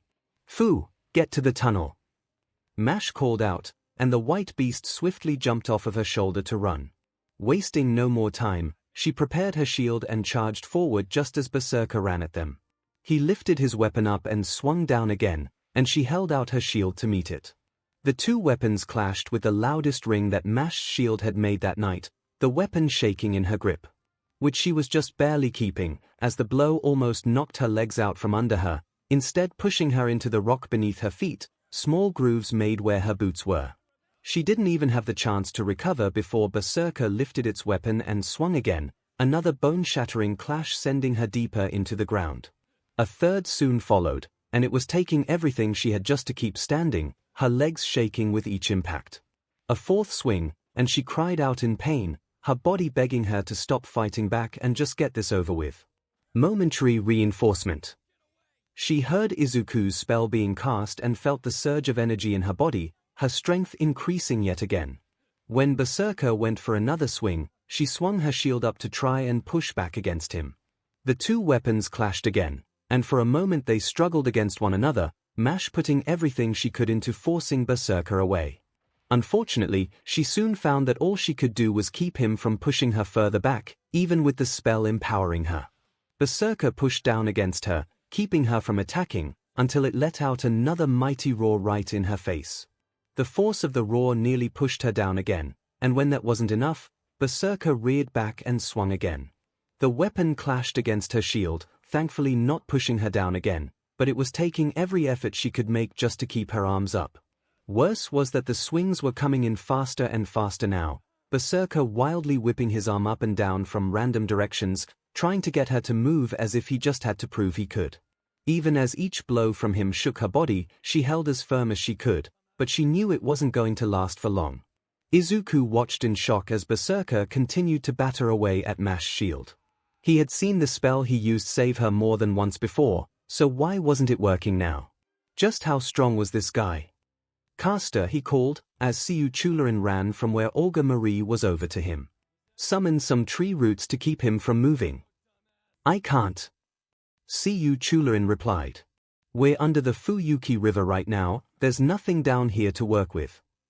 Izuku did a double take at this revelation, having been trying to focus on Berserker's attacks but now was presented with a new problem. Where, he shouted disbelievingly. I told you we were walking the length of the bridge, didn't I? What did you think that meant? I didn't think that meant we were underwater. They both heard one last clang of iron against whatever it was Berserker was holding, before it suddenly stopped. Both Izuku and Caster looked over to see something they probably really didn't want. Berserker was now facing them. Oh! 𝐒𝐿. Berserker let out another room-shaking roar and broke away from Mash, charging right for them. The two swiftly separated as Berserker lunged, skidding to a halt again as they ran in opposite directions.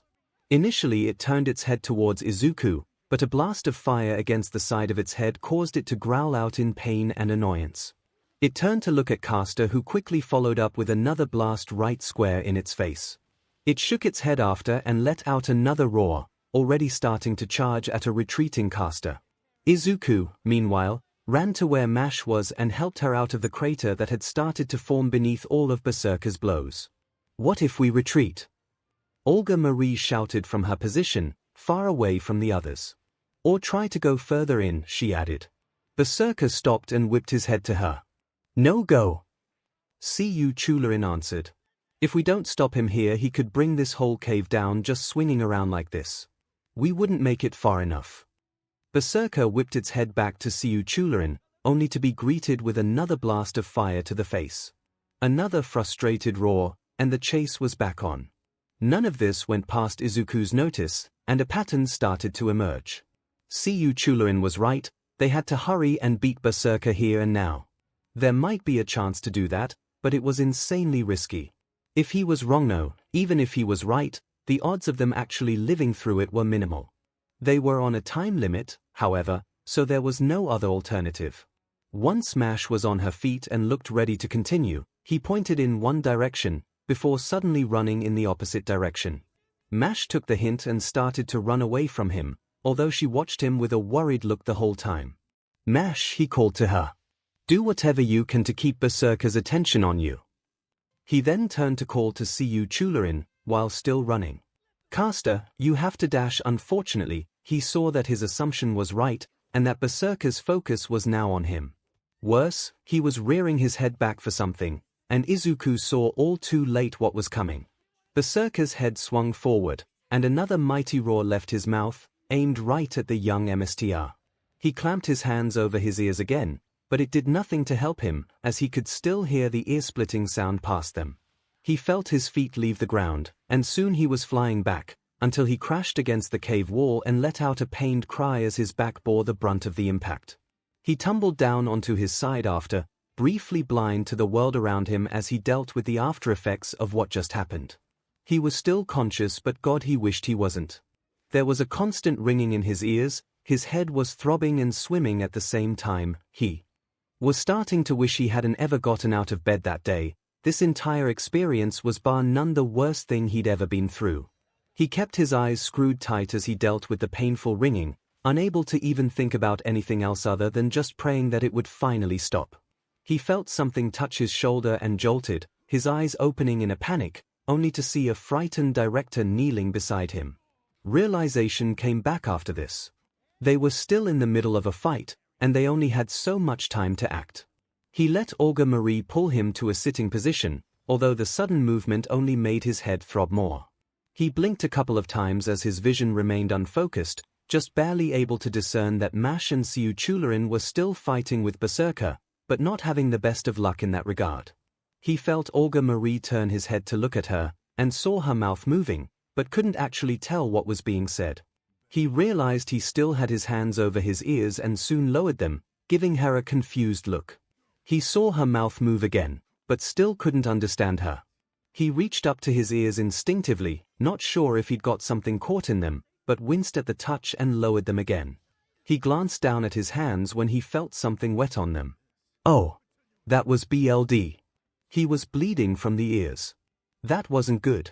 He was still in a bit of a hazy frame of mind as he watched Olga Marie's panicked expression. He watched her raise her hands to the sides of his head, and felt a light warmth coming from her hands. That felt sort of nice. Maybe he was wrong to worry so much about her being mad at him. She was just bad with expressing how she and he could hear again, and wow, that hurt. Izuku winced and tried not to cry out as his hearing suddenly came back in, the sounds of battle resonating in his ears and his head only hurting that much more. He looked up to the director as she started to speak, but quickly waved his bloody hands in front of her to get her to stop. With his equilibrium starting to recover came the memory of why he did something that dangerous in the first place. He rapidly motioned to Berserker, then to his ears, then made a swinging motion with his hands to mimic how Berserker attacked. The bewildered expression that the director made was not really what he wanted to see. He shook his head, then pointed at her, then behind her, before he suddenly got up and ran in the opposite direction. He heard her make a confused hey, which only prompted him to shout out in turn. "Caster! Mash! Go for the legs!" He called out, only to start to stumble mid-run. He felt the room start to spin again, his equilibrium not as healthy as he initially thought. He tried to force his legs to move, but they were apparently deciding to be uncooperative at the moment. Much to his dismay, Berserker had heard him and turned his head to him, as he expected. Fortunately, just as he let out a roar and moved to charge at him again, there was another clanging sound as Mash swung her shield right into his knee, stopping him in his tracks. He let out another roar that could almost be mistaken for one of pain, whipping his head to her and snarling. He raised his weapon to attack, but was cut off by a blast of fire hitting the back of his head. He turned his head to try and swing at Caster, but another blow to his knee from Mash drew another roar from him. This time he did swing his weapon out in front of him, but Mash swiftly ducked under the blow and weaved so she was standing directly in front of him. Again, before he could strike at her, 𝐒𝐿 blasted the back of his head, earning another roar and him turning his head in his direction. Izuku couldn't help but grin as he watched this back and forth between the servants. Thank God Mash and 𝐒𝐿 had caught on to what his plan was. If they could just keep Berserker's attention divided, he wouldn't be able to do too much damage to one of them and they could eventually take him down. Considering it seemed like his attention was very easily swayed every time one of them made enough noise, it was the most logical course of action to take, and it would surely be able to bring down even one as insanely powerful as this Berserker. At least, that's what Izuku liked to think. He was swiftly shown that it wasn't going to be that easy, as after another blow to his knee, Berserker suddenly reached out and grabbed Mash's head with just one hand, then whipped her behind him, right into Caster. They both flew back and tumbled along the floor, letting out cries of pain and disorientation as they fell in a heap a few meters away. Mash! Izuku yelled, before slapping his hands over his mouth, realizing what he just did. Sure enough, Berserker whipped his head towards Izuku, another snarl leaving his mouth. Izuku prepared to run again as Berserker began his charge. Gander! The magical blast caught Berserker in the side of his head, which caused him to let out another roar and turn to the source, Izuku doing the same. Sure enough, on the other side of the cave was Olga Marie, nervous and trembling but still holding out her arm for another shot. Berserker prepared for another charge in her direction this time, but Izuku acted first. Hey! Hey, look over here! He shouted, hopping up and down while waving his arms wildly.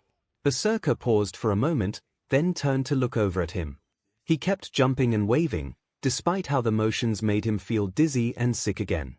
Yeah, look at me. I'm the one you want.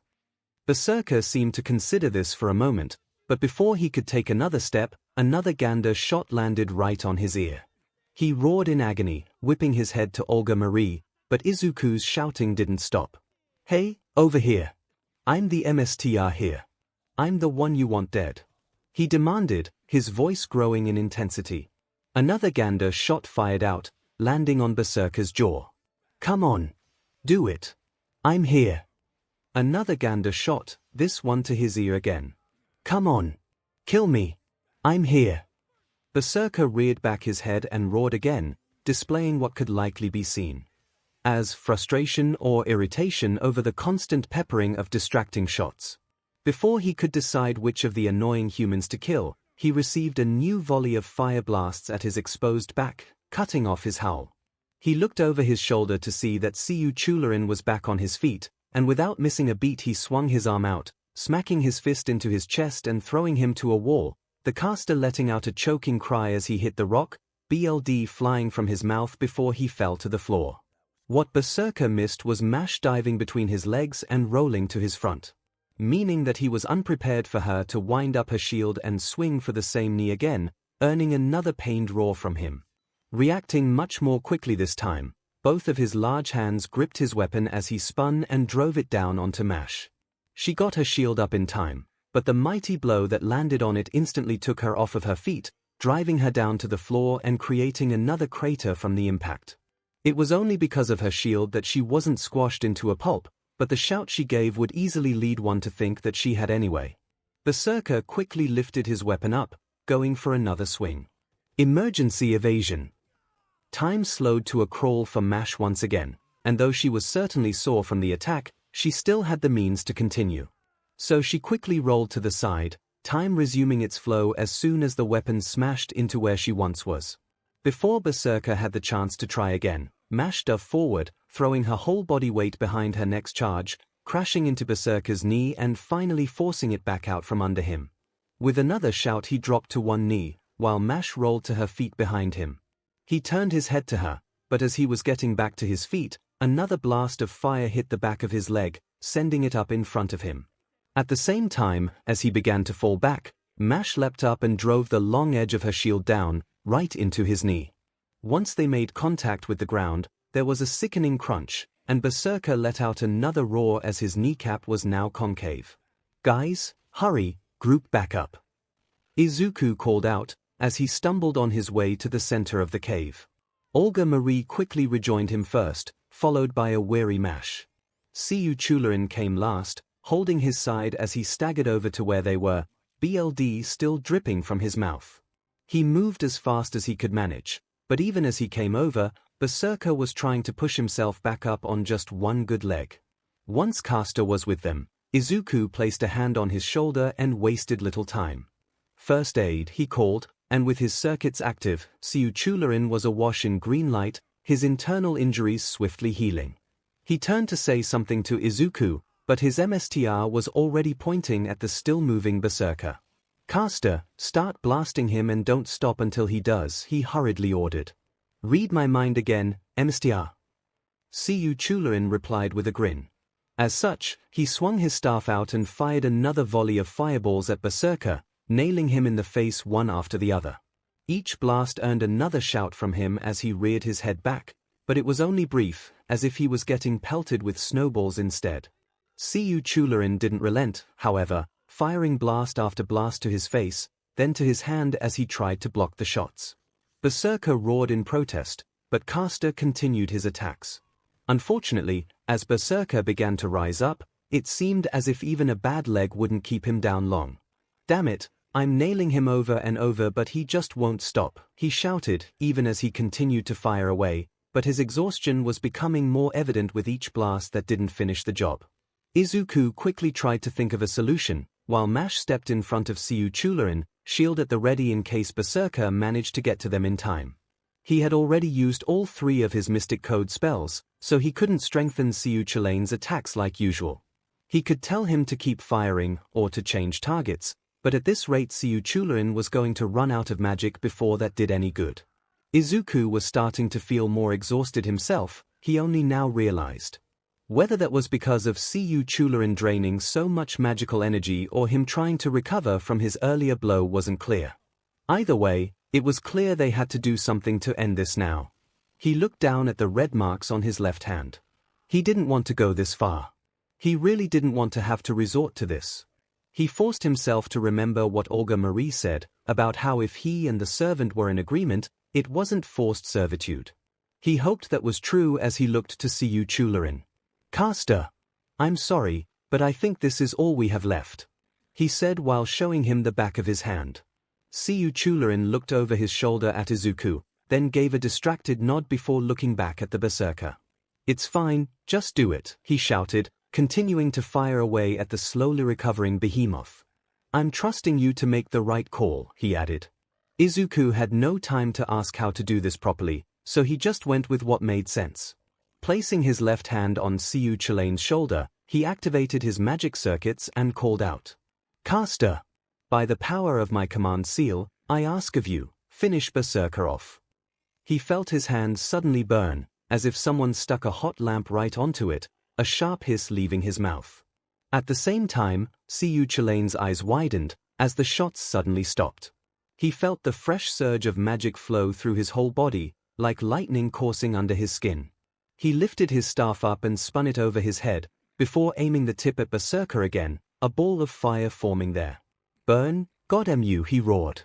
From the ball came an explosion of fire, which flew out into a long stream of heat and flame, swiftly engulfing Berserker entirely. The monster let out a roar as he was soon covered in the fire, but he didn't drop right away. He attempted to get up on his only good leg, but the force of the fire pushed him back, falling on his back. He growled again as he tried to force himself up, but the fire just kept him from getting too far, the heat and force constantly battling to keep him down. He rolled backwards, propping up on one knee with his weapon used as a crutch, but he couldn't get himself up any more than that. Finally, he reared back and let out another defiant roar, but the flames soon cut that off as well. Soon, the body of Berserker dissolved into shadowy particles, the flames consuming those too. After a few seconds more, the fire finally died off, leaving a few remnants flickering on the stone floor where Berserker once was. The group stared at that spot for a little longer, as if expecting him to just pop back up again and resume the fight. When that didn't happen, all 4 of them swiftly dropped to the floor, a collective sigh of exhaustion and relief leaving them. "Battle complete. MSTR. Mash heaved out, kneeling against her shield while trying to catch her breath. "Oh my god," Izuku breathed, lying flat on his back while staring at the ceiling. "That was close. You see why I wanted to avoid him?" 𝐂𝐬𝐤𝐴N asked, not that it mattered anymore. "That guy. It was like he was made of muscles," he finished, while leaning on his staff for support. "Is anyone going to argue with me about taking a break here?" Olga Marie wondered. She had intended it as a warning, but she was both too relieved and mentally drained to really try to be threatening. Izuku sat up at this, just in time for Fu to come hopping over to him, landing in his lap with a worried Fu. Izuku tiredly moved a hand over to pet his back, before giving his answer to the director. I don't think I could if I even wanted, he remarked. Good boy, you're learning. Olga Marie quipped, before quickly adding, because if you seriously tried to convince us to continue after you got your ears blown out, hurt your back again, spent all your time running around and used up even more of your magical energy, I'd have to smack you. Izuku looked over to her and saw that she wasn't really angry at him, just wearing a look of tired relief on her face.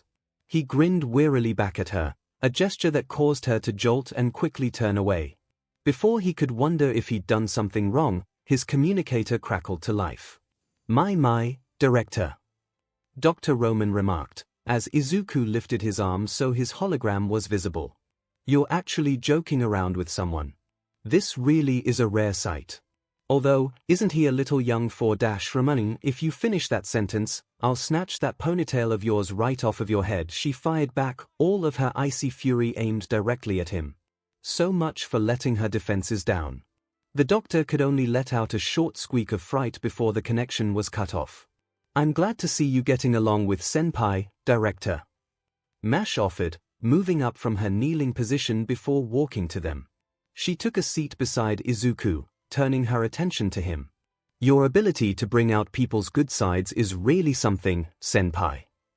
Izuku blinked in total confusion at Mash's statement, even as Olga Marie grumbled something he couldn't catch. Wait, my what? He asked. You haven't noticed? Mash asked, looking almost as confused as he did over his response. The director has warmed up to you.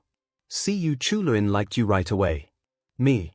She trailed off here, a slight blush forming on her cheeks as she smiled warmly at him. I've already voiced my thoughts. And even Fu was friendly with you right away. Don't you start too, Mash. Olga Marie complained, pointedly not looking at Izuku as she said this. Izuku, for his part, just continued to look at Mash like nothing she just said made any sense. Honestly, he had thought people were just feeling sorry for him, or trying to be polite.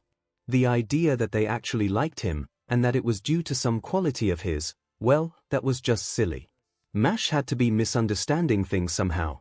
She didn't actually know him yet, he was only showing one side to him. Once she saw how pathetic he actually was, she'd change her tune in a hurry. He had directed his gaze downwards as a reflex, which caused him to stare at Fu, who only tilted his head at him. At least he wouldn't have to worry about disappointing Fu, he was pretty sure he was safe with that. He started to pet his head, which earned a pleased coo from the creature.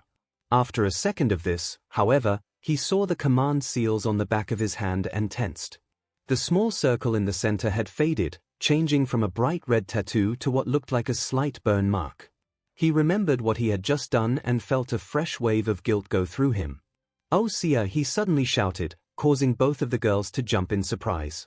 Not that he noticed, as he looked over to 𝐒𝐭𝐴 and hurriedly sputtered out as good an apology as he could manage. 𝐒𝐿, I'm so sorry, I just couldn't think of any other plan, so I thought I had to dash. Whoa, just calm down over there. Caster quickly interjected. I already said it was fine, didn't I? And hey, your command was exactly what I needed. So it didn't bother me at all. He finished, grinning widely. Hey, are you sure? Izuku asked, not as convinced as 𝐒𝐭𝐴 would like him to be. Don't I sound sure to you? He retorted. Rather than wait for an answer, he pushed himself back up to his feet, watching the trio with a relaxed smile. I'm still feeling a bit of a charge from that, actually. I'll go keep watch, you guys rest up. He stated. He then turned and started to walk back onto the path they were taking, heading for the tunnel entrance they had eyed before. Oh okay. Izuku called in response. Just don't go too far. 𝐒𝐭𝐴 chuckled at that, looking over his shoulder and grinning at him. Relax, would YA. You're not getting rid of me just yet, Mstr. With that, he gave a short wave and continued on, soon disappearing into the darkness of the tunnel. One person who had been paying close attention to the exchange was Olga Marie, who was back to wearing that discerning look on her face once more, aimed at Izuku yet again. She hadn't given it much thought before now, but after the encounter with Archer, and now this, she was starting to notice a pattern. For all of his attempts to shower praise on Mash or on 𝐒𝐭𝐴, if someone turned that onto him, he didn't seem able to accept it. In fact, He was far quicker to admonish himself or agree with those who spoke poorly of him, which flew in the face of all that he had done until now, but he didn't seem to actually realize what he had done in the first place. He really was a lot like Mash. Too much like her, in her opinion. The fact that Mash was watching Izuku with concern and confusion only cemented that. She couldn't recognize what was happening, even though it was something she struggled with all the time. She had to get ahead of this right now. It didn't seem to CRP up during battles, but if he was going to be part of Chaldea for the foreseeable future, she had to make sure his head was in the right space. If she could do that, maybe she could get Mash there too. Oh! Mash suddenly remarked. She then reached into the compartment on her shield and pulled out a fresh protein bar, handing it to Izuku. "Senpai, you probably need some more energy, right?" she wondered. Izuku looked surprised for a second, then sheepishly took the bar from her. "Why, after that last fight I should probably refuel a bit," he admitted. "Something I should know about?" Olga Marie questioned. Mash jumped slightly at Olga Marie's question, before answering in a straightforward, almost militaristic manner of speaking. "Ah. Well, Senpai has a theory about his new magic crest. He felt that using mana to amplify his bodily functions also sped up his metabolism." Meaning dash, she began to explain. However, shortly afterwards, they both got a visual demonstration as Izuku downed the whole protein bar in one bite. They both watched with surprise and odd fascination as he somehow managed to chew the whole thing in a matter of seconds, then swallow it without even a tiny bit of difficulty. He let out a light sigh, before getting the feeling he was being stared at. He looked over to Mash, then to Olga Marie, and then quickly lowered his head as his face turned a bright red. "Hungrier than I thought," he muttered. "All right then." Olga Marie responded. Not wanting to embarrass Izuku any further, she reached behind her for the pouch she had around her waist. She pulled out a surprisingly ordinary plastic bag, then nudged Izuku's shoulder and handed it to him. "Dried fruits. Should help with that, and any sort of headaches you're dealing with. What with the combination of temporary deafness and you using your magic circuit so much tonight," she explained. Izuku simply nodded and offered a mumbled thank you, before starting to eat at the dried grapes and apricots much more carefully than the earlier protein bar. A fact that was not lost on the director. "That said, if there is some truth to your theory, we may have to readjust the meal plan when we get back to Chaldea," she remarked.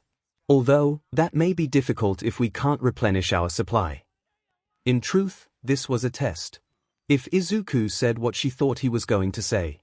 "Wait, why you don't have to do that," he sputtered out. "If we have limited resources then we shouldn't divert more just to me." Just as she thought. Even when there was a valid reason to do just as she suggested, he balked at the idea of receiving what he felt was special treatment. It wasn't exactly hard to figure this out, but this just confirmed what she could already tell. Izuku's self-esteem and self-worth were in the toilet. She wasn't a psychology expert by any stretch, neither was Romani, but he was all they had, but it was plain to see. Which, again, by itself wasn't a dire threat, but in specific scenarios it could come back to hurt them in the worst ways.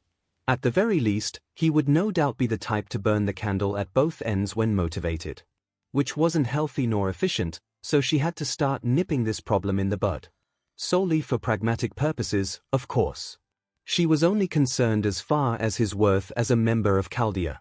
Nothing further than that. Surely. "All right, we need to clear something up," she stated. This only served to make Izuku more nervous. Had he done something wrong? What had he said? He thought she would prefer not to give him any sort of special treatment, so why did she suddenly look so serious? "Mash, I'm going to need you to pay attention too, this is important," she added. Which prompted a confused but nonetheless curious look from Mash. Which also only made Izuku more nervous. "Director, what is this about?" he asked, hoping that she'd consider relenting from whatever was about to come. Instead, she turned that cold stare his way, and simply asked, "Do you want to explain why you said what you said to Archer, then?" Oh no, he thought. It was exactly what he had first expected it to be. This was going to be very painful and he really wanted no part of it. He had to squirm out of this somehow. Which part of it, he asked. It didn't do him any favors. Olga Marie's eyes narrowed slightly, before she turned to Mash.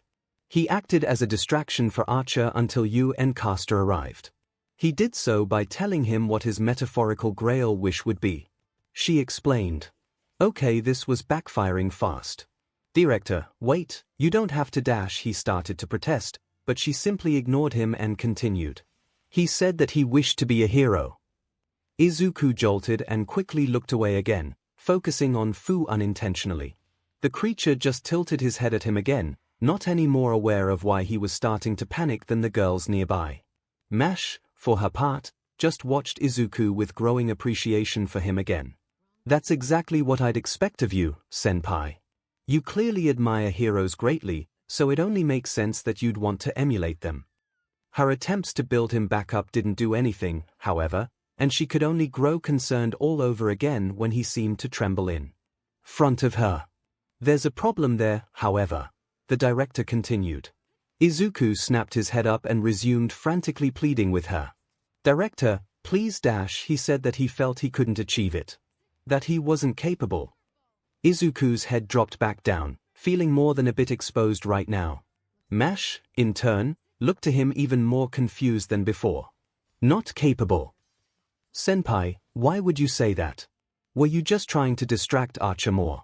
She wondered. He gave no response, so she looked up to the director. She simply shook her head, causing Mash to jolt and look back to Izuku worriedly. Senpai, why? You've done so much just today alone that anyone would see as heroic. Why would you think you couldn't be a hero when you're already acting as one? I'm pretty sure my running tally of how many times you've saved my life tonight would be enough of a qualification by itself. Olga Marie added, which Mash enthusiastically nodded in response to. Izuku didn't lift his head, clutching the bag he was holding so tightly the director thought he might end up ripping it. His only response was, just because I'm acting heroic doesn't mean I'm a hero. That only got the two girls to look at each other with complete befuddlement. A feeling Mash was quick to voice as she looked at him again. Senpai, I really don't understand the difference. When I was trapped in the fire in Chaldea, you came to me and tried to save me, and then held my hand despite the fact that you could have tried to escape. What is that if not heroic? She asked. She didn't notice Olga Marie's surprised look at discovering what had been what bonded them. In turn, Izuku slowly lifted his head, only to look away and rub the back of his neck. Just being a decent person. He attempted. A decent person. Not even a good person, just decent. This was worse than the director thought. How is it you can be so smart in some areas but so dim in others, Midoriya? She wondered, without thinking it through very much. She wasn't trying to dress him down again, for once at least. Naturally, he responded by looking to her with that awkward smile back in full force. Isn't that everyone, more or less? He tried. It didn't really work, but he seemed to see an opportunity to change the subject and he took it. Anyway, weren't we talking earlier about how the term hero has changed so much over time? Don't try to throw my words back at me, Midoriya, she warned. By your modern standards of dash, she stopped herself as the metaphorical light bulb went off. His modern standards of what a hero was. What had been popping up frequently over the past few decades. Heroes that stood out in the spotlight, performing great feats while ensuring everyone had their eyes on them. Heroes with these things called quirks. He had said something about that, hadn't he? What made him stand out from those beings? She stared at him in slow understanding, while he watched her with mild confusion. Midoriya, does this have to do with you being quirkless? The reaction was much harsher than she thought. He flinched like she had reached out to slap him. There was a brief flash of hurt and betrayal on his face, then he seemed to realize his error and went back to looking at his lap. Worse, his hands moved to grasp at his arms, as if he was starting to curl into himself. Senpai? Mash asked, starting to fret over how rapidly his confidence was deteriorating. Olga Marie saw the same, but also knew she was getting to the bottom of this and couldn't let herself relent. Maybe it wasn't the source of all of Izuku's problems, but it was clearly a major one. Well, Midoriya, she questioned. In response, all that Izuku gave was a slight nod. So you think that being quirkless automatically disqualifies you from becoming a hero, she continued. What I've been told. He muttered. By who? She pressed. People. Was all he gave as an answer. Olga Marie's gaze flattened again. People, she repeated. So you value the opinions of random strangers, then? Izuku flinched again, but did manage to mutter again. If so many said it, it must be true, right? People used to believe the earth was flat as well. That doesn't make it so, she retorted. In truth, the situation with the planet was much more complicated than any ordinary scientist knew, but that was beside the point entirely. So you think that these people's opinions outweigh, for example, mine, she tested. His head snapped up and she could see that he was almost on the verge of a panic attack with how stressed he looked. And no, I wouldn't say dash, he started to respond, but she cut him off. Good, there's still hope for you, she stated flatly. Because as someone who clearly idolizes heroes as much as you do must know, it isn't the special gifts or talents that made the heroes of old into heroes. It was their actions that dictated as much. Nikola Tesla wasn't gifted beyond his mind, but what people remember him for is his drive to harness electricity, a power once thought to be exclusive to the gods. Francis Drake was gifted with tenacity, but is remembered for circumnavigating the world and living to tell the tale. Would you tell me now that they can't be considered heroes because they didn't have a quirk? No, of course I dash, he started to reply, but she cut him off again. She couldn't give him any room to self-deprecate if she wanted this to sink in. Precisely. So then there's no reason for you to consider yourself unworthy or incapable of becoming a hero yourself. She pointed out. She leaned in slightly, staring right into his eyes to make absolutely certain he understood this. You've saved my life multiple times tonight and asked for nothing in return. You were willing to die just to comfort someone you barely knew. You've reacted to dangerous situations with the longing to save as many as you could, even if they were already dead. You've shown the drive, the mind, and the will to be a hero already. As far as I'm concerned, you're capable of being one. You don't need permission from some bystanders or however your hero organizations are structured for that. If they feel you don't deserve it simply because you didn't win the genetic lottery, then they're imbeciles. Simple as that. Without giving him the chance to answer again, she simply looked away from him. Now I won't hear any more nonsense about your capability or lack thereof. You've proven it, and you will continue to prove it. Are we clear? There was a palpable silence after she finished speaking. No doubt he was in shock after what she had just dropped on him, and he needed a moment to process. That was fine, but he better show some gratitude. She couldn't remember the last time she defended anyone this strongly. Do you really mean that? She heard him ask in a daze. Have I come off as the type to lie, Midoriya? She tested him. Keep things from him, yes, but she hadn't outright lied to him. Okay, there was that little white lie during the training, but that was for his own benefit. What she didn't see was the utterly stunned expression on his face as he was trying to make sense of what he just heard. A small voice in the back of his head was telling him that they didn't understand, they didn't know just how different things were outside of their society. They didn't get that no matter what qualities he showed, it just didn't matter. Senpai! Mash called, drawing his attention and unintentionally shutting that voice up. He still wore that dazed expression even as she hurriedly tried to encourage him. The director is absolutely right. Whatever it was that other people said to you, you've proven to be heroic again and again tonight. I know we've only really known each other for a short time, but I can see that in you as plain as anything. So please, don't say you can't be a hero. You've shown so much faith in my own capabilities, so I know if you could just see what I see, you'd agree that you're every bit a prospective hero as we say you are. Her eyes still shone with worry, but there was the hope in there that he would believe what she was saying. It wasn't an easy task. He almost thought this was all just a long elaborate dream, and he was going to wake up either back home like nothing happened, or in the Chaldea base and actually start his training then. Two people he barely knew felt he could be a hero. One being the stern director that had frightened him at the start of the day, and the other his apparent kohai who thought the world of him. Somehow, over the course of the night, they had agreed that he could become a hero, just like he wanted. They said what he had wanted to hear for his entire life. Mash watched Izuku anxiously, and that anxiety only worsened after a few seconds, her eyes widening in surprise. Senpai! Senpai, what's the matter? What did we say wrong? She suddenly asked, drawing the director's attention as well. What, he asked, still dazed. Why you didn't say anything wrong?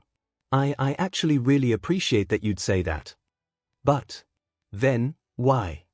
She started to wonder, watching him all the while. Midoriya. Olga Marie interjected. He turned to look at her, and saw that the mask had fallen, with actual worry visible on her face. You're crying. He reached up and touched under his eyes, and pulled his hand away to see the wetness there. Oh. He blinked a couple of times, his vision starting to get blurry again. Even so, a shaky smile grew on his face. Sorry, he started to explain, both hands moving to wipe slowly at his eyes. It's kind of a Midoriya family trait, why he said, a slight laugh leaving his mouth. We just start bawling like babies over anything, he continued, his hands getting increasingly wet. When we're sad. Or stressed. Or so happy that words can't even. He tried to finish, but his voice trembled too much and broke off. So, he placed his face in his hands and started to sob quietly. He felt Mash's hand touch his shoulder in support, a gesture he expected.